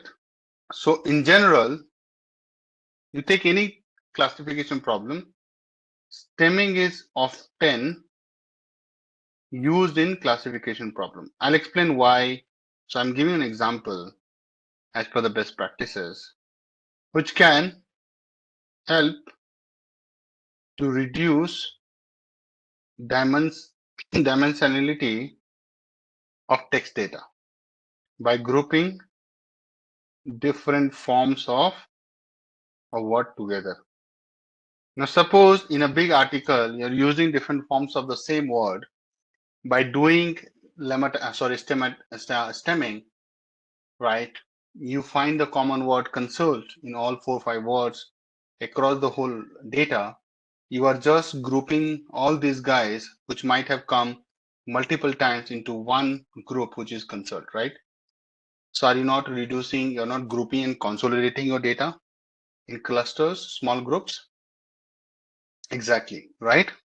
So what they're saying that it is as good as saying that treating related words as the same feature. So you will be able to reduce dimensions, right? There's no point for having a dimension for consulting, consultation, consultant, right? Whatever, consulting, right? So 4 or 5 features you would have, you could reduce it to only one. This is a good area. I know you are looking for some example. We'll come to that. It's not that straightforward, Mr. That's why I'm not giving or able to give here. But this is more like a FYI information for you that classification problem, it's a good choice. I'm not saying that. Experts are telling that. Which one is a good choice? This guy, STEM. So you might be wondering where I use lemmatization. So it is for text generation problem. Now text generation is something more dependent on contextual thing, isn't it, guys? Come on. Rather than doing a similarity grouping. So you cannot like do stemming and take some, almost similar kind of problem here, right? Oh, these are all similar words, I'll group it. No. You need to understand each and every word so that you can generate text, which is a response, and you have to be very careful. So what I'm saying here, in general, lemmatization is typically preferred in text generation task as preserves the meaningful base form of the words. And this is very important to understand, that it preserves meaningful base form of the words. So you can't just replace it with some, segments. So what basically it says that it maintains the meaning and context of words, which eventually leads to more coherent and accurate generated text. Now, this is a good thing. Suppose when I used to teach this, let's say 3 years back, to make you guys feel this impact, it was a very abstract thing for me. It was very difficult as a trainer. Now, since everybody is using GPT, now you are asking something as a response from GPT. If it is not coherent and grammatically correct and making some sense for you, in response to your question, are you going to trust that tool?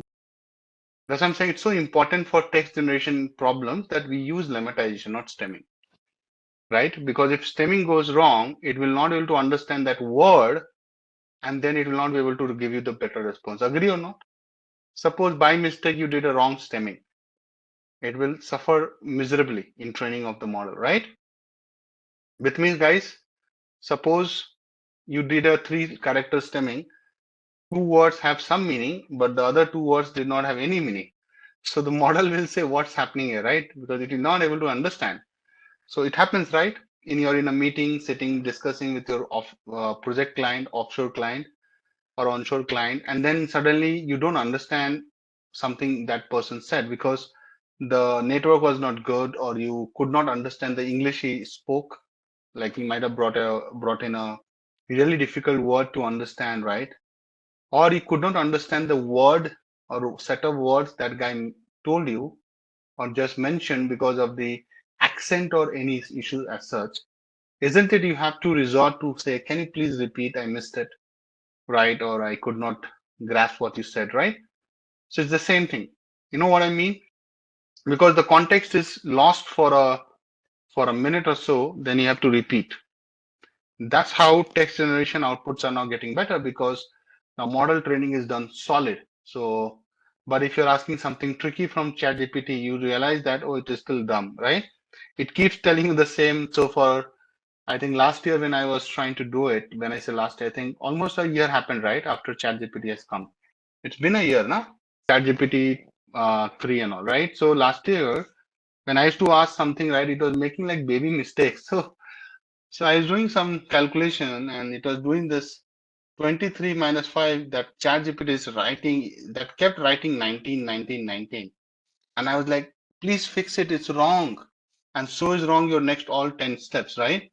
So then I realized that, ChatGPT mathematically is still not there.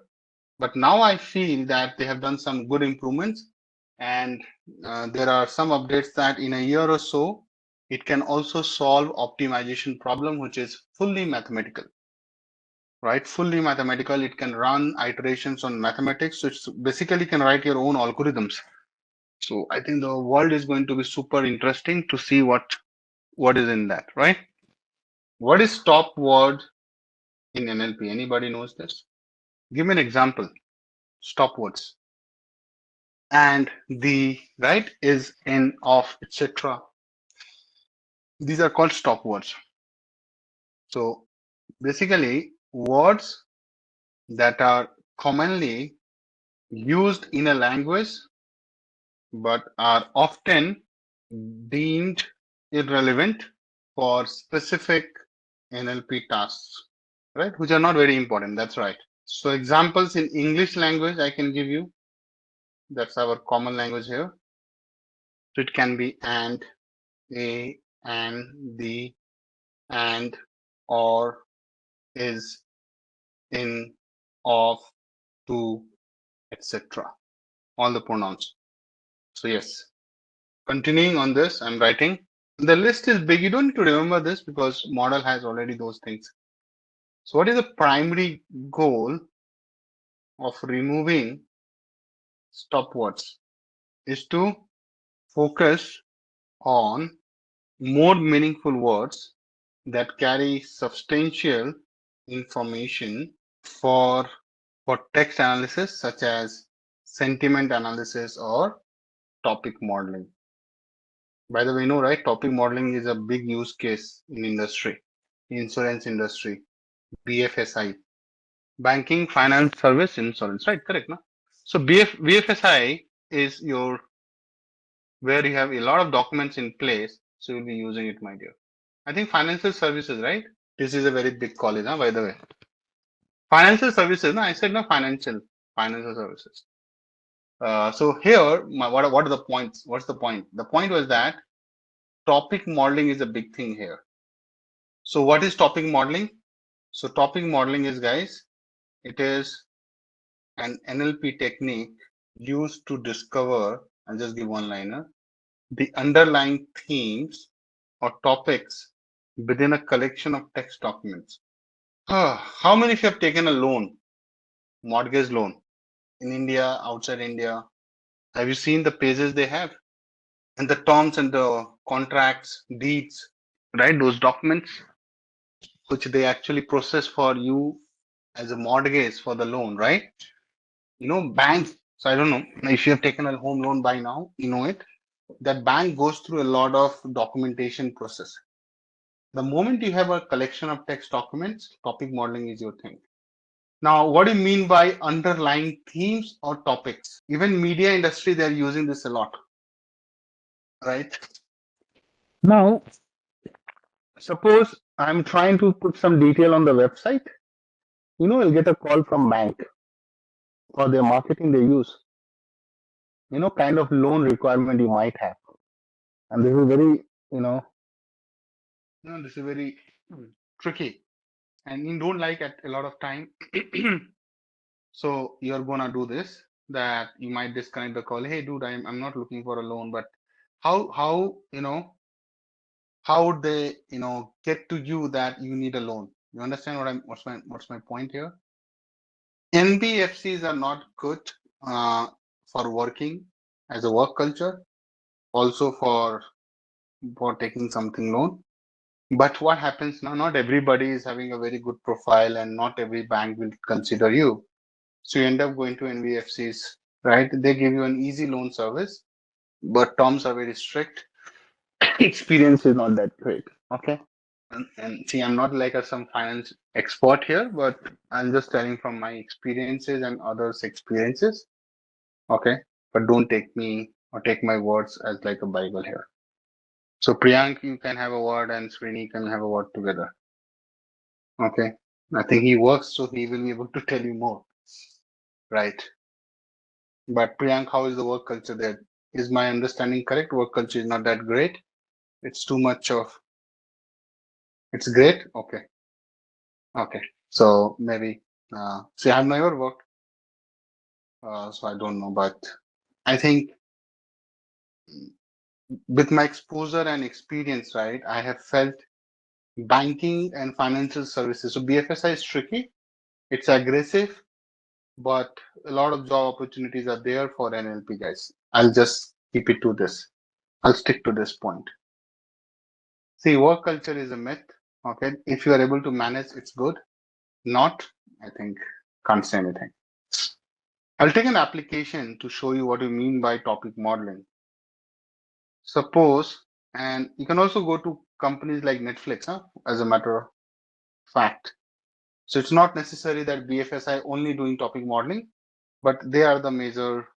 See, wherever you have a lot of documents, you can do topic modeling.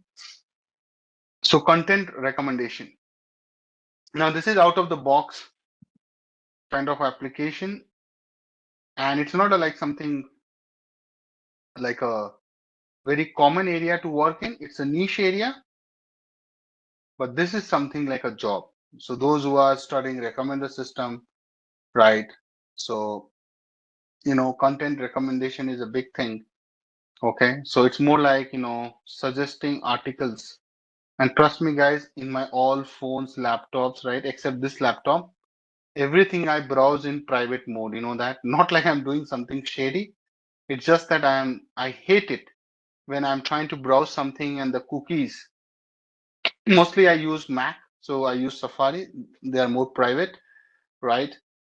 So I start getting irritated because the moment I suppose I'm trying to buy a pair of shoes, right? I'll start seeing shoes everywhere, which I don't want to see, right? On every page on Google Chrome, which I don't like. It's like it's like that. The shoe is like pursuing me that Akash, you have to buy me. There's nothing which can escape. Nobody can make you escape from here, which I feel not good. So suggesting articles or content based on the identified topics.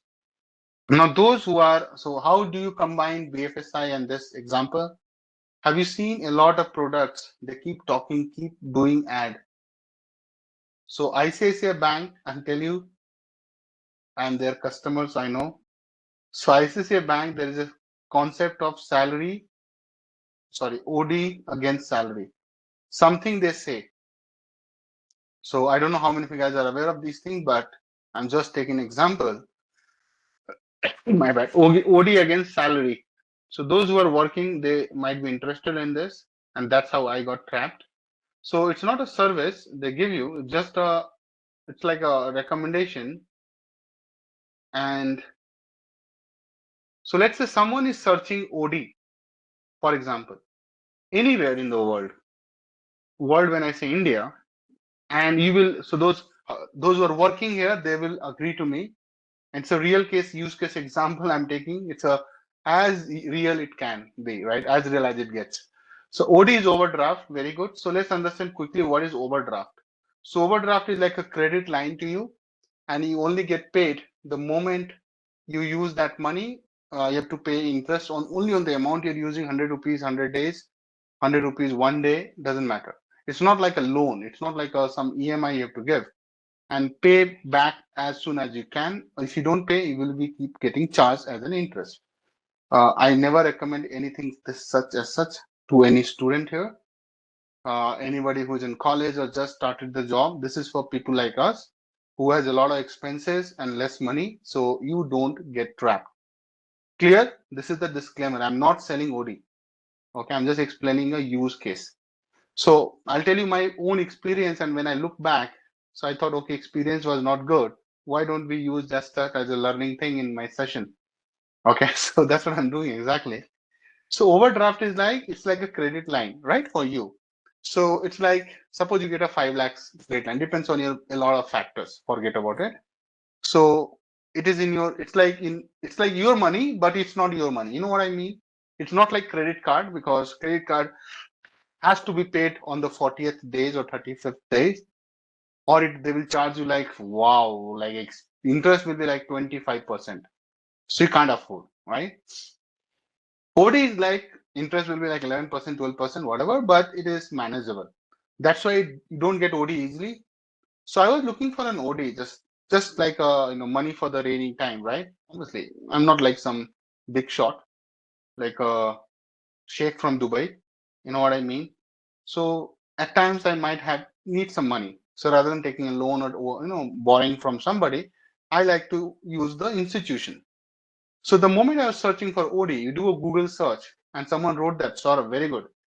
I started getting incessant call from Bajaj Finance, right? I'm not, so again, this is like disclaimer that I'm not demeaning anybody here, so that Intellipaat doesn't get in trouble.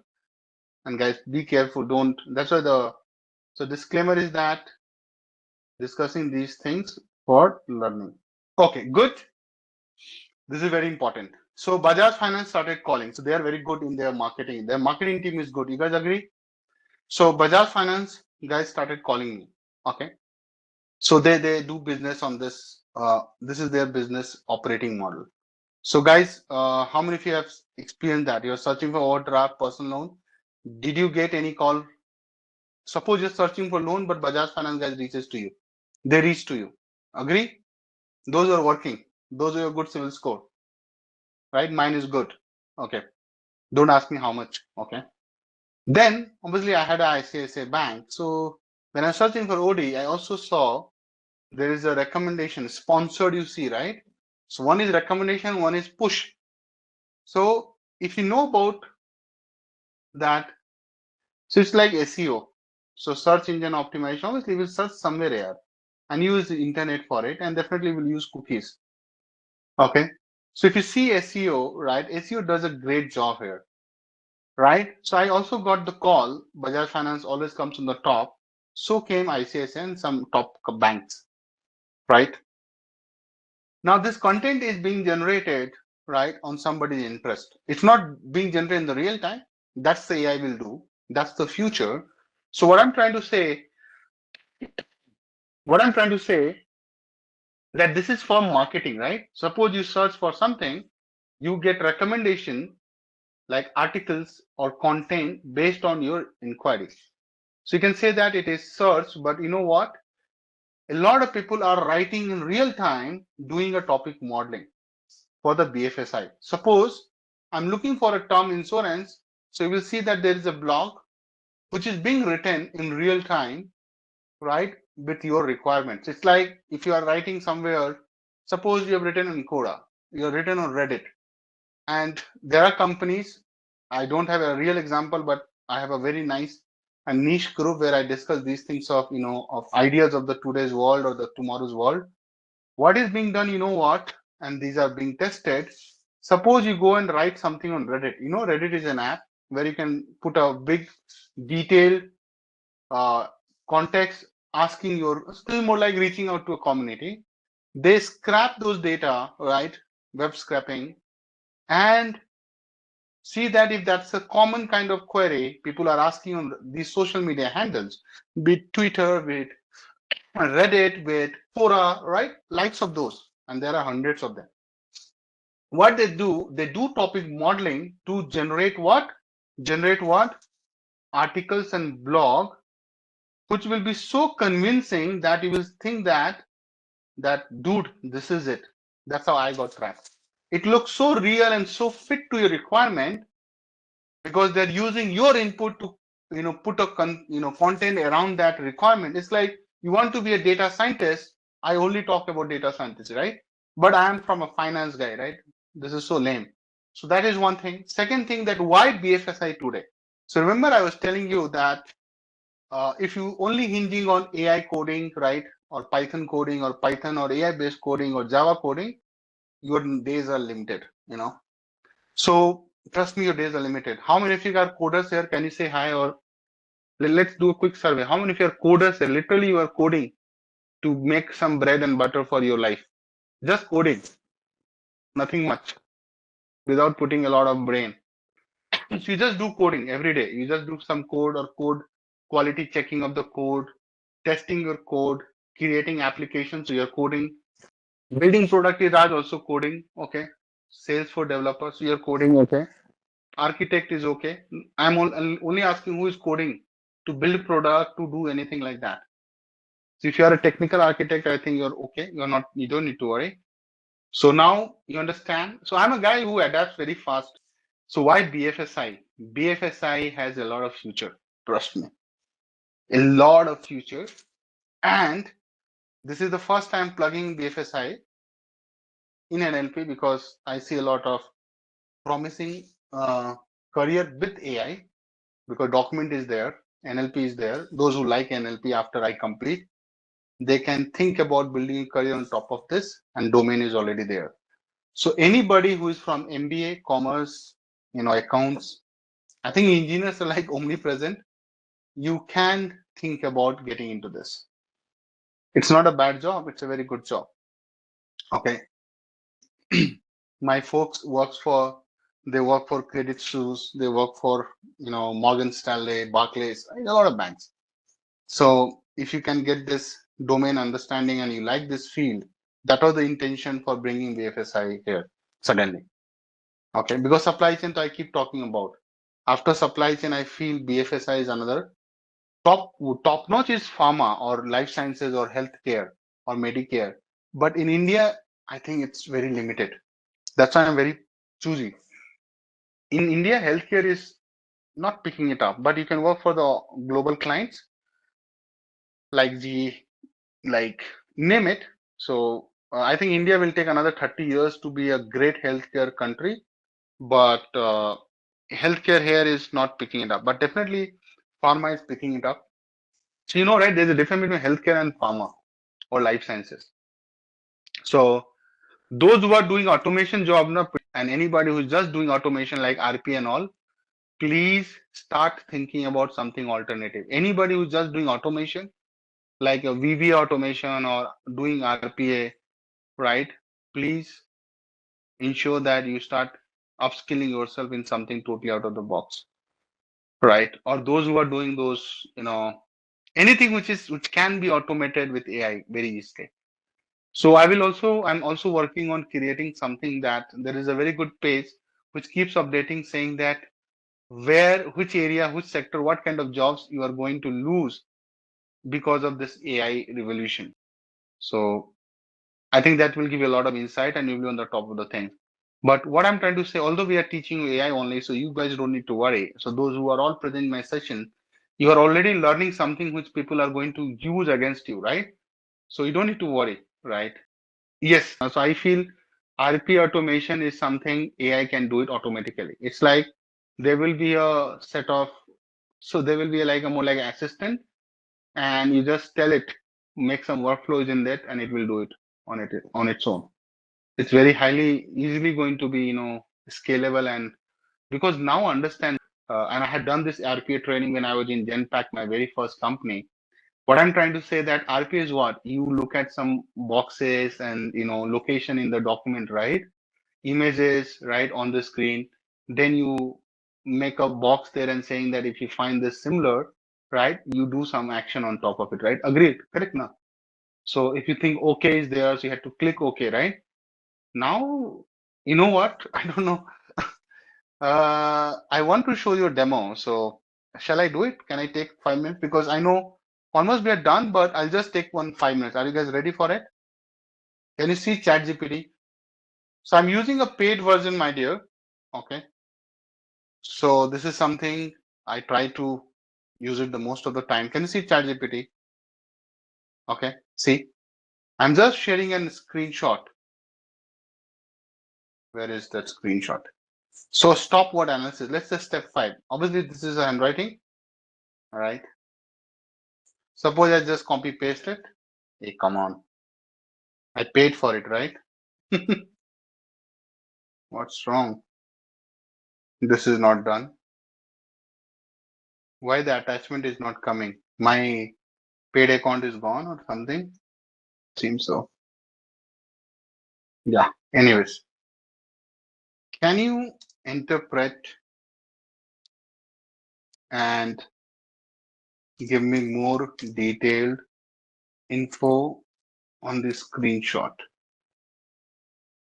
Now just understand this.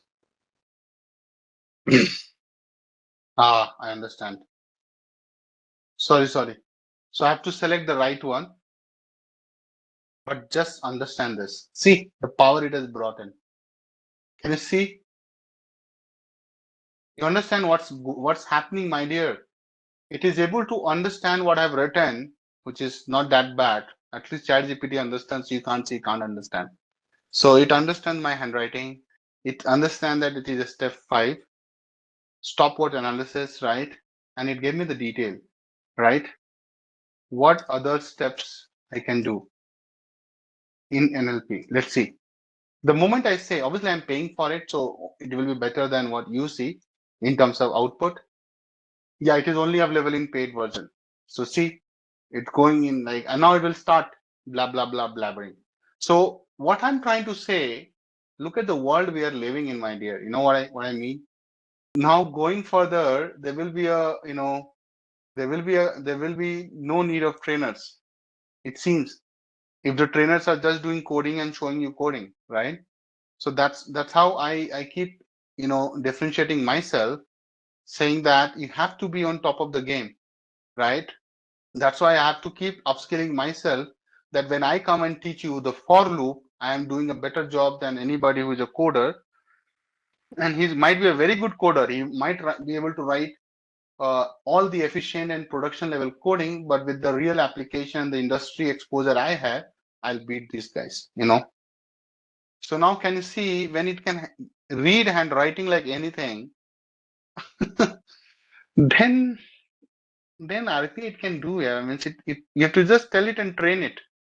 It will be just using its training to get trained, but I think the kind of training it has done and being done, don't think that the model we are using is not getting updated. So I'm paying it for it. So obviously I'm getting the latest model all the time, not the free versions, right? So they keep coming with new models. And I think my trained model on behind my chat GPT is better than anybody else, because that is the latest one available to anybody in the world. So that's where I'm sure about a lot of things. But what I'm trying to make a point, domain is important. And that's where, I came up with this BFSI thing. So you got it why I'm talking about it now. Makes sense? So the world is going to be very crazy, right? In coming time. It's very crazy. Trust me, there was a time when I was writing an OCR using a Tesseract library in R. R is a programming language, and I was hardly getting a very good accuracy. And now when I look at my iPhone images, it reads my handwriting. These guys are reading my handwriting. So far, we have come in so less time. 2016, 17, I'm talking. And 8 years down the line, it is reading handwriting, that too written by a pen. Are you guys believing what's happening here? I don't know if you're able to fathom what I'm trying to raise as a point. It is moving super duper fast. Be careful with your career. Trust me, this is going incredible journey for AI, but it is going totally out of hands.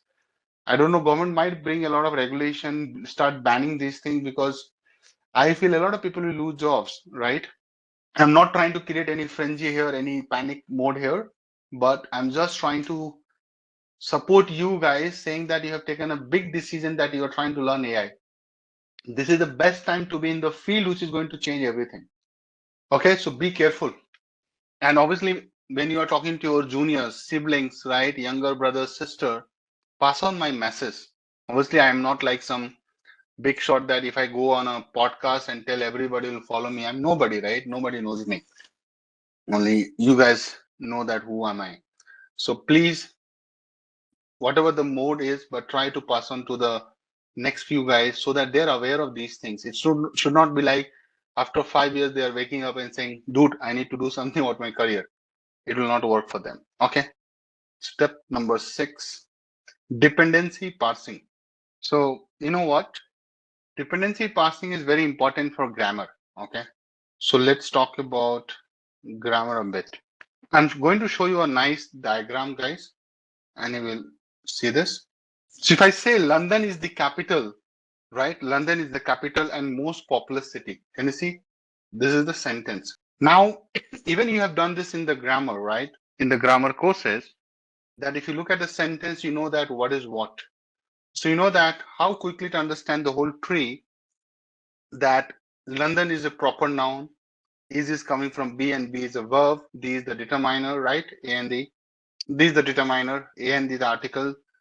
Capital is like a noun and is conjunction here, right? Most is adverb. It's trying to saying that most populous is like adverb. Populous is adjective. Or anything which bumps up the or pushes the adjective, that is your adverb, and city is a noun. So if you are aware, this is your parts of speech. Very good. There's a period, right? So under this topic, there is something called syntactic analysis, also called parsing, syntactic. Okay. So guys, syntactic analysis is crucial for understanding the grammatical structure, which I just explained quickly. See, for a human being, it's easy because you have learned the rules of grammar, you know that. Understanding the grammatical structure of sentences and how words relate to each other, right? Now, if you understand, right, look at the relationship here. So, London, right? So, if you see, is has a predecessor, which is saying London, and also has a successor, which says capital. So, London is the capital, right? So I'll come to that how to understand this chart, right? But what I'm trying to say that there is a relationship between from, to, and then we have the determiners. Okay, so I'll come to that. But let me just complete my notes or pointers so that I'm not lost. So syntactic analysis, someone can ask. So we have already explained the objective, but what is it? It is the process of analyzing a sentence to determine its grammatical structure. So that's the technique or the concept. And then I mentioned dependency parsing. So once you understand, so once we have identified the grammatical relationships between words, dependency parsing constructs a dependency tree or graph, which you just saw, that shows how words in a sentence depend on each other.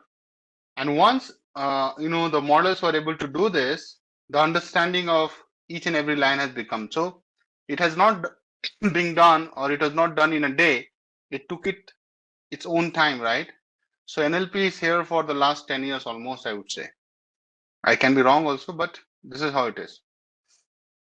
So you need to understand that the kind of relationship you are seeing here. So London is the capital and most populous city, right? You can quickly find out the grammatical relationship, right? But just imagine that there is no human behind it. There's no human behind it. Model is telling that relationship. So this tree, I'll get into more details now since I've completed it. So this tree is known as dependency parse tree. Okay. Just imagine that for each and every line you've written in that article, models fully understand the relationship. So London is the capital. So what is the line? I'll write it somewhere here. So London is the capital. So I'm saying London in the Hindi, but I can't say pronounce in the in British accent. British accent is the capital and most populous city. Right? This is a sentence, guys. Come on. So we are saying that London is the. So you see, right? Let's start here. So obviously root is the, this is your root. Okay, so don't miss that. Root is this, but you also know that London, which is the proper noun, what is the relationship, guys? You know that, right? If you have done a little bit of grammar. My God, those were the days in school. I remember, and my teacher used to beat with a rod. I'm talking about school days. I'm not bashing the teacher. Don't worry, I'll not tell the name. But he used to beat with a rod, a circular rod. and very difficult grammar question. I used to get nightmares. Okay, because without understanding if you're right to cram it, just cram it, remember everything. It's very tough. So London is the subject of the sentence. Okay, and it's connected to the root verb is, right? So I'll also write it, and it's connected to the. So my teacher would have been proud. Now he is teaching grammar in grammar in AI, right? He must be proud about it. I'm not doing anything. The models are doing anything. Sometimes I feel, why we did so much of, you know, so much of excellence, pursuing an excellence. Now model will take over. Okay, anyways, just kidding. Subject, predicate, remember all those things? Complement is the predicate. So I'm going to be grammatical here. So see guys, my starting was in Hindi medium, so I'm not too good at it. So forgive me if I'm saying something wrong, but at least my notes can't be wrong, so don't worry about it.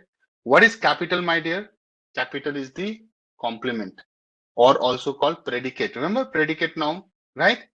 So can you see very smartly, I have told you that the root is attached to this guy, subject, follow this yellow color, and also attached to this guy, which is your capital. Hello, everybody.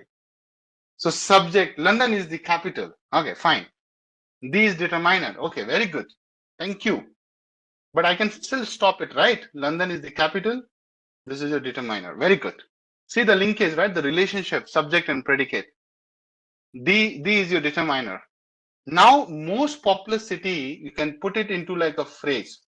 That, dude, this is a phrase. Most populous city, I can take it as a phrase. And that is being connected using this conjunction called and. Interesting. So what we're trying to do, the model, I'm telling to the model that, dude, understand, London is not only the capital, but also most populous city. So model saying, okay, boss, I got it. What are you trying to say? Are you feeling it? That's how human knows, right? That's how human knows. If I tell you, Masrat, that London is the capital and most populous city, you know, right? He means that it's not only the capital, it's also the most populous city, right? Very, very good. But model goes one step more. It also tries to understand that maybe that's the reason because it's the capital. Because model totally understands capital is like some major cities, right? Because if you're doing like a chat GPT kind of thing, it has got a lot of contextual learning.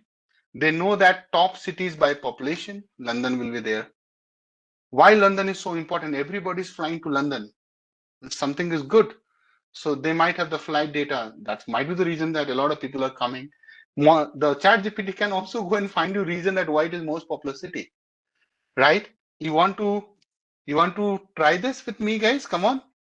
So I'm just putting a command or prompt saying that London is the capital and most popular city and asking why, right? See, I was right. How good it can be, guys. My God. Look at this. Can you see that, guys? Obviously, I'm not trying to teach you with ChatGPT. I'm just saying that here ChatGPT should be used if you have a license, my fellow trainers. So see, London is the capital and most populous city. I ask why. It's a factual statement. So it's thinking like a human. Dude, you're right. It's a factual statement. It's correct. It looks correct. Why? Because it is a capital first, meaning it has all the political, cultural center of the country. See, it understand that why a city becomes capital. You understand? So when it has the center for the administrative, political, and cultural center, generally that becomes the center. Look at the training it has been gone through. Then it is explaining what you mean by capital, right? Then most populous city because, right, London's role as economic, cultural, and educational hub, attracting people from all over the country and the world. Isn't it just now I just mentioned that? Maybe 2 minutes back before ChatGPT spit it out in a very one-liner. So do you think that the ideologies or the kind of, that look at the beauty of these things, that it is trying to reason out that these two roles is the reason that sentence highlights both characteristics, and that is the reason that make London most important, which is capital and populous city.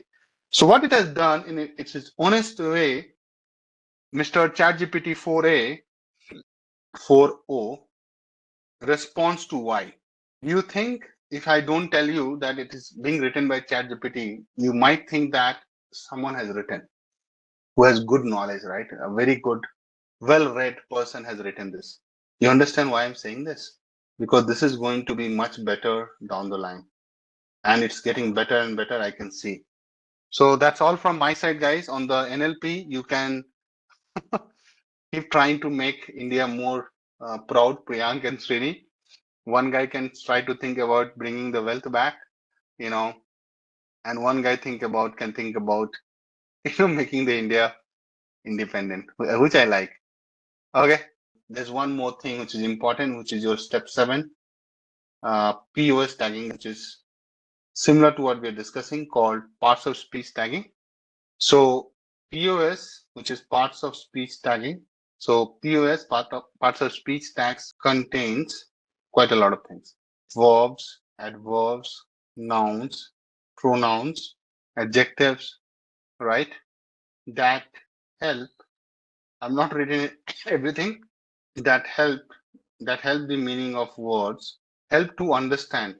Sorry, I lost my thought. That help to understand the meaning of words in a grammatically correct way in a sentence. So guys, trust me, it has a big list. So I'll give you this one. See here. So nouns, right? So if it is a noun which is coming like singular or mass, it will be NN. Plural will be NNS. Proper noun will NNP. P stands for proper. Proper noun, plural will be NNPS, right? Like London's, Smith's, right? Similarly, so it's a big list and you don't need to remember this. Don't worry about it at all. Model will take care of it for us. It will have this list as a more like a dictionary. You don't need to worry unless until you're trying to make your own. So this is like exhaustive list of everything. So that's all from my side on the pipeline, guys. As I mentioned earlier, and I'm repeating myself again, this is not the end, or this is not the exhaustive, or this is not like everything we have to do in every data and every project, but it's a good starting point for all of us, and you can build on top of it on your knowledge. So I want to show the data first, then I load it, right? So if you see, right, these are your IDs. I think it must be a text. So I'll say general, right? So these are the columns, guys. Airline sentiment. So it's already being captured that, sentiment, confidence, negative reason, confidence, which are the airlines. I think it's a US Airlines. You have American, Delta, Southwest, right? I think this is mostly blank, not much blank, but yeah. Name, negative, reason, gold, retweet count, text. I think this is where I'm interested in, right? It looks like a real test. Can you see that? Read @Virgin America. Okay. So it's saying, seriously, would pay $30 a flight for seats that did not have this plane. So, obviously people have written a lot. Okay. So this is the data we are going to consume in our analysis, guys. Okay. With me here so far. So this is the screenshot of the data, guys. So what is our objective here? To classify the sentiment of tweets into one of the 3 categories. And you saw, right, what are the categories? It was positive, negative. Cool, guys? Make sense? Data description. Someone would be interested in knowing data description a bit more. So let's write it. So obviously source is tutor, no brainer. Coming from a project on Kaggle. Okay, Ji. Description, high level description, guys. Passengers tweets about airline performance, having sentiments about their journey. See, I could do this on Collab, but the problem is that Collab is really slow and time is less. You have seen, right, Priyank? So it takes time to react to what I'm writing. That's why I'm not much happy with that. That's the whole point. Anyway, you're not going to code with me. You just have to see on the screen. So let us do that. Idea is not to code with me. Okay. Now, what we are going to do, what are the learning outcomes, guys? So number one, we are going to do the, quickly text-based EDA kind of stuff. Then try to give you the basic understanding of text pre-processing. Then we will talk about after text pre-processing, which is like backup words and tensor vector IDF and other stuff. Then we build the classification model, tune it and plot it, right? So I've already written for you guys so that I don't waste time on this. So these are the learning outcomes I'm going to try to give you. Those who have not installed this, so you have to install certain library. If you're doing for the first time, pip install contractions. I think I have it. Let me see that if I have it or not. If it says requirement already satisfied, I'm good, which it did, right? So guys, we are going to take a lot of libraries here. The idea is to use and then understand rather than detailing only on the libraries doesn't make sense, right? This is a good set of starting point, but don't worry, I'll explain each of these when I'm going to use it. So don't worry. Okay, I'll come back and say, oh, I'm using this, I'm using this, I'm using that. Make sense? That's a promise. So it's not like a copy pasting the codes. It's just that I don't want to get into in detailing out the libraries. There's no point. Okay. But since we have to do some detailing out later, we will do it. And I'll make a point where I'll come back and do it. So number one, I think you need to load the data into PD's data frame. No brainer. It's a CSV file. You saw that, right? I think, I don't know, did I import OS or not? So I need to see what is my current working directory and I'll keep the file there. Okay, so this is your batch, right? So I have to take tweets. The same file, I'll copy and paste it there also, which I did it for the some earlier batch. Done. So let's load the data. So it will be pd.read CSV. The beauty of this is good. Okay, let's do some sampling. So this is the reason that I'm doing here. How fast I'm able to code here. So see the data loads nicely, right? You have the tweet ID. Basically, it will be the passenger. I think Srini were asking, right, that how do they collect data, right? So it's coming from Twitter. So for every person, there is an ID. Okay. So for every, I think, person tweet, it's an ID. And then airline sentiment. So few things are blank. You can clearly see, right? But we have to just worry that we have everything which we want to have it, right? So let's understand this data a little more. Obviously, we will start identifying the missing values and see that if that's a concern for us. How do we do it, guys? So you'll say data is null. You have seen me doing it earlier, and you do sum. So it will give you that how many guys are missing, and you can also do a percentage split. Okay, so you can say take this bunch and divide by the length of your data, right? So you know that you have some real stuff missing. 37% is your negative reason. Airline sentiment gold is like fully missing, right? To it. But one thing which I see that text is like fully there, right? That's what counts for us. For us, text is important, right? See that? So none of the tweet is blank. Can't be possible, right? How can you have a tweet without anything, right? You can't put just some 00, right? You understand? It can't be null. It cannot be an empty tweet. That's how they have designed it. Let us do some amazing EA. And this is not like what I'm doing is enough. You can always build on top of it. So I'll do some EDA. As simple as that. EDA, you know, right? Exploratory data analysis. Okay, let me write. So what I'm saying, guys, let's find percentage of tweets by airline companies, right? Nobody goes there and they tweet. Generally, people also tweet positive things, feedback they give. But have you ever gone there and tweeted something about because you liked it the most or you loved it, you did not like it the most? Tell me, where do you tweet more? I think I have only tweeted whenever I felt real harassment from the companies. Okay. So percentage of tweet will tell you that if someone is harassing someone, right? That someone is like company. So in US, Twitter is really famous. People tweet almost everything there. I'm feeling a little hot. Let me switch on the AC. Or no, let me switch on the fan only. Import C1 as SNS, right? Let's take a canvas, count plot, data equal to data, X equal to airline. What is the column name? Yeah, airline. Palette, paired. This you have done multiple times, right, guys? So you can clearly see that of all the tweets, how many tweets you have, by the way? 14,640. That's your total tweets, right?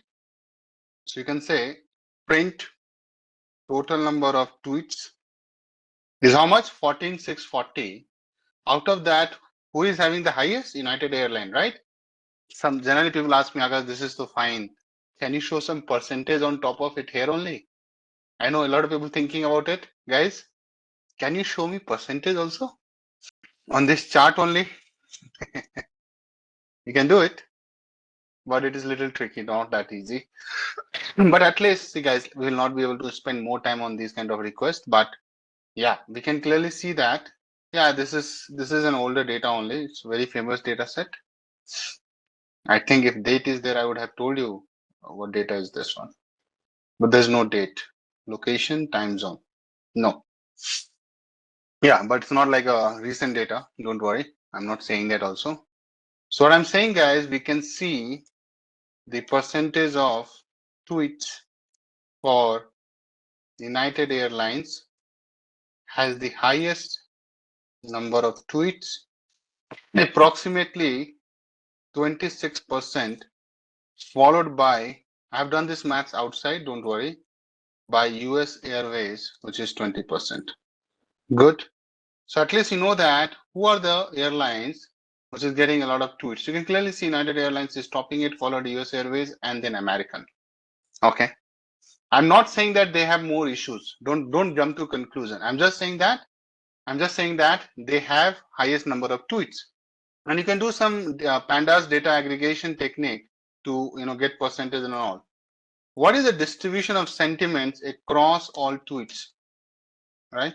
Someone can ask me this question also. Like now, since it's interesting, right?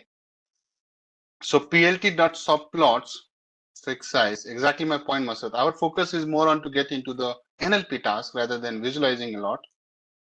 So as far as we are able to get a sense of the data, we are good here, right? And I know you can do much more on top of it, but that's your work. So data equal to data. Now, what is that X where the sentiment is? I think airline sentiment, right? This column.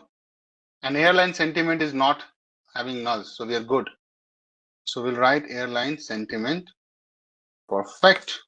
Palette, again, paired. Perfect. plt.show. Now you will see the reality of the tweets.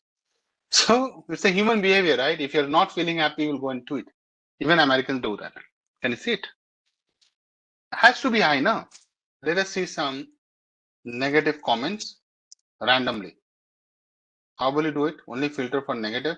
Select negative equal to data. You know this, right? Slicing. Airline sentiment equal to negative, right? And then you will say data, use this masking and do some sampling, right? Show some sample of 5. See? And only we have to print the text, not everything. I don't need everything. I just need the text. So now obviously we are not able to see everything. So we do this list and then see if it happens, right? Amazing. Python is so happening here, you see? Yes, but should be able to get a push notification via the app if I'm logged in and on a trip. Email or text is so 2010. So this guy is telling it's very old. United Airlines, once again, your lack of customer centricity is astounding. It's a sarcasm. Wow. Why so expensive to go to Vegas with the stops in late flight zone as I can get non-stop for same on competition. See, just flew to do this, paid from a third source, we did not even make it on the plane, besides for the impolite service. See, Americans, right? They have a way of telling things. इधर तो गालियां लिखने लग जाते हैं, right? Okay, cluster continues still on connecting instead of direct. Back charge sits not together. So understand this is for the same one, right? And if you keep doing this, we'll keep seeing something. I'm at 4 or 5 morning, will be nasty in Boston. Have Fabling driving 90 minutes to pick me up from everything flight. What if cancelled flight? I don't know, something they're writing. But why they know that it's negative? Because in the same data, hold on. In the same data, you don't do this, you will see that they have a category, no? See, negative, negative, negative, negative. There's a reason also, customer service issue. Can't tell. So must be like a filter, right? Select, can't tell, cancel flight, customer service issue, right? So as a matter of fact, for negative reason, right, you have some missing data, right? But similarly, you have for positive reason also, I think you have some missing data, I realized. No, only for negative reason they have this category. But anyways, we know that there are negative tweets. Let's see if it is, what about positive tweets? Let's see that. So आपको कुछ नहीं करना, you have to just go there. So I'm speaking Hindi. My bad. Say that, select positive, change this to positive, and just see this. Now, everyone has been so nice and helpful. Looks like positive, right? I'm already a card member as well. Enjoy flying with you guys. Wow. Thank you. Simple, positive. Thank you means positive. Thank you, positive, right? Let's see neutral. I would love to see neutral. So let's do any it. See, this is so fastly we are trying to get into it, right? You like my way of slicing and dicing the data, guys? I have a way of getting into the data. Now, if you're not good at basics, you will struggle. I recently moved and got a new license, and when I booked my flight a month ago, I used my old license. Do I need to change that? Obviously, it's more like a query. So it's not like DM these nuts. I sent you a DM, can you please help? Obviously neutral. Look into better service, more like a suggestion, right? So obviously somebody is tweeting and they are categorizing. I don't know what is they're doing to categorize. I am not sure, but this is the data we have. Makes sense so far with me? I had written this code for you because I don't want to waste time, but I want to show you that there is a way of someone asking me, right, can you also show percentage? One of the learners did it. I realized that I have it in my other notebook. So I just source the code and it's on the same data frame, so it works. Data, right? See, 62% of the total tweets are negative. 21% is like positive, neutral, and then the rest of the 16% is positive. So as you can see, guys, you need to do some annotation, right? So Srini were right about it. So I think you have to spend some time on understanding this code. It's very easy. So what are our some key observation, my dear? Number one. So majority of tweets are negative as expected. We expected it, no, before we started on it, which stands at 63%. Followed by, that's how you have to give summary to your client also. Followed by neutral tweets. But this is very basic insights. I don't write these insights. I write insights which will take at least 10 minutes to understand. That's how you get valued, you know. If you write these statistical insights, they'll say, what is in it? Even I can do it, right? So you have to write something like you have to make a statement. And then they'll say, what? Then you prove that statement with your data analysis, which you have already done. That's how you win your clients, okay? Can you show me distribution of, this is a very interesting chart. Distribution of sentiments of tweets for each airline. Now this is interesting, right? So you're telling total, no? So total is negative, but for which it is negative? I think we have to do some data preparation for this. So understand, I want to know distribution of sentiments for each airline. I have to group by airline and airline sentiment, right? Guys, pandas aggregation, you know this, right? We can call it a multitasking ability. I also have some abilities. Count, and then I think I need to unstack so that I can show you this. Now, yeah, it worked. See, this is interesting, guys, right? So now it gives you that by different sentiments for each of these. Interesting, no? Now, the good thing that Panda says, I can only plot. Why you want to go to? And that's why I love some of Panda's plot. Although people bash it, it's very it's very basic. Baba, but if you want to get something nice and fast, right? Pandas is good here. See, you don't need to do anything. See, interesting. So at least know that United Airlines is not having the highest. It is also having the highest bar in the negative. So is for US Airways, right? So it looks like it's already much in the line with what you would expect. So we identified top 3 guys, these ones, right? US United Airlines, followed by US Airways and American, right? Remember that? Same guys are coming here also. So you can do some sorting and all, and then the chart will look more better.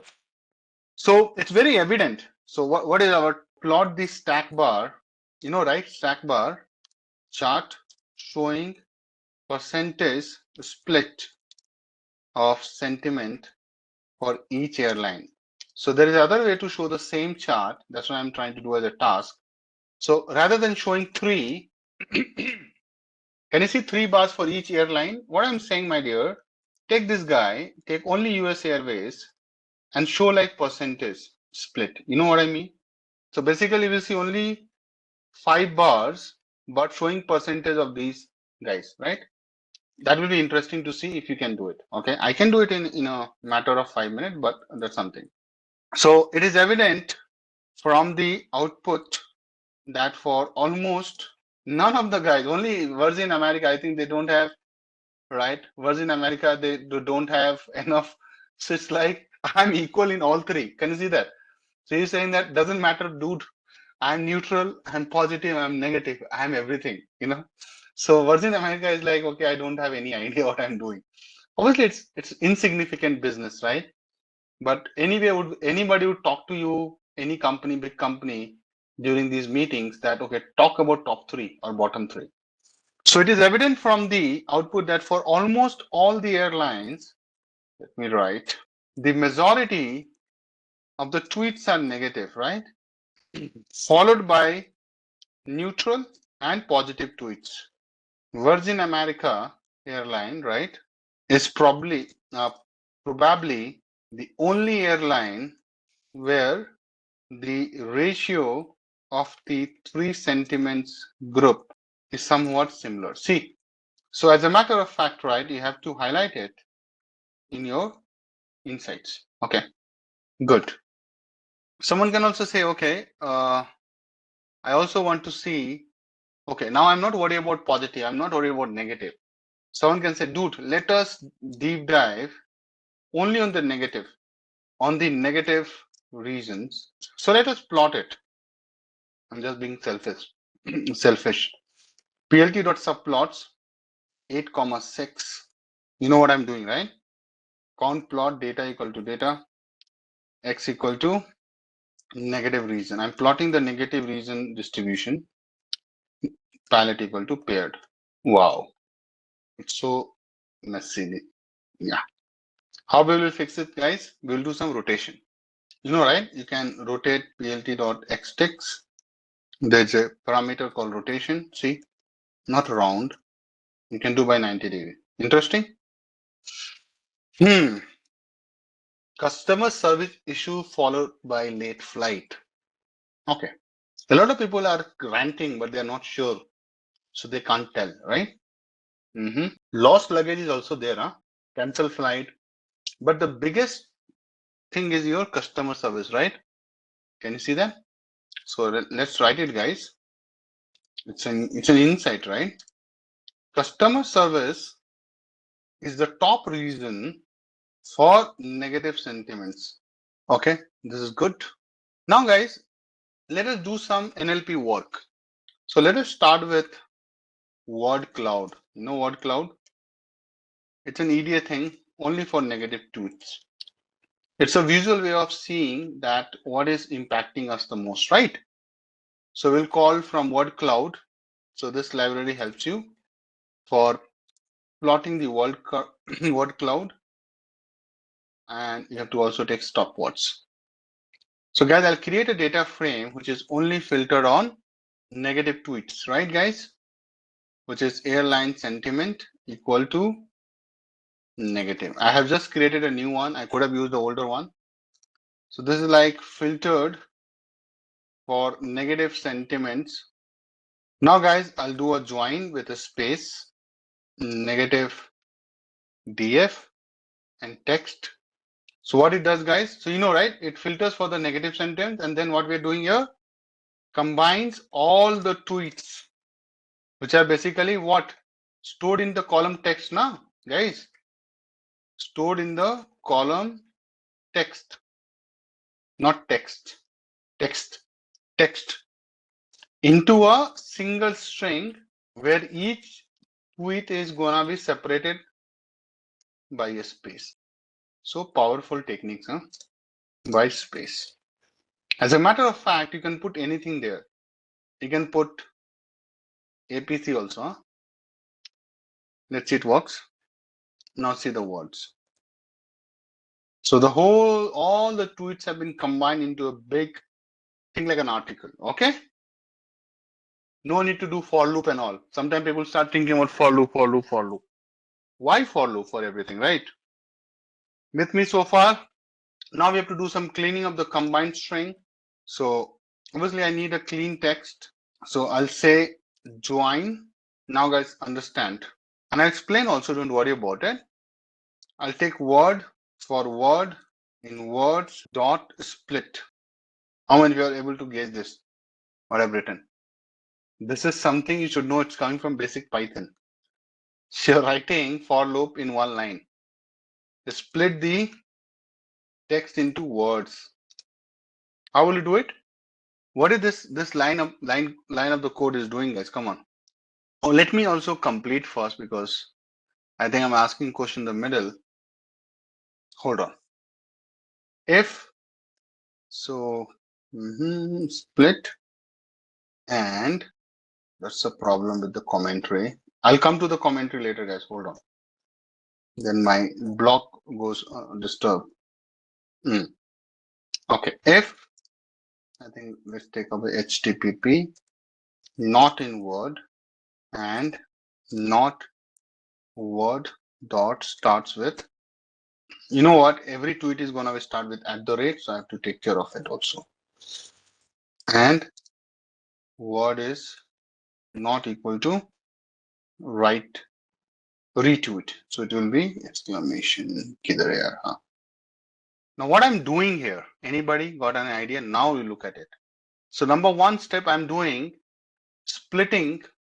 Come here now, splitting the word. Which word? This is the word, no? Okay, let me write words. So this is the words, right? All these are words, right? Take a look. Okay. So I'm splitting the words string into individual words based on white space. How do you know that? Because I've written this. Now white space is there. Okay. Now I am going into the next, and this is called list comprehension. So this is what we are doing, guys. Okay, maybe I'll write here. So this is something leveraging. I don't know how many guys remember this. It must have been taught. Leveraging list comprehension. If not, we can discuss also this. I'm saying we'll discuss, but I don't know I'll get time or not. Now I'm saying if HTTP not in word, what do you mean that? Exclude any word that contains HTTP, right? So generally social media will have HTTP, HTTPS, and you can improvise on this, right? So that's not like a hard and fast rule. Then what you're doing, you are excluding now anything. Exclude words which start with, not like any word just @, any words start with @. Then what? Retweet you don't want to use. So this removes the term retweet, right? what I did. There's some shortcut which works on this machine, which is in overlap with Jupyter. I have to rewrite word not equal to retweet. So I'll say exclude RT term. Okay. And then I have to do this so that it runs. Okay, it ran, guys. Let's see what it did. See. Now if you observe, right, do you see any at the rate? Let's see this. So very first line was at the rate, right, guys? Come on. The very first word was at the rate. So at the rate version replica is gone. See, it's starting from it's really aggressive to blast obnoxious entertainment in your guest. Okay, very good. Then what we excluded? We excluded anything HTTP. I don't see, so I'm not able to. Any retweet you're seeing somewhere, it should be also gone. But yeah, we will not definitely go and check. Okay, agree? So this has done all these steps which I mentioned, but obviously we are not able to validate. It's a big thing, so I can't go and pinpoint. But yeah. Now the other thing, if you see, right, we need to remove stop words, right? So for the word cloud, I'm gonna use word cloud without stop words. So stop words is a list which is gonna be there, and it is stop words. So guys, this is already there. Background, you can say, you have to give some color. You can say black is much preferred. Width can be, you can say 3000, and height can be maybe 2500. Just start with something. And okay, then I'm saying that generate clean text. So guys, it will exclude common stop words. But if you have some laundry list, did I miss something? Background color. Okay. No, the moment you give stop words equal to stop word, it will exclude. Default is to exclude, not the other way around. It is taking some time because loading a lot of data must run. So when you write stop word equal to stop word, it will do the job. So even my machine is like saying dude, fan is like, so it's done. We have to just print it. So obviously the word, it's run, it's run. So let me plot it. plt.subplots, fixed size. I'm ready. 18 by 18. I am show word cloud, plt.access off, plt.show. Interesting. See guys, I can make it more tiny so that everything can be, width can be 12, this can be 9. See. Oh, sorry, I did ulta. Height can be 6 and now see. But you can clearly see, I think we have to generally go to the square thing, but you can open the image in a new tab and see, right? So obviously people are talking about flight. So someone can say, right, why don't you remove flight first? Okay, and then do this. But you can clearly see that a lot of things has to do with bag. So you know that people are losing bag or something with respect to bag. Hour, time, right? Help. So they're looking for help. Customer service is also coming, see?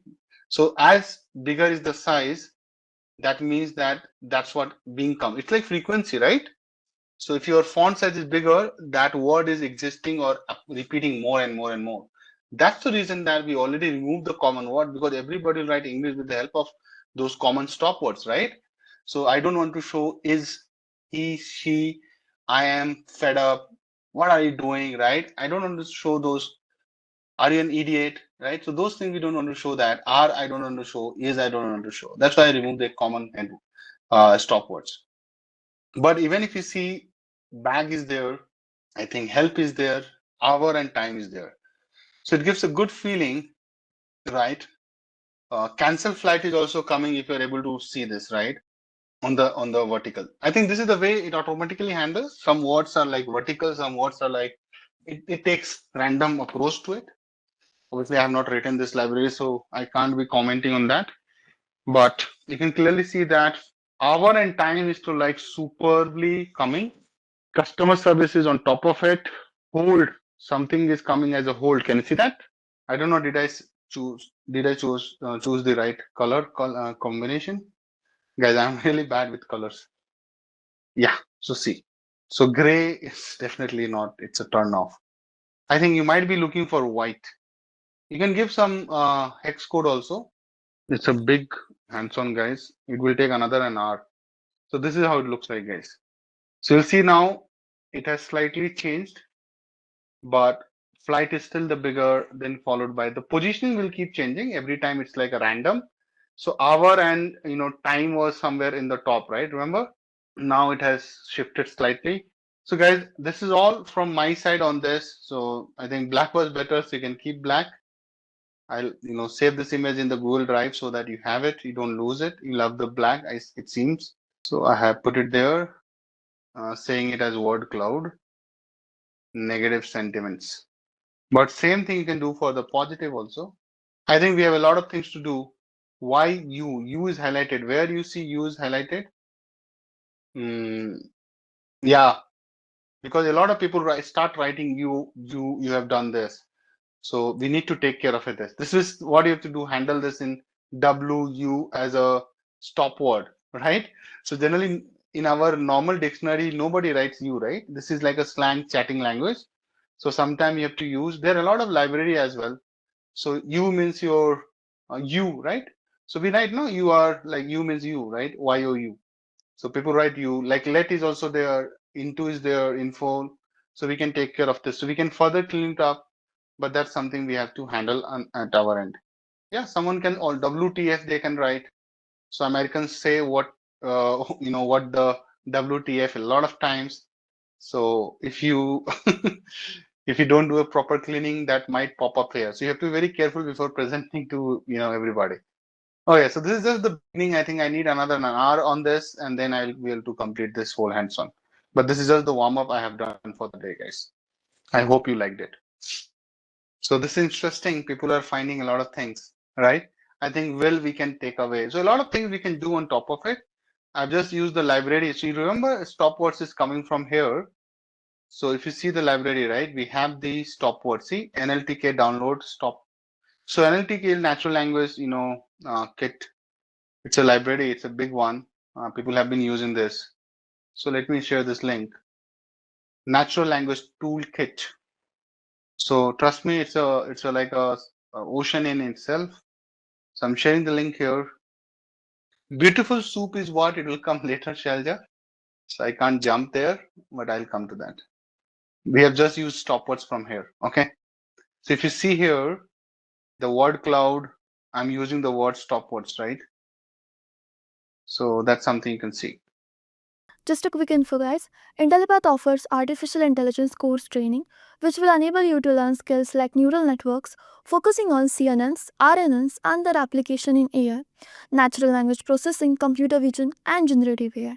Through this course, you will also master deep learning concepts, AI model building with TensorFlow, transformers, BERT, GPT, LangChain, and NLP pipelines with advanced techniques like image recognition, chatbot development, and much more, all taught by top 1% experts and IIT faculty. And with this course, we have already helped thousands of professionals make successful career transitions in AI and data science. You can check out the testimonials on our Achievers channel.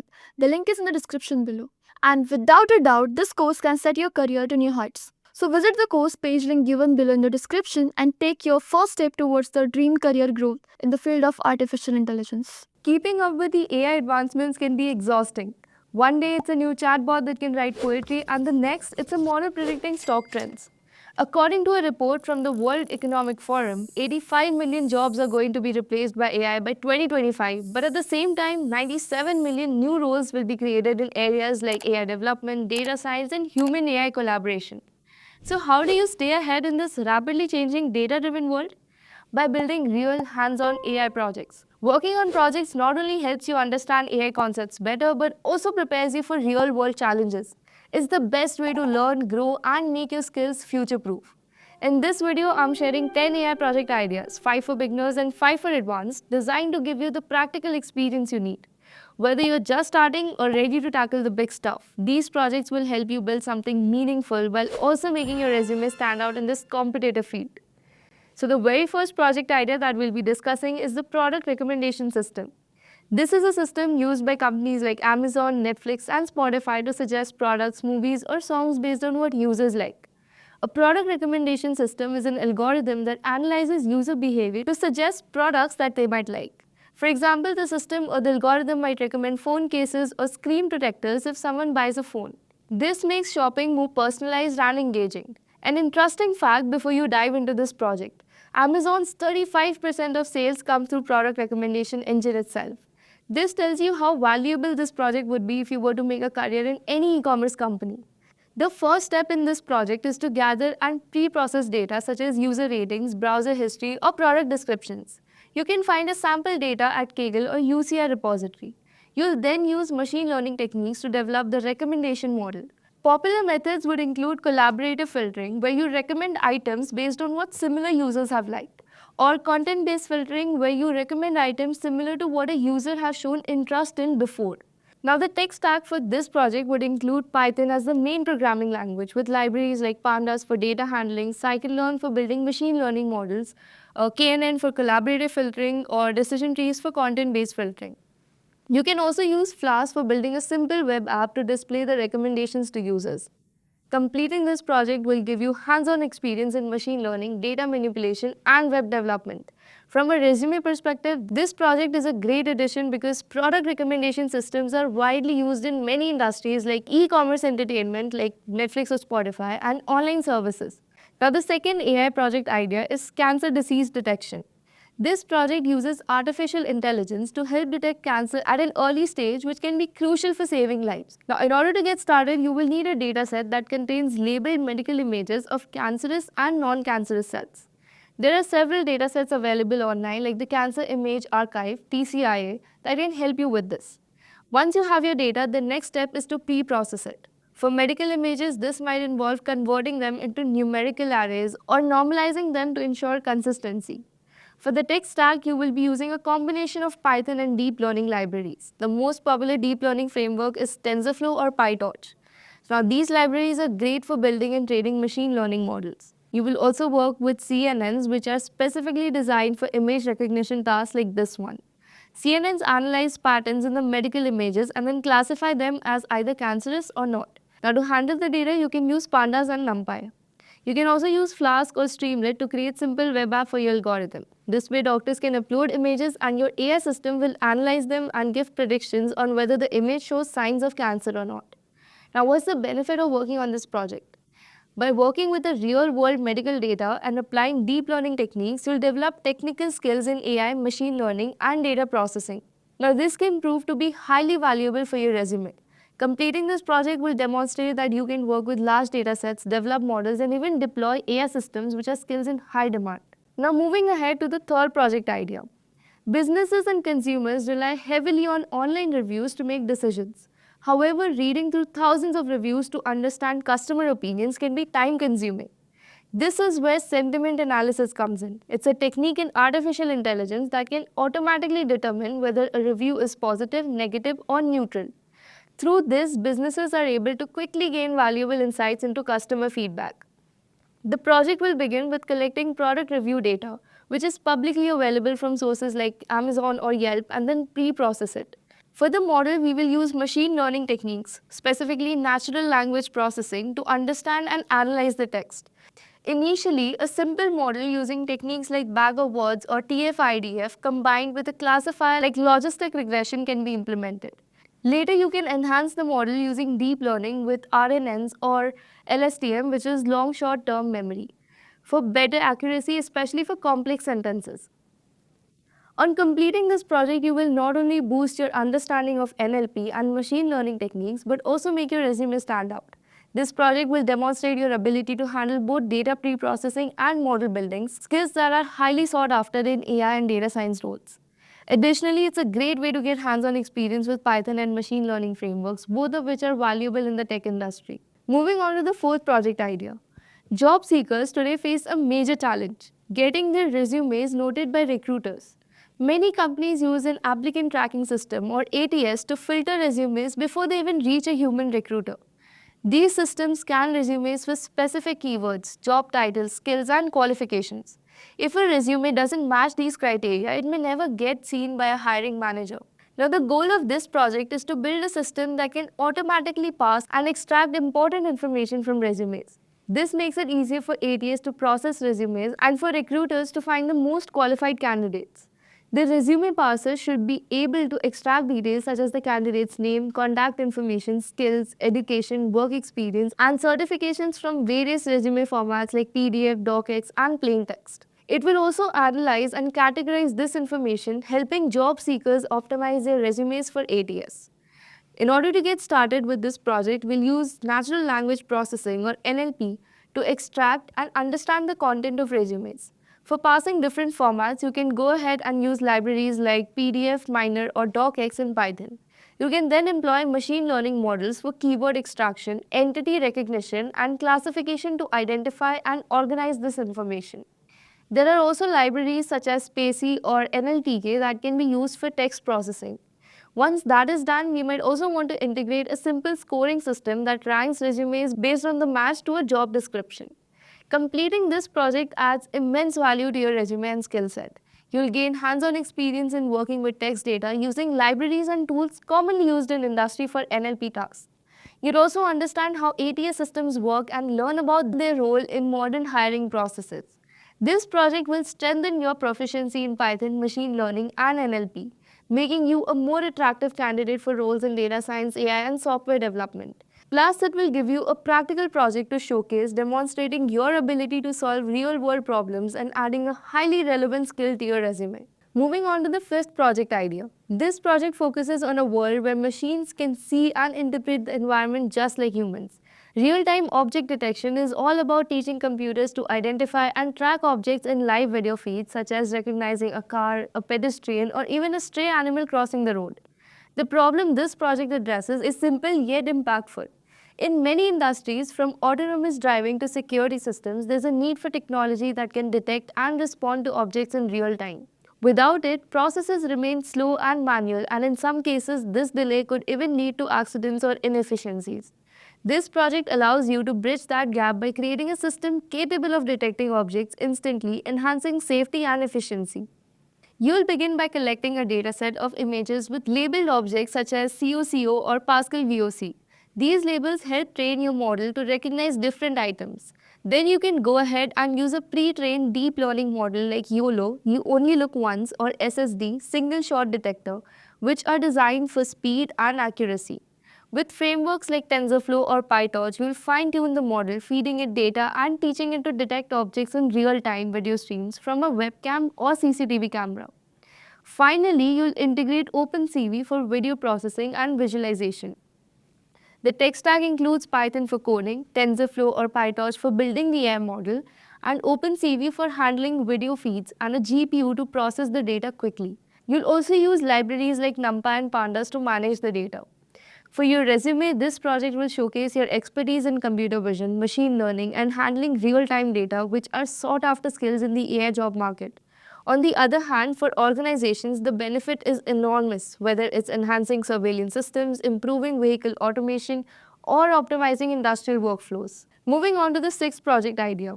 For a business that receives customer queries day and night, hiring people to answer these questions 24/7 can prove to be expensive and sometimes inefficient.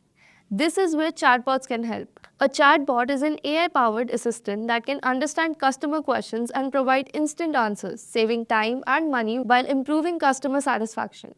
To build this project, you'll start by defining the purpose of your chatbot. Will it assist with customer support, book appointments, or maybe help users navigate a website? Once you figure out the main category of support, you'll need to gather or create a dataset of common questions and answers related to your topic. Next, you'll use tools like Python and frameworks like Flask or Fast API to create a conversational interface. For the AI brain, you can use pre-trained models from libraries like Hugging Face, which help the chatbot understand and respond to text. The backend might use an NLP model like BERT or GPT. These models analyze the input text, understand its meaning, and generate appropriate replies. If you're making a more advanced chatbot, you could connect it to a database or APIs to retrieve specific information like product availability or order status. Once the chatbot is built, you can again deploy it on website or messaging platform using tools like Heroku or AWS. This project is a fantastic addition to your resume. It shows your ability to solve real-world problems using AI to automate processes and build systems that improve user experience. By completing this project, you'll demonstrate your skills in Python, NLP, and deploying AI systems, which are in high demand. Plus, it gives you a practical example to discuss during interviews and sets you apart from problem solvers ready to tackle real business challenges. Moving on to the seventh project idea. Now, if you're a developer working on a large project with multiple team members, understanding someone else's code is like solving a puzzle, especially when the code lacks clear documentation. Writing documentation is tedious and time consuming, which is why most of the coders neglect it. This is a common problem, often leading to miscommunication, bugs, and slower onboarding of new developers. Code Document Generator is an algorithm designed to bridge this gap.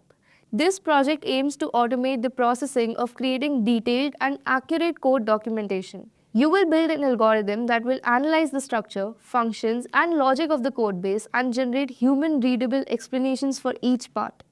To build this project, you can use technologies like Python and Hugging Face transformers. A model like GPT-4 can be fine-tuned to understand code and generate meaningful descriptions. You'll also work with frameworks like LangChain for chaining tasks and Fast API to deploy the tool as a web service. You can also go ahead and add a front-end interface using Streamlit that will make the algorithm user-friendly and visually appealing. By completing this project, you'll gain hands-on experience with advanced AI concepts like working with large language models and deploying them in real-world applications, while also highlighting your understanding of generative AI. The next project idea that I'll be talking about has been inspired by Google's revolutionary Coordinates project pest monitoring application. This is basically an AI application that helps farmers protect their crops by guiding them on aspects like the best time to spray pesticides. Pests are a huge challenge for farmers. They damage crops, lower yields, and increase the cost of farming due to the needs of pesticides. Many farmers don't realize there's an infestation until it's too late, leading to significant financial losses. This is where technology, especially AI, that can step up and make a big difference. The application will use image recognition to identify and track pest infestations in real time. Farmers can upload photos of their crops, and the app will analyze the images to detect pests, classify them, and provide actionable recommendations such as whether to use pesticides or take other measures. To get started, you'll need a dataset of pest images and healthy crop photos. Then you will need to train a machine learning model like CNN using frameworks like TensorFlow or PyTorch. Then you can go ahead and add a user-friendly interface, perhaps a mobile app where farmers can upload their images and receive instant feedback. You can even incorporate weather data or other regional trends to make the app more accurate. For this project, you'll use tools like TensorFlow or PyTorch for the AI model, OpenCV for image processing, and a cloud platform like AWS or Google Cloud for deployment. The mobile app can be built using Flutter or React Native to ensure it works on multiple devices. You could also add APIs for weather forecasting to give farmers extra insights. This project is a great addition to your resume. Employers value candidates who can demonstrate technical skills with practical applications, something that brings a change in the everyday lives of the people. Now, moving on to the ninth project idea. Consider a situation where a marketing manager needs to come up with engaging content for products in an organization. Every campaign is going to require hours of brainstorming, research, and editing to create creative emails, blog posts, or social media captions. This is where an AI-powered marketing content generator can make life easier. Repetitive content creation takes up time and resources that could be better spent on creative ideas and connecting with customers. By building an AI marketing content creator, you can automate the task, making it faster and more efficient while still maintaining quality and personalization. To develop this project, you would start by training a generative language model like OpenAI's GPT or Hugging Face transformers to create different types of marketing content. You can feed it examples of blogs, email campaigns, or social media posts to fine-tune the model for specific industries. Adding features like customizable tone, keywords, or target audience will make the tool more versatile. You can also integrate a user-friendly interface using tools like Streamlit or Fast APIs so marketers can simply input a prompt and get ready to use content instantly. The tech stack will include Python as the primary programming language, libraries like TensorFlow or PyTorch for deep learning, and LangChain for chaining tasks like summarization and editing. Hugging Face can provide pre-trained models while Pinecone or a similar vector database can store embeddings for fetching quick text. To deploy the app, you can use cloud platforms like AWS or Google Cloud. Completing this project will add immense value to your resume. It showcases your expertise in generative AI, NLP, and creating end-to-end solutions for real-world problems. By building a marketing content generator, you will not just be solving a technical problem, but you will be creating something that directly drives business growth, improves efficiency, and demonstrates the power of AI in everyday tasks. Here comes the last project idea for this particular video. Managing finances today can be complex and overwhelming for many people. Financial advice are often expensive, and individuals with limited resources may not have access to professional guidance. This is where a generative AI powered chatbot can bridge the gap by offering personalized, real time financial advice. To build this project, you would create a conversational AI model capable of understanding user inputs such as financial goals or challenges and provide tailored recommendations. The chatbot would use natural language processing to understand queries, retrieve the relevant data, and then generate meaningful responses. For example, if someone asks, "How can I save for retirement?" the chatbot could analyze the user's income, expense, and investment options to provide advice. The tech stack for this project includes Hugging Face transformers to build and fine tune the conversational model, then LangChain for integrating multiple knowledge sources, and Pinecone or Waviate for storing and retrieving user data efficiently. Tools like Fast API can be used to deploy the chatbot, and a user-friendly interface can be created using Streamlit or React. Security protocols like OAuth can be added to ensure user data privacy. Completing this project will be a big win for both the individual and the organization. For you, it would demonstrate your ability to work on real-world AI problems using advanced tools and showcase your skills in generative AI and multimodal data integration. It's a standout addition to your resume, especially for fintech.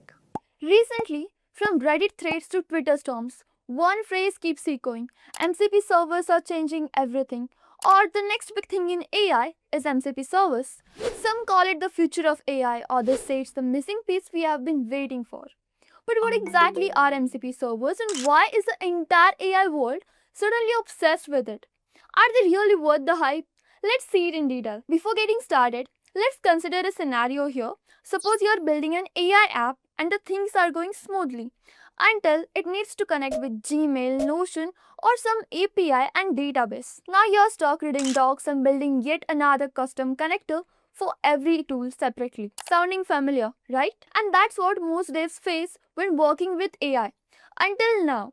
Of course, AI has come a long way. Large language models like GPT-4, Claude, Gemini are incredibly smart.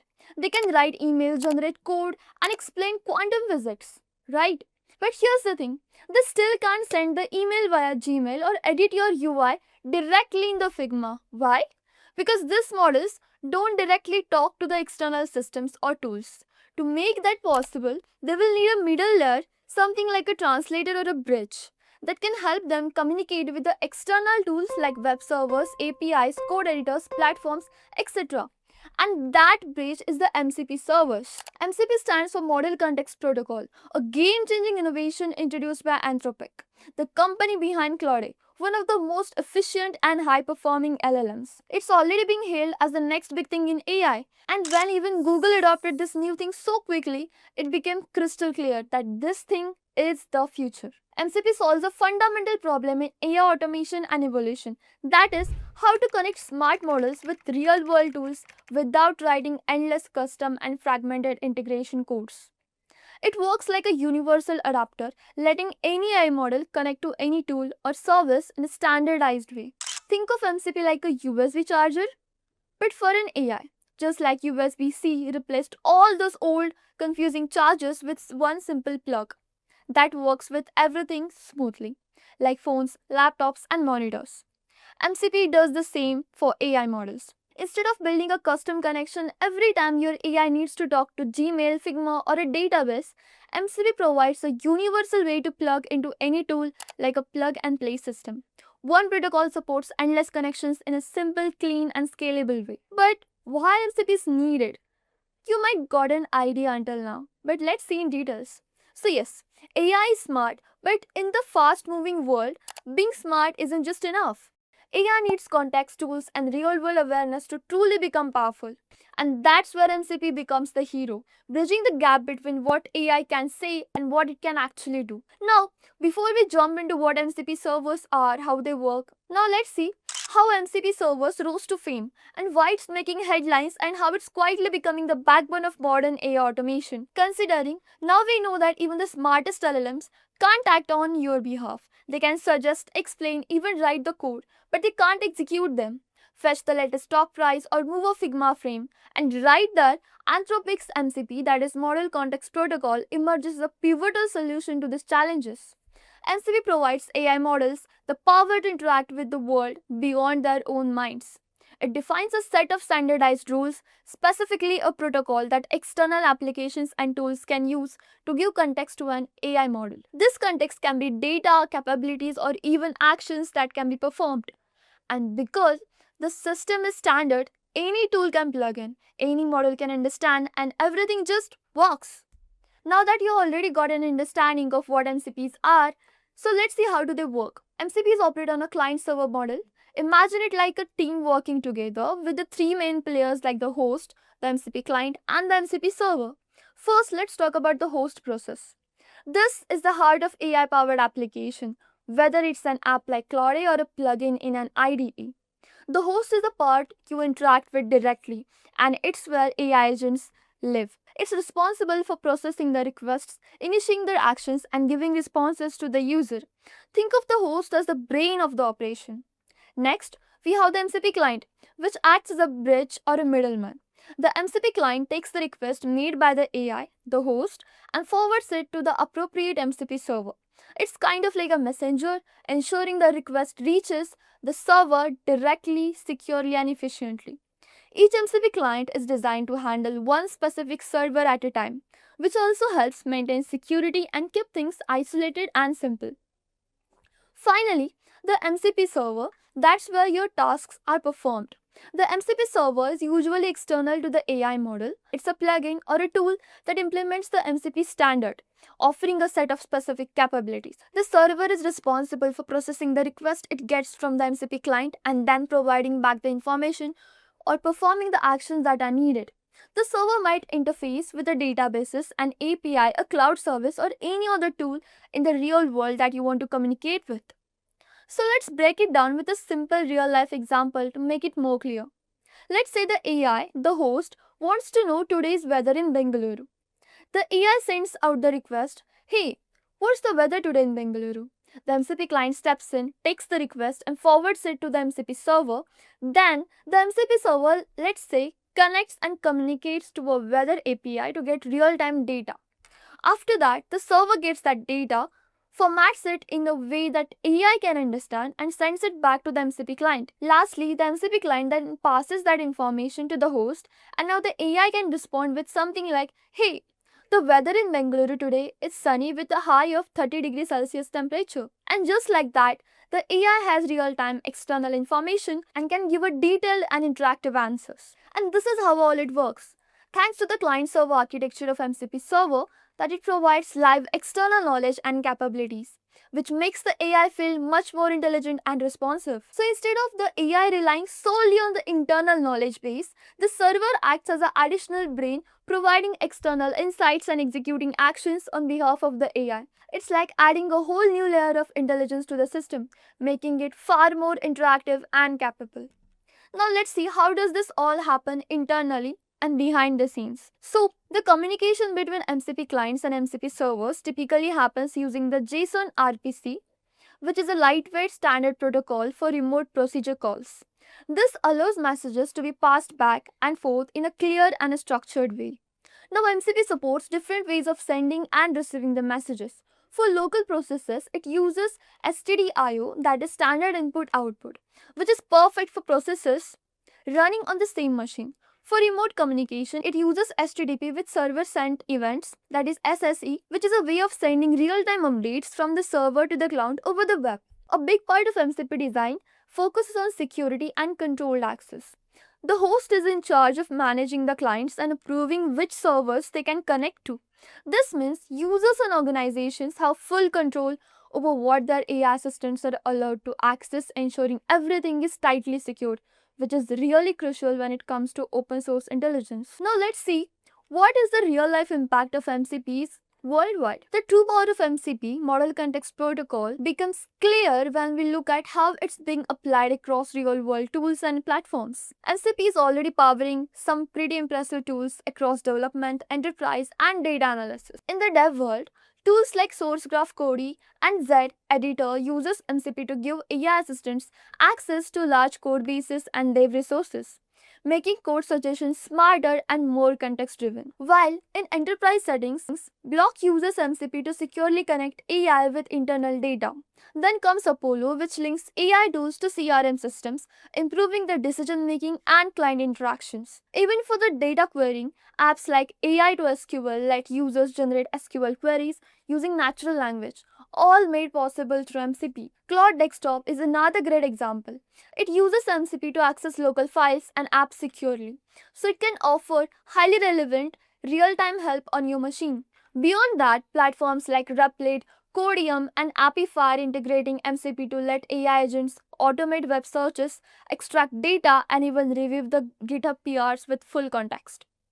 From coding to workflows, MCP is becoming the go-to standard for connecting AI with the real-world tools securely and at scale. But the potential doesn't just stop here. Imagine a personal AI assistant with the deep access to our local apps, files, workflows, or even complex workflows orchestrated across multiple systems. Thanks to the MCP standardized, secure, and scalable approach, all of this is possible now. The goal for MCP servers is to become a standardized method for integrating AI tools and services across the web. With this approach, as new AI models and tools are created, they will seamlessly connect through MCP servers, allowing a far more interconnected and efficient AI ecosystem.